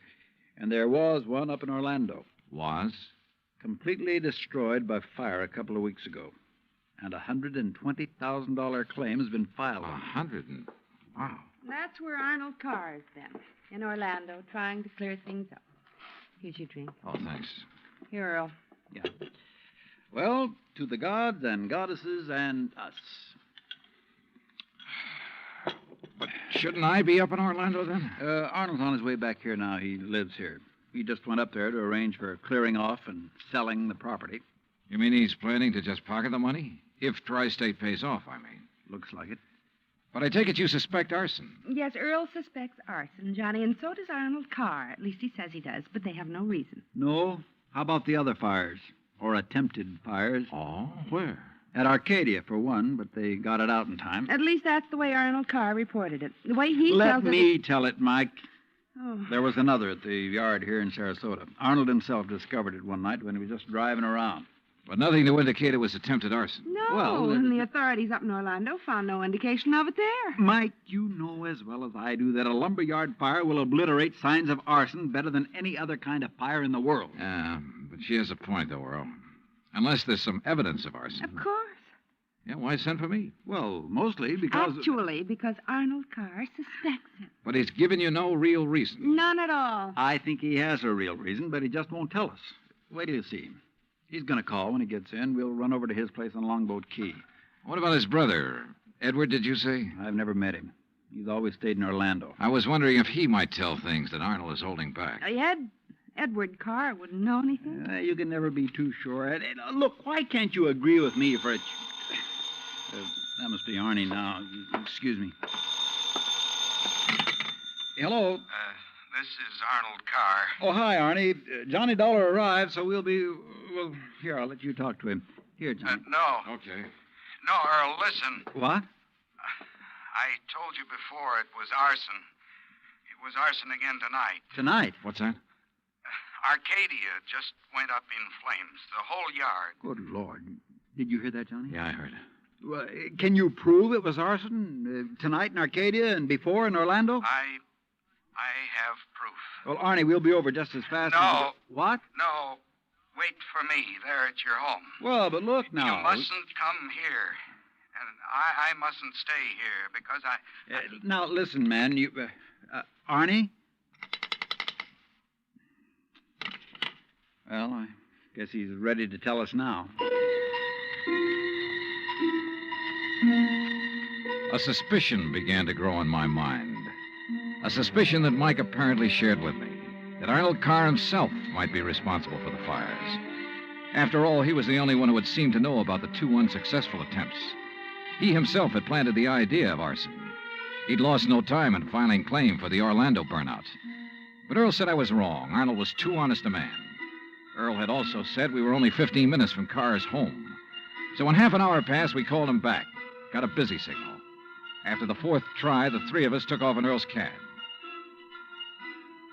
As we pulled into Carr's driveway, we could see him through the picture window, sitting at his desk, telephone in hand, apparently engrossed in a call. Then, as we walked up to the door, I noticed something else. Arnold Carr looked enough like me to be my brother. Maybe that explained Mike's reaction when she first saw me. Hey, Arnie. Can't you see? He's on the phone in there. Well, the least he can do is hear his own doorbell. Earl, wait. Good Lord. What's the matter? Through the window. Oh, no. Earl? Stand back. Earl, for heaven's sake, what is it? Couldn't you see from out there? No, what's wrong? Oh, Well, Johnny? Right through the forehead, Earl. Looks like a 38. Before I could stop him, Earl took the phone out of the dead man's hand and called headquarters. Mike turned pale and slumped into a chair. And I gave the place a quick rundown, checked doors, windows, etc. A few minutes later, an officious young sergeant named Larkin arrived and took over. 38 caliber straight through the middle of the forehead. Were all 3 of you here when it happened? Mr. Foreman, Mrs. Foreman, and who are you? The answer to your first question, Sergeant, no, none of us was here. And this is Johnny Dollar, insurance investigator. Hiya. You insurance guys work pretty fast.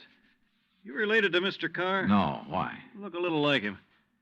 Who busted in the front door? The killer? I did. When we drove up, we saw Mr. Carr sitting there at his desk. We rang the doorbell and knocked, but... And when he didn't move, you took things in your own hands and busted in, huh? That's right. You haven't moved anything, have you? No. Except I took the phone out of his hand to call you. Dollar, if you're any kind of investigator, you should have known better than let him touch anything. Now, let's see. The shot must have come from somewhere near this window by the fire. Ah, sure, here we are. Bullet hole right through the pane. Bullet was fired from outside. You're sure, Sergeant? Sure, I'm sure. Look for yourself. You call yourself an investigator? Hey, Cummings, Woolway, check the area around that window beside the chimney out there for footprints. Maybe an empty cartridge case. Now, you folks get out of here so I can call Doc Hanley over and get on with my investigation. And no, Dollar, I don't need any of your help. Well, thank you, Sergeant. Your job is fires, not... Hey, where did Mrs. Foreman go? Out to the car. Why? Who told her she could leave? Who told her she had to sit here looking at a corpse? All right, Dollar, all right. Just be sure the 3 of you stick around town in case I decide to question you further. Oh, of course, Sergeant. Yeah.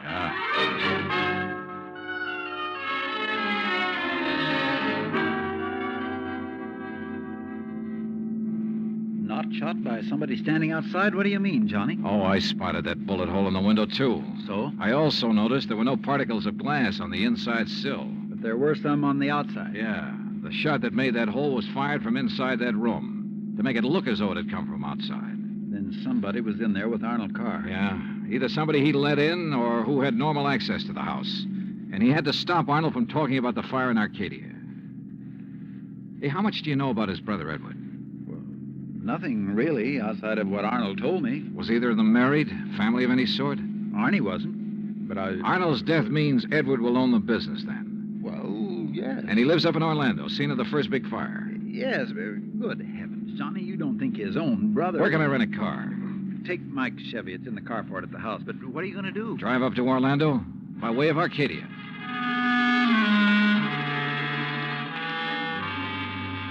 When I got to Arcadia, only a few people were standing around the remains of the fire. One hose company was still working on it, and a couple of police were poking about in the embers.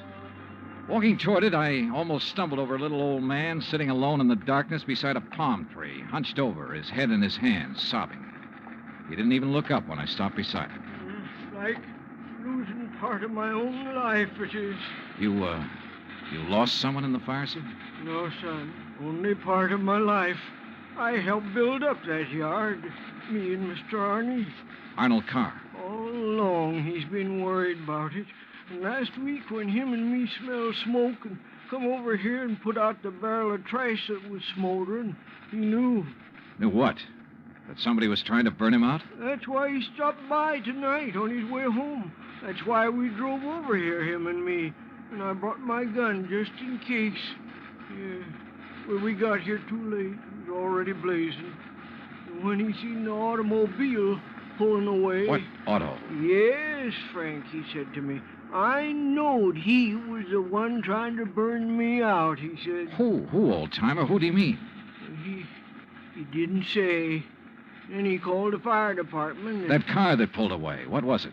Just a auto, big white Buick. But he tied it in with whoever set the fire. All he said was, I knowed he was the one. Do you know who it was he meant? Well, he told me even if I did know, I should never tell. Even the police. Well, who do you think it was? Break my word to Mr. Arnie? Never, son. All right, look, old man, I'm sorry to have to tell you this. Mr. Arnie's dead. What? But he can't be. He was... You. Huh? Maybe you thought in the darkness I would know you. But I do know you. Oh, now, just a minute, old-timer. If Mr. Arnie's dead, it's because you killed him. What? Just like you set the fires. No, I'm not who you think I am. And I'll kill you. That's what I'll do. Put down that gun. I'll kill you.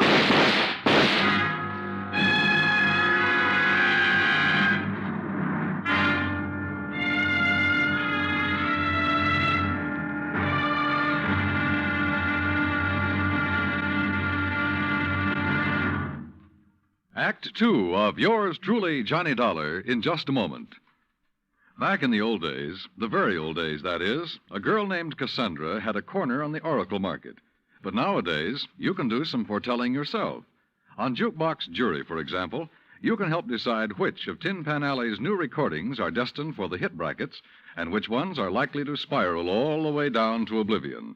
Remember, Jukebox Jury is yours to hear on most of these same stations every Sunday. Now, Act 2 of yours truly, Johnny Dollar, and the burning car matter.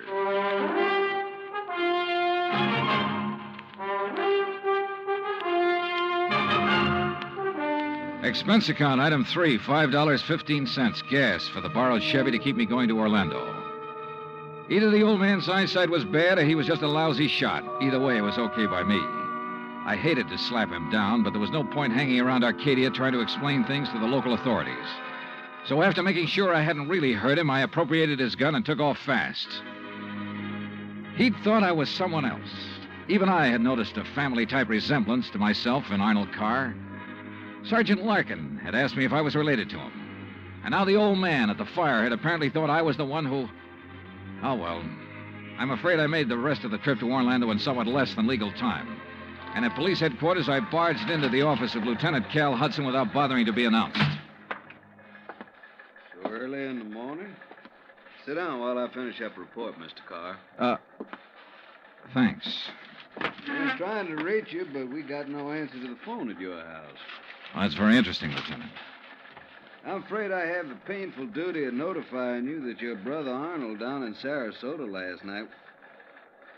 Why did you say very interesting, Mr. Carr? Or had you already learned... Well,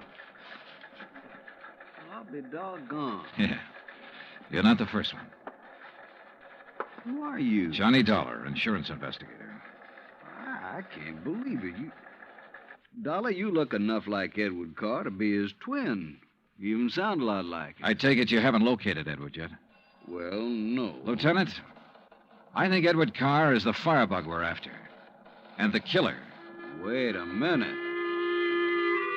Briefly as possible, I told him of Arnold Carr's phone call to Earl Poorman. His emotional upset just before he was killed. I told him Arnold had been murdered by someone inside the house, someone close to him, and that everything indicated that someone could very well be Edward Carr. That's still all just theory, Dollar, without any proof. Well, I will admit that Edward is a pretty worthless playboy living off the profits of the lumberyard. In any event, the lieutenant promised to put out an APB on Edward Carr. That was at breakfast for the two of us. Item 4, $3.25. Before I left him, he gave me Ed Carr's address, 1726 Allen Place. As I expected, there was no answer to the doorbell at 1726, so I tried visiting up the street. It quickly became clear that Ed Carr wasn't very popular in this otherwise quiet, well-ordered neighborhood. Those big, noisy parties at all hours of the night, cars parked up and down the street, blocking respectable people's driveways. Yes, ma'am. You know, well, once in a while you expect a person to have callers and such. Me, I have the ladies' bridge club every third Wednesday, for instance. Well, that's nice. But these are all ladies, not like some of the trash that man and his friends have, dancing and drinking and carrying on at all hours. yes, you mentioned cars, Mrs. You Harper. know, people like Mrs. Hereford Robbins. She's awfully nice. And Janet Osterworthy. Now, she's a widow. Well- And, you know, she could have her pick of anybody she liked. But does she ever look at another man? No, sir. And then there's Mrs. Harper, Yes. you mentioned cars. Do you know what kind Mr. Carr drove? Why, yes. It was a big white one. And the make? Well, no. My husband, when he was alive, always drove a Maxwell, and I guess that's the only kind I ever got to know by name. But Mr. Carr's is white. Only I guess that isn't much help to you, is it? All the white cars here in Florida, I mean. Look. Now, even that blonde hussy who's around him all the time drives a white car. Oh, I really shouldn't use a word like that, though, should I? But it fits. Wait a minute. What blonde, Mrs. Harper? Mr. Dolar, I don't pay any attention to people like that. Why, you'd think she owned that house of his. The way she keeps popping in and out all hours as if she belonged there. Mrs. Harper. And drives all the way up from Sarasota, too. Do you know who she is? I do not. I refuse to pay any attention to people like... And the way she dresses, too, like a newly rich chorus girl with all her fancy clothes and furs and things. How do you know she comes from Sarasota? By the license on her car, of course. Every city has its own number. You know that very well. And hers is 12WW something. And you don't know her name? Of course not. Flaunting all those expensive furs as though she bought and paid for them herself.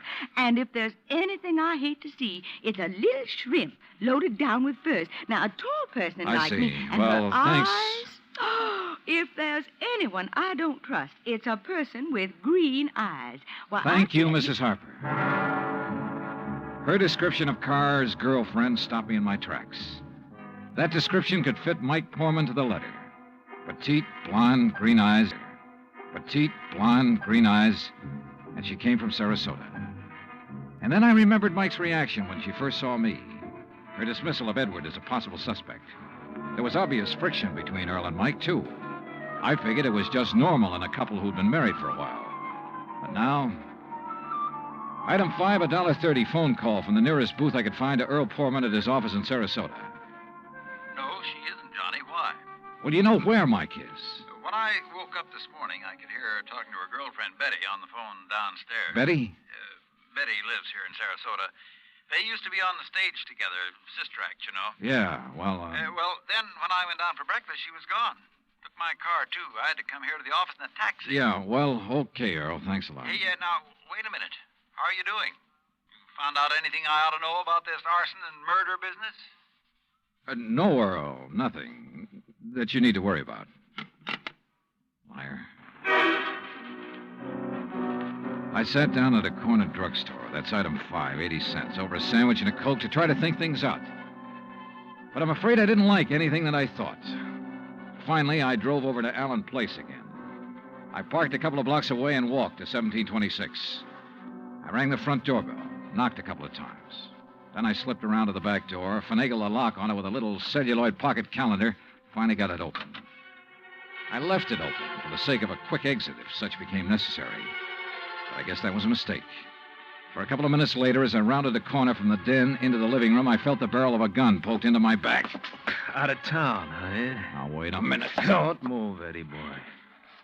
Trying to stall off pay me the $5,000 by saying you're going to be out of town, huh? Okay, so you think I'm Edward Carr? You kidding? Don't you know what happens when somebody tries to stall me? I don't know exactly how long I was out, but when I came to, it was dark. Except for the glow from a streetlight outside. And what roused me was the sound of footsteps, feminine steps, cautiously entering the back door. Then, briefly silhouetted against a window, I saw a trim, petite figure that was all too familiar coming toward me. Then she saw me, too. Darling, you're hurt. What happened? What do you think? Who did this? Who struck you? You don't know? Yes, of course. It was Tony. Because you didn't pay him soon enough for the Arcadia job. Here, Eddie, let me help you. No, just let me rest for a minute. I thought that was Tony I passed on the road in from Sarasota. Why'd you come over from Sarasota? To see you. I knew you'd be here. Oh, why? Why? So the police could surprise you with the news of your poor dear brother's death. But why did you come to the house? Because I hoped you'd come here, I guess. Eddie, you should have waited until I could raise the money to pay off Tony. You mean for killing Arnold, too? Of course. No. Are you trying to say you didn't kill Arnold? But I saw you from outside in the Buick. You'd swear to that, wouldn't you? I don't know what you... Eddie, you sound like you don't trust me. We're in this thing together. Yeah, you sure of that? What are you talking about? Whose idea was it to knock off Arnold? But you had to. When he saw you at Arcadia, he knew that you were having the yards burned up. That's the way you figured it from the beginning, wasn't it? Now, look, baby. First burn up the lumber yards and collect the insurance on them. Then convince me that you and I should have it all by putting Arnold out of the way. But you had to kill Arnold. I don't understand you, Eddie. Yeah. And I wish I didn't understand you, Mike. Mike? Come on. Let's turn on the lights. No. No, if somebody sees us. Eddie, you... Who are you? Are you kidding, Mike? Wait a minute. Who are you? You're that insurance investigator, Johnny Dollar, that Mike told me. Let me out here. Oh, no, you don't. You're staying right here. Mike Poorman's sister, aren't you? Well? Oh, sister. So we once did a sister act before she married that Poorman guy. Now, let me go. Not by a long shot. You may as well, Dollar. What? Eddie. Don't move, Dollar. Get his gun, Betty. Get it. Yeah, sure. Here, Ed. Good. Ed Carr, huh? That's right. And you know we do look alike, you and me. Yeah, sure. Enough for Betty here to have told me all I need to know. Don't believe him, Eddie. He's lying. I heard, No, baby. Eddie, I thought it was you. Don't you see? Sure. Why'd you come up here anyway? Because Mike told me that Dollar was coming up here. You been shooting off your mouth to her, too? She knew about us. She thought you might have something to do with the fire. She was my friend. She was trying to get me out of this whole mess, and I wish I'd listened to her. Well, it's too late now, baby. Eddie, what are you going to do? Now I gotta get rid of both of No! you. And figure some way to shut up Tony's mouth. Ed, please! You know you'd never get away with it, Carr. Oh, no, I'll call him. That's what I'll do. Yeah, Betty, and he'll come here to get his money. Then I'll call the police, see? Tell him to come right away. Tell him I found out about you having Tony start the fire. What? That's right, that you had him burn up the yard so there'd be even more money for you to bleed from me, like all the dough you got from me already. You're crazy, Ed. I'll tell the police to meet me here. And when they come in, it'll just be in time to see me kill Tony in self-defense. After getting here too late to save you, I'll tell them. You're out of your mind. They'll check that gun of yours so fast. And that'll prove it. Because the only shot out of my gun will be the one that gets Tony. This gun of yours is the one that's going to knock you two off. And they'll think it's Tony. Oh, Eddie, please, you're drunk or you're crazy. Crazy to save my own life, to keep you and Tony and Dollar from putting a noose around my neck? If you think that harebrained scheme of yours will ever work, you're off your rocker. It's got to work, because it's my only chance, so it's going to work now.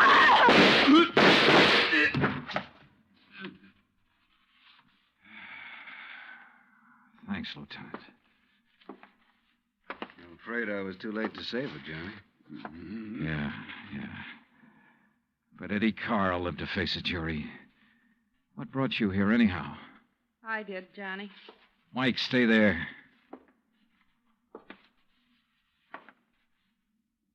Stay right here, Mike. I know. I don't want to see it. She was my friend. Where's Earl? I came alone. When I talked to Betty this morning, I knew your suspicions about Ed were right because, you see, I knew Betty and Ed were going together. Earl didn't know. Yeah. Maybe you better call him.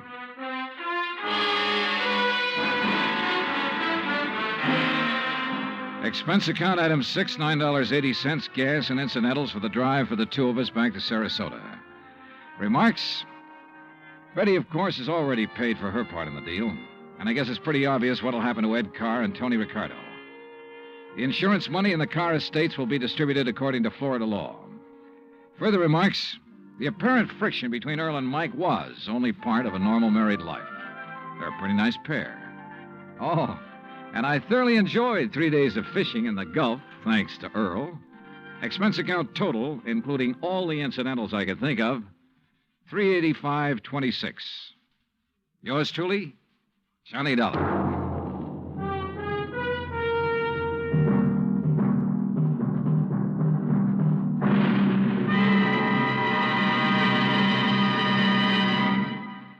Our star will return in just a moment.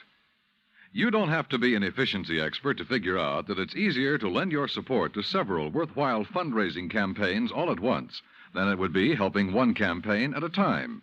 That kind of efficiency is yours to enjoy through the United Community Campaigns. CBS Radio hopes that when the United Community Campaigns are underway in your town, that you'll remember how much good you can accomplish with one gesture of support. Now, here is our star to tell you about next week's story. Next week, a case with a real twist. One that I think will just about tear your heart out. Join us, won't you? Yours truly, Johnny Dollar.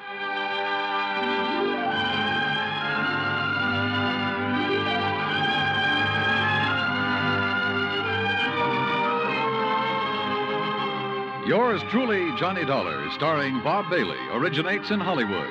It is produced and directed by Jack Johnstone, who also wrote tonight's story.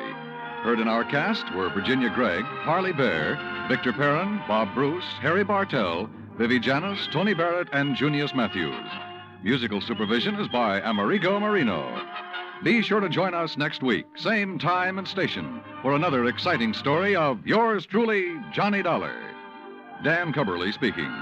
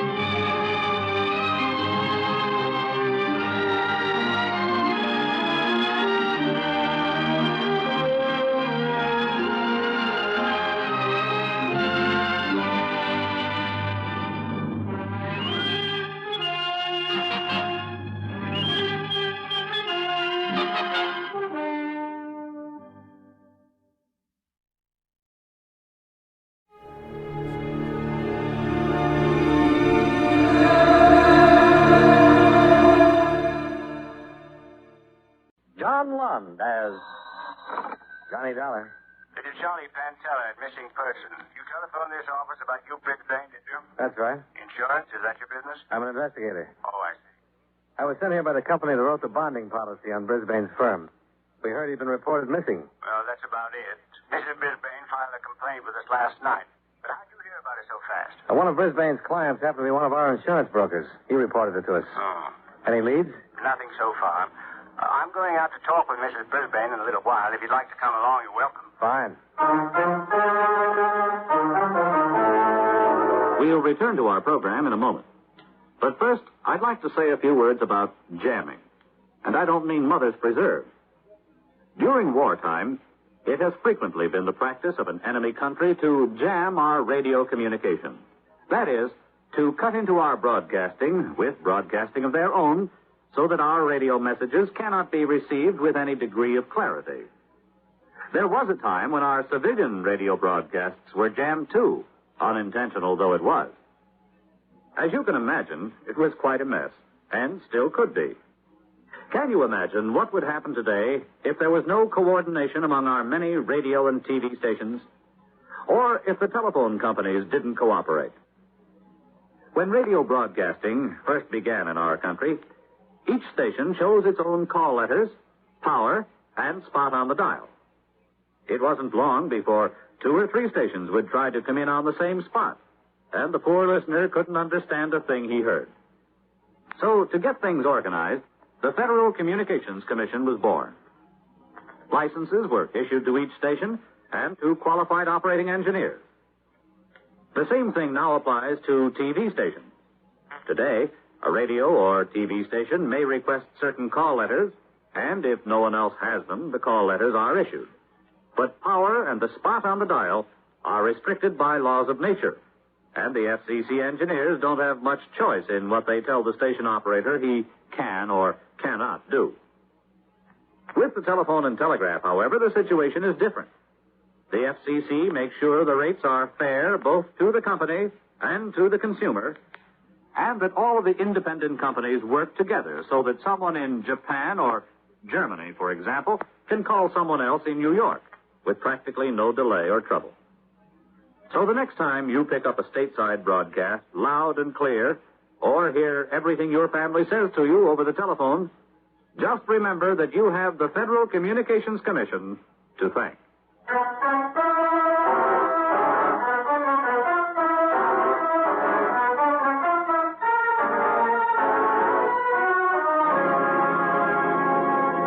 Expense account submitted by Special Investigator Johnny Dollar to Home Office, Cosmopolitan Bonding and Insurance Corporation, Cosmopolitan Insurance Building, Hartford, Connecticut. The following is an accounting of expenditures during my investigation of the Brisbane fraud matter. Expense account item 1, $91.35. Airfare and incidentals between Hartford and Detroit. Item 2, $25 even, legal fee. Before I met Sergeant Pantella, I engaged attorney Robert E. Pearson to arrange for a court order impounding all of the records and books in the offices of Hugh Brisbane's small brokerage house. However, I moved an hour too late on that procedure. When I met Sergeant Pantella at the police station, he told me, "We'll have to look at them first, Dollar. DA's office got out a court order first thing this morning." Well, I wasn't trying to jump you, Sergeant. I didn't know how far you'd gotten. Just that we're always anxious to get that information on a case like this so our auditors can get busy. Yeah. It's a $25,000 bond, and we'll have to make good on it if Brisbane's run away. We don't know if he's done that, Dollar. No, we don't. What are your ideas on this, Sergeant? Well, I only talked with Mrs. Brisbane briefly. She told us she hadn't been home for 2 days. That was last night. The family doctor had already been there and given her a sedative. That's why I had to wait until this morning to get some details. I see. I have 4 men covering Brisbane's office force right now, and the DA's men are there, of course, on the books. I will be glad to give you a copy of their findings, maybe save your people some money. Almost 11. Now, what do you say? Anytime.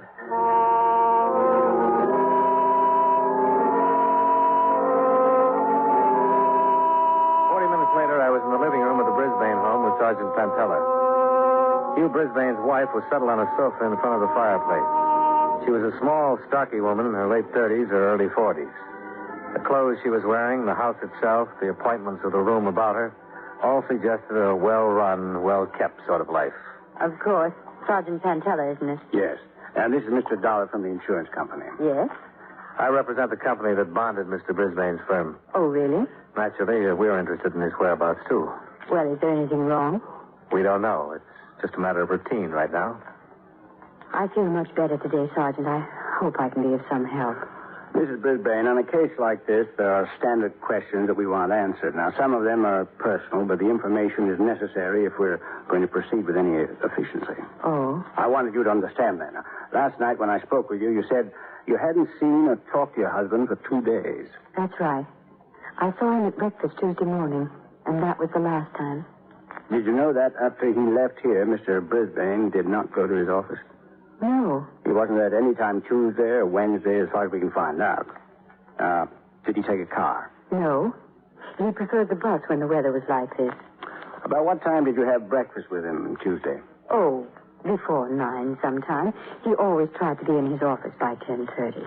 I don't want to frighten you, but can you think of any enemies that might want to do your husband harm? Enemies? You? Oh, dear, no. We'd appreciate it very much if you'd consider that question again, Mrs. Brisbane. It's important. I really can't think of anyone who might want to hurt him. Or perhaps in his office, in his business, there's someone, but he never discussed what went on there with me. Are you sure? It was a rule. See, this is our home. That's his business. We just never talked about what went on in his office at all. I see. How long have you and Mr. Brisbane been married? 18 years next July. Well, can you think of any reason why Mr. Brisbane might just walk out and not come back? None whatsoever, Sergeant. Absolutely none. You said that you saw your husband last Tuesday morning at breakfast? Yes. But you didn't report him missing until last night. Can you explain that? Well, I wasn't here for dinner Tuesday night, and when I got home it was late in the evening. I presumed he was in his room sleeping. Wednesday I was also out for dinner and came in late. It wasn't until dinner time Thursday that I became worried. I telephoned his office, and they said he hadn't been in for 2 days, and I telephoned the police. Had his bed been slept in at all? No. The maid told me that she hadn't made it since Tuesday morning. Well, weren't the people in his office worried? I suppose so. Well, I mean, didn't someone telephone here asking for Mr. Brisbane? Oh, no. Sometimes he wouldn't be in the office for 2 or 3 days at a time. He instructed the secretary that when he didn't show up, he didn't want to be called at home either. I see. Where would he spend his time on these occasions when he didn't go to his office for a couple of days? Here? Hugh liked to read and write a little. He has a room on the 3rd floor where he spent a great deal of his time. Would it be possible to look at that room? Oh, yes, I suppose so. Well, tell me, have you looked through his bedroom? Yes? Any of his things missing? Not that I know of. Clothes, luggage, something like that. I really couldn't say. I don't know enough about his things. Well, how about the servants? Could they give us that information, do you think? Possibly. Miss Brisbane, have you had any odd telephone calls or messages since your husband's disappearance? No. What do you mean?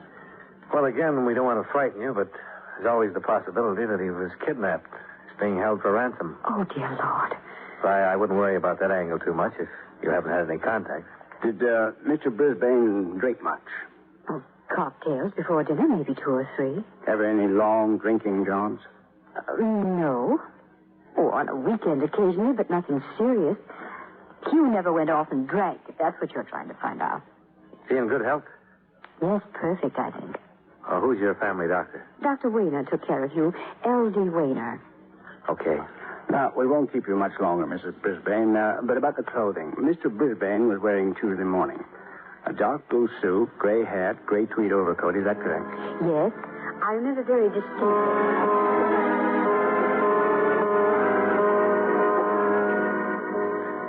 We talked to Mrs. Brisbane for another half hour, gathering information concerning the missing man. After that, we questioned both servants and learned that Brisbane was a man of careful and precise habits.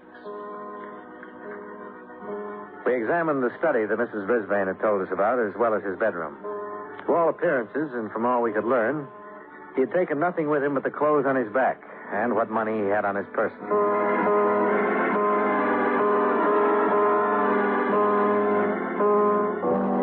By mid-afternoon, every member of Hugh Brisbane's office force had been interviewed and questioned. None of them were able to furnish a motive behind his sudden and complete absence.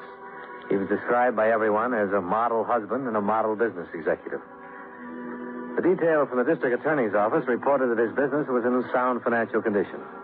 I went with Sergeant Pantella when he interviewed Dr. Wayner, Brisbane's personal physician. Well, according to my records, I examined him last on December 13th. He was in good health. For a man of his age and responsibility, I would say he was in excellent health. Oh, could you explain the qualification, Doctor? Well, I was thinking only by comparison. Hugh Brisbane is 45 years old. He's held a position of tremendous responsibility for many years. For a lesser man or a frailer man, the incidence of an organic disturbance increases with the years. In Brisbane's case, it didn't seem to hold. He knew how to relax, or he knew how to escape for periods of time and get a complete rest. He told me that he read a great deal and tried his hand at writing. Did you do a complete physical on him, Doctor? Yes. Why? Was there any indication or any reason whatsoever for you to suspect that he might suffer from some sort of mental trouble? No, there was not. I'd say that when I examined him, he was in excellent mental shape, too. Oh, I know you're seeking out the possibility of an amnesia condition or something similar. No, it wouldn't come in a flash just like that. There would have been some symptoms. What kind of symptoms? Well, symptoms that Mrs. Brisbane or the people in his office would have noticed and probably told you about when you questioned them. An inability to remember names, addresses, telephone numbers are the most easily recognized. Someone would have picked up those things in his conversation or his actions. For instance, he might have not been able to count his change when he paid a check at a restaurant. See what I mean? I see, yes. I think you can discount the probability of amnesia on those grounds. How long have you known him, Doctor? Well, 6 years, I think. He used to go to a friend of mine who passed away, and then he came to me. Did you ever meet him outside this office? Socially, yes. Where? Well, we both belonged to the same country club. I played golf with him several times. I've seen him at dances, other affairs. Did he and Mrs. Brisbane strike you as a happy couple? Oh, I suppose so, Mr. Dollar. I never really thought about it much. I'll tell you this. Hugh Brisbane has quite a head on his shoulders. That was always my impression of him. Did you ever have occasion to talk with him about anything but business or social activity? Yes, I did, once. It startled me at first. I was aware that he was a man of education and some culture, but I was quite taken aback by his ability to quote the classicists. Oh? It seemed incongruous somehow. I remember we were sitting in the club. It had been a 2 o'clock lunch. Practically everybody had left except the waiters, and I heard him quote a Greek. Callicles. Oh, what did he quote? Do you remember it? Why? Just curious. Well, I don't remember it, but I was so impressed with the passage, I took the trouble to look it up myself and to write it down. I have it here somewhere. Ah, yeah. There it is, Mr. Dollar. Thanks. Surprising, hmm? I don't know. What does it say? But if there were a man who had sufficient force, he would shake off and break through and escape from all this. He would trample underfoot all our formulas and spells and charms and all our laws which are against nature. The slave would rise in rebellion and be lord over us, and the light of natural justice would shine forth. When did he quote this to you, Dr. Waiter? Monday, the day before he disappeared.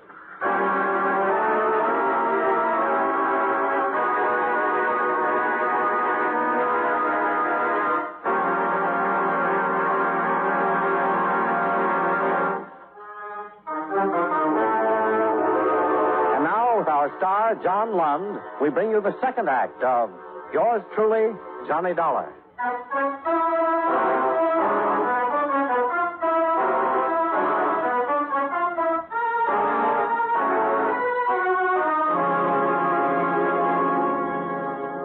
The disappearance of Hugh Brisbane had been complete and final up until the time the district attorney's men discovered that $5,000 had been withdrawn from his savings account on the morning he'd vanished. The fact that he was known to have a large amount of money with him opened up new possibilities in the case. What was his name? Cook. This is the third cage. Oh, yeah. Over there. Yeah. Mr. Cook? Yes? I'm Sergeant Pantera. This is Mr. Dollar. Oh, yes. You phoned me. It's about Mr. Brisbane? You took care of him when he was in here last Tuesday. Is that right? Yes, I handled the withdrawal. We'd like to see the slip on that, please. Yes, I looked it up. I have it ready for you. Thanks. You said on the phone you'd want a copy? Yes, for the handwriting man. Well, you may have that one. There was an automatic duplicate when he made out the withdrawal slip. We have that for our file. I see. Have you known Mr. Brisbane very long? Well, I've seen him the many times he's been in the bank since I've worked here. How long is that? 5 years. Are you sure you know him? Oh, yes, of course. Is this him? Yes. This is the same man who signed this withdrawal slip last Tuesday morning. That's right. Mm-hmm. Okay, now tell us, what happened? He just came up to the cage and gave me the withdrawal slip. That's all. I see. Weren't you a little surprised when he made out a withdrawal slip for $5,000? No, not particularly. Oh, that's a lot of money. Oh, well, maybe I was a little surprised, but Mr. Brisbane has withdrawn large sums from his personal savings account several times. Yes, I remember once he took out $3,500, and another time he withdrew $2,000. I assumed this was for some sort of speculation where he needed cash on hand. When he came up to the cage, what exactly did he say to you? Oh, just good morning, and will you please take care of this? Was that all? Yes, that's all. Well, didn't he stipulate how he wanted the money? Tens, 20s, 100s? Oh, yes. He did say that. He took it mostly in hundreds and 50s. I think I gave him $200 worth of 10s and 20s, too, but I'm not sure. Any of those bills happen to be recorded? No, I'm sorry.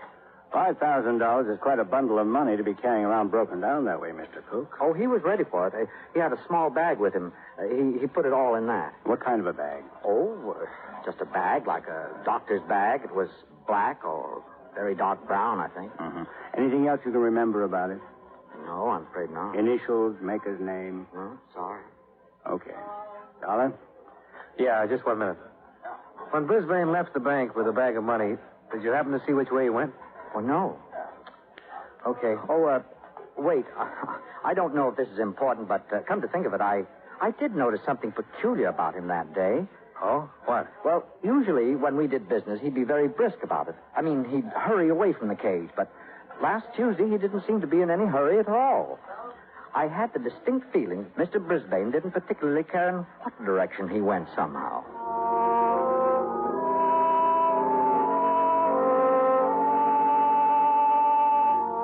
A recheck with Mrs. Brisbane and the house servants established that Brisbane had not left the house carrying the bag described by the bank teller. A supplementary information bulletin was issued including a description of the bag. Meanwhile, Sergeant Pantella's men continued the routine check of bus, train, and plane terminals within the city. Still no luck. Oh, I'm afraid he had too good a start, Dollar. He could be in Europe by now. Yeah. Well, what does your company think of all this? Well, as long as his books are in good shape, the insurance company can breathe a little easier. But they're still worried about him. I phoned Mrs. Brisbane and told her she could bring charges against him for desertion if she wanted to. That way we'd get a little more action from the other cities. She said she didn't want to do that. Mm-hmm. On that savings account, it was a joint account, wasn't it? Yeah, but he only took $5,000. That leaves her $23,000. Oh. Well, he's really done a good job if he was trying to get away. With that much money on him, somebody else could have done a good job, too. Yeah.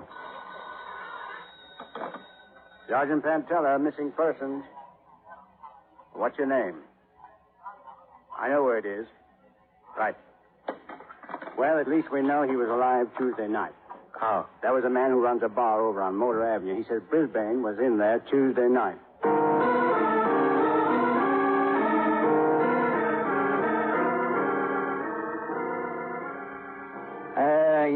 Yeah, that's him. That's the picture of the guy who was in here Tuesday night. Are you sure? Sure, I'm positive. Was he with anybody? All alone, sat right down there on that stool. How long was he here? Oh, he was here when I come on. He was still here when the place closed. Did you happen to see where he went from here? No. What kind of shape was he in? Was he drunk? No, real sober and quiet.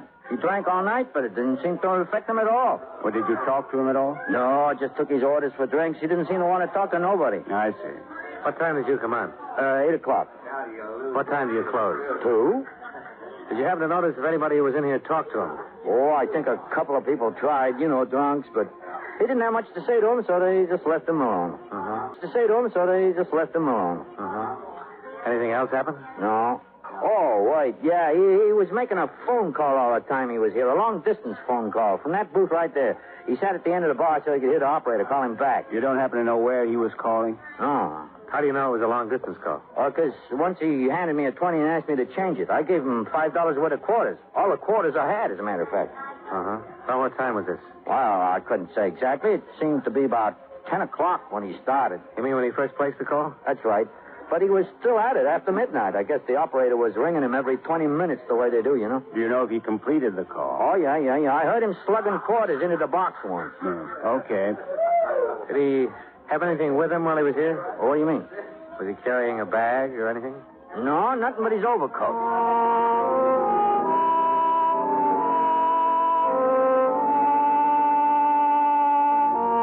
Telephone company records disclosed that Hugh Brisbane had placed a call from the pay booth in the lounge. A person-to-person call to a Kenneth Temple in San Francisco. We tried to place a call to the same number, but there was no answer.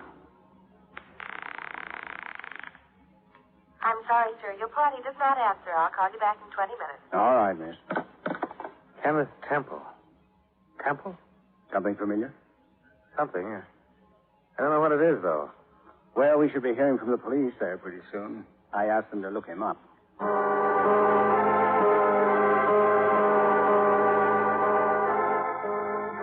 We waited another 2 hours trying to complete the call to Kenneth Temple in San Francisco. The operators were still trying when we drove out to the Brisbane residence once more. Mrs. Brisbane led us into the house. You say you found out something, Sergeant? Well, we might have, Mrs. Brisbane. Maybe you can help us. I'll try. Won't you sit down? Thanks. Now, what is all this about San Francisco? We found out that your husband called a man named Kenneth Temple there on Tuesday night. Oh? That name, Kenneth Temple, does it mean something to you? No. Have you ever heard it before? I don't believe I have. Mr. Brisbane never mentioned it to you at all? I can't say for certain, but it's not familiar to me at the moment. Mrs. Brisbane, have you ever been to San Francisco? Yes? When? Twice. Going to and coming back from Hawaii 2 years ago. Has Mr. Brisbane ever been in San Francisco? He was on the same trip. The name Temple. Maybe it's someone you met while you were there? No. I don't recall meeting anyone there at all. We were in a group of people. We all took the same plane from here and stayed together the whole trip. I see. Oh, excuse me, please. Sure. This isn't getting us very far. I don't get it. Hello? Me? Oh, yes, operator. Just a moment. It's for you, Sergeant. Oh, thanks. Probably San Francisco. Thank you. This is Sergeant Pantella. Yes? Hello, Mr. Temple. This is Sergeant Pantella, Missing Persons Division, Detroit Police Department. We're trying to locate a man named Hugh All right. He's there now. Hugh, let me talk to him. Just a minute, Mrs. Brisbane. Mr. Brisbane, we've been pretty worried about you. Yes, I'm speaking to you from your home. She's fine. Yeah, just a moment. He wants to talk to you. Hello, Hugh? Oh, it's so good to hear your voice. Hugh, what on earth is... Yes, Hugh. I'm listening.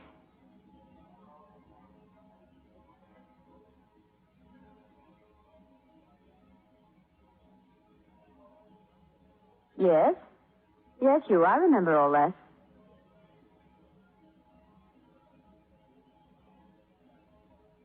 But Hugh, Yes, dear. All right. You again. Hello, Brisbane. Yes? Yes, I'm... Are you feeling all right, Mrs. Brisbane? I catch my breath. Sure that was your husband you talked to? It was you.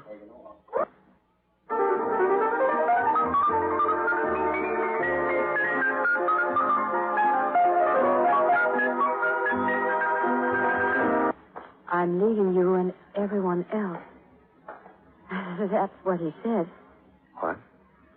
Well, he said that he was going to take a long sea trip with Mr. Temple, and that he wouldn't be back for a year, if he ever came back. He said he wrote me all of this in a letter that I should receive today. Why would he do a thing like that? He had everything here in this home that he wanted. It's a lovely home. We have lovely friends. Why? Why? If you would have just talked to me about it. I don't... Maybe he did, Mrs. Brisbane.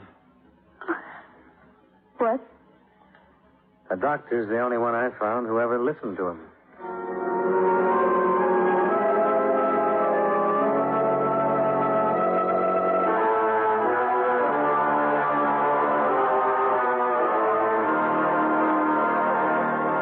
It was true.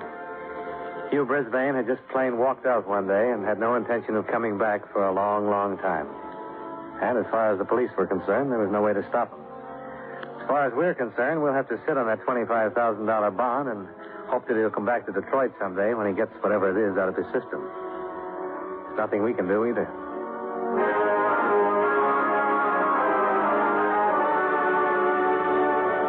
Expense account item 3. Room and board at the Chase. $78.50. Item 4, same as item 1, transportation back to Hartford. Expense account total, $286.20. Yours truly, Johnny Dollar.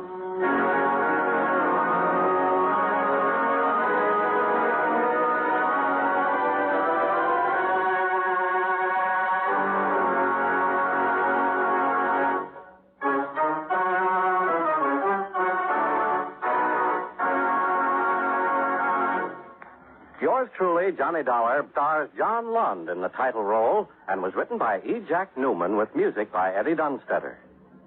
Featured in tonight's cast were Jay Novello, Jeanette Nolan, John McIntyre, Joe Kearns, and Virginia Gray. Yours truly, Johnny Dollar, is transcribed in Hollywood by Jaime Del Valle.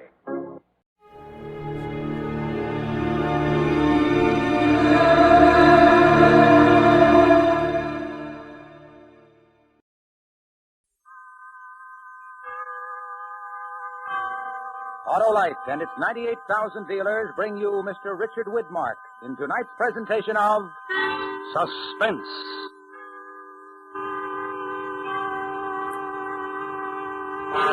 Tonight, as Suspense begins its 11th year on the air, Autolite presents the dramatic recreation of an exciting historical event, A Message to Garcia. Our star, Mr. Richard Widmark.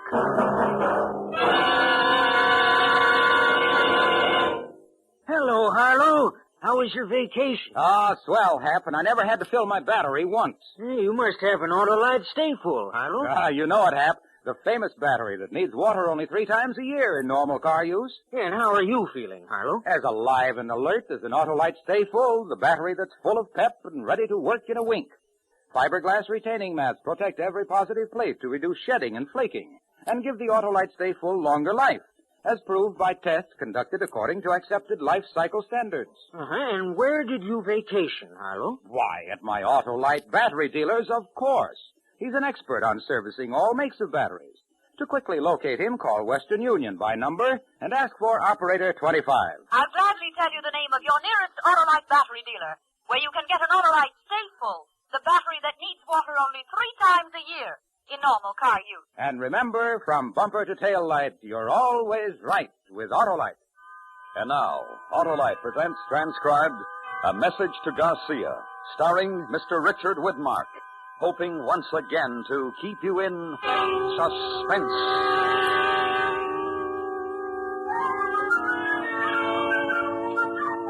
In 1898, down Havana way, the battleship Maine in the harbor did lay. One February night there was a terrible boom. 260 sailor boys met their doom. The Spaniards said, we are not to blame. The Americans cried, remember the Maine. The insults flew very thick and fast, till obviously the peace couldn't last. On the island of Jamaica were some brave Cuban men, so Lieutenant Andrew Rowan was sent to see them. Once upon a time, long ago, Lieutenant Andrew Rowan went to see them.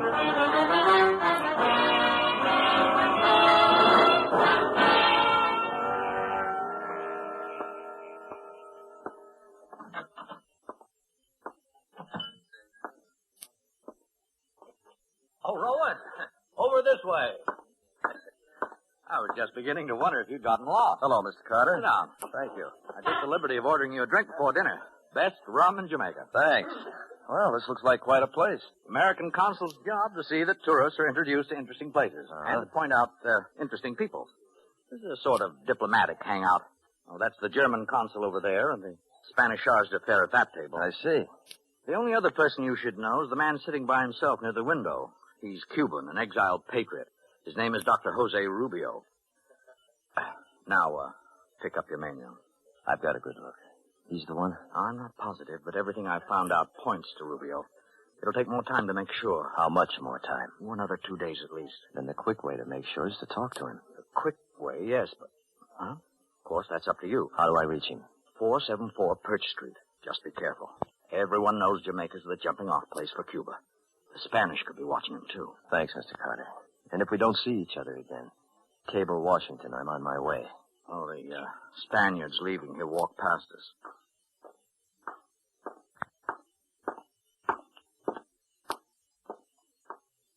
I guess he liked his dinner. He looked quite satisfied. Maybe he's had good news.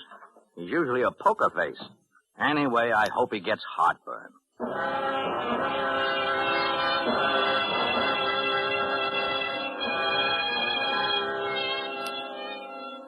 Jamaica was the edge of it. My desk in the War Department back in Washington seemed 1,000,000 miles away. It had taken 2 days to sift through the Cubans in Jamaica and come up with Dr. Rubio. When it got dark, I left my tourist hotel and I went to Perch Street. I hadn't had time to feel scared. I knew my orders weren't simple, but it began to catch up to me now.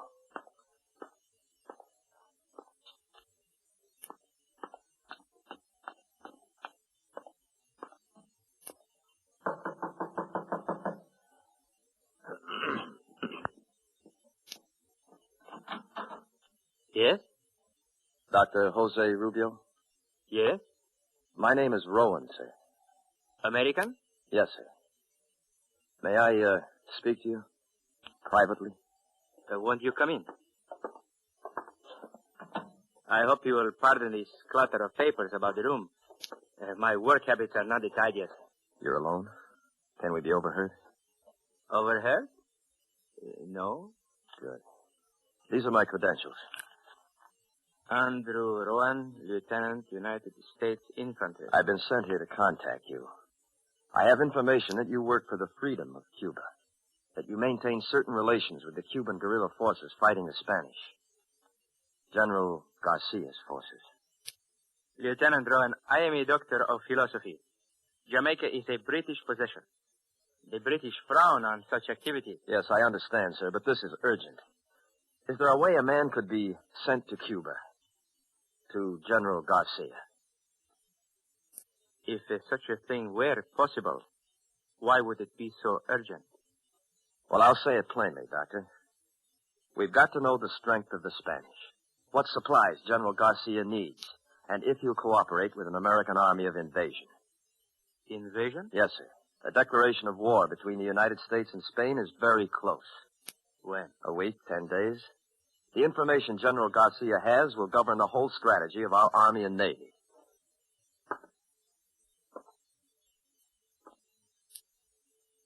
You should have come a long time ago, Lieutenant, when the cause of Cuban independence first needed help. Maybe so, sir, but I don't make policy. I will tell you truthfully. I do not know of what assistance I can be. The Spanish have suddenly become very strong. They use this new force to press General Garcia tremendously. Well, if you could get me to him, sir, I'm sure I that... want to get you to him, Lieutenant. I have received no word from Cuba in 6 weeks. I am not sure where General Garcia is. I'm not sure even that my communications are still secret. Is there any proof that they're not? No, unless silence is proof. I want to help you, Lieutenant, but you must know the risk to me, to you, to General Garcia. I'm ordered to get to the general, sir. If you're the only way... You like to fish, Lieutenant? How's that, sir? Fish. Out to sea in a boat. I have a friend who knows all the best fishing places between here and Cuba. Oh, yes, sir. I like to fish. When can you be ready? I'm ready now, sir. How about tonight?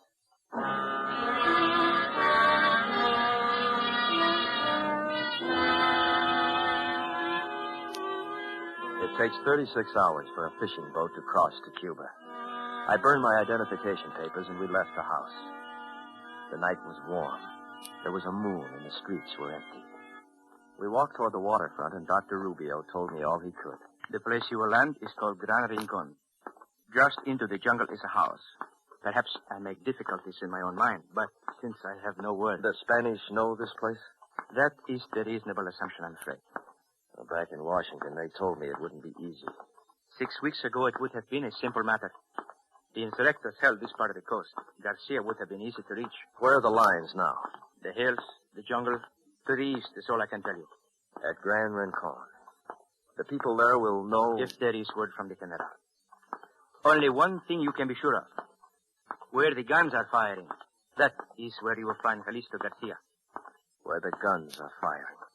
We go this way now, across the plaza. Right.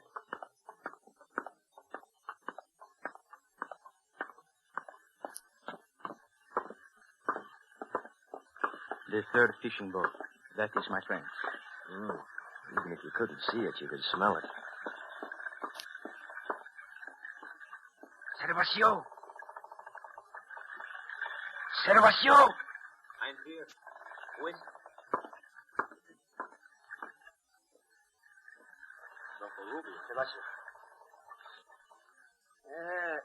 The dogs are busy tonight. Can you say? As long as there's wind. Dragnet, to Gran Rincon. Rincon? I will take him then. But, sure. It is urgent. It must be done. He is American. His country sends him to Garcia for Cuba Libre. Americano, come aboard.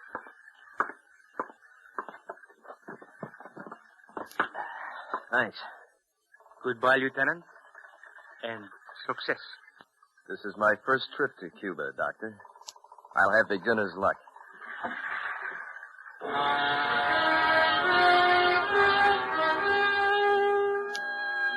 Servacio hoisted the big shingle sail. It caught the wind easily, an ordinary fisherman on an ordinary sea. But I remembered what Carter had said. Everyone knows Jamaica's the jumping-off place. And there was a moon. The dock dropped behind us, and Rubio's white suit faded into the dark. I felt the boat take the main swell of the ocean. And then something caught my eye. There's not much of comfort on this boat. What do you look at? That light at the edge of town, the way it blinks. Huh? The shimmer of the air. I watched it. Maybe it was my eye, but the blink seemed more than just a shimmering in damp night air. Then it went out. And somewhere behind us. Servacio, you hear it? A steam launch. Supply boat for one of the plantations. You sleep. I will sail. I stretched out on a pile of fishnets and I listened. The sound disappeared in the night. And we were alone on an empty sea.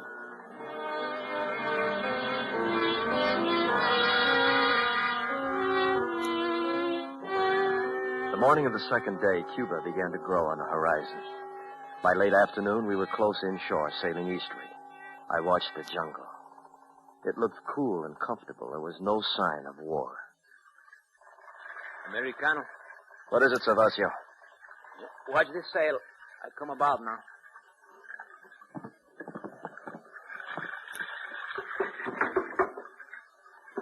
You're in Cuba, Americano. Thanks, Servacio. Aha, it feels good. There's a path that leads into the jungle. I see it. Then I leave you quickly. Spanish patrol boats hide in the coast. Thanks. It is all for one, Americano. Cuba Libre. Our eyes held for a moment, then I pushed the boat away from the dock. She caught the wind and curved outward. And then I felt the nakedness of standing there, and I started toward the jungle. My imagination was very good, and I was sure that 1,000 eyes were watching me. I looked for some movement, something, somewhere ahead. And then I reached the cool, vaulted overhang of the first trees. There was a house. I walked toward it.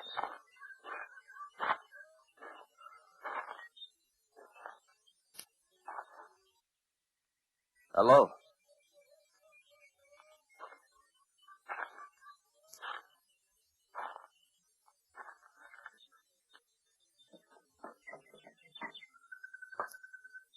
Anybody here? Hello? Is anybody... Put up your hands. Huh? Put up your hands.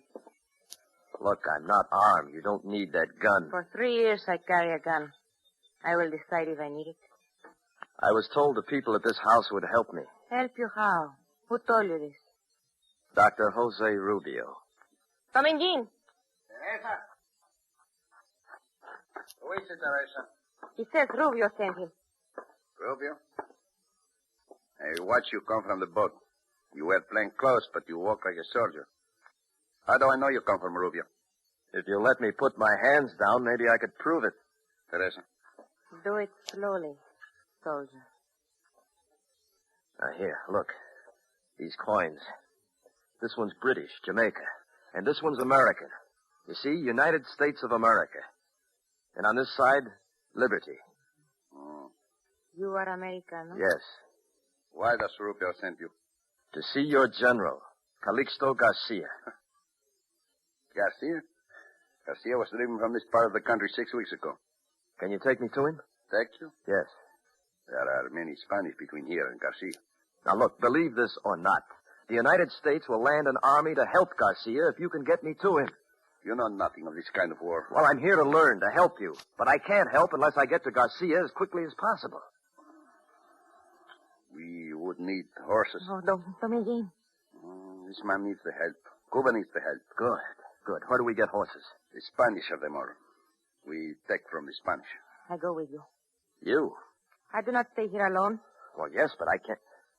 Well, what I mean is that Because I am a woman? You know nothing of this kind of war.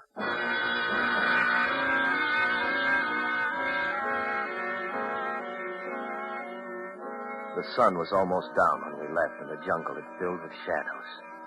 I walked between them. Dominguen in front, Teresa behind. Dominguen carried a machete. He hacked at the jungle in front of us expertly. If we were going in any definite direction, I couldn't tell.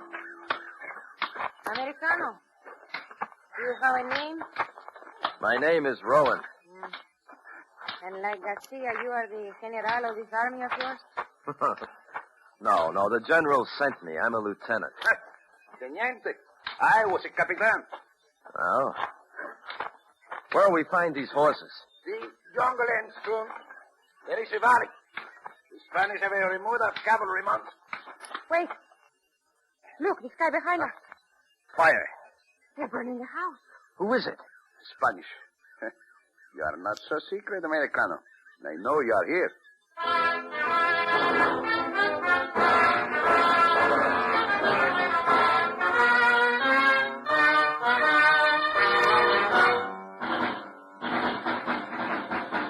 Autolite is bringing you Mr. Richard Widmark in A Message to Garcia. Tonight's presentation in radio's outstanding theater of thrills, Suspense.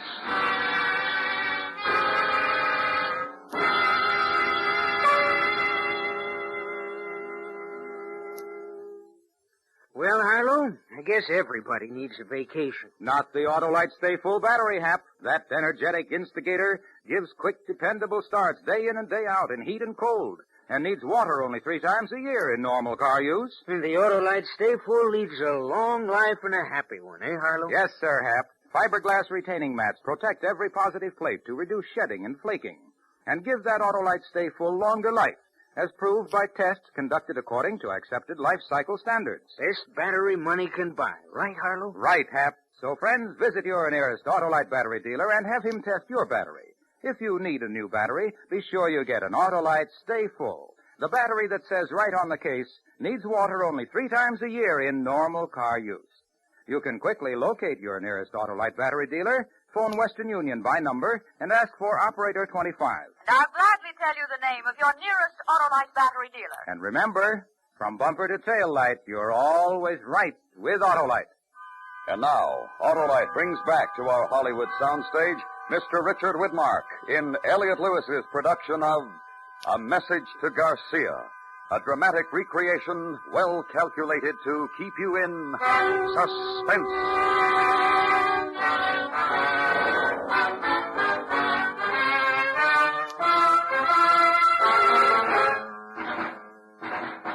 Who is it?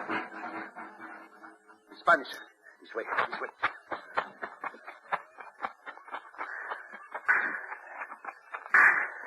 Here. Stop the arrest. Teresa? I'm all right. We hide here before. They won't find us.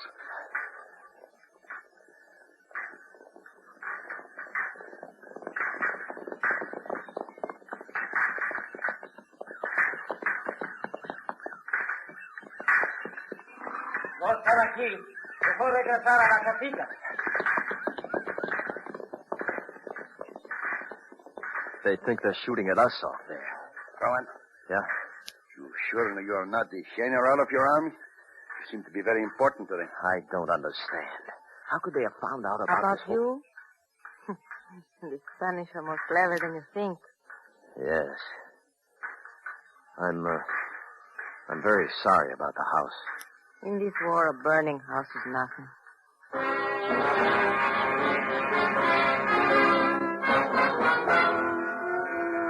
We waited there as the sun set. It was the first contact with Spanish war.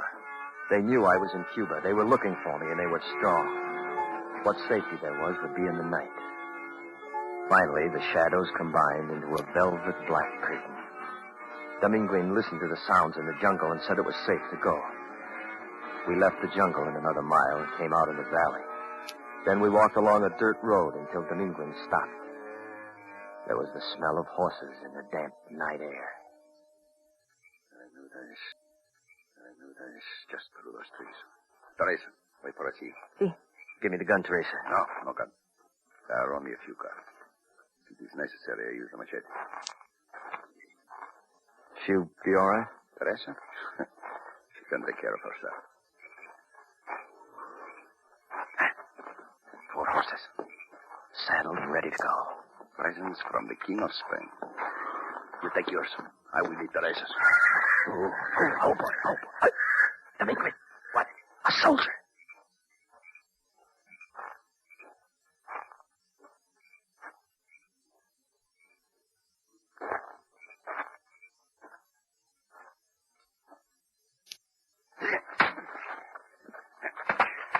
Here. Help me drag him out of the way. Right.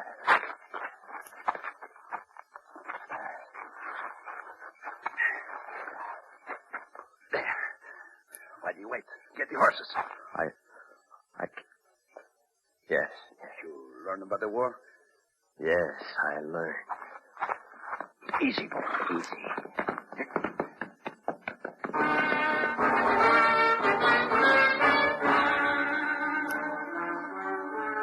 We rode for 3 nights through burned cane fields, jungle, and the tall Cuban grass. Garcia had done a lot of retreating in 6 weeks. Then on the 4th morning, just before daybreak, Dr. Rubio's words came back to me. Where the guns are firing, that's where you'll find Calixto Garcia. I cannot see where they are shooting. Just so long as it isn't in this direction. To enter Bayamo, we must cross the field. No more jungle to hide us. Is Garcia there in the town? I think so, yes. Then we've got to go.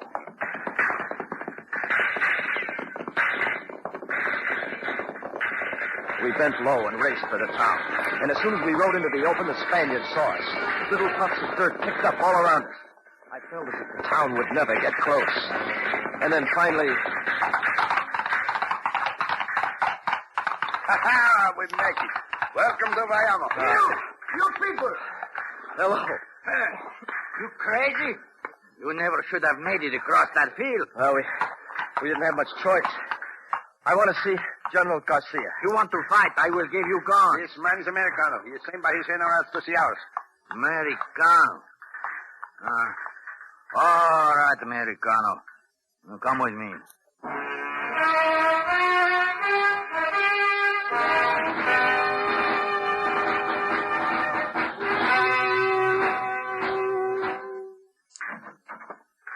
That is the situation. What are you waiting for, Mendoza? Send your men to the front position.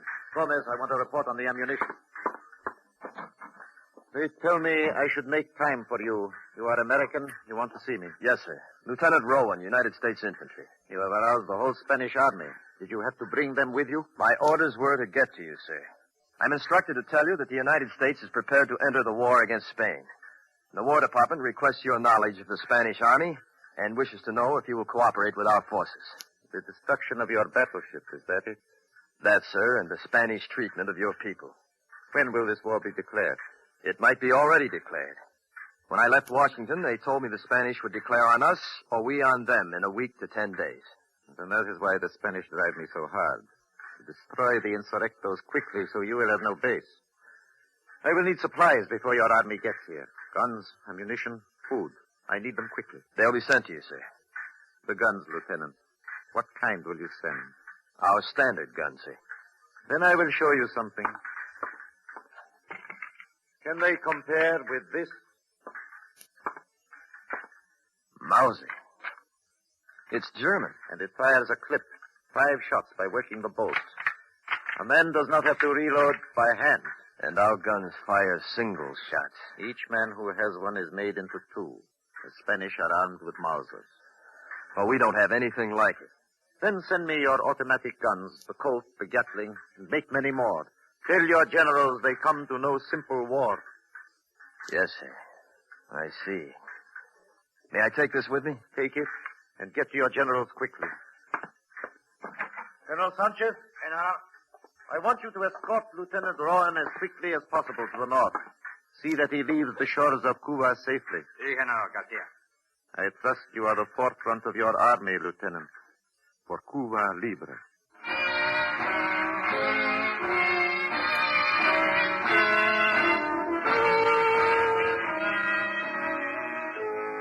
Colonel Sanchez took me to food. And again there was the waiting for the night. I watched the Mauser in action, and the Spanish knew how to use them. It was no simple war. As the shadows began to lengthen, the fighting died down. Sanchez picked 3 men, and we started north. There was luck, and we reached the ocean in 2 days. The boat is not much, but at least it does not leak. Thanks, Sanchez. With the good wind, you should make the British island of Inawa tomorrow. We will be waiting for your army. It'll be here. Cuba Libre.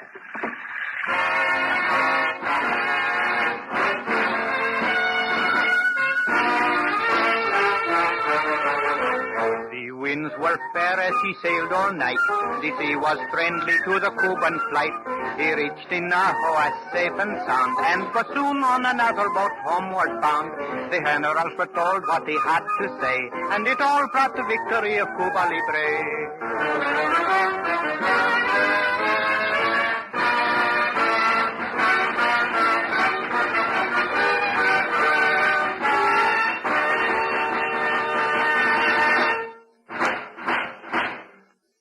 Suspense.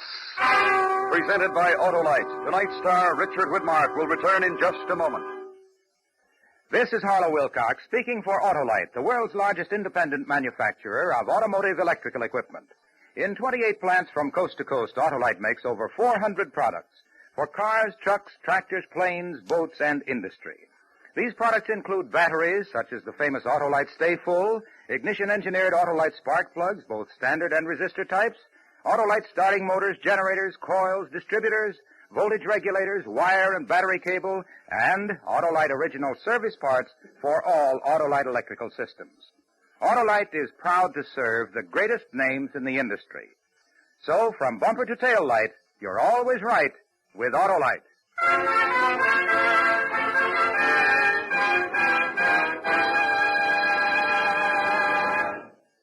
And now I'd like to present Richard Widmark and our producer-director, Elliot Lewis. Thank you, Harlow. Dick, I'm happy to inform you that for the second consecutive year, you've been voted Autolite's Golden Mike Award for the best male performance of the year on Suspense. Congratulations, and here, this is for you.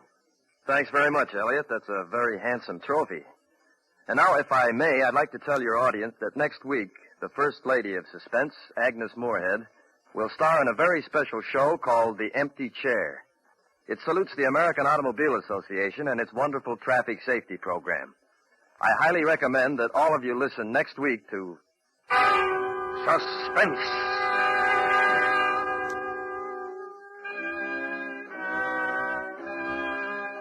Suspense is produced and directed by Elliot Lewis, with music composed by Rennie Garrigank and conducted by Lud Gluskin. Portions of this program were transcribed. A Message to Garcia was adapted for Suspense by Richard Chandley. Featured in tonight's cast were Anthony Barrett, Joseph Kearns, Lillian Bayef, Jack Crucian, Ted DeCorsia, and Edgar Barrier. Our singer was Ernest Newton. Richard Widmark appeared through the courtesy of 20th Century Fox, producers of the Technicolor production The Robe in CinemaScope. No special glasses needed. World premiere in New York, September 16th, in Los Angeles on the 24th. And remember, next week, Miss Agnes Moorehead in The Empty Chair. This is the CBS Radio Network.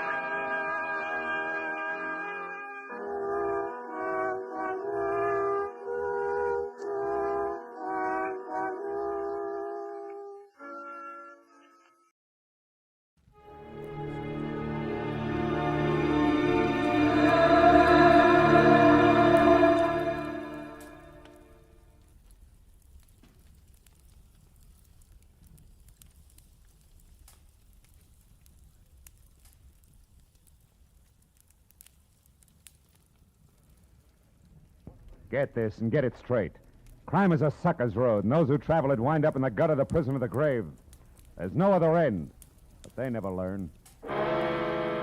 From the pen of Raymond Chandler, outstanding author of crime fiction, comes his most famous character in The Adventures of Philip Marlowe.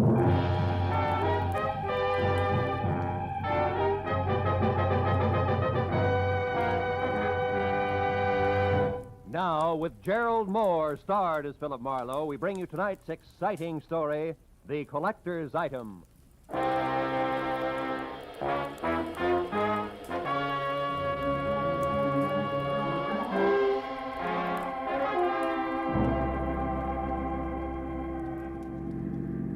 Hey, turn the corner, cabbie. Don't lose them. Don't worry, mister. There they are behind that new nest. Uh-huh. And a white Panama hat shows up through the back window of that cab like a signboard.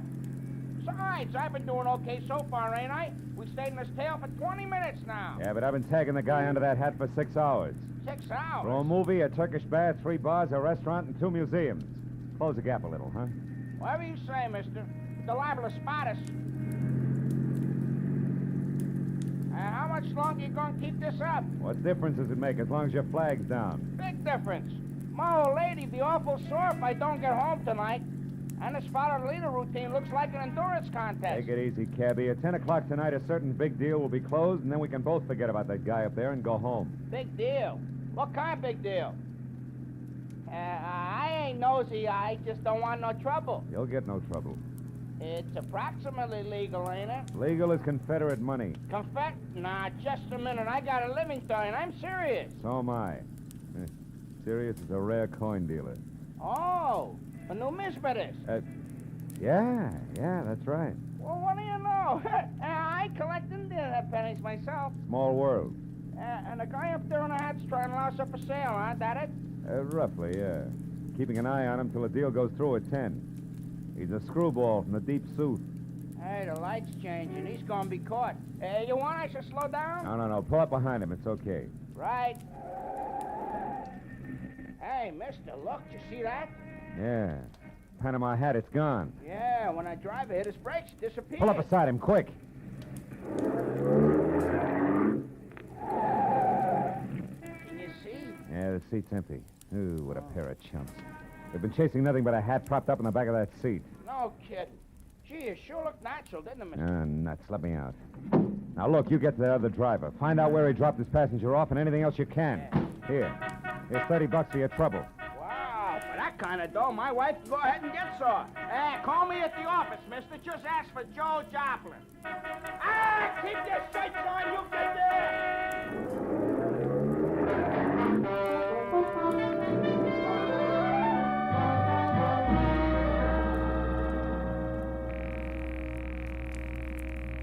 Come on, Rayardi, be there. Be there. You'll go off like a Roman candle. Come on, be there.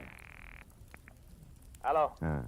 Hello, Leon Rialdi speaking here. Marlowe, Rayardi, I got bad news for you. Oh? Our boy, Seth Appleboro, pulled a backwoods gag on me, and I fell for it, flat on my face. He shook me. I don't know how long it happened, but... But I do. I know exactly how long ago. Appleboro was here. He was? He was in my shop. He's a madman, that madman. Swore he would kill me, but he didn't. What happened? It was after the coin, of course. He got tough. But I got more tough. I'm not born the day before yesterday. I was forced to ruin a beautiful Renaissance vase on his stupid skull, but at least I got rid of him. So I say phooey on Seth Appleboro. Oh. I beat him up myself, you hear? And I throw him out. It's finished. So at 10, I shall sell the coin to Pierre Bowman as arranged, and that will be that. Well, glad to hear it, Rayardi. To send the check to... Just a minute, Mr. Marlowe. Huh? Who's there? Who's back there? Who is it? Rayardi. Hey, Rayardi, what's the matter? No, wait. No, listen, dog! Good! Rayardi! Marlowe, you... Rayardi! Rayardi! Rayardi! I ran out of the phone booth, hailed the first cab that came along, and headed for 113 Marion Avenue. Leon Rayardi's shop was a narrow cell with tattered green shades drawn over dingy windows. The front door was locked, so I went around to the alley where I'd left my car earlier. The back door to Rayardi's was half open. Rayardi sat on the floor, his legs spraddled out, his head slumped against the bottom drawer of his desk like a drunk too tired to look for the way home. Beside him on the floor was all that was left of the reason for it.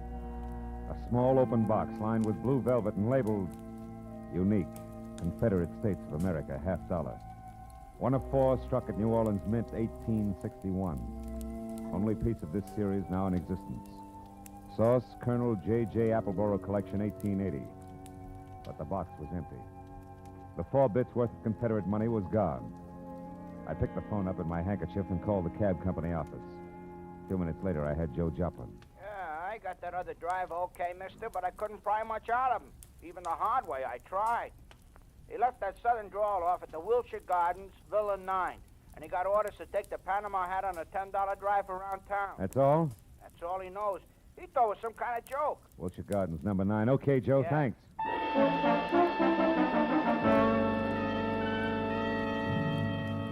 I called homicide, told Lieutenant Matthews where he could pick up the body, and before he could order me to stick around, promised to fill in the details later and hung up. After that, I got in my own car and drove to the Wilshire Gardens Hotel, Villa 9. What finally came to the door and eased it open a cautious 2 inches. Had a mop of renegade hair the color and shape of tumbleweed, a body as gaunt as a piece of barbed wire, and 2 sick gray eyes that tried hard to hide under a pair of scrub brush eyebrows. Seth Appleboro wasn't glad to see me. Ain't your business, sir. What's more, I'm a busy man. I'm not well, so be brief. Okay, we'll start off with murder. Murder? Now, see here, We'll sir. follow that with a missing Confederate $50. Now, do I come in peaceful like, or do I knock the door down? Don't go riling me up, Yankee, or you won't get in at all. What's your name? Philip Marlowe. My business at the moment is trying to square things with a client I let down very badly. Client?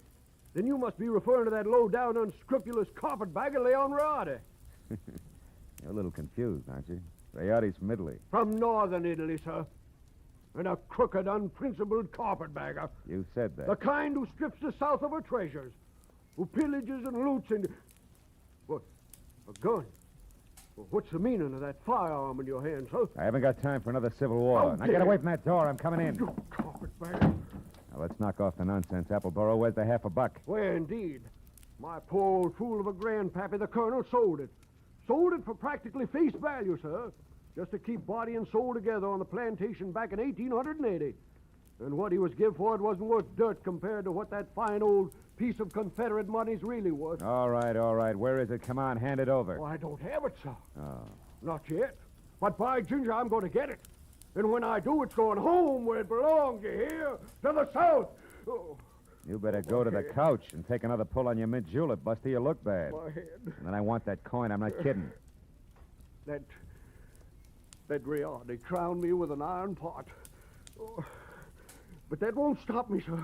I'm not going to stand by and let that rare old $50 be desecrated any farther. I'll prevent it being sold to any rich, dawdling oaf of a collector who has the audacity to live in Sherman Oaks. If it's the last thing I do. And you, sir, you won't stop me either. Sit down, I told you. Oh, You crackpot. my head. I should have known.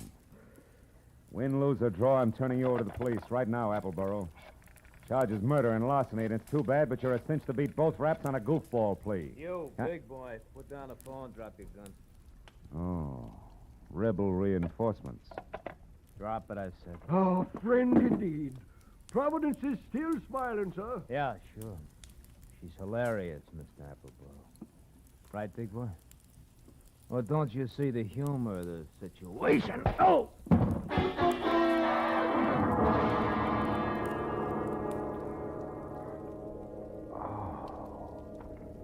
The stranger had a flat, saucer face. A sour grin in the left hand like a trip hammer. I'd done my best to roll with a punch, but I'd still caught enough of it to jar my brains loose.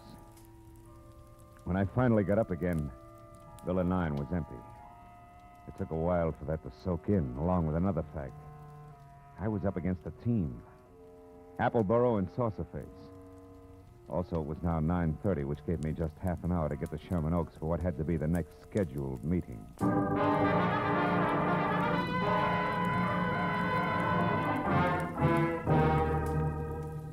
The Boneman Mansion on Clooney Drive, from giant iron gate out front through overgrown grounds and up to the entrance, looked a lot more like the prop room at the Metropolitan Opera than anybody's residence. When I lifted the brass ring in the brass lion's mouth and let it fall, got another surprise. She had deep hazel eyes with long lashes, close-cropped copper-colored hair, and packed full green suede dress that put no strain on the imagination. Her bare shoulders made you think of toasted marshmallows. Hello. Hello. You wouldn't be Pierpont Bowman, huh? And you must have had some reason for knocking, other than window shopping. Yeah. My name's Marlowe. I used to work for Leon Rayardi before he was murdered tonight. Murder? Mm-hmm. Is this supposed to concern my Uncle Pierpont? Yeah, I think it does. From the fuss that's being kicked up about 4 bits worth of Confederate money, you'd think that it was a chest of Easterling sterling silver. Only 4 bits, huh? Uh-huh. Yes. Yes, I'm afraid he is vitally interested. Come in, Marlowe. Wait here. All right. Uncle Pierpont, come here. Huh? What's the matter, Christine? There's a man here to see you, a Mr. Marlowe. You'd better talk to him. Oh, what do you want? Huh? Oh, you. What is it, Marlowe? Now, it's about the $50, the one you intend to buy from Leon Rayardi, Mr. Bowman. Oh, yes. Well, what about it, man? Rayardi was murdered tonight. That murdered, you say? Mm-hmm. If that's true, he hasn't had time to hit the ground yet.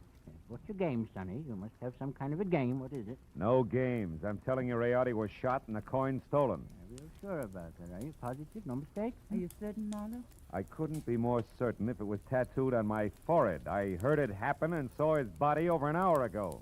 What do you think of that, Uncle Pierpont? Marlowe looks at dead bodies, too. I think it's poppycock. Yep. What do you think, Chris? Wait a minute. Let me tell you what I think. It's more to the point. I came here because I'm also certain that the man who killed Rayardi is the man who took the coin. And that he'll show up here in the next few minutes posing as Rayardi and try to sell you that $50 as planned. I want you two to help me get him. You know, Marlowe, I think you're bombing. Now, look, baby, I've had quite enough... Hold on now. There's just one teensy thing wrong with your little scheme, Marlowe. You see, 10 minutes ago, Leon Rayardi, or someone who said he was Leon Rayardi, was here. I gave him $37,000 cash as agreed, and he gave me this, the only one of its kind in the world, the 1861 Confederate $50.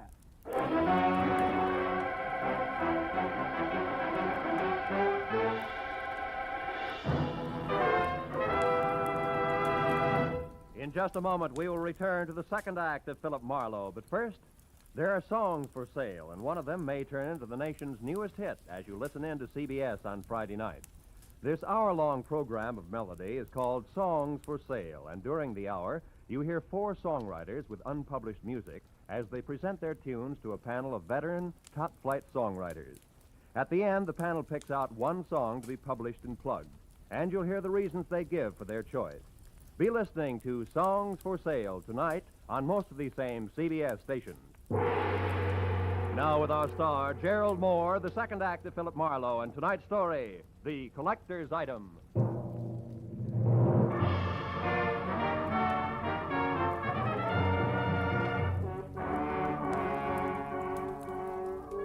When the wobbly screwball collector clinked the $37,000 50-cent piece on the tabletop in front of me, his eyes flashed on like a pair of unfrosted light bulbs. And something close to frost started to collect in the upturned corners of his mouth that smiled like the cat that had just eaten the canary, cage, birdseed, and all. There was little doubt about it. Septuagenarian Pierpont Bowman was what an eccentric would call eccentric. And he was very unconcerned with the murder of Leon Rayardi, and very fuzzy about what Rayardi's impersonator had looked and sounded like. I'm afraid I can help little on that score, Mr. Marlowe. Only had eyes for the coin.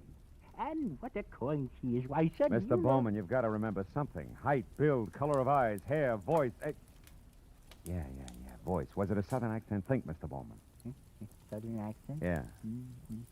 No, no, Mr. Marlowe can't say if it was or not.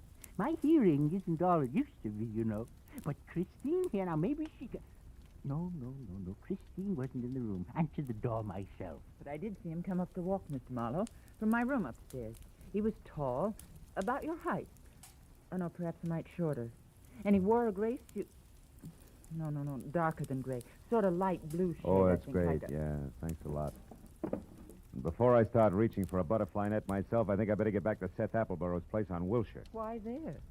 Surely if he's the guilty one, Mr. Marlowe, he won't wait to be apprehended. Not on purpose, no. But when I last ran into him and his buddy saucer face, he was fighting an acute case of vertigo. Might have collapsed since. And besides, I don't know where else to go. Oh, but, sir, why must you go any place? The police will attend to that Mr. Appleborough. Now, look, Mr. Marlowe, here on the rim of the Mr. coin... Boneman, this may mean nothing in the Numismatic League. But I went to work for Leon Rayardi to protect him, a job I didn't do. Also, losing clients this way is bad for my business and conscience. Good night, and happy gathering coins in May. Mr. Marlowe, wait, please. Please, Mr. Marlowe, let me see you out and explain something. Be just a minute, Uncle. Now, what is it? I'll pay you $500, Mr. Marlowe, not Confederate dollars either, to see that Uncle gets his money back and that the coin is returned to that Mr. Rayardi's estate. What? You're against the deal? Why? Because it's the 100th one in the past 2 years. You hate to see the money you'll one day inherit go to a bunch of screwballs, huh? Why, you foul-minded, no good... I've got news for you, Mr. Marlowe. It's not my inheritance I'm concerned with, it's my uncle's. In spite of this mansion and all the junk in it, that $37,000 was every cent he had left.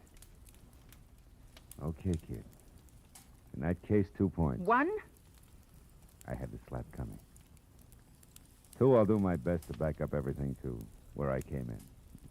Good night. Good night. And Mr. Marlowe? Yeah? I didn't enjoy slapping you.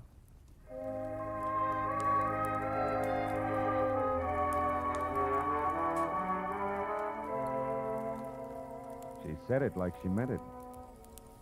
20 minutes later, I was back at the Wilshire Gardens, where I found Villa 9 as dark and quiet as the bottom of a well.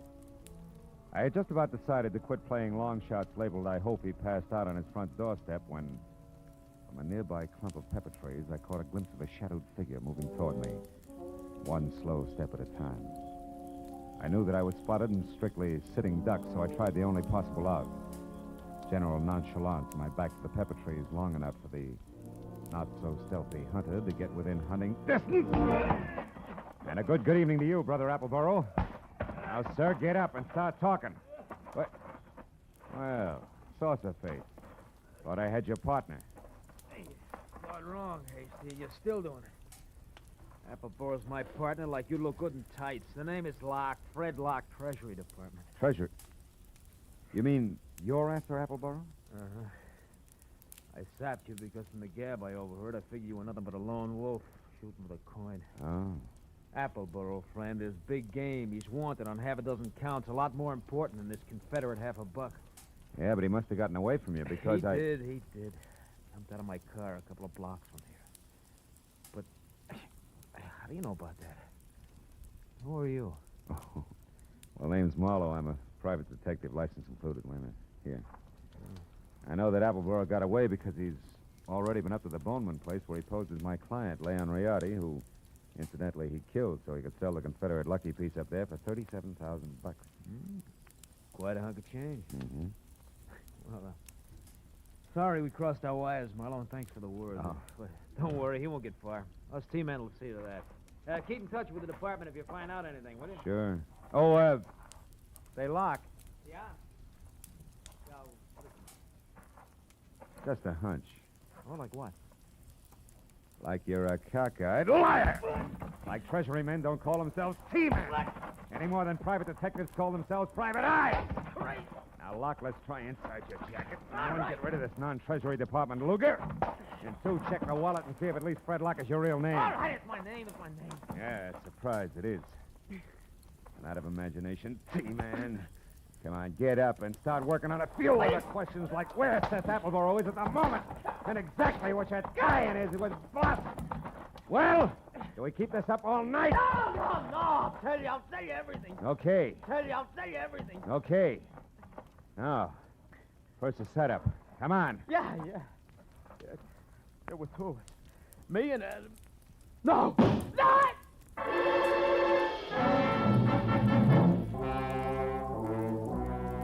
Come from the street that was just beyond the pepper trees and slammed into Locke front and center, folded him up like it was built on hinges. By the time I was out of the impact area and had my .38 in hand, The only target I had was a pair of taillights blinking out of sight in a funnel of dust. Fred Locke was blood-smeared, dead, and made an ugly centerpiece for the little ring of startled faces that began to converge. I stepped back and became just another sightseer. When a small, bald man with a large white eyebrow and lots of worry stamped on his face began to do his lamenting out loud. He was the Wilshire Gardens hotel manager and didn't care much for public spectacles on the home grounds. Oh, my goodness.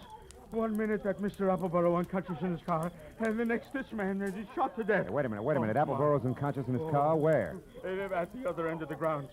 There's a nasty cut in his forehead. One of the guests just found him there. I was just about to call a doctor. Never mind the doctor. Show me the way. Come on.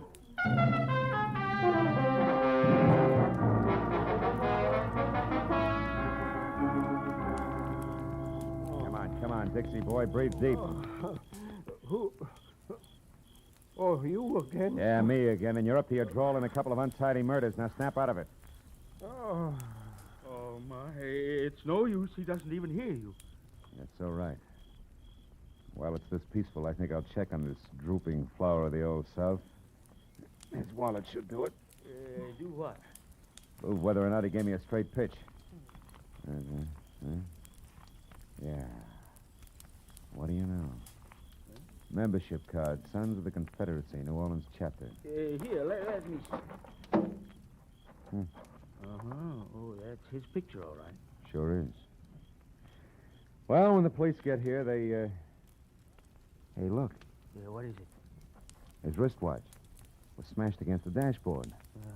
So it is. He must have held his hand up to protect his head when he fell forward. Yeah, now look, friend, the name's Marlowe. When the law gets here, tell them they can find me at Sherman Oaks, the Pierpont Bowman residence. Oh, now, wait a minute. You can't leave me here with all this on my hands. The police are going to want to know what this is all about. I'll try and have an answer for them. But first, I got to ask a crazy collector a not-so-crazy question.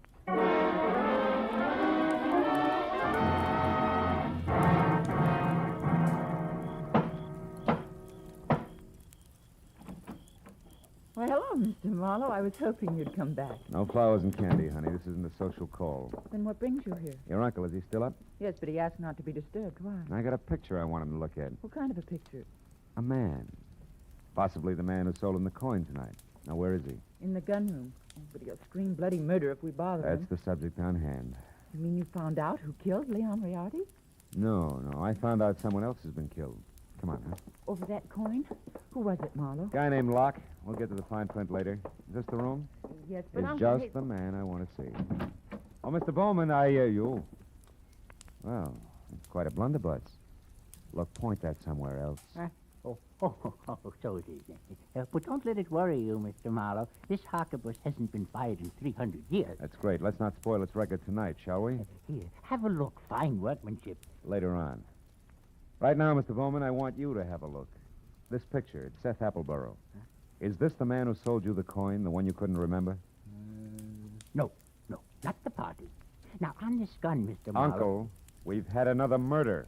Huh? Oh, my, that's too bad. But what's all that got to do with me? I'm not sure. But, Mr. Bowman, if Appleboro wasn't the one who sold you that hot $half a buck, it must have been an item named Locke. Huh? The saucer-faced buddy I told you about before. Oh. The one who sapped me at Wilshire Gardens. Oh, very interesting. And perhaps tomorrow, Uncle, please. Go on, Mr. Marlowe. Well, there isn't much more. When I left here and I went back for Appleboro, I ran into Locke. We mixed it up, and I was just about to get him to talk when he was shot out from under me. What? Appleboro did it? He shot Locke? No. He couldn't have. Oh, why not? Because Appleboro was out cold in his car at the time.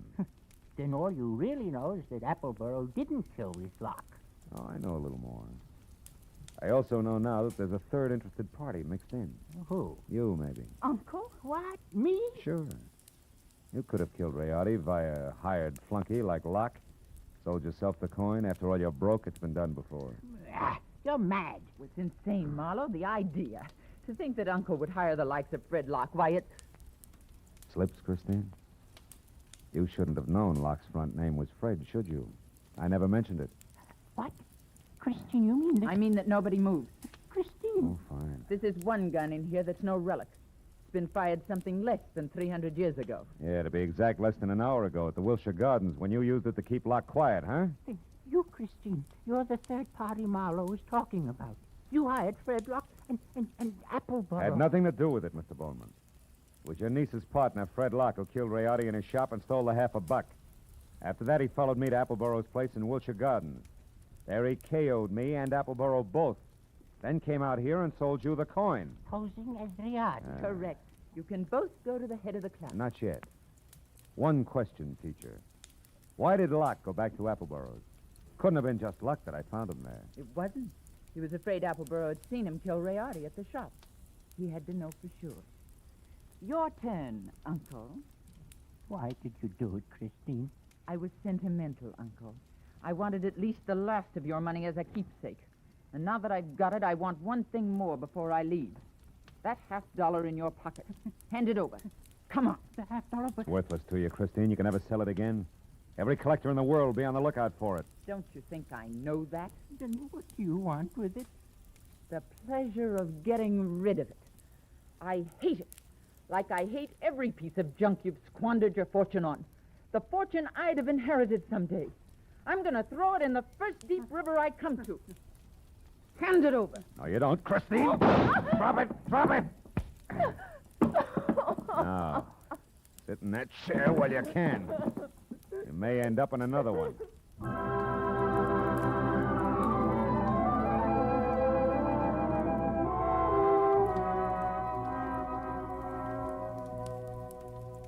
The police arrived. They always do. And after a long hour of questions and answers, there were only two of us left. Pierpont Bowman, standing close to a window, tears crowding his eyes. The fingers of his right hand nervously toying with a Confederate coin. And me, thinking about Leon Rayardi and Fred Locke and Christine. It was the old man who finally broke it up. A rotten thing. I left after that. So I don't know if Appleboro got the coin or not. You might check if you're ever running through the New Orleans Museum.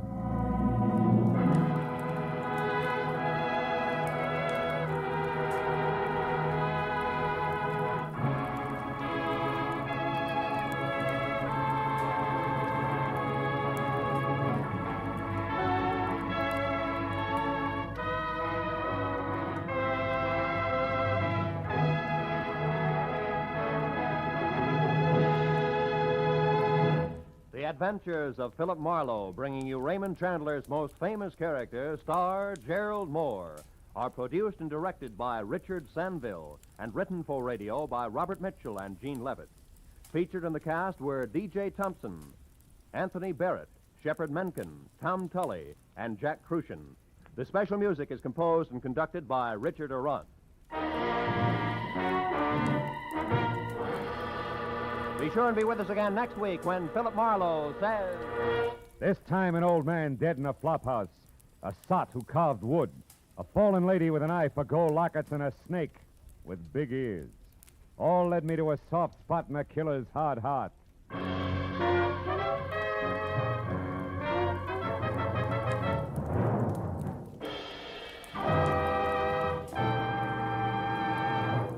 Every Friday night, CBS brings you stories taken from the files of parole boards of the 48 states. With only the names changed, these stories give and detail the events of a criminal's life up to the time he is up for parole. Then, before you hear the board's decision, you can make up your mind. Is this man ready to be set free?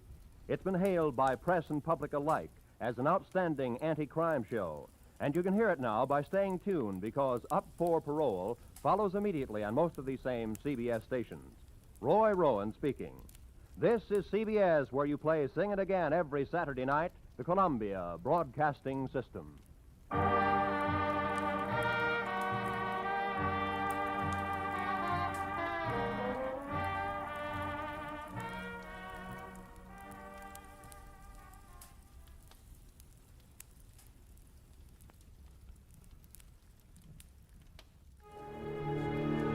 Tonight, step inside the opulent corridors of the Royal Emerald Hotel, where marble floors echo with whispered secrets and a glittering gala hides shadows behind every chandelier.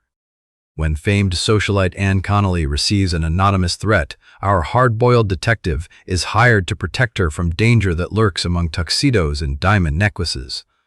with every guest a suspect and every movement watched. Tension crackles in the air. Someone in this gilded palace doesn't want Anne to see the sunrise. Let's go back to the day this episode aired and find out what the most important news of the day was. It was March 25, 1952, and that day, the world watched as the United States Supreme Court ruled on the validity of loyalty oaths for public employees, while across the Atlantic, French forces launched a major operation against Viet Minh positions in northern Vietnam. This case looked refreshing at first. It took me to Milwaukee, the brewing capital of the USA. But it occurred to me later, for a guy who appreciates a good head on a glass of beer, I take lousy care of my own.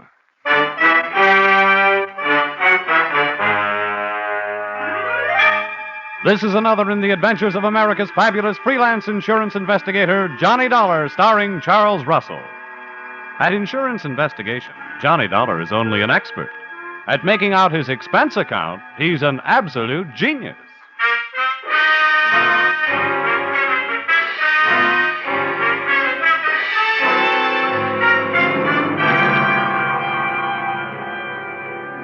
Expense account submitted by Special Investigator Johnny Dollar. To Home Office, Ambassador Life and Casualty Insurance Company, Hartford, Connecticut. Attention, Franklin Haley, General Manager.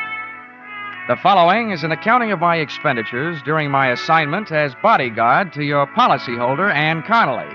Or, it may have been love at first sight, but the last sight was down the barrel of a .45 automatic.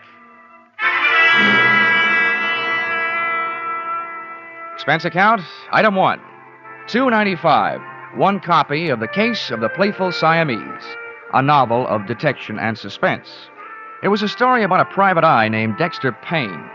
But before I could learn whether poor Dexter was dead or alive at the end of Chapter 1, the phone rang, and there you were, Mr. Haley, telling me I had to leave for Milwaukee on the next plane. So I returned the book to the lending library, bought a copy of my own, and came to your office to find out what my assignment was all about. Oh, come in, Dollar. Come in. Thank you. How are you, Mr. Haley? Fine, my boy, fine. Glad to see you again. Now, sit down. Thank you. Adding to your store of knowledge, I see. What are you reading? Oh, the Case of the Playful Siamese. Bah, crime fiction, trash. When there's good literature available, why waste your time on such mediocre drivel? What do you think you're playing, old coward? Millions of dollars taken in on it every year. Well, what's the difference so long as you're not taking in? Oh, you bet they'll not get a penny from me. Oh, yes, they will. Huh? What's that? Oh, I said Will. Will Shakespeare, you know. Hamlet, Macbeth, Othello, crime fiction. No comparison. That's different. Anybody knows that. Well, I guess we'd better get down to business. Your plane leaves in an hour and a half, 6:30. This girl who needs a bodyguard, who is she, and what's she afraid of? It's a sad, tragic case. The result of a misdirected, surely not faultless life, but nevertheless a situation that demands outside help. Oh, there now. Don't go to pieces. All I asked was what's her name and what's she afraid of. Her name is Anne Connelly.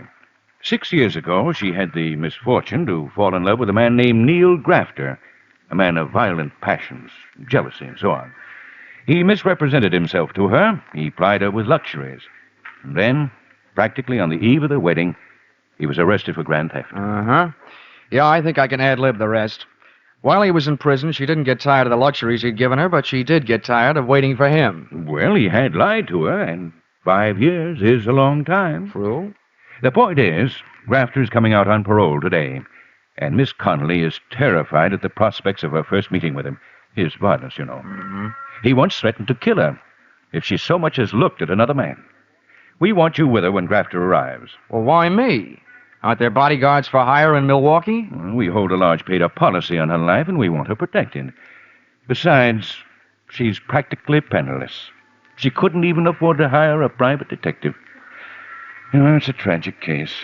And then, on the other hand, possibly all her fears are imaginary.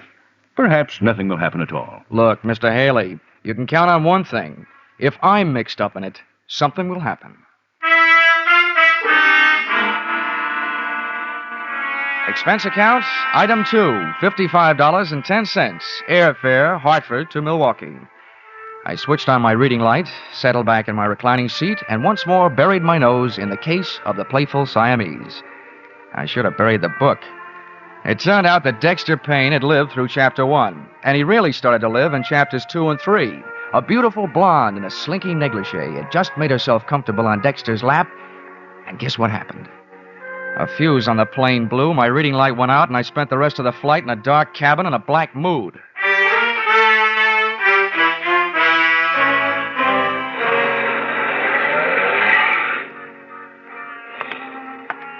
Expense account, item 3, $2.50. Cab fare, airport to the address of Ann Connelly, which, for a girl who couldn't afford a detective, was quite a hunk of a dress. Unless she was living on Friends.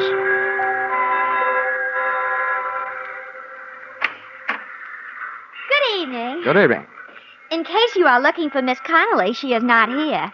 In fact, she has went out for the entire evening. Oh? Well, I think she's expecting me. At least she sent for me. She sent for you? Yeah, I'm Johnny Dolar from the insurance company. Oh, how dense of me. She did mention in passing that a detective would show up. Step inside, please. Thanks.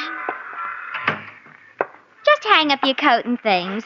All right. She wishes you to remain until she comes home, which could be any time after the joints close up. Yeah, sure. And, in the meantime, I have been instructed to see that you are comfortable. So, what would you care for, a straight slug or a highball? Well, a highball would be fine. Step this way, please. Yeah. Oh, the floor's waxed, so watch that throw rug if you don't wish to land on your ear. Okay, thanks. Hey, it's a nice place. Do you own it? Most decidedly not. To me, it is a sweatshop. I am Cora. I am Miss Connelly's personal maid. Personal maid? I agree that I do not look the type. I only accepted the position because I was on my uppers. My regular racket is specialty dancing. Please be seated. Thanks. Cora, if I may call you Cora? Oh, please do. Cora, as I understand it, Miss Connelly needed a bodyguard, but she couldn't afford to hire one. So she asked the insurance company that holds a policy on her life to supply one. Well, that's me. And now I find out she lives in a house on the right side of the tracks and has a personal maid. I'm confused. Listen, Mr. Dollar. It is my opinion that preventive measures should start at home, if you know what I mean. No, I don't. In other words, she needs a bodyguard like I need a foster mother. What do you mean by that? From what I have saw, she has more men hanging around to protect her than Princess Margaret. You know, if they were divided into a line in a backfield, they could walk over Notre Dame. Especially a handsome specimen named Ray Merrick, whom she is dating tonight. Well, what about this guy who's coming out on parole? Pardon me? Neil Grafter. While he was cooling his heels in prison, she was cooling her love for him. And she's afraid of what will happen when she tells him. This is news to me. Of course, I have been in Miss Connelly's employ only a few days, but I have not heard mentioned any kind of a grifter or a stir-bum in her past. Now, as regards to your highball, would you care for scotch, bourbon, brandy, soda, or plain water? Make it scotch, soda, and no ice. Hey, Cora, if you don't mind a compliment, that outfit you're wearing, naked sandals, quilted skirt, and that sweater, make you look less like a personal maid and more like a personal friend of Errol Flynn's. I should live so long, but I thank you for your appreciation. It's part of my condition here that I am allowed access to Miss Connelly's wardrobe. Except for, here, we're the same size. Here's your scotch and. Thanks. And, if there's anything else that would add to your comfort while you wait, name it. All I need now is an easy chair and a lamp. I'll get back to the case of the playful Siamese. Pardon me?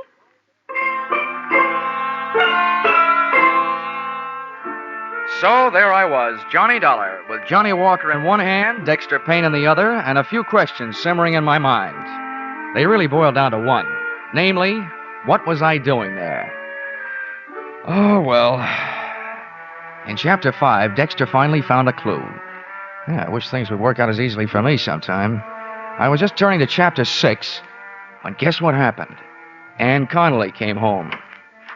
Come on in, darling. Have a nightcap before you go home. I'm in. The first thing I noticed about Miss Connelly, after the size of her escort, was that there was more similarity between her and Cora than just body measurements. Their hair was the same shade of brown, and at first glance, at least, even their features were the same. Then she saw me. Oh. Oh. Oh, you startled me. But you must be Mr. Dollar from the insurance company. Check. This is Mr. Merrick, my lawyer, and my friend, Mr. Dollar. How are you? How do you do? I hope you've been comfortable. Thanks, I have. Too comfortable. Usually when I'm sent to guard a body, the body is there to guard, not out on the town until 2:30 in the morning. Well, of all the... Now, wait a minute, honey. We thought it was a smart move, Dollar, to get Ann out of the house and keep her out of it until you got here. All right, Mr. Merrick, while you're in the mood to answer questions, maybe you'll tell me why, with a layout like this and a personal maid, did Miss Connelly turn herself into a charity case? Why didn't she hire a local muscle man? That is none of your business, and if you don't like your work, go back to Hartford now. Go back tonight. Go. Ann, darling, hold your temper.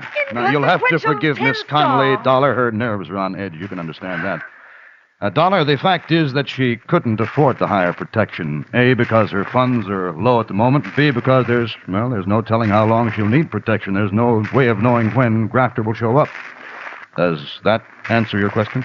I had planned a winter in Bermuda. I hope Grafter makes up his mind before the thaw sets in. I only hope you're as sure of yourself as you sound, Mr. Dollar. I try to be.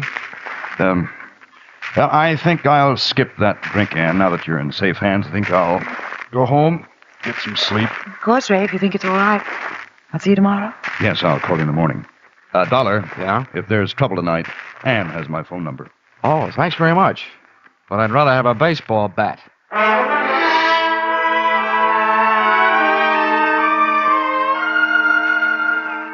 I learned early in my career that an excellent way to court disaster is to wait for trouble because it usually sneaks up behind you. But it was too late then to go looking for it, so I made the rounds of the house, checking the locks on doors and windows. Then I turned off the lights and hunched myself up on a couch that would have tested the stoicism of a bed-of-nails type Indian faker and tried to stay awake. I wondered about Dexter Payne. I wondered if the playful Siamese was a cat or somebody from Siam. And I just about made up my mind to duck into the closet with my trusty Ronson and read until the fluid ran out. And guess what happened? A door closed quietly, and a white-robed figure floated toward me. Dollar. Pardon the intrusion of your privacy, but there are certain things I'd like to hash over with you in secret. Oh, wait till I see if I can straighten my back, Cora, and I'll make room for you on the couch. Many thanks. All right. I hope you don't mind my state of attire, but I didn't bother with the robe in case the noise of the closet door might waken Miss Connelly. That double-talking nail. Oh, here, I'll put my jacket around your shoulders. Thanks, but I can only stay a minute. Listen, Johnny. You may think me meddlesome, since it's none of my affair, but I couldn't help but overhear. And them two were feeding you a line of downright untruths earlier in the p.m. Well, this is the best news I've had since I got here. Give me more. It was in regard to Miss Connelly's financial standing. I happen to know that dame is as solvent as the state of Wisconsin. Well, on that I haven't read up. She's fat, and I'm not casting aspersions on my own figure. Oh, please don't. How'd you find this out, Cora? It is not that I make a habit of putting my nose where it does not belong. But when I see a book lying open, I can't keep my eyes away. Yeah, I know just how you feel. Well, in this case, it happened to be her bank book. And with that balance, she could afford J. Edgar Hoover. Yeah. Why are you telling me all this? Have you got something against her? Mr. Dollar, if you are casting aspersions upon my honesty... It's only a faint suspicion, but you could be trying to talk me into leaving the case and leaving Miss Connelly unprotected. Well, I am thoroughly disappointed. A fine lot of thanks after I braved possible pneumonia. Oh, Cora. It so happens that I told you because I am a strong believer that it is decidedly crummy for anyone to take advantage of their fellow man. Now, look, Cora. But from now on, you can take a flying leap. Cora. If you were dying of thirst, I would... What's that?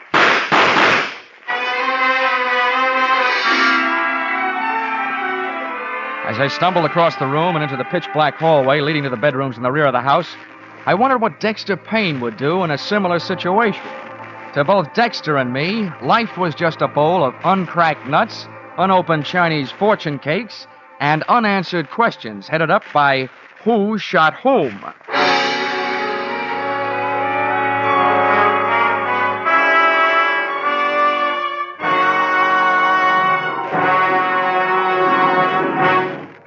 In just a moment, we will return to the second act of Johnny Dollar. But first, The Case of the Paper Stars, a thrilling true story from the police file, starts a 3-week serialization on CBS's Gangbusters tonight. Don't miss the first episode of this story of police on the trail of a gang that terrorized 3 states. Also on CBS tonight, you'll hear the latest adventures of that famous private eye, Philip Marlowe. The Adventures of Philip Marlowe and Gangbusters are regular Saturday night features on most of these same CBS stations. Tune in this fall for the shows that you love best of all. Listen carefully, here's the address. It's CBS. Now, with our star, Charles Russell, we return to the second act of Yours Truly, Johnny Dollar.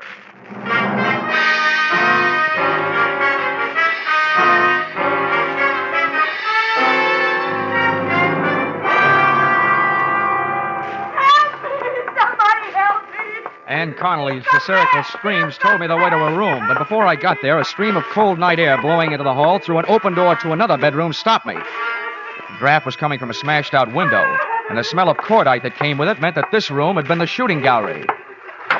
The corner of my eye picked up the corner of a white garage just as a king-size shadow of a man crossed it, and I went out after him. I made the garage in a dozen heartbeats. Believe me, the way my heart was going, that was record time. And as I skidded around the corner, an arm about the size of a fire hose came out of the darkness, crooked around my neck, and pulled a face that loomed up above and in front of mine was ugly, bearded, and wild-eyed. So, you're working against me, too. Let go.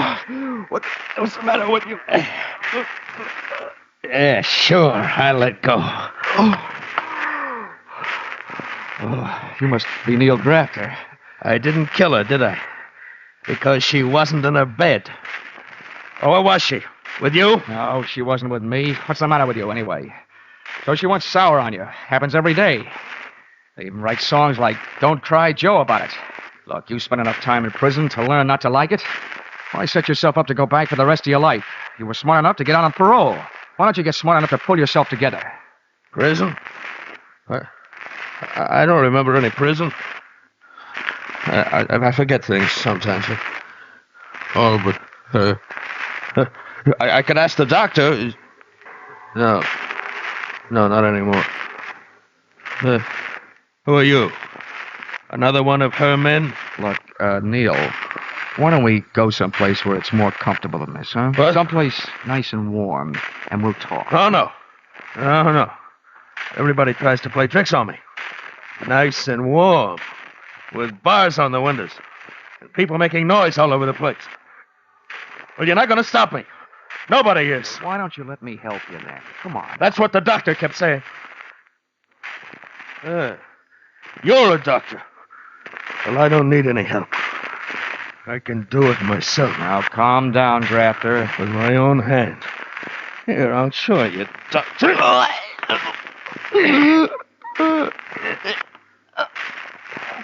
No.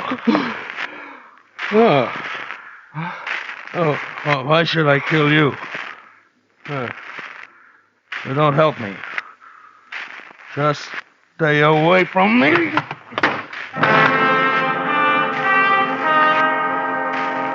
He went. And what's more, I watched him go. One, I didn't have enough strength to get off the ground. Two, if I'd had the strength, my extreme dislike of being choked to death would have argued me out of going after him. Three, the guy was obviously nuts. When I finally could make it, I staggered back to the house.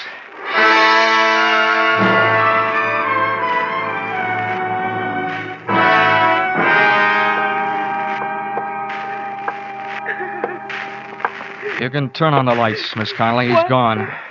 No, wait a minute. On second thought, maybe we'd better make sure all the shades are down. He might come back.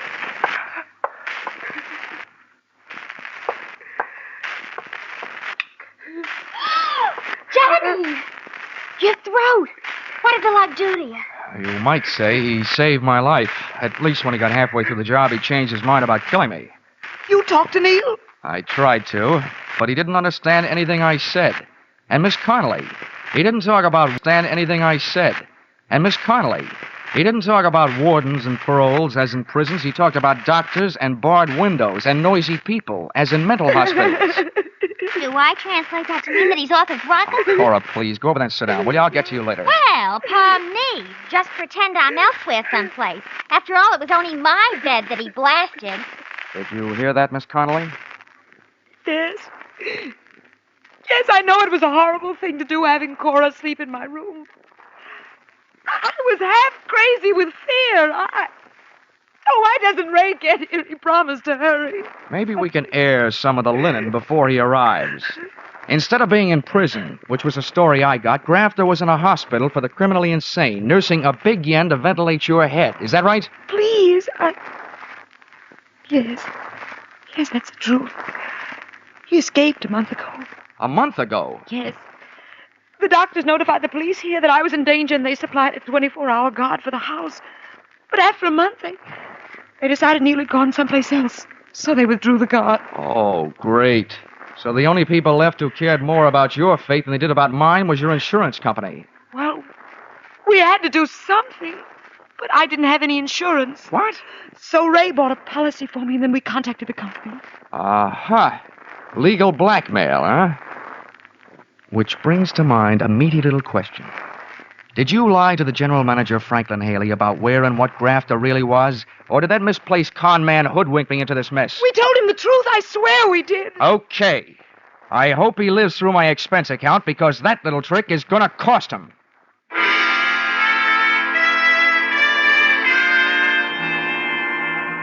Expense account, item 4, $43. Breakfast the next morning. Over which I managed to steal a few moments alone with Dexter and his dilemma. In Chapter 7, Dexter finally came upon the corpus delicti. The only sign of life in the place was a Siamese cat playing with a ball of string. But before I could find out how the cat figured into things, the phone rang. Hello? Mr. Dollar, please. Yeah, this is Dollar. Your call to Melville State Hospital is ready. Oh, fine. Go ahead, please. Hello? Dr. Dollar here. Who is there, please? I am so busy. Oh, well, this is Johnny Dollar, Doctor. I'm an insurance investigator. But I don't want any. I am so busy. Please. Oh, no, Doctor, investigator. I want to talk to you about a patient of yours, Neil Grafter. Grafter? Mm-hmm. Oh, yeah, the paranoid schizophrenic. Oh, a very interesting case. Complete fragmentation of the mind, total loss of synthesis. But he is no longer here for a while. Yeah, I know. He was here last night. What? Oh, what was his condition? Perhaps a state of passive negativism? All I know about his condition is that it's dangerous. He tried to kill his ex-girlfriend. Oh, yeah. I remember. Extremely strong obsession. An extremely strong man. Look, I've been hired to protect this woman. Now, what I want to know is, will he try again? There is no doubt. Well, when? Tonight? I would say tonight. The degree of hallucinatory enmity towards this woman and everybody about her, the depths of his obsession... Whoa, wait a minute, Doctor, wait a minute. You're way over my head. But you do think he'll be back tonight? I am positive. Thank you, Dr. Kildare. And all Dexter has to worry about is a playful Siamese.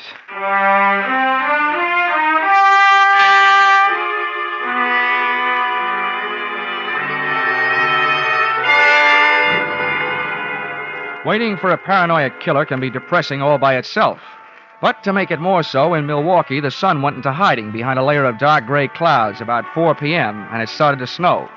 It had the mood of Wuthering Heights, with icicles. At 5:30, daylight shut down, the night shift took over. And at 8, after a dinner that nobody dined on, I didn't brush my teeth, I lied in them. And what kind of protective measures do you propose to make tonight, Dollar? Oh, none. As far as I'm concerned, this is a night off. Dr. Downer out at the hospital, who knows Grafter better than anyone else, says he won't be back tonight. Oh, I wish we could be sure of that. Yeah, so do I. And how can he make such a positive statement? Probably because he's spent his life with people like Grafter. No, I tell you, there's nothing to worry about. Miss Connelly, I want you and Ray to go out, just like you did last night. Cora and I will stay here. All right, if you think it's the thing to do. But I'm worried about Cora after what happened to her bed last night. How can we protect her? It's a little late to worry about that after you set her up. But forget it. Just to make it safe, she won't be in that room. I will.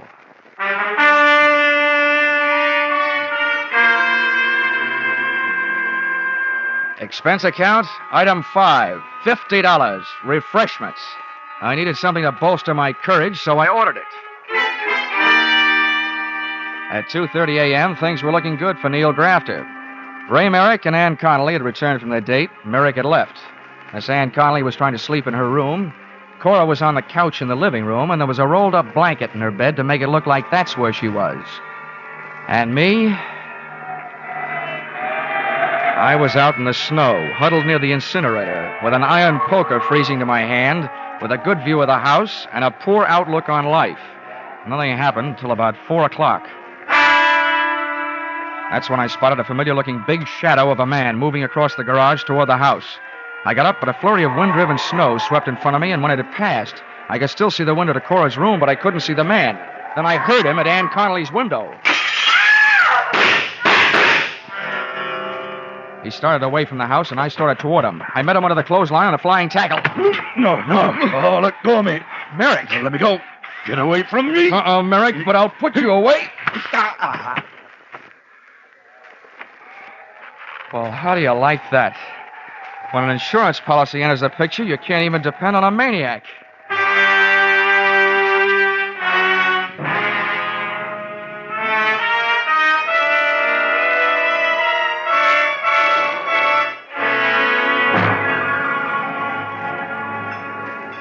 Well, just one more, then, to pacify my nerves. They're jumping. Now, take it easy, Cora. This is a fine time to start falling to pieces. Oh, why doesn't the doctor get here? Now, don't worry. He's coming. I've called for an ambulance. If Miss Connelly kicks off, I will hold him personally responsible. Now, look, Cora, I appreciate your feeling toward your fellow man, but Miss Connelly made a pigeon out of you. She hired you because you looked like her. She had you parade around in front of those windows wearing her clothes. I am aware of all those double dealings. She even had you sleeping in her room where Grafter almost blasted you. Now, what I want to know is why are you so anxious about her recovery? Because she owes me a week's pay. If this Sawbones doesn't pull her through, I'll sue the city of Milwaukee for my arrears.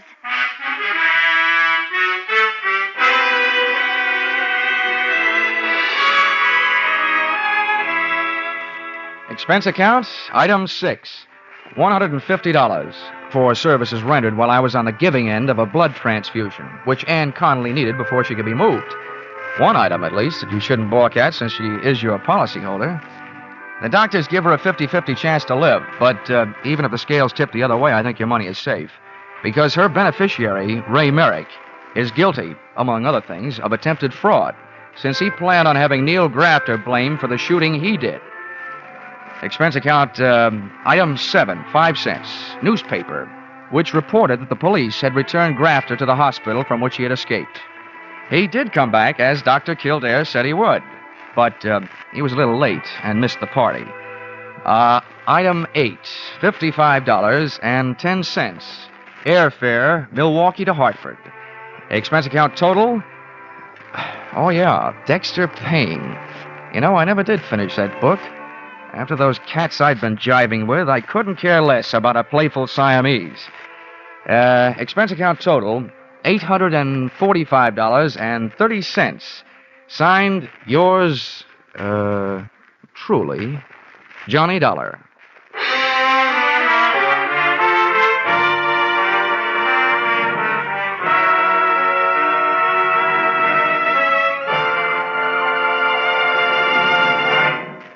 Yours truly, Johnny Dollar, is produced and directed by Gordon T. Hughes and stars Charles Russell. Script by Paul Dudley and Gil Dowd. Featured in the cast were Betty Lou Gerson, Sandra Gould, Bill Johnstone, John Daner, Bill Conrad. The special music is written and conducted by Leith Stevens. Your announcer is Bob Stevens. Be sure to be with us at the same time next week when another unusual expense account is handed in by... Yours truly, Johnny Dollar. A whale of a Christmas present for a few moments brain-scratching. Could be there's $54,000 in the Sing It Again jackpot now, 25,000 of it in cold, hard cash, and the rest in wonderful prizes. By just listening in to Sing It Again tonight, you get a fine pre-Christmas present. Lots of amusing riddles, plenty of good music. And maybe you'll get that $54,000 call from Danny Seymour. Sing It Again is heard for a full hour every Saturday night on most of these same CBS stations. Stay tuned now for the Vaughn Monroe Caravan, which follows immediately over most of these same stations. This is CBS, where yours truly, Johnny Dollar, meets adventure every Saturday night, the Columbia Broadcasting System.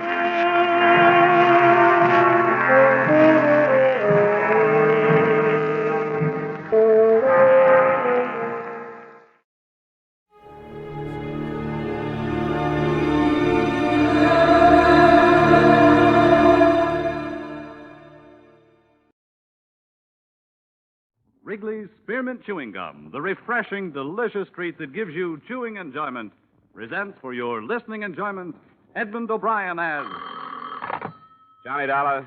George Donnelly, Swanson Industrial, Johnny. Afraid we're having engine trouble. Come again? We got a substantial policy on the Belo-Horizonte Railroad in Brazil, both equipment and personnel. It's only a small road, but our losses in the past few months have been extensive. What happened? 4 locomotives piled up in 2 months, 20 dead. We got a pair of conflicting reports. Looks like either insurance fraud or murder. With my luck, George, it's probably both.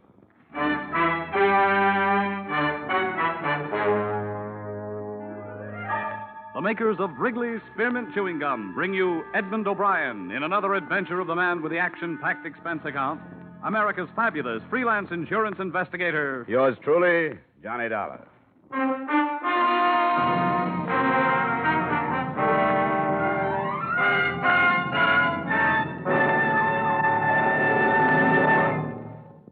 To make every day more enjoyable, treat yourself often to refreshing, delicious Wrigley's Spearmint Chewing Gum.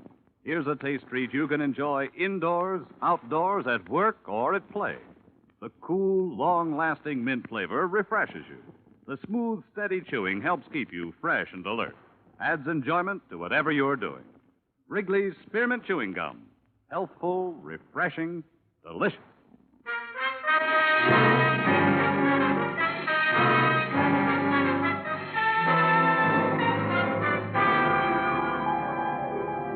Expense account submitted by Special Investigator Johnny Dollar to Swanson Industrial Insurance Corporation of Hartford. Attention, George Donnelly. The following is an accounting of my expenditures during investigation of the Belo-Horizonte Railroad matter. Expense account item 1, $500.38, transportation Hartford to New York to Rio de Janeiro. I found the executive offices of the railroad, all right. Avenue Graca Arana, 392. But I didn't find the president, Mr. Benjamin J. Hulley. Reason? They'd taken him to the hospital that afternoon. A nurse at the Santa Maria told me that Benjamin Hulley had left strict orders that the minute I came in, I should be admitted to his room. I found him propped up in a bed. There was the smell of alcohol and boiled milk. Ulcers. Peptic or duodenal, we don't know. Nobody knows. The end product of acid indigestion. Insurance? You'll have ulcers, too. Probably. It starts with heartburn, then the gnawing pain before meals. Then all of a sudden you've got them. The disease of the businessman. Hey, maybe we'd better postpone our talk for a while. Now, what's the difference whether I think about it or talk about it? This way, get it out of my system. Otherwise, it eats at me. Consider yourself a treatment. Well, we'll cut it short. I can give you a condensed version. 4 locomotives, 20 dead. But what am I giving you this for? You've got reports. 2 of them. One said accidental. The other said equipment had been tampered with. Ridiculous. Accidental. How could it possibly be accidental? 4 in 2 months. Easy, Mr. 4 Hulley, in 2 now, months. Easy. Listen to the facts. One engine caved in a wooden trestle over the Rio dos Valas. A trestle that had held up for almost a half-century. 2 dead. Only cabin tender, luckily. Could have been a freight. Another derailed at Bomb Despacho. 2 more collided off a siding a few miles west of the port of Vittorio. Accidental, my foot.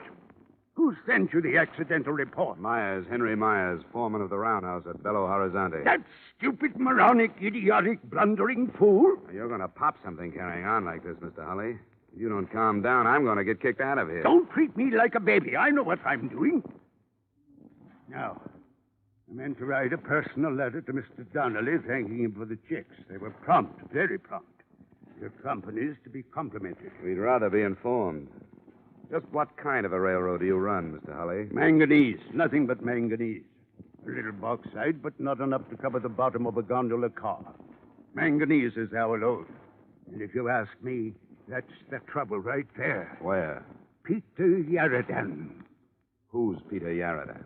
He's beyond description, Mr. Dollar. The greediest, trickiest man I've ever known. I haul manganese for a competitor. At first, he tried to buy me out. I wouldn't sell. Then he used other methods. He spread vicious rumors about Belo-Horizonte Railroad stock being worthless. It almost ruined me. How about the crashes? Isn't there any evidence that someone tampered with the machinery? No, none. Whatever proof might have existed would have been destroyed in the crash. Which is exactly why I suspect Yaradan. Why, with this railroad in his hands, he'd control the entire market down here. Well, I think I've taken up enough of your time, Mr. Holly. Mr. Dollar, I'm an old man. I've worked very hard. I started as an engineer with this railroad 25 years ago. Worked myself up to the presidency. Whatever this road is, I've made it. And I'd be everlastingly grateful if you'd put Yaradan just where he belongs, behind bars. My job is investigation, not prosecution, Mr. Holly. Take my word, Mr. Dollar, it's Yaradan. Well, before I go any further, I'd like to talk to this Myers, the foreman in Belo-Horizonte. Yes, very wise. It's about 400 miles north. I'll have a car and driver waiting for you in the morning.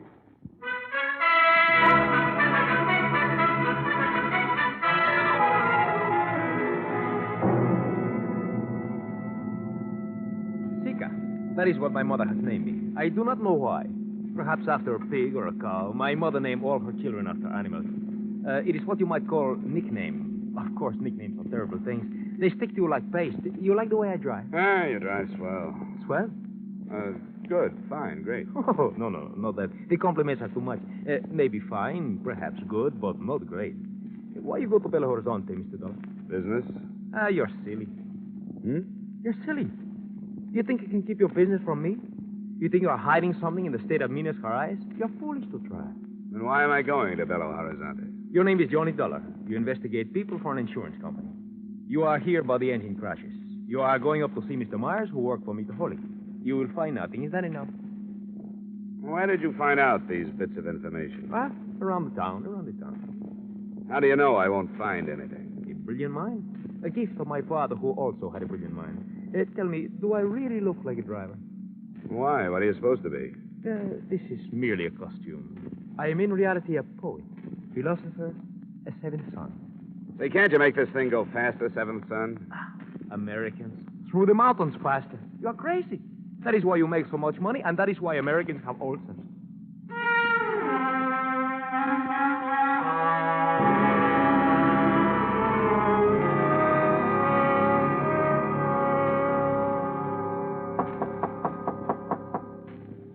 Second. Yeah?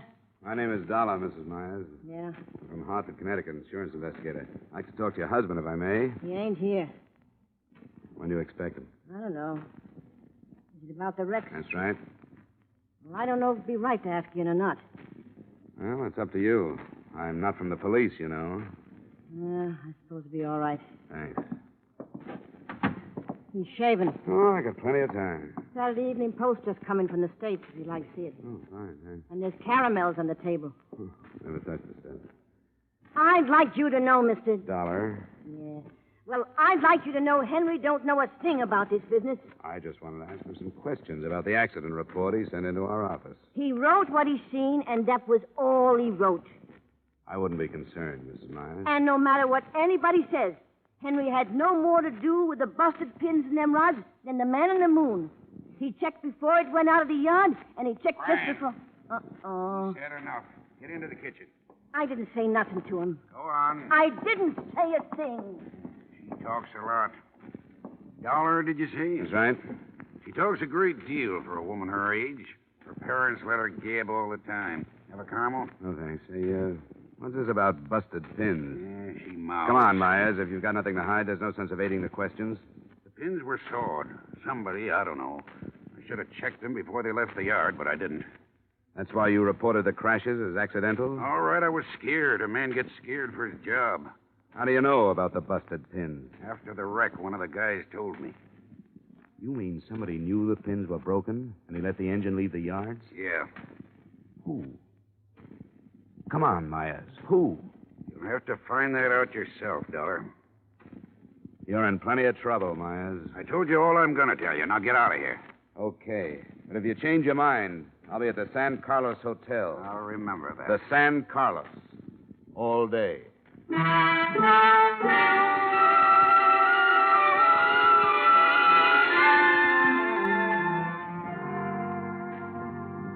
If you sit here in your room all day, Mr. Dollar, you do not have the benefit of the sunshine which plays so gently upon the soil. I'm waiting for a call, Seeker. Are you certain you would not like another game of Monopoly? No, you won. Yes, company you are dull. Sorry. If it were not orders, I would go back home. Yeah? If I insulted you, would you fight with me? Oh, too tired. Even if I call you a coward and a thief? Names will never hurt me. Well, if I... Johnny Dollar. This is Henry Myers, Dollar. Be over here in 5 minutes. I'll give you the stuff you want. Don't move, I'll be there. You want Myers? He feels talkative. Come on, let's go.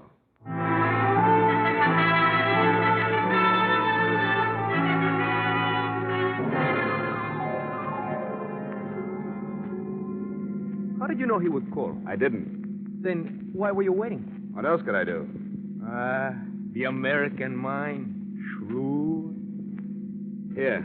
Let me over to the next corner. All right. And pick me up in about a quarter of an hour. No. I'll go in with you. All right, come on then. Do not run so fast. Oh, my ain't peeped. Pooped. Pooped, peep. No answer. Look on the floor. Myers. Looks like somebody had an earlier appointment. He's still breathing. Myers. Who did it, Myers? Vita. Go to their Vita. Their... He's dead. What is Bervida? Don't look at me, Seeker. I don't speak the language. Somebody's coming. It's Mrs. Myers. Come on, Seeker. Oh, hello. What you been doing? Talking to Henry? Don't go in there, Mrs. Myers. Why not? I get poison oak or something? It's my house. Don't, Mrs. Myers. It's your husband. What's the matter with him? He's dead. What? Somebody shot him. Let me in there. Mrs. Myers, please. Henry, I knew they'd do it. I knew they'd get him. I knew it. I knew they'd get him. I knew they'd get him. Mrs. Myers. I knew they'd get him. Mrs. Myers! Who, Mrs. Myers? Who would get him? Yaradan. Wish I'd never heard the name. Yaradan.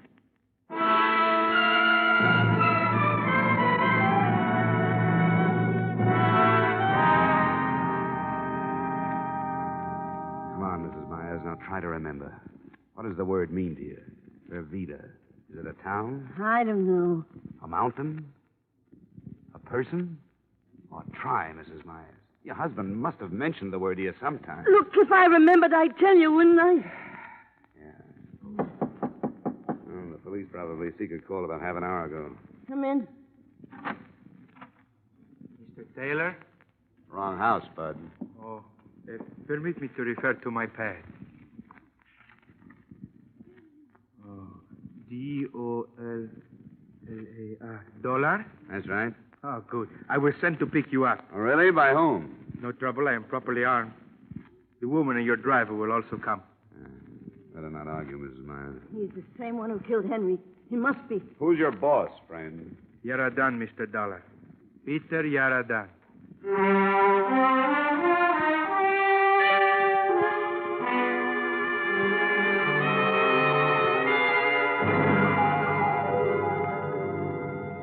You may go in now, Mr. Dollar.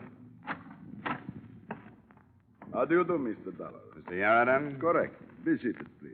I will send my man for something cool. No, thanks, but I'm not going to be here long. You have faith in my tolerance, Mr. Dollar. In your intelligence, Mr. Yaradan. A man of your reputation should know better than to play with guns. At times, a man of my reputation has no choice. Careful, Mr. Dollar. Let's get to the point. Very well. I hear that your investigation is not progressing very satisfactorily. I thought perhaps arrest might gain you a new perspective. I doubt it. Tell me, how is dear Mr. Hutt? He's not so good. Oh, shame. He tells so many tales that are untrue, he is lucky to be dying of natural causes. Something I hope I should be spared. Just keep piling up that manganese, Mr. Yarden, and you won't have to worry.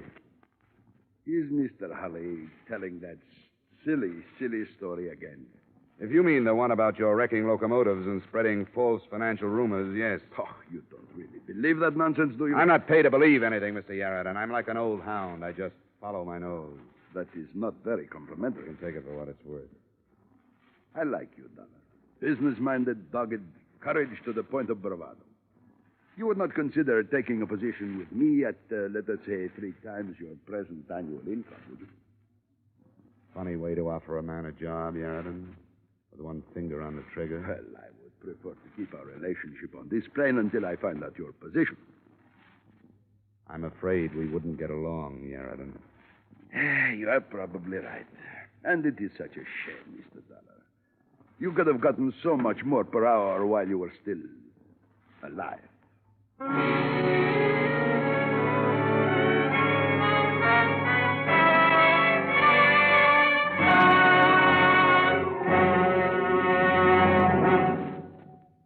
To make every day more enjoyable, treat yourself often to refreshing, delicious Wrigley's Spearmint Chewing Gum.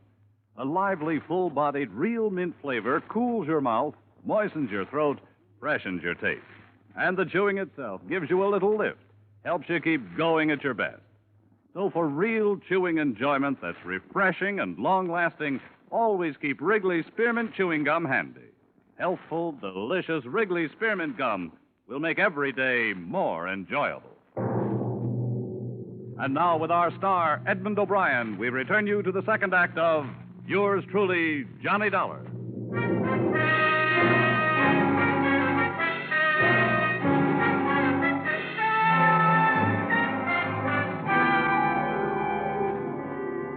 Yarden smiled, but this was his living room. He wouldn't do it here. In that small moment of silence, I tried to see everything within my field of vision without taking my eyes from Yarden's face. There was the blur of something metal to my right, something that curved toward the ceiling, something a few inches from my hand. I reached out and pushed it over on top of him. The floor lamp landed on his chest, and the shot went wild. I threw my arms in front of my face and jumped out a latticed window. I landed about 10 feet down in Yarden's rock garden, right in the middle of a clump of stubby cactus. I ran out through the open gate, and I didn't stop running until I found myself at the San Carlos Hotel. Expense account item 2, 3, 4, 5, and 6, $30.59 miscellany to tie up the loose ends. For example, telegrams, one to Holly, wishing him better health and asking him for a definition of the word ver vida. 2 more to the police of Bam Despacho and Victoria, requesting reports on the crashes. Another to the company in Hartford, gently hinting at foul play. I wrote a full report of my findings, including names, left it with the notary public at the hotel, and ambled casually back to the large house of Peter Yarden.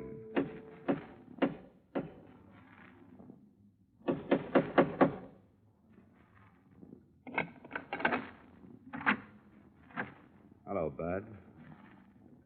Well, don't just stand there with your teeth showing. Invite me in. Thank you. Now run to the study like a good little boy and tell your boss he has a caller. Hurry up now. Put up your hands, Mr. Dollar. Don't be silly. You don't think I'd come back here without adequate protection? Put that thing away. Come with me.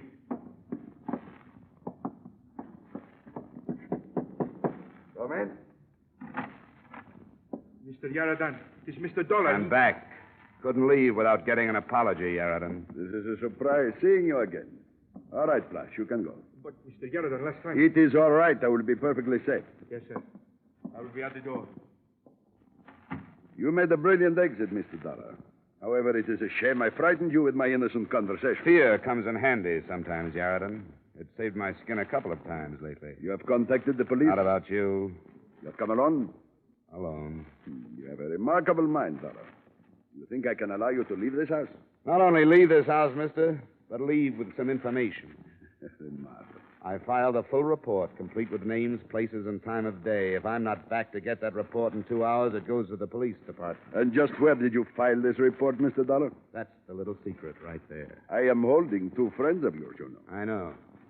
I would exchange their lives for the report. I'm sick of your offers, Yarden. You're going to release Mrs. Myers and Seeker, and you're going to tell me all about the word Bervida. Tell me all about the word Bervida. How I wish I had a man like you working for me. Bervida, Yarden. Of course, Bervida. But what you are really asking is, did I have any part in the railroad matter? You can answer that one, too. The answer is no. You don't believe me. Go on. The Belo-Horizonte Railroad has been on the verge of bankruptcy for 2 years. But Mr. Benjamin Halley is a very stubborn man. I have offered to buy him out 1,000 times. And he'd rather sell to the devil. I think he would. You see, the manganese fields in the Minas Gerais are owned by a competitor of mine. A small competitor, but a competitor. These fields are very valuable. At the rate of their present exploitation, however, they make little profit. Small operation. Exactly. If I had the fields, I could make them pay, and pay very well. If I owned the railroad, I could boost the freight rates, force my competitor out of business, and take over the fields. But Halley refuses to sell, even at a large profit. And the crashes? They should be obvious, especially to you, an insurance man. The railroad is failing. So he is scuttling his equipment and getting the insurance man. And Bervida? If I could get to him, I would have all the information I need to put Halley where he belongs. Okay, Aaron. I sense something of disbelief in your tone. There are other possibilities. Oh? Right now, I'll keep them to myself. Dollar, I will give you $10,000 not to deliver your report. I'm glad you made that offer, Yarden. That tells me a lot. Tells you what? That you've been giving me a nice mixture of fact and fancy. Now bring Seeker and Mrs. Myers down here. We're going back to the hotel.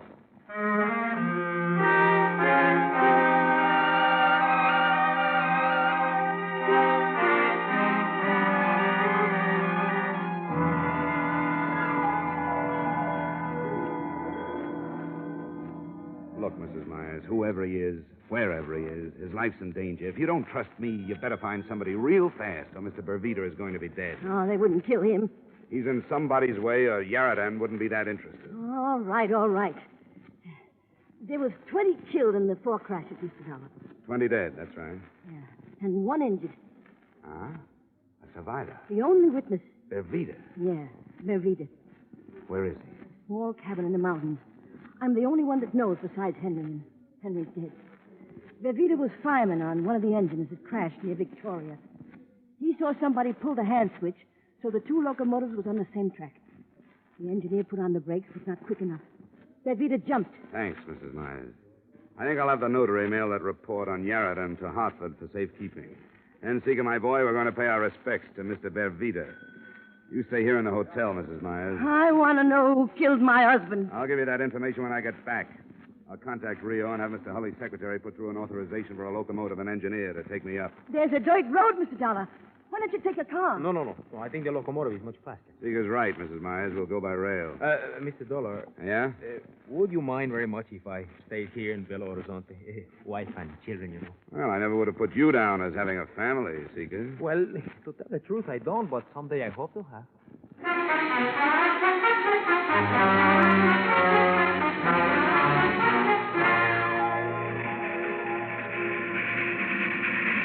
Should be around the next curve.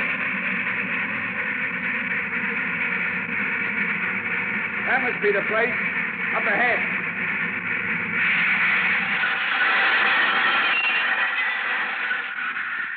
I won't be long. Keep the meter running.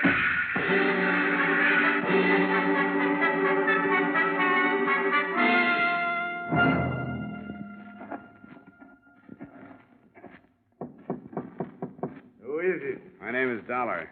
What do you want? I want to talk to you. Come in. Hands up. Stay outside, Seeker. Oh, it's late at night. Wolves, foxes. Stay outside. What do you want? I've come all the way up here to ask you a question, Mr. Bervida. I won't answer anybody's questions. Even for Henry Myers? What about Henry Meyer? They killed him. Good. I'm glad they got him. As much as I hate them, I hate him worse. He was the one who sought the wheel pins. I'm glad they got him. And who pulled the switch handle? I'm not answering any questions. Go away. Go away or I shoot. Go away. Look out! Down, Dollar! Who is it, Seeker? It's so dark I could not see. He's running through the engine. Get that light out. We'll make too good a target at the door. Yes, come this way. He's just guessing, Seeker. Yes, but that was a good guess. I could hear it. Come on, Seeker. Let's get down to that engine. Oh, I wish I had a gun. I wish you had a gun. I wish one of the two of us had a gun. Hey, someone is climbing into the cab. The engine's on ahead. It will not take too long to start. Look. Look, he's dumped the engineer to the ground. The engine is starting. We'll never get there in time. Stop! Stop!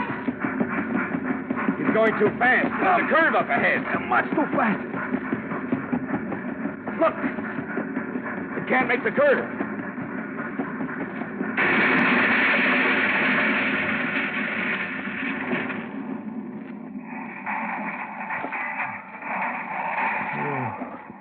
There is. What? Who could it be, Mr. Dollar? Who could it be?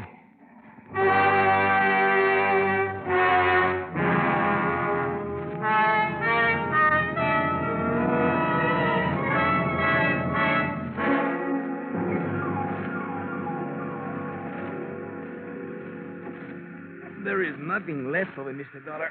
Nothing but twisted pipe. Look out. Don't touch it, Seeker. Most of it's still at boiling point. There is no sign of anyone. Yeah, but there was someone in that cab. Must be a trace of them somewhere around here. Come on, let's keep looking. But the boiler exploded. You think there is any part of a man in this bunch who wreck you're crazy, Mr. Dollar. Seeker. Look, up there. Did you find something? Yeah.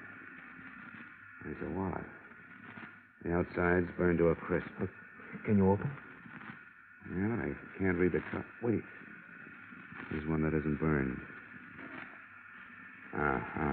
What does it say, Mr. Dollar? It says, this certifies that the holder is a 25-year member of the Railway Engineers of South America. And the name? What is the name? Benjamin J. Hulley, late president of the Belo-Horizonte Railroad.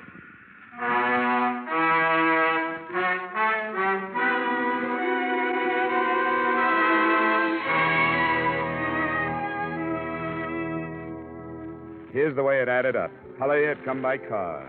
We found it just off the dirt road a mile down from their Vita's shack. The murder of Henry Myers remains an unsolved case. Police assume someone in the employ of Benjamin Hulley pulled the trigger, but I guess they'll never know for sure. Due to my report and public resentment against him, Yarradan was forced to leave the country. The Belo-Horizonte Railroad is now in receivership, but it's still hauling manganese from the interior. I might say this was one case that had me stumped right up to train time. Expense account item 7, same as item 1, $500.38. Transportation to New York and Hartford. Expense account total, $1,492.54. Yours truly, Johnny Dollar.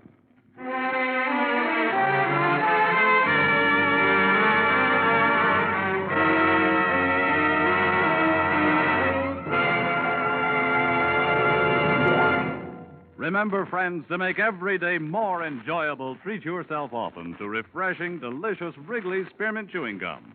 There's lots of cooling, real mint flavor in every stick. And chewing Wrigley's Spearmint helps keep you feeling fresh and alert. You feel better, work better, get more fun out of doing things. So indoors, outdoors, wherever you go, keep some healthful, refreshing Wrigley's Spearmint Chewing Gum handy.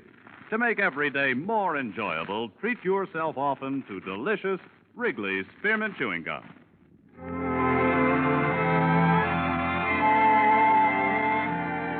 Yours truly, Johnny Dollar, brought to you by Wrigley's Spearmint Gum, stars Edmund O'Brien in the title role and is written by Gil Dowd and David Ellis with music composed and conducted by Leif Stevens. Edmund O'Brien can soon be seen starring in the Columbia Pictures production 711 Ocean Drive. Featured in tonight's cast were Bob Griffin, Francis X. Bushman, Anthony Barrett, Martha Wentworth, Joe Duvall, Jack Crucian, and Ted DeCorsia. Yours truly, Johnny Dollar, is produced and directed by Jaime Del Valle.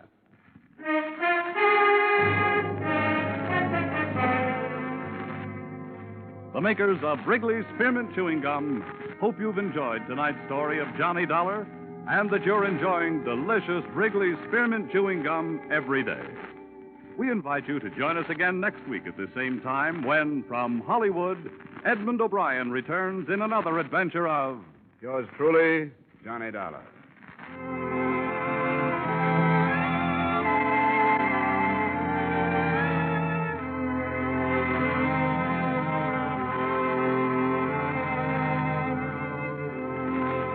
Bob Stevenson speaking. This is CBS, the Columbia Broadcasting System.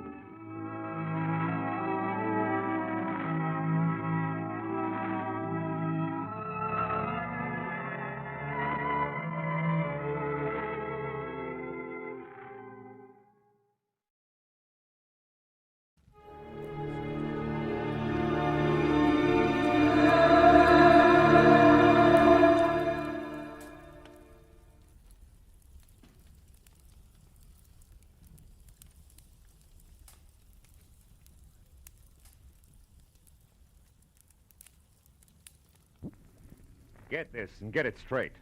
Crime is a sucker's road, and those who travel it wind up in the gut of the prison of the grave. There's no other end, but they never learn. From the pen of Raymond Chandler, outstanding author of crime fiction, comes his most famous character in The Adventures of Philip Marlowe.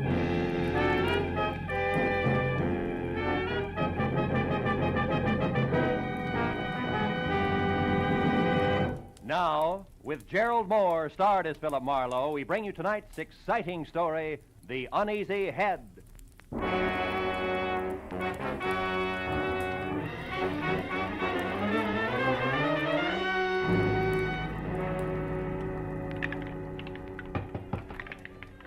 Hey, Slattery, you running a bar here? Don't be neglecting the regular clientele. Okay. Everybody relax. Remember, them also serve who only stand around and wait. I'm calling them like I see them. Hey, you're dry again, chum. Another shot? Yeah. Say, Slattery, you happen to know a guy named Sammy Archer? I was supposed to meet him here at 6. That was an hour ago. Hey, you are, chum. Another shot. What's yours, friend? Rye, wander on the side. Rye and a little help. Slattery, I asked you a question. Listen, chum, I sell whiskey. I sell gin. I sell beer. Pretzels I give away, but only pretzels. If you're busting with questions, try Louie. Louie? And a punk in the corner there, the guy with the patent leather hair. Oh. Louie welcomes visitors. Now, you want to pay for this drink? Oh, wouldn't miss it for the world. Mind it for me, will you? Hey, round boy, I'm going to forget I'm a lady. Your name, Louie? That's me. Slattery tells me you might have some information I want. Could be. What race? Don't want any dope on ponies, Louie. I'm looking for a guy. A guy like who? Archer. Sammy Archer. Do you know him? No. What's the matter? You welch on a bet? No. Well, thanks anyway, Louie. I got something good at Beaumont if you... Check. Beer twice. Bourbon once around. Coming up now. No luck, huh, chum? I thought maybe Louie could help you. He knows everyone in town. Yeah? Well, here's the Sammy Archer, a guy I never met. Well, so long, chum. Yeah. Don't go away mad, huh? Oh, not a chance, Slattery. After all, you... Hey, what kind of scotch was that? Tastes like boiled cabbage heads. Slattery, what did you... I drink it was dope. Are you no good, two-timing?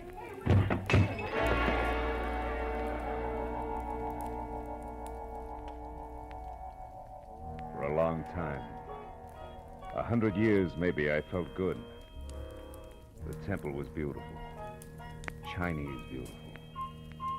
Everywhere lacquered woodwork that had the deep bottomless luster of a pigeon blood ruby, and 1,000 shelves filled with 10,000 smiling ivory Buddhas, and the lovely streamlined dancing girl, beaming in a white silk mandarin robe waiting my pleasure.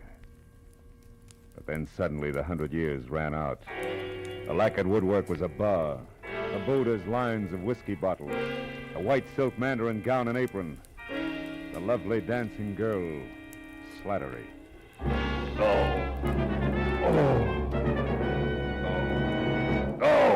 Easy now, Carr. Yeah. Chum, come on, try this. It'll bring you around.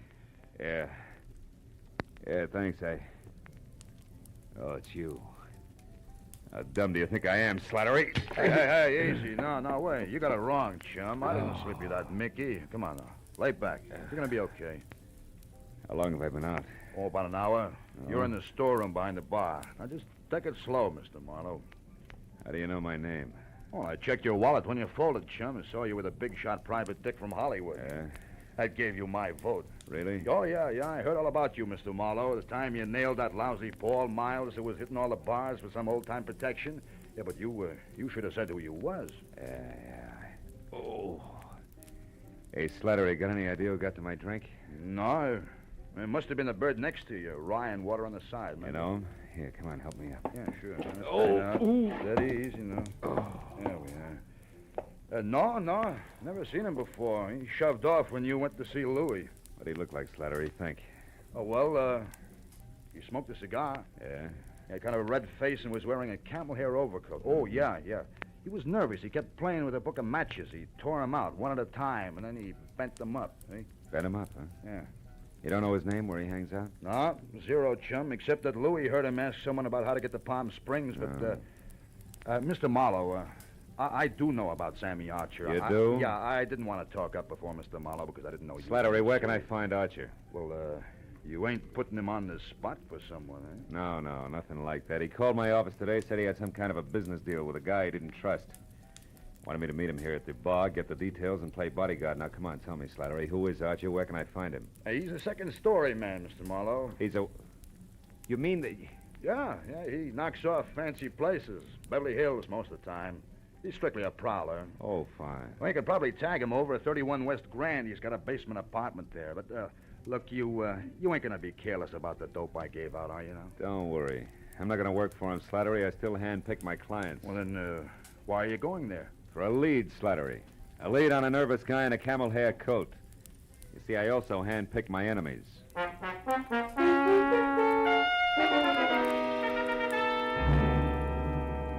31 West Grand Avenue was a dirty stone tenement propped up by a dirty stone stoop. A cracked pavement led to the basement apartment, which showed a fuzzy slice of yellow light, where the door was cracked open inches. So when I knocked, I was ready for almost anything, just as long as it was on the see-me side. But I didn't expect it to come from overhead. You're wasting your time, big boy. When Sammy leaves his door open, you shouldn't bother knocking. You mean he's out? No, I mean he's in. And he's got the blind staggers. I know. I heard him falling over the furniture. But go ahead. See for yourself. If you'll pardon appearances. The big slob.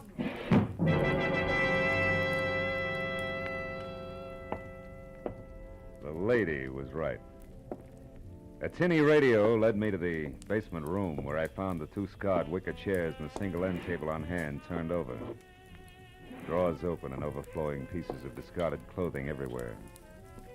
And in the middle of all that, sprawled along the edge of a threadbare couch that was weak in the springs, Sammy Archer.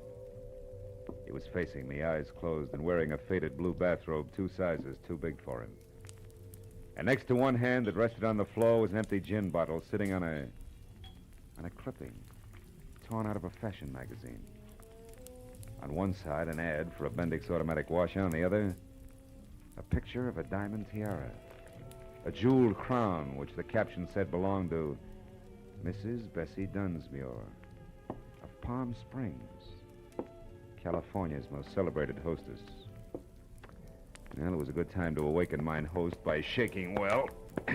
Hey, Sammy. Archer, come on, pull yourself together.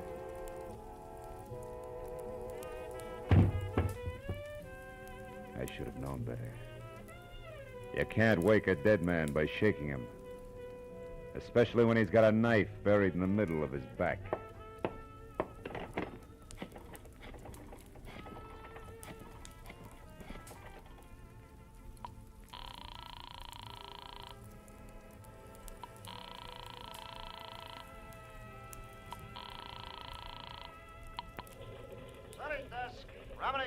Phil Marlowe, Remini. Hiya, Phil. Tribune got time for a few questions? Oh, we're up to our ears with the Dunsmuir story. What do you got, Phil? Beauty, beast, or traffic accident? Skinny guy with a golf ball complexion and the name Sammy Archer. Ever hear of him? Sure, a 2-time loser out of Joliet. Jewelry, team with a fence named Christy Roach. Roach, huh? Say, tell me, Tony, what is he... Hey, wait a minute, Remini. What did you just say about Dunsmuir? Huh? Oh, that. Didn't you catch PM sheets? No. Someone got away with a precious tiara last night. Was insured for $100,000. They tag anyone for it? Not yet, but they're working on it. Seems that a gardener left her Palm Springs lash up the same time as a crown of diamonds. Gardner, huh? Yeah, was working under a phony name. Well, this Christy Roach, what's he look like? Oh, big red face, wears a cigar front and center. Thanks. Now I'm really getting someplace. That means what, Phil? 2 feet from the corpse, Remini, there's a textbook on gardening. Corpse? What corpse? Hey, where are you, Marlowe? 31 West Grand Avenue, where somebody stabbed Sammy Archer to death. Now listen, Remini. If you sit on this a while, I think I may be able to wrap it all up for you after a quick trip to Palm Springs. Why not use us or the law? What's your angle, Phil? A very personal one, kid. Like what? Like a Mickey that shredded the lining of my stomach. I don't like that kind of treatment. It's bad for the ego. I'll call you later. Goodbye.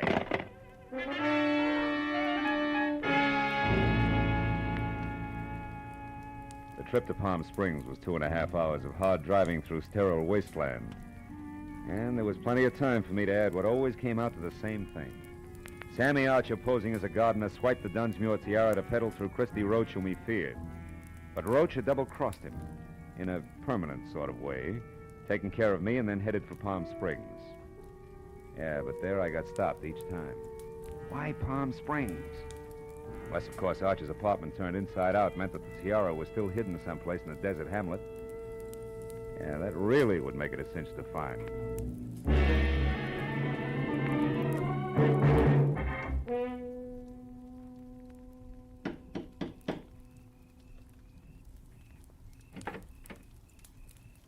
Yes, sir. I'd like to see Mrs. Bessie Dunsmuir, please. My name is Philip Marlowe. Police or gentlemen of the press are no longer welcome. Good evening, sir. Steady, Jeeves.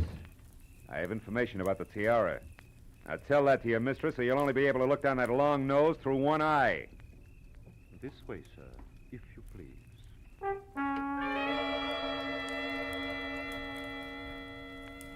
The interior of the Dunsmuir shanty was strictly colossal.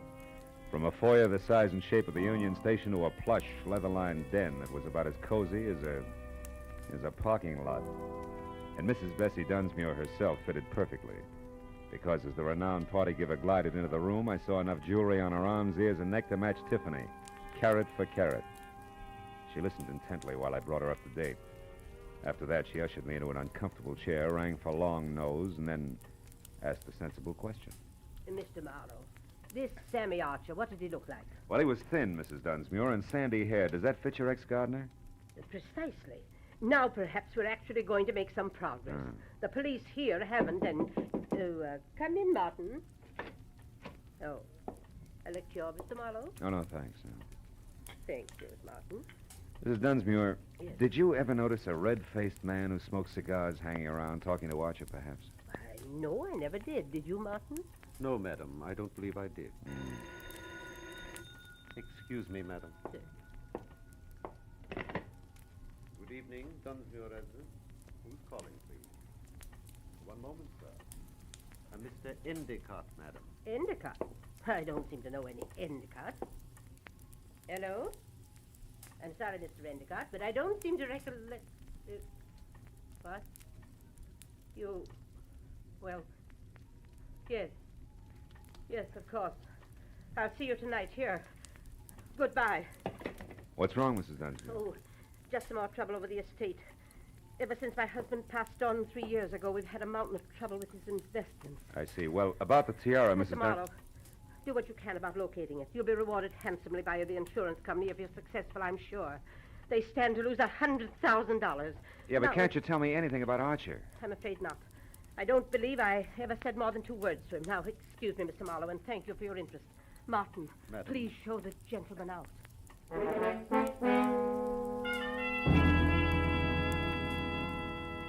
Outside, I chalked the Dunsmuir interview off at face value. Proof positive that Sammy Archer and the sticky-fingered ex-gardener were one and the same. Then I headed for town on the first public phone, which was at a mobile gas station. There I swapped a $10 bill for a pocket full of quarters and started calling people back in L.A. who might know more about Christy Roach and the kind of connections he could have in Palm Springs. But after 4 near misses, I quit and stepped aside to let a big man with a beefy face that belonged on an English bulldog take his turn. However, he had other ideas, and he pointed them out bluntly with a shiny automatic. I wonder if you could help me, Sonny. I'm looking for a diamond tiara. You gotta be kidding. I wear a fedora besides Hold that. it right there. I have news for you, Sonny. While you were gabbing into the tube there, the station attendant left, closed shop, went into the bar next door. Out of earshot.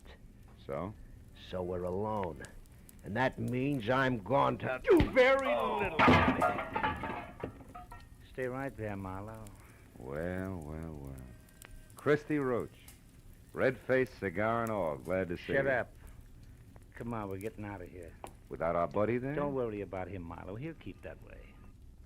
Maybe a lot longer than you will.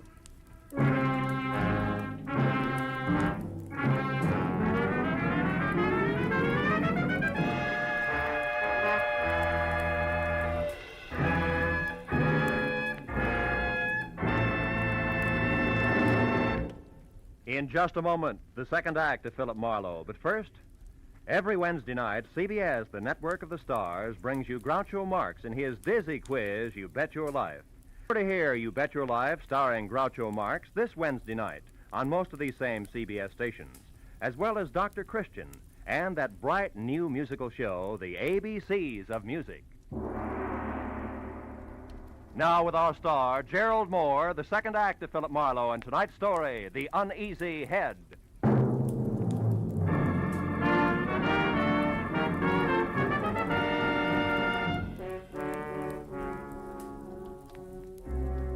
the way Christy Roach had brought his gun barrel down on the bulldog's scalp, I knew he meant it when he jammed the same gun into the small of my back and marched me to my car. He didn't relax until we were driving down a dark side street toward the center of town. Well, kid, you jumped right out of the frying pan into the fire. You should have taken that first hint I tossed you. The Mickey? Yeah, that was real cute. But it was too subtle, Christy. I didn't really peg you till I found Sammy Archer. Oh? It's too bad about Sammy. That was more or less of a mistake. Oh, sure. You only intended to carve your initials. The knife slipped. No slips, kid. At the time, I thought Sammy had tried to pull a fast one on me, but I found out later he was just stupid. He had a great thing, and he was just too dumb to see it. As for you, turn east the first chance you get, and don't run any stop signs, you understand? Where are we going? Oh, no place in particular, just so it's nice and quiet. You know, you don't know when to quit, Marlowe, so now you're just one of the loose ends I've got to tuck in before I clean up my business here. Take it easy on the corners. You told me to turn east the first chance I also told you to mind your manners. Busting my wrist isn't going to help my driving much. It'll be worse the next time. I've got a lot of ground to cover yet tonight, and I want it smooth. That's too bad. Because there's a bump coming up fast. Right now, we picked up a tail. Huh? Take a look. Cops. Yeah, cops. Call it, laughing boy. You're the skipper. Do we race them out of town, or do I pull over? Pull over. I don't know what that beef is, but play it straight, kid, because if it comes to shooting, you'll be the first to drop.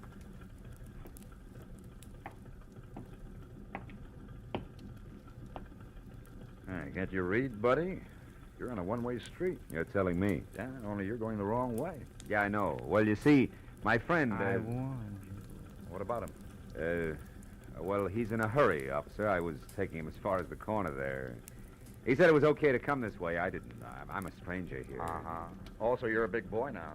You should make up your own mind. You're so right. So, Mac, if you're in a hurry, you can go, but you better get out and walk. Thank you. Your friend here is going to be tied up for quite a spell. All right, let me see your license. Maybe the limb of the law and I should have nailed him right then and there. But there were still too many loose ends, and I wanted Christy Roach to clear them up for me. So I watched him walk out of sight while I listened with half an ear to a lecture on blind drivers. Well, it was a small enough price to pay for the service rendered, so I thanked the officer for the ticket and then headed back to the filling station in a bulldog with a headache who might be in a mood to talk. But when I got there, I found he hadn't waited around.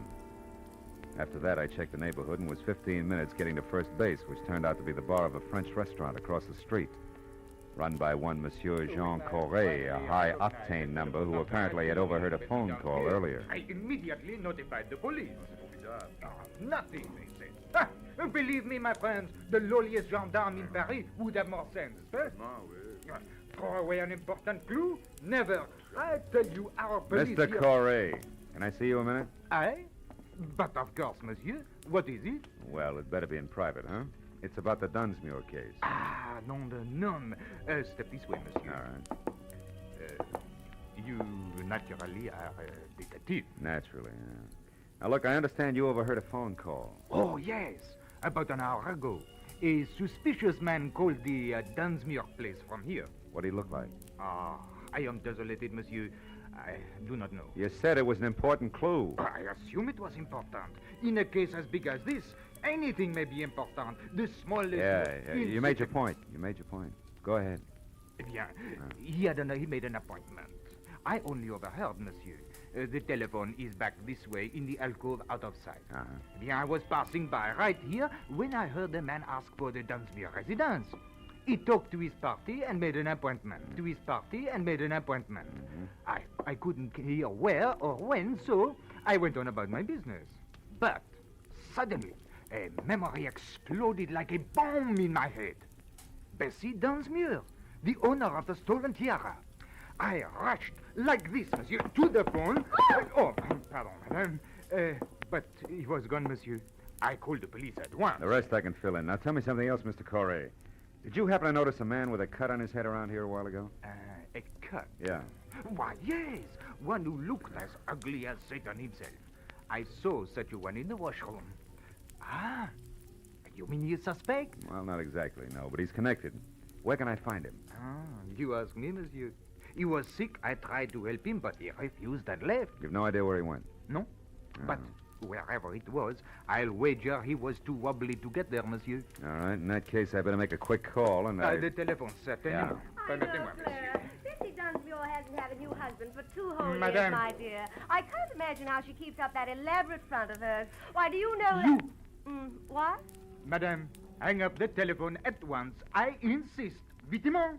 I beg your pardon. In the name of the police, monsieur is a detective. I demand you clear the line. I've paid my nickel and Never mind, skip it. But I would like to know about those bent matches on the floor. What do they mean, monsieur? I better skip the call and get going fast. You've been a big help, Corey. Maybe I can get you the Croix de Guerre. The bent matches that littered the floor under the phone meant that the man who had made an appointment to meet with Bessie Dunsmuir had been the fence, Christy Roach. And to top it off, she'd lied about it. Didn't make any sense. But I added it to the rest of the question marks and made a beeline for Bessie's mansion. I parked a block away from the place, walked back, and let myself in through an iron gate at the side. And wound up in front of a car, half hidden in a clump of hibiscus bushes. A man was leaning in the open door with a match in his hand, reading the registration on the steering post. It was the bulldog I'd seen first at the gas station. When he saw me, his hand dived under his jacket for a gun, but I was on him before he could get it out. Oh, my head. You're due for another dose of the same, Buster, unless I get some fast answers. The time for games is over, and even a private detective can run out of patience. You're a private dick. Yeah. You... I don't get it. This car here belongs to the guy who helped you. Fence. Christy Roach. And if he's inside, I got... Roach didn't help me, and you've got to do nothing till I find out about you. Who are you? Temple. Fred Temple. Amlin Insurance Company. Oh, no. We're covering the missing tiara. Only something's haywire. An insurance investigator? Yeah, yep. I'm not gonna make it, fella. My head, you better get in there and stop. When he passed out, he sagged against me like a sack of wet wash. I stretched him out on the grass, and after one look, knew there was nothing more I could do. I went over to the house and quietly tried locked doors all the way around until I came to an open one in the butler's quarters. A bed lamp was on, so I braced myself for another meeting with Martin. When he came to the door, he was in his nightshirt. As soon as enough of his chin was showing, I swung! It was a distinct pleasure. I stepped over him and went through his rooms and on up the long hall of the main part of the house. I finally located Bessie in the leather-lined den. She was alone, but judging from the rate she was burning up the jittery cigarette in her hand, she expected trouble at any moment. Marlowe, how did you get in here? Why are you here? Just checking up on a lie, Bessie? I don't know what you're talking about. Your late date tonight. Incidentally, he's due any second now. His car is outside. On my grounds? Yeah. Surprised? What's so important about that? Now, look, you better tell me all about it, Bessie. No, get out of here. Get out. Later. Right now, this setup is so full of holes, even the truth is leaking out. First, Roach the fence, figuring Sammy Archer, the guy who swiped your tiara, was pulling a fast one. And he changed his mind and got a new angle. Second, you brushed me off because actually you're afraid of finding the tiara. And third, the insurance company that's covering your loss is suspicious. Yeah, it's screwy, but it can only add one way. Like the tiara that was stolen from here yesterday is worthless. Are you insane? It was famous, fabulous, worth a king's ransom. Yeah, the original, maybe. Not the cheap duplicate. It may be fuzzy on the details, but the big picture's easy. You dismantled the original and sold it probably quite a while ago. But not before you made a duplicate to keep up appearances so gossips wouldn't know you were going broke. Also, you kept up the insurance on it for the same reason. And the duplicate was stolen. People knew you'd been robbed, so you were forced to claim the insurance, but you knew that if the fake was recovered legally, you'd be prosecuted by the insurance company and disgraced. Sure, Christy Roach knows that, too. He's coming here for blackmail, isn't he? Why else? Come on, Bessie, you might as well... You might as well... Might as well what? What are you looking at? A cigar butt there on the floor. Oh, It's burned a hole in your rug. What happened to make Roach drop a cigar, Bessie? Where is he? I don't know what you're... Stay away from that desk. I mean it, Bessie. Next time it's for keeps. Now stay back. Where is he? In the closet there. I didn't know what else to do. You are right about the blackmail. About everything. I had to kill him. He'd have wrecked my life. No. Just your way of life. That was top-heavy anyway. I guess so. But I thought I had to have it that way. Well, at least I'll give them all a big laugh on the way out. Bessie Dunsmuir's a great entertainer.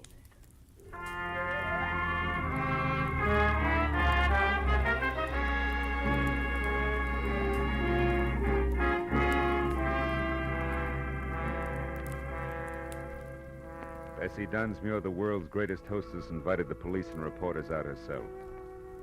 The fake tiara was found in the back of Roach's car. And she wore it cocked over one eye to the benefit of the press, the photographers, and her friends. By the time that party was over, it was almost dawn. Bessie was right. The papers came out and the giggles began. But Fred Temple drinking coffee under a head full of bandages didn't see much to laugh at. It's pathetic. Something awful sad there someplace, Marlowe. I agreed. Uneasy lies the head that wears a crown, even a phony one.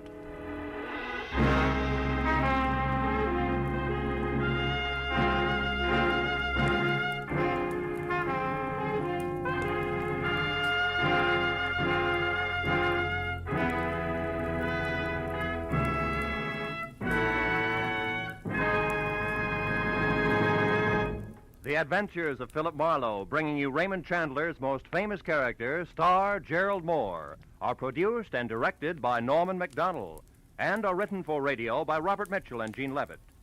Featured in the cast were Verna Felton, Wally Mayer, Lou Krugman, Ben Wright, John Daner, Edgar Barrier, and Charlotte Lawrence. The special music is composed and conducted by Richard Orant. Now, a special announcement for Philip Marlowe fans. Next week, Philip Marlowe will be heard Wednesday night at 10 p.m. Eastern Daylight Savings Time. Be sure and be with us again next week on Wednesday evening when Philip Marlowe says... This time there was an innocent aboard, a noisy corpse and a quiet killer. But before I knew which was which, I'd mixed with all three while going 70 miles an hour.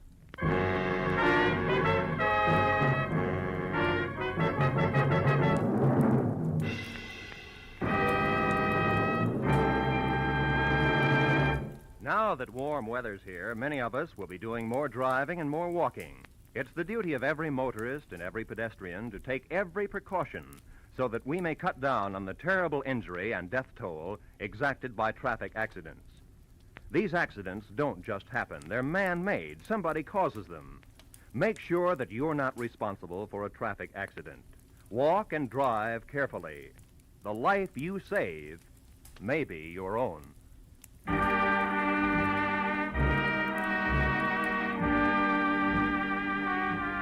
This is CBS, where Philip Marlowe will come to you on Wednesday night, the Columbia Broadcasting System.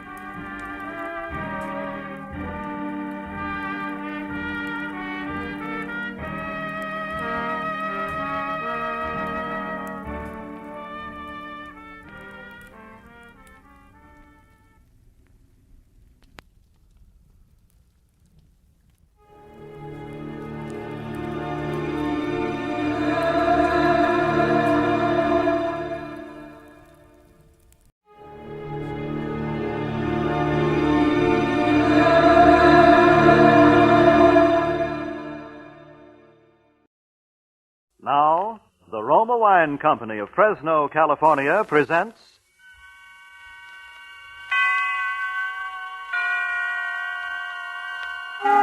Suspense.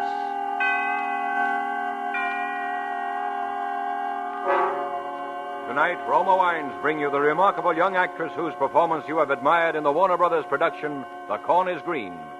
Miss Joan Loring as star of A Man in the House, a suspense play produced, edited, and directed for Roma Wines by William Spear.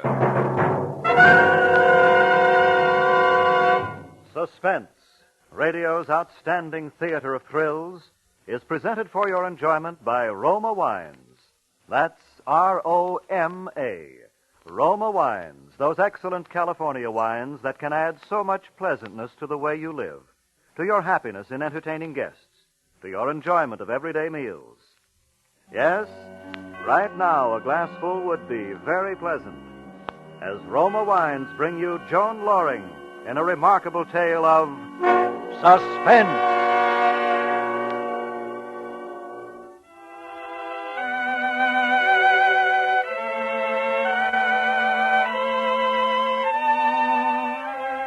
When I was 17, they called me that pretty little Barrett girl. I never imagined then that 5 years later I'd be working in the public library day after day and 2 evenings a week. One of the mousy, tight-mouthed librarians who frown and rap a pencil when the adolescent scuffling and giggling becomes a little too unruly. I never dreamed that pretty little Barrett girl would become prim Miss Barrett, nor that my mother would... Well, one evening my father came home from the office looking a little more tired than usual. He barely touched his dinner and said he thought he'd lie down on the sofa for a nap. 3 hours later, he was dead.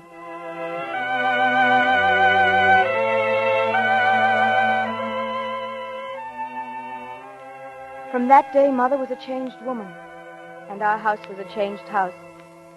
She became suspicious and bitter and solitary. After a time, people stopped coming to visit, and Ted Roper learned not to call for me. I suppose I should have rebelled, but I was never a rebellious spirit, and I knew Dad would have expected me to stand by her. And so in a year or two, things had completely changed for me. I was working at the library, stamping cards and checking books, and rapping on the desk when the giggling became too loud in the corner. Ted Roper went away to school, studying to be a doctor, and by the time he came home to set up his own practice, he was called up for the medical corps. I'd get postcards from him from time to time, and meanwhile I worked at the library and came home and cared for Mother, because her health had grown progressively worse. Now she was in a wheelchair and always in pain, although she'd never consent to see a doctor.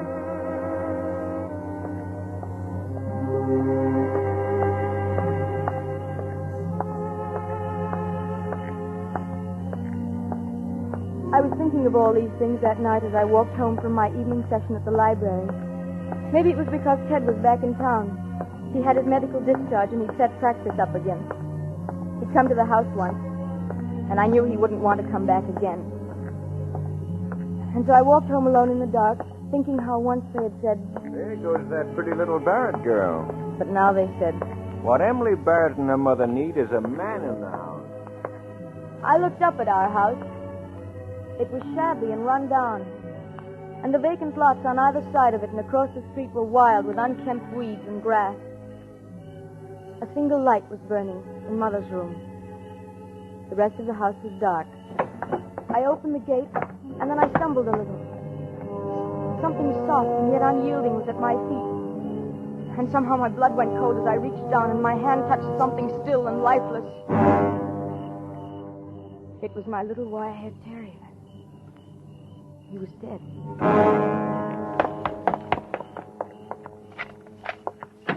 Mother, poor Rover, he's... Mother, what is it? Oh, Emily. Close the door. Who are you? Not a sound out of you. Close the door. Who are you? What are you doing Don't here? turn on the light. Just stay where you are.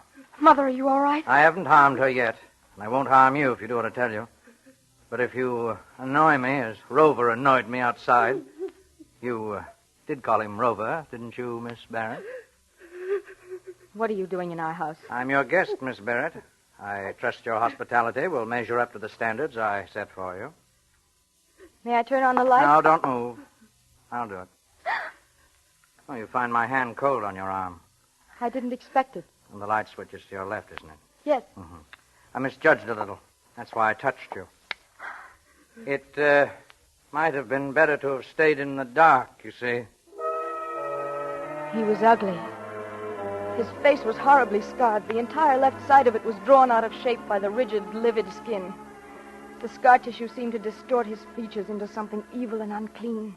I'm not the most handsome guest you've ever had, am I? Emily. Oh, Mother, don't cry. I'm here now. Don't cry. Oh, I'm frightened. I'm so frightened. You'll only work yourself up by crying. Try not to, It dear. would be advisable for her to stop whining. It annoys me. Please, Mother, please, dear. And Rover annoyed me, you know. What are we going to do, Emily?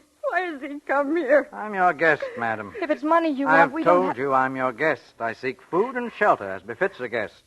And you mustn't make one feel unwelcome. He's mad, Emily. He's a You madman. mustn't say that, madam. He killed the dog, and then he sneaked into the house.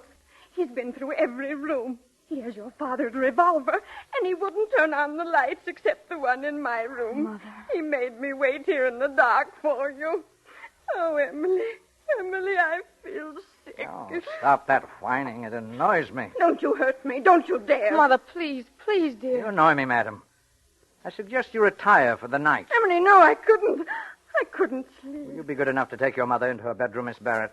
What are you going to do? I've told you. I'm your guest. Well, Miss Barrett. Come along, Mother. Let me wheel you into your room. Oh, I don't want to, Emily. I don't want Mother. to. Your conveyance needs oiling, madam. Don't speak to me. Don't talk to me. Oh, by the way, Miss Barrett, Yes? don't trouble to close the door. And don't attempt to talk secretly with one another. I find it a very annoying habit. Emily, he's mad. He's insane. I don't know what I've ever done if it should happen to me. Try to be calm, Mother. Let me help now. Lie down on the bed, why don't you, dear? Try to relax. Oh, I couldn't. But if you could get some rest, you'd feel so much better. I'm not getting out of this wheelchair. If you could let yourself sleep, Mother. No, I tell you I can't, Emily. If you just take your pills... What was that? What did you say? Answer me. My mother ordinarily takes sleeping pills for her insomnia. Not tonight, Emily. I won't take them tonight. I couldn't. I think you will, madam. No, I won't. You can't make me. Is that her bottle on the bedside table there? Yes. Mm-hmm. I'm not going to take How them. many does she take? 2. I won't do it. Here. Go on, give them to her. Emily, no, don't make me. What will you do if she sleeps? Wait and rest. Wait under the shelter of your roof. No. You promise I'll be at her side when she wakes in the morning? Yes, I promise. I'll give her the tablets. No, I won't take them. Very well. Take them now, Mother.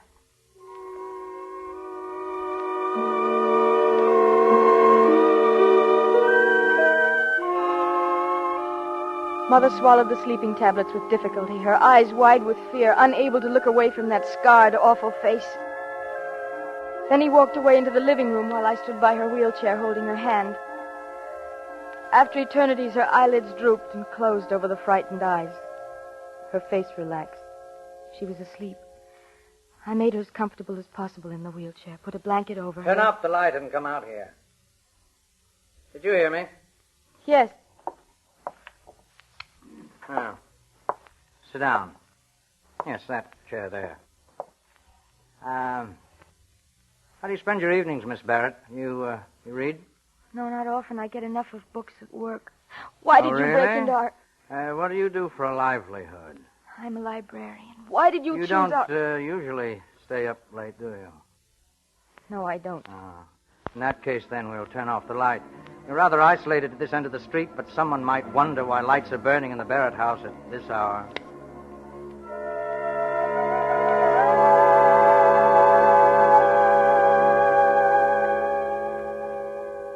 Why sit so uncomfortably, Miss Barrett? Come on, lean back, be at ease. Why don't you leave us in peace? We won't give you... I need rest. The safety of rest and solitude. But why our house? Why? Because you have few visitors. Your mother's to blame, isn't she? My mother? Weak, selfish, complaining. Not the most delightful of companions. You're a librarian, you say, huh? How long do you intend to stay here? Your curiosity annoys me.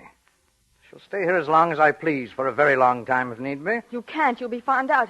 Oh, I doubt that very much. But if I fail to report for work... Oh, you won't. I don't understand. You will go to work at the library as usual. And leave my mother here with you? Yes. As a hostage, shall we say. Hostage? She'll be my guarantee you won't betray me.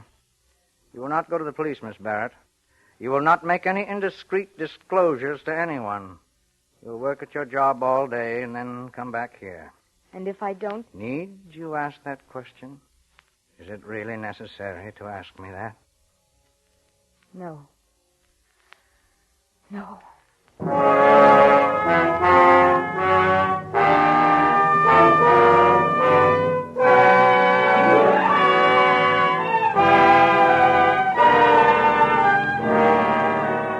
For Suspense, Roma Wines are bringing you as star Miss Joan Loring in A Man in the House by Leslie Edgley. Roma Wines' presentation tonight in radio's outstanding theater of thrills, Suspense.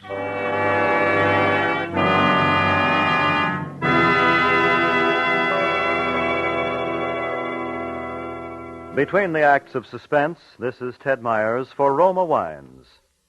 Elsa Maxwell is famous not only as a hostess, but also for her helpful suggestions on how to entertain more graciously. Recently she said, "Next time you have friends for dinner, add to their enjoyment of the food and give the occasion a gracious festive touch by serving distinguished Roma California Burgundy. Even when ration points are low, your simple menus take on added glamour, added flavor goodness with Roma Burgundy. Serve cool." Yes, Elsa Maxwell's suggestion is one that lends enchantment to dining. You'll enjoy Roma Burgundy. Its tart piquancy, its fruity, robust taste, the happy result of selecting and gently pressing luscious grapes from California's choicest vineyards, guided to flavor perfection, unhurriedly, by Roma's ancient wine skill. Good Roma wines never vary, are always enjoyable, yet cost only pennies a glass. Remember, because of uniformly fine quality at reasonable cost, more Americans enjoy Roma than any other wine. R-O-M-A. Roma Wines. And now, Roma Wines bring back to our Hollywood soundstage Joan Loring as Emily Barrett with Joseph Kearns as the man in the house, in a radio play well calculated to keep you in suspense.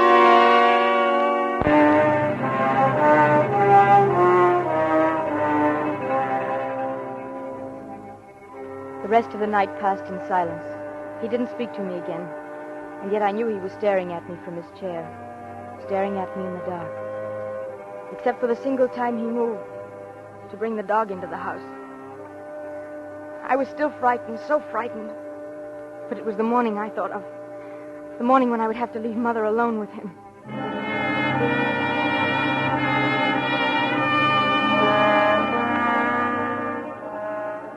We ate breakfast together, the three of us silent at the table.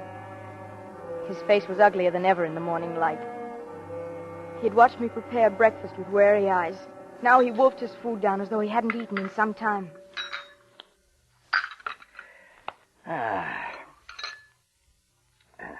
You're not hungry? No. And you, madam? I'm not hungry. I'm sorry to hear that. Is it time for you to leave, Miss Barrett? Leave? Emily, what does he mean? Your daughter has a job, Mrs. Barrett. You wouldn't want her to leave it, would you? Emily, no, you can't leave me here. You can't. You'll be all right, Mother. Really, you will. It's the only thing I can do. Emily, no. You'd better go, Miss Barrett. And remember your responsibility. Yes. Yes, I'll remember. My day was a nightmare. I performed my duties automatically. And all the time my mind raced with speculation. What was he doing? Was Mother all right? How could I possibly get him out of the house? Reverend Amber, please. I couldn't tell anybody. I knew that. I didn't dare. He'd kill her in a minute. My card's expired, but could I land? For Mother's sake, I had to keep silent. I had to. And meanwhile, stamp books.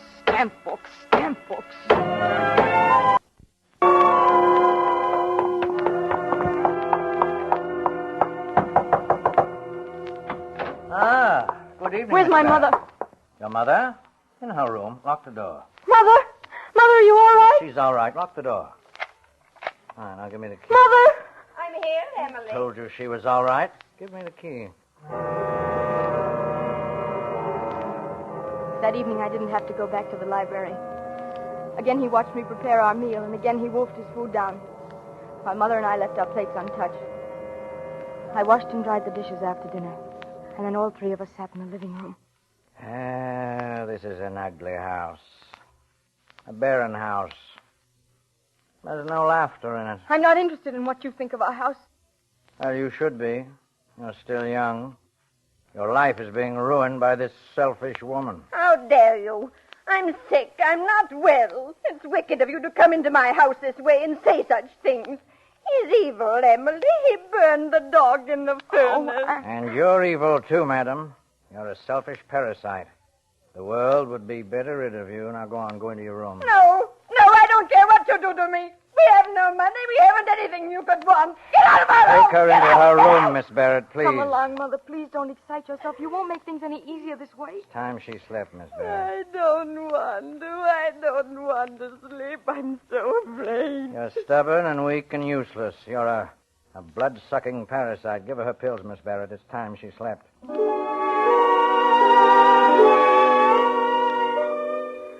Mother refused to leave her wheelchair again, but I persuaded her to take her sleeping tablet. And after she'd fallen asleep, I returned to the living room. He sat in a chair where he could watch the door and windows. One side of his face was twitching, a nervous tic he couldn't control. You have permitted your mother to ruin your life. That isn't true. Of course it's true, I know.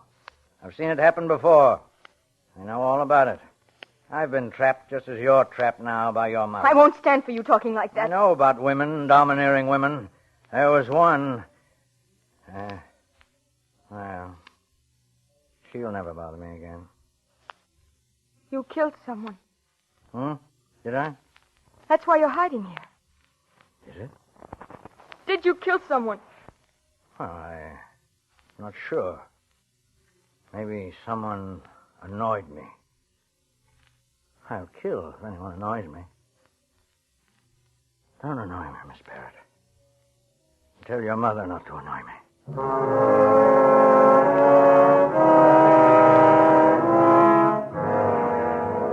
That night went by, crawled by as the first night had done. At 10:30, he switched off the light, and then we were sitting in the dark again in silence, hour after hour.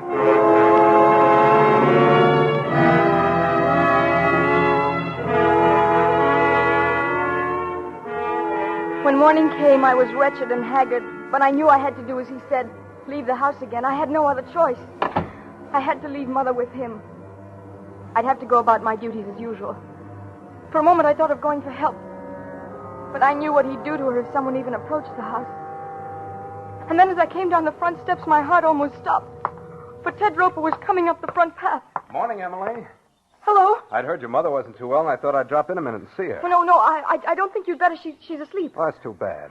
I wish I'd stopped in last night. I was in the neighborhood, and I was just on the verge of knocking on your door, and I noticed your lights were out. Oh, yes, we retired early. Is there something wrong, Emily? No, there isn't. You look worn out. Getting plenty of sleep? Yes, I am. You've got to get a lot of sleep. And as he stood there chattering on about my mother and my health, I could see the curtain in the living room move. He was watching us.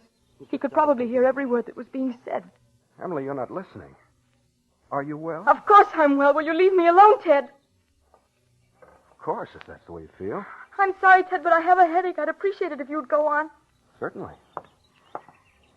And as Ted disappeared down the street, I turned and looked into the window. He was standing there back of the curtain, smiling, as if in approval.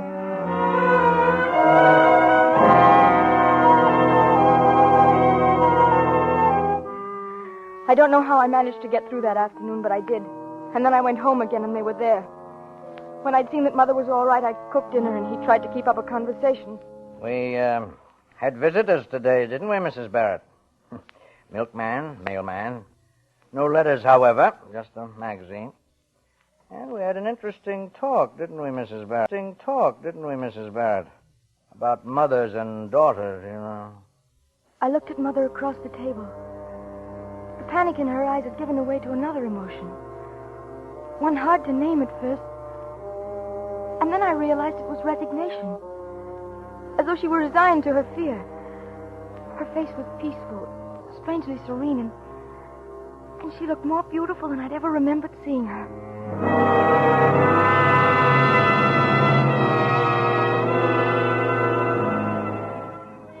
After dinner, we sat in the living room, silently. He looked tired, deep circles under his eyes, and his face twitched involuntarily. I felt unbearably tired, my eyes so heavy. Miss Barrett, I think you'd better go to bed. Go to bed? You'll sleep. No, I couldn't. There's no excuse for not sleeping. You see how easily your mother can do it?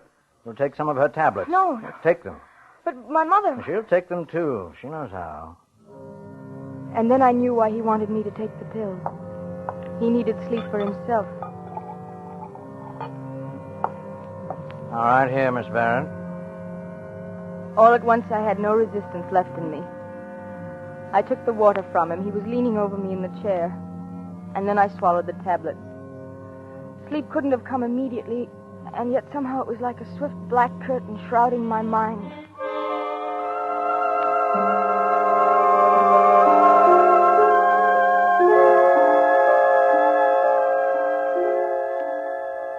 When I awoke, he was still asleep in the chair facing the door and the windows. But the moment I moved... Good morning. Where's my mother? In her room, of course. Mother was still sleeping in her wheelchair. But something was wrong. She looked so strange. Something was radically wrong. She was ill. My first impulse was to cry out, to run to him and plead with him to help me. But I knew that was useless. I turned around, knowing that I shouldn't leave her, and yet I was powerless to help her. It's late. I won't have time to make breakfast this morning. Yes, we seem to have overslept, didn't we? I'll have to go now. The key, please unlock the door. Mother's still sleeping. Please don't disturb her. That still depends on you, Miss Barrett. Have you forgotten?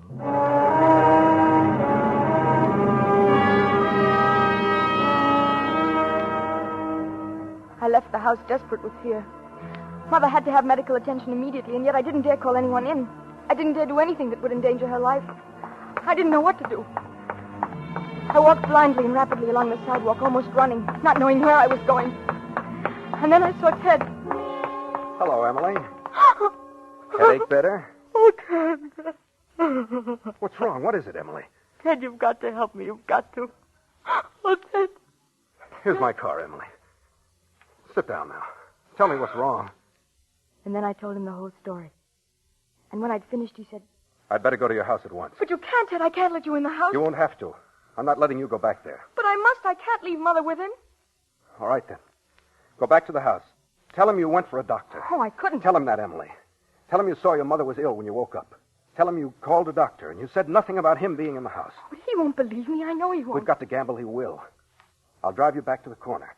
Give you time to walk to the house and explain things to him. Then I'll make my call. And then what, Ted? What will we do then? I don't know, honey.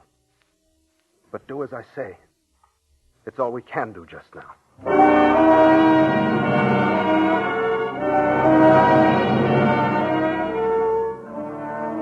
When I faced him again in the house, I knew I'd blundered. I should never have taken the chance. I shouldn't have left Mother in the first place. What are you doing back here? Why aren't you at the library? I didn't go to the library. Huh? My mother's sick. I called for a doctor. What? I phoned for a doctor. He'll be here soon. You told him about me? Oh, no, I didn't. You're lying. You're lying about your mother. You tricked me. My mother's ill, I tell you. She was sick when I looked at her this morning. You must believe that. We'll find out. Come on, in the bedroom. Oh, wait, the doctor's here. Huh? You see, he's coming up the walk. Don't let him in. Tell him to go away. I can't do that, not after calling him. He'll know something's wrong. Then he'll call the police, won't he? That's exactly what I warned you not to do, isn't it? My mother's sick. That's all that matters. All right. Let him in. I'll wheel your mother into the living room.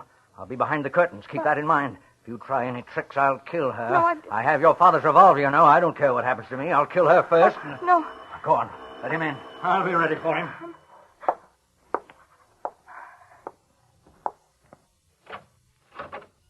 Hello, Emily. Hello, Doctor. I'm so glad you've come. Where's our patient? In the living room. Well, let's look at her, shall we? Here she is, Doctor. She isn't breathing loudly now, but she was breathing so harshly when I left her. Well, let's just see. I stood against the wall while Ted bent over her. She was facing the curtains in the doorway. And behind those curtains, behind them, I scarcely breathed, praying Ted wouldn't do anything to arouse suspicions, praying against hope, and then...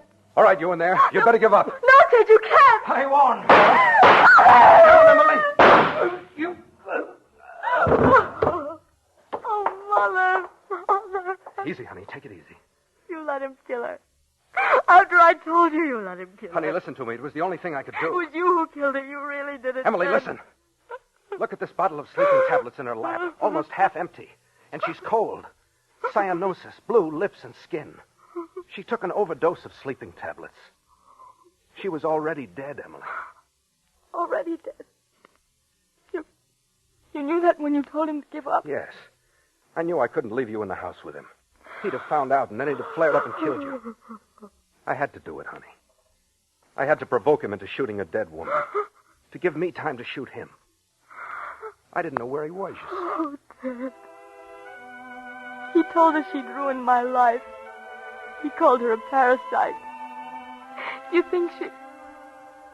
I think so, honey. She did it so you might live.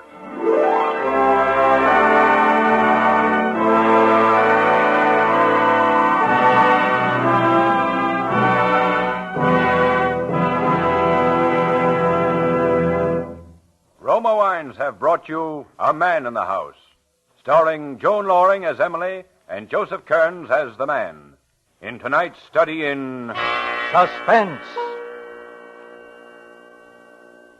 Before Miss Loring returns to the microphone, Ted Myers with a word for Roma Wines, the sponsor of Suspense. Warm weather and iced drinks just naturally go together.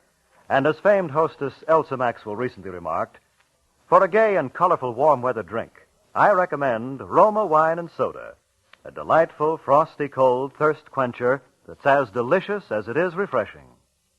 Yes, and Roma Wine and Soda, made with distinguished Roma California Burgundy or Sauterne, is quick and easy to make. Half fill the tall glasses with good Roma Burgundy or Sauterne. Add ice cubes, sparkling water, and a bit of sugar. And for a decorative touch, garnish with cherries or fruit. And for a delightful aperitif, sip delicious Roma sweet vermouth, well chilled. Zestful, full-flavored Roma vermouth is blended and developed with all the traditional wine-making skill of Roma wineries. Is made and bottled in the heart of California's famous vineyards, yet surprisingly low-priced. Try Roma vermouth soon, won't you? This is Joan Loring with a message from our government. America's war production program calls for the retention of millions of war workers in their jobs until the Pacific War is won. Stay on the war job until released. Keep buying more and more war bonds and hold on to them. And keep supporting all home front activities and observing all wartime regulations. Price controls, rationing, volunteer service, and salvage drives. Thank you. Next Thursday, you will hear Lloyd Nolan as star of Suspense, radio's outstanding theater of thrills. Presented by Roma Wines, R-O-M-A, made in California for enjoyment throughout the world.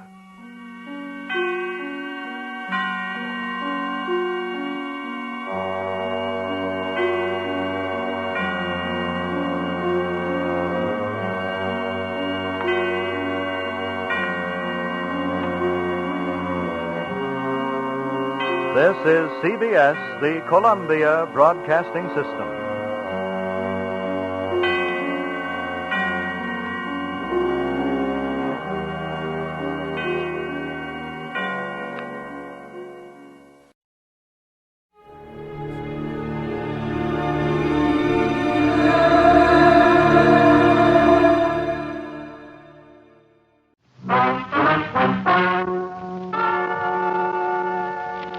Ladies and gentlemen, the story you are about to hear is true. Only the names have been changed to protect the innocent. NBC brings you Dragnet.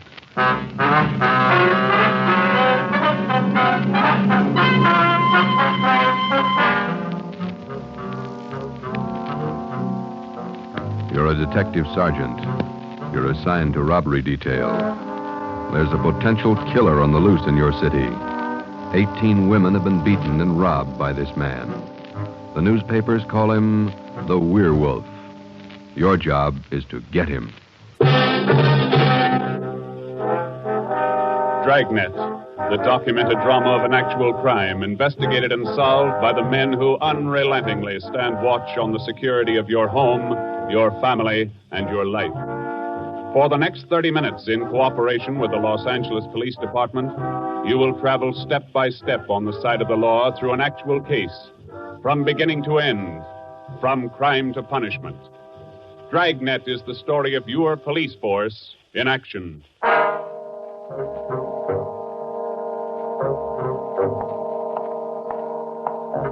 was Thursday morning, February 2nd. It was raining in Los Angeles. We were working the early morning watch out of robbery detail. Detectives in Los Angeles work in pairs. My partner's Ben Romero. He's a sergeant, and so am I. My name's Friday. The boss is Ed Backstrand, chief of detectives.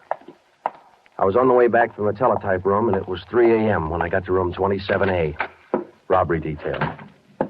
Hi, Ben. What's up? Keep your coat on, Joe. Just had a hotshot call. Coming, Skipper? Right behind you. Let's go, Friday. Well, what was it, Ed? Another woman robbed, almost beaten to death. Well, how many does that make? About 18 in 6 weeks. Is that right, Skipper? Yeah, 18 too many. Come on down these stairs to the garage. Yeah. What about that suspect we had, Ed? You mean Martin? Yeah. Had to release him this morning. But I got a good tail on him, Henderson. Yeah. We got any report yet?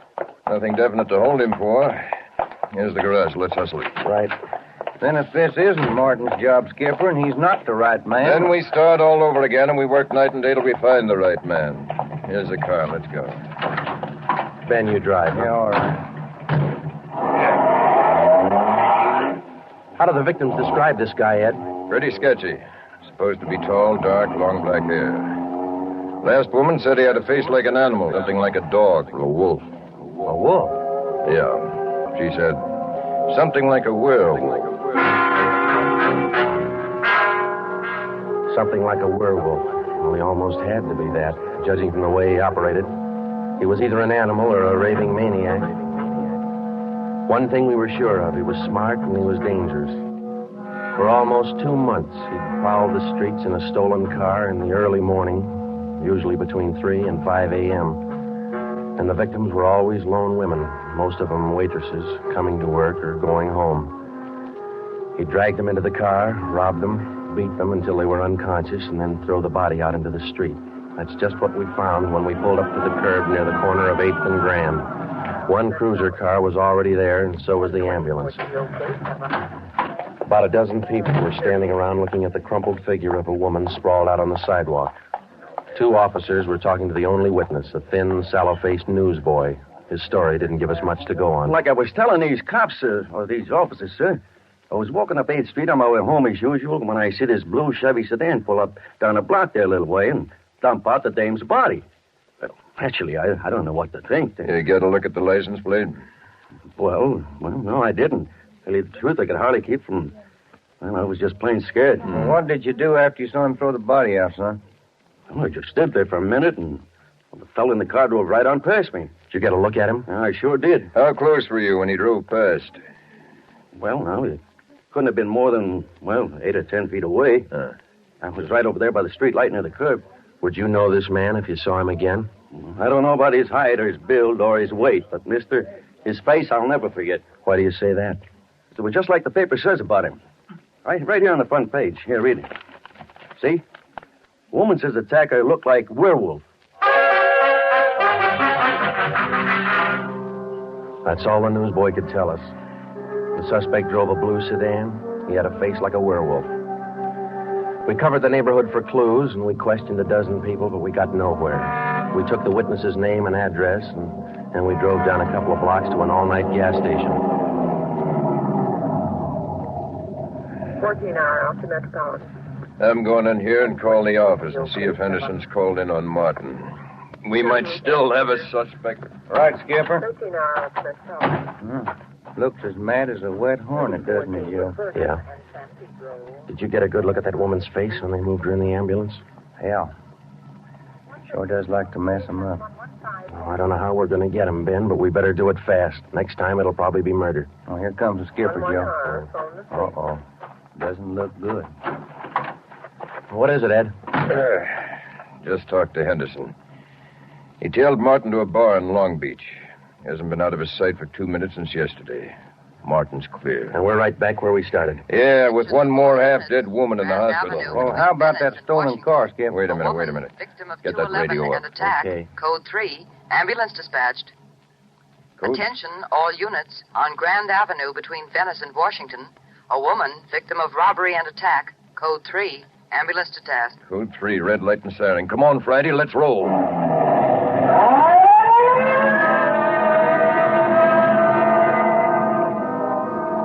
We couldn't be sure, but it sounded like another one. 6 minutes later, we were there. Same story. Werewolf. The next day, the chief ordered the number of cruiser cars doubled in the Central District. This was for the early morning watch with plainclothesmen to back them up. Then the newspapers played it big, and in 2 days, the story was on the front page of every paper in town. Maybe that should have made the werewolf lay low, but it didn't. Because at 4 o'clock that morning, while Ben and I were patrolling with the other cars, he got his 20th victim. Attention, all units. Whittier between Soto and Matthews. A woman, victim of 211, an attack. Code 3. Ambulance dispatched. Here's a report on that blue sedan he used the other night, Joe. Found it out on Anaheim Telegraph Road. Any luck with it? Not one fingerprint we can use. Anything else? Nothing. Well, how about the auto theft detail? Same old story, Joe. He steals a car, uses it once, and then drops it. Never leaves a thing behind. Well, that's great. We're sure moving fast. How about that big guy you picked out of the lineup this morning? Oh, I checked his alibi. It's perfect. Now we haven't got even half a clue. Yeah. Well, come on, let's check with Ed. He's instructing the policewomen on a plan for tonight. All right. Now you've heard the report. You understand how the suspect operates and what you're to do. I think so. Remember, all of you forget you were ever policewomen. Change the way you walk, the way you carry yourselves. That's the part you're playing, all right? Okay. And be careful and don't take any chances. All right, Freddie. Okay, Ed. Now, just to make sure you look the part, we're spotting each one of you at different restaurants and coffee shops throughout the Central District. And from 7 o'clock tonight until daylight tomorrow, each one of you is going to be a waitress. You got that? Yeah. Okay, Ben, you want to give them their assignments? Okay, Joe. Well, here's the way it lines up. Marge Kissel at the Top Hat Cafe. That's on 9th Street between Alfred and Westlake. Okay. And Katie Welch, Joe's Coffee House, Brooklyn, Soto. Right. Pat Fielding at the all-night steakhouse on Figueroa Street between Florence No, and... the trick of using decoys to lure criminals into a trap wasn't exactly new, but, well, it was just one of the old tricks that we figured might land the werewolf behind bars. At 7 that night, Ben and I made the rounds and found each of the policewomen on her job as a waitress. Well, the overall plan was simple. The girls were to leave the different restaurants between 3 and 5 a.m. that morning and pretend they were walking home. We mapped different courses for each one of them to throw out as much bait as possible and yet not to make it look suspicious.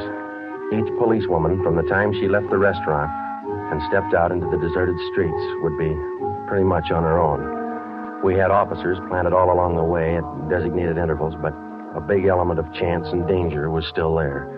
All we could do was cross our fingers and hope. How much more time, Joe? Let me see. She's due in 2 minutes. Yeah. Waiting gets on your nerves. And it won't be long. This corner doorway's pretty good lookout spot. Yeah.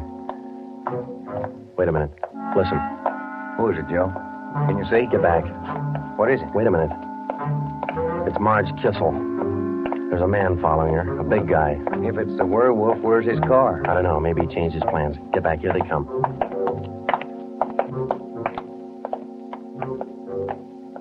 Get a look at him, Joe? Oh, pretty good. Not too suspicious. Might be coincidence. Well, I got a pretty good lead. Come on, let's go. Stay back in the shadows. Hey, Joe. Hmm? So where'd the guy go to? I lost him. The little coffee shop up in the next corner, see? Take a look. Oh, yeah. He's opening the door. He's turning on the lights. Yeah. Looks like a false alarm, Joe. Well, let's check him anyway.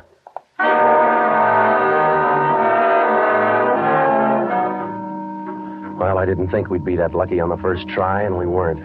We asked the man a few questions, and it didn't take him long to show us he wasn't our man. He owned the coffee shop. So, Ben and I went back and took up our posts again and waited for the next decoy. We covered that 10-block course 6 times that morning, back and forth, following the bait, but it was almost as if the guy could sense a trap. Not once did we get a nibble. By the time our last decoy finished the route, it was almost daylight. Joe, I never was so glad to see that sun come up in my whole life. My feet feel like they're puffing right up out of my shoes. Yeah, me too. Come on, let's get over to the car and check on the other squad out in Boyle Heights. Huh? Oh. Hit the radio, will you, Ben? Yeah. Joe, there must be some easier job on the force than this. Yeah, you and me both. Now, let's see what happened to the others, huh? 80K to Unit 104K. Come in. 104K to Unit 80K. Go ahead. 104K, this is Friday. You do any good out there? This is Miller. I'll call Curtis. Stand by. 80K to 104K, Roger. What do you think, Joe? Maybe a bite? I don't know. Oh, this guy seems to work like a mind reader. Well, he can't win all of them. 104K to Unit 80K. This is Curtis. Go ahead. This is Friday, Al. How'd you do out there? Any luck? Just checked in the last gal, Joe. Katie Welch, not a sign. Okay, Al. Have the men check in. 80K clear. KGPL. Okay, let's go, Ben. When we finally got back to the office that morning, both Ben and I were ready for some sleep, but it didn't look like we were going to get it. We just about finished going through the overnight reports for some kind of a lead when the phone rang. Robbery Friday. Hi, Joe. This is Wilkerson, auto theft. Hi, Wilkie. You got something for us? Not much, Joe, but it might work into something. Just got a report in on a pair of stolen license plates. Oh? Yeah. I'm not much of a hawkshaw, but I figure there's just a chance it might be your werewolf boy. How come? I don't know. Maybe just a hunch. After 13 years in this business, you get to know thieves pretty well. Sometimes you got to even think like them. Okay, Wilkie, thanks. We'll check by in a couple of minutes. Right, Joe. What do you have to say? Pair of license plates stolen last night. Wilkie's got a hunch it could have been our man. Well, might be an angle, Joe. If that werewolf guy'd hang on to one car long enough, we'd have a chance at him. Well, he's too smart for that. I don't know, Joe. Sooner or later, he's going to make a mistake. Yeah. Come on, let's check with Wilkie. Well, we checked with Wilkerson. We got the best piece of news we'd had in days. On the average, 95% of stolen cars are recovered or located within 24 hours. In the remaining 5%, Wilkerson, by a simple process of elimination, narrowed down the number of cars the suspect might be driving. Wilkie figured 6 cars. There they are. Now, bet you if you picked up your man tonight, he'd be in one of these cars. Let me see, huh? 2-door black sedan, yellow convertible, another sedan, green, blue coupe, black coupe, and a gray convertible. Well, that's good work, Wilkie. At least we got something to look for now. Yeah, you're right, Joe. Wilkie, you got the numbers of those stolen plates you're talking about? Yeah, right here, Ben. They're already on the hot sheet. Good. Keep us posted, huh? As usual, Ben. See you later, Wilkie. That's a good break, Ben. Something to keep us busy tonight. Tonight? What do you mean? We're setting another trap. Same thing as last night. Same policewomen, same everything. Well, only this time let's hope he steps into it. You know, Joe, this werewolf character's getting me mad.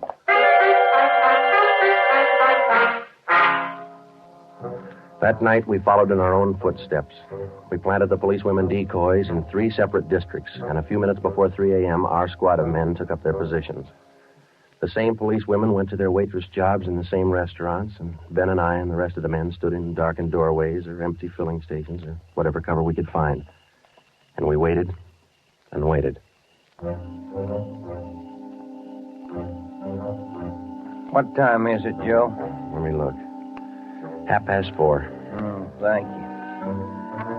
Any sign, Joe? No, nothing yet. Come on, stay in the shadows. That's the way it went all through the early morning. The same plan over and over again until daylight. Ben and I'd check in at the station, go over the late stolen car reports with Wilkie, catch a few hours sleep at home, and then come back and do it all over again. The next night, and the next morning, the night after that, and the morning after that. 5 days later, Ben and I were ready to call it quits. I'll admit it, Joe, I can't figure it. The guy's either psychic or else he can smell a cop a mile away. Yeah, well, at least we got that stolen car angle left. Did you check with Wilkie yet this morning? I'll give him a call now. All right.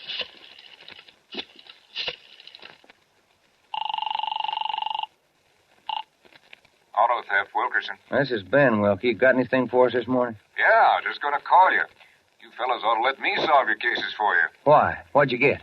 The boys picked up 3 of those 6 stolen cars since late yesterday. Great. Now, what does that leave us with? Well, here are the 3 still missing. Yeah.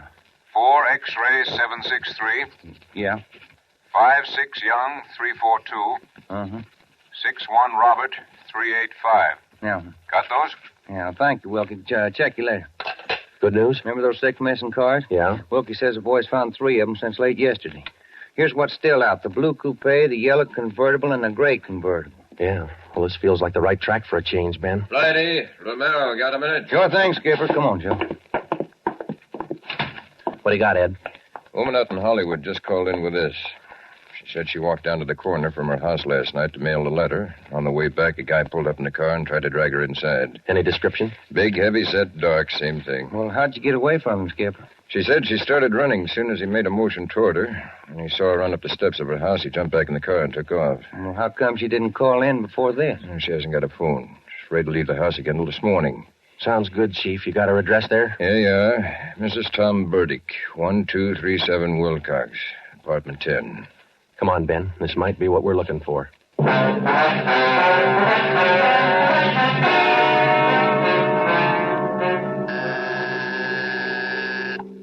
Who is it? Who's there? Sergeant Friday, ma'am. Police. Oh, just a moment. I'm Sergeant Romero, Miss Burdick. This is my partner, Sergeant Friday. We come out to check on your call about that little trouble last night. Oh, well, I don't know if I'm going to be much help to you. I was so frightened about all I could do was just run. Well, could you add anything to the man's description, Miss Burdick? I mean, other than what you told the chief on the phone? Well, now, honestly, I don't think I can. All I saw was this tall, dark man jumping out of his car and starting for me. He had a heavy build and seemed to me, well, a large head with lots of long black hair. Miss Burdick, would you recognize this man if you ever saw him again? Well, I think I might. He was such an unusually big man, almost frightened me to death. Well, just one more question, Miss Burdick. Could you describe the car this man was driving when he approached you? His car? Mm-hmm. Why, yes. It was a gray convertible. Miss Burdick, are you sure of that? Yes, I'm sure of it. A gray convertible. Thank you, Miss Burdick. That's all we wanted to know. Sometimes when you're on a case, you can chase yourself around in circles for weeks trying to fit together just 2 little pieces of a yard-long jigsaw puzzle. And a lot of the time, you find the answer where you least expect it. But once you get that feeling you're after the right man in the right way, there's nothing that can shake you. When Ben and I got back to headquarters, we went straight to the chief's office with the story, and we had him stake out the gray convertible. In other words, if any detective or officer spotted the car, he reported it back to us, but he stayed away from it. We figured that there probably weren't more than 2 of the victims who could take the witness stand and identify the man who robbed and beat them. Not with a smart defense lawyer, anyway. So there was only one way to catch this suspect. Red-handed. Here they are, Joe. Both sets of license numbers for that gray convertible. Here the original, and here are the numbers on the stolen plate. Good. Everybody got a hot sheet? From the chief all the way down to the janitor. Fine. Now let's get together with Ed, huh? Hot shot, Joe. Grab it. I got it. On the corner of California and Oakwood, a woman badly beaten. On the corner of California and Oakwood, a woman badly... Come on, Ben, another one. But, Joe, it's broad daylight. Yeah, doesn't figure, does it? Come on.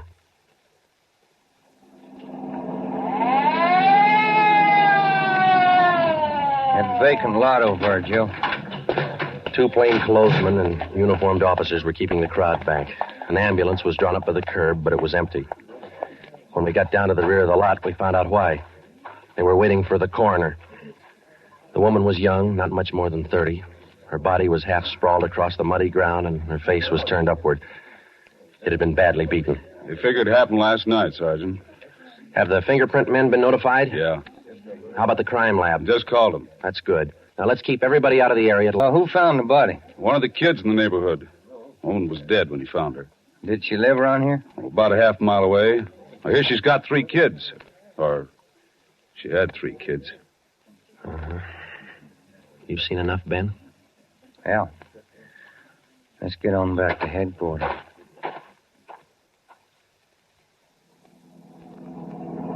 All the way back to headquarters, Ben and I planned our next move. And by the time we got to Ed Backstrand's office, we knew exactly what had to be done. When we told him about the werewolf murder, he didn't say a thing for a minute. He just stared across the room at the calendar on the wall. And then he brought his hand down hard against the desk. Friday, Romero,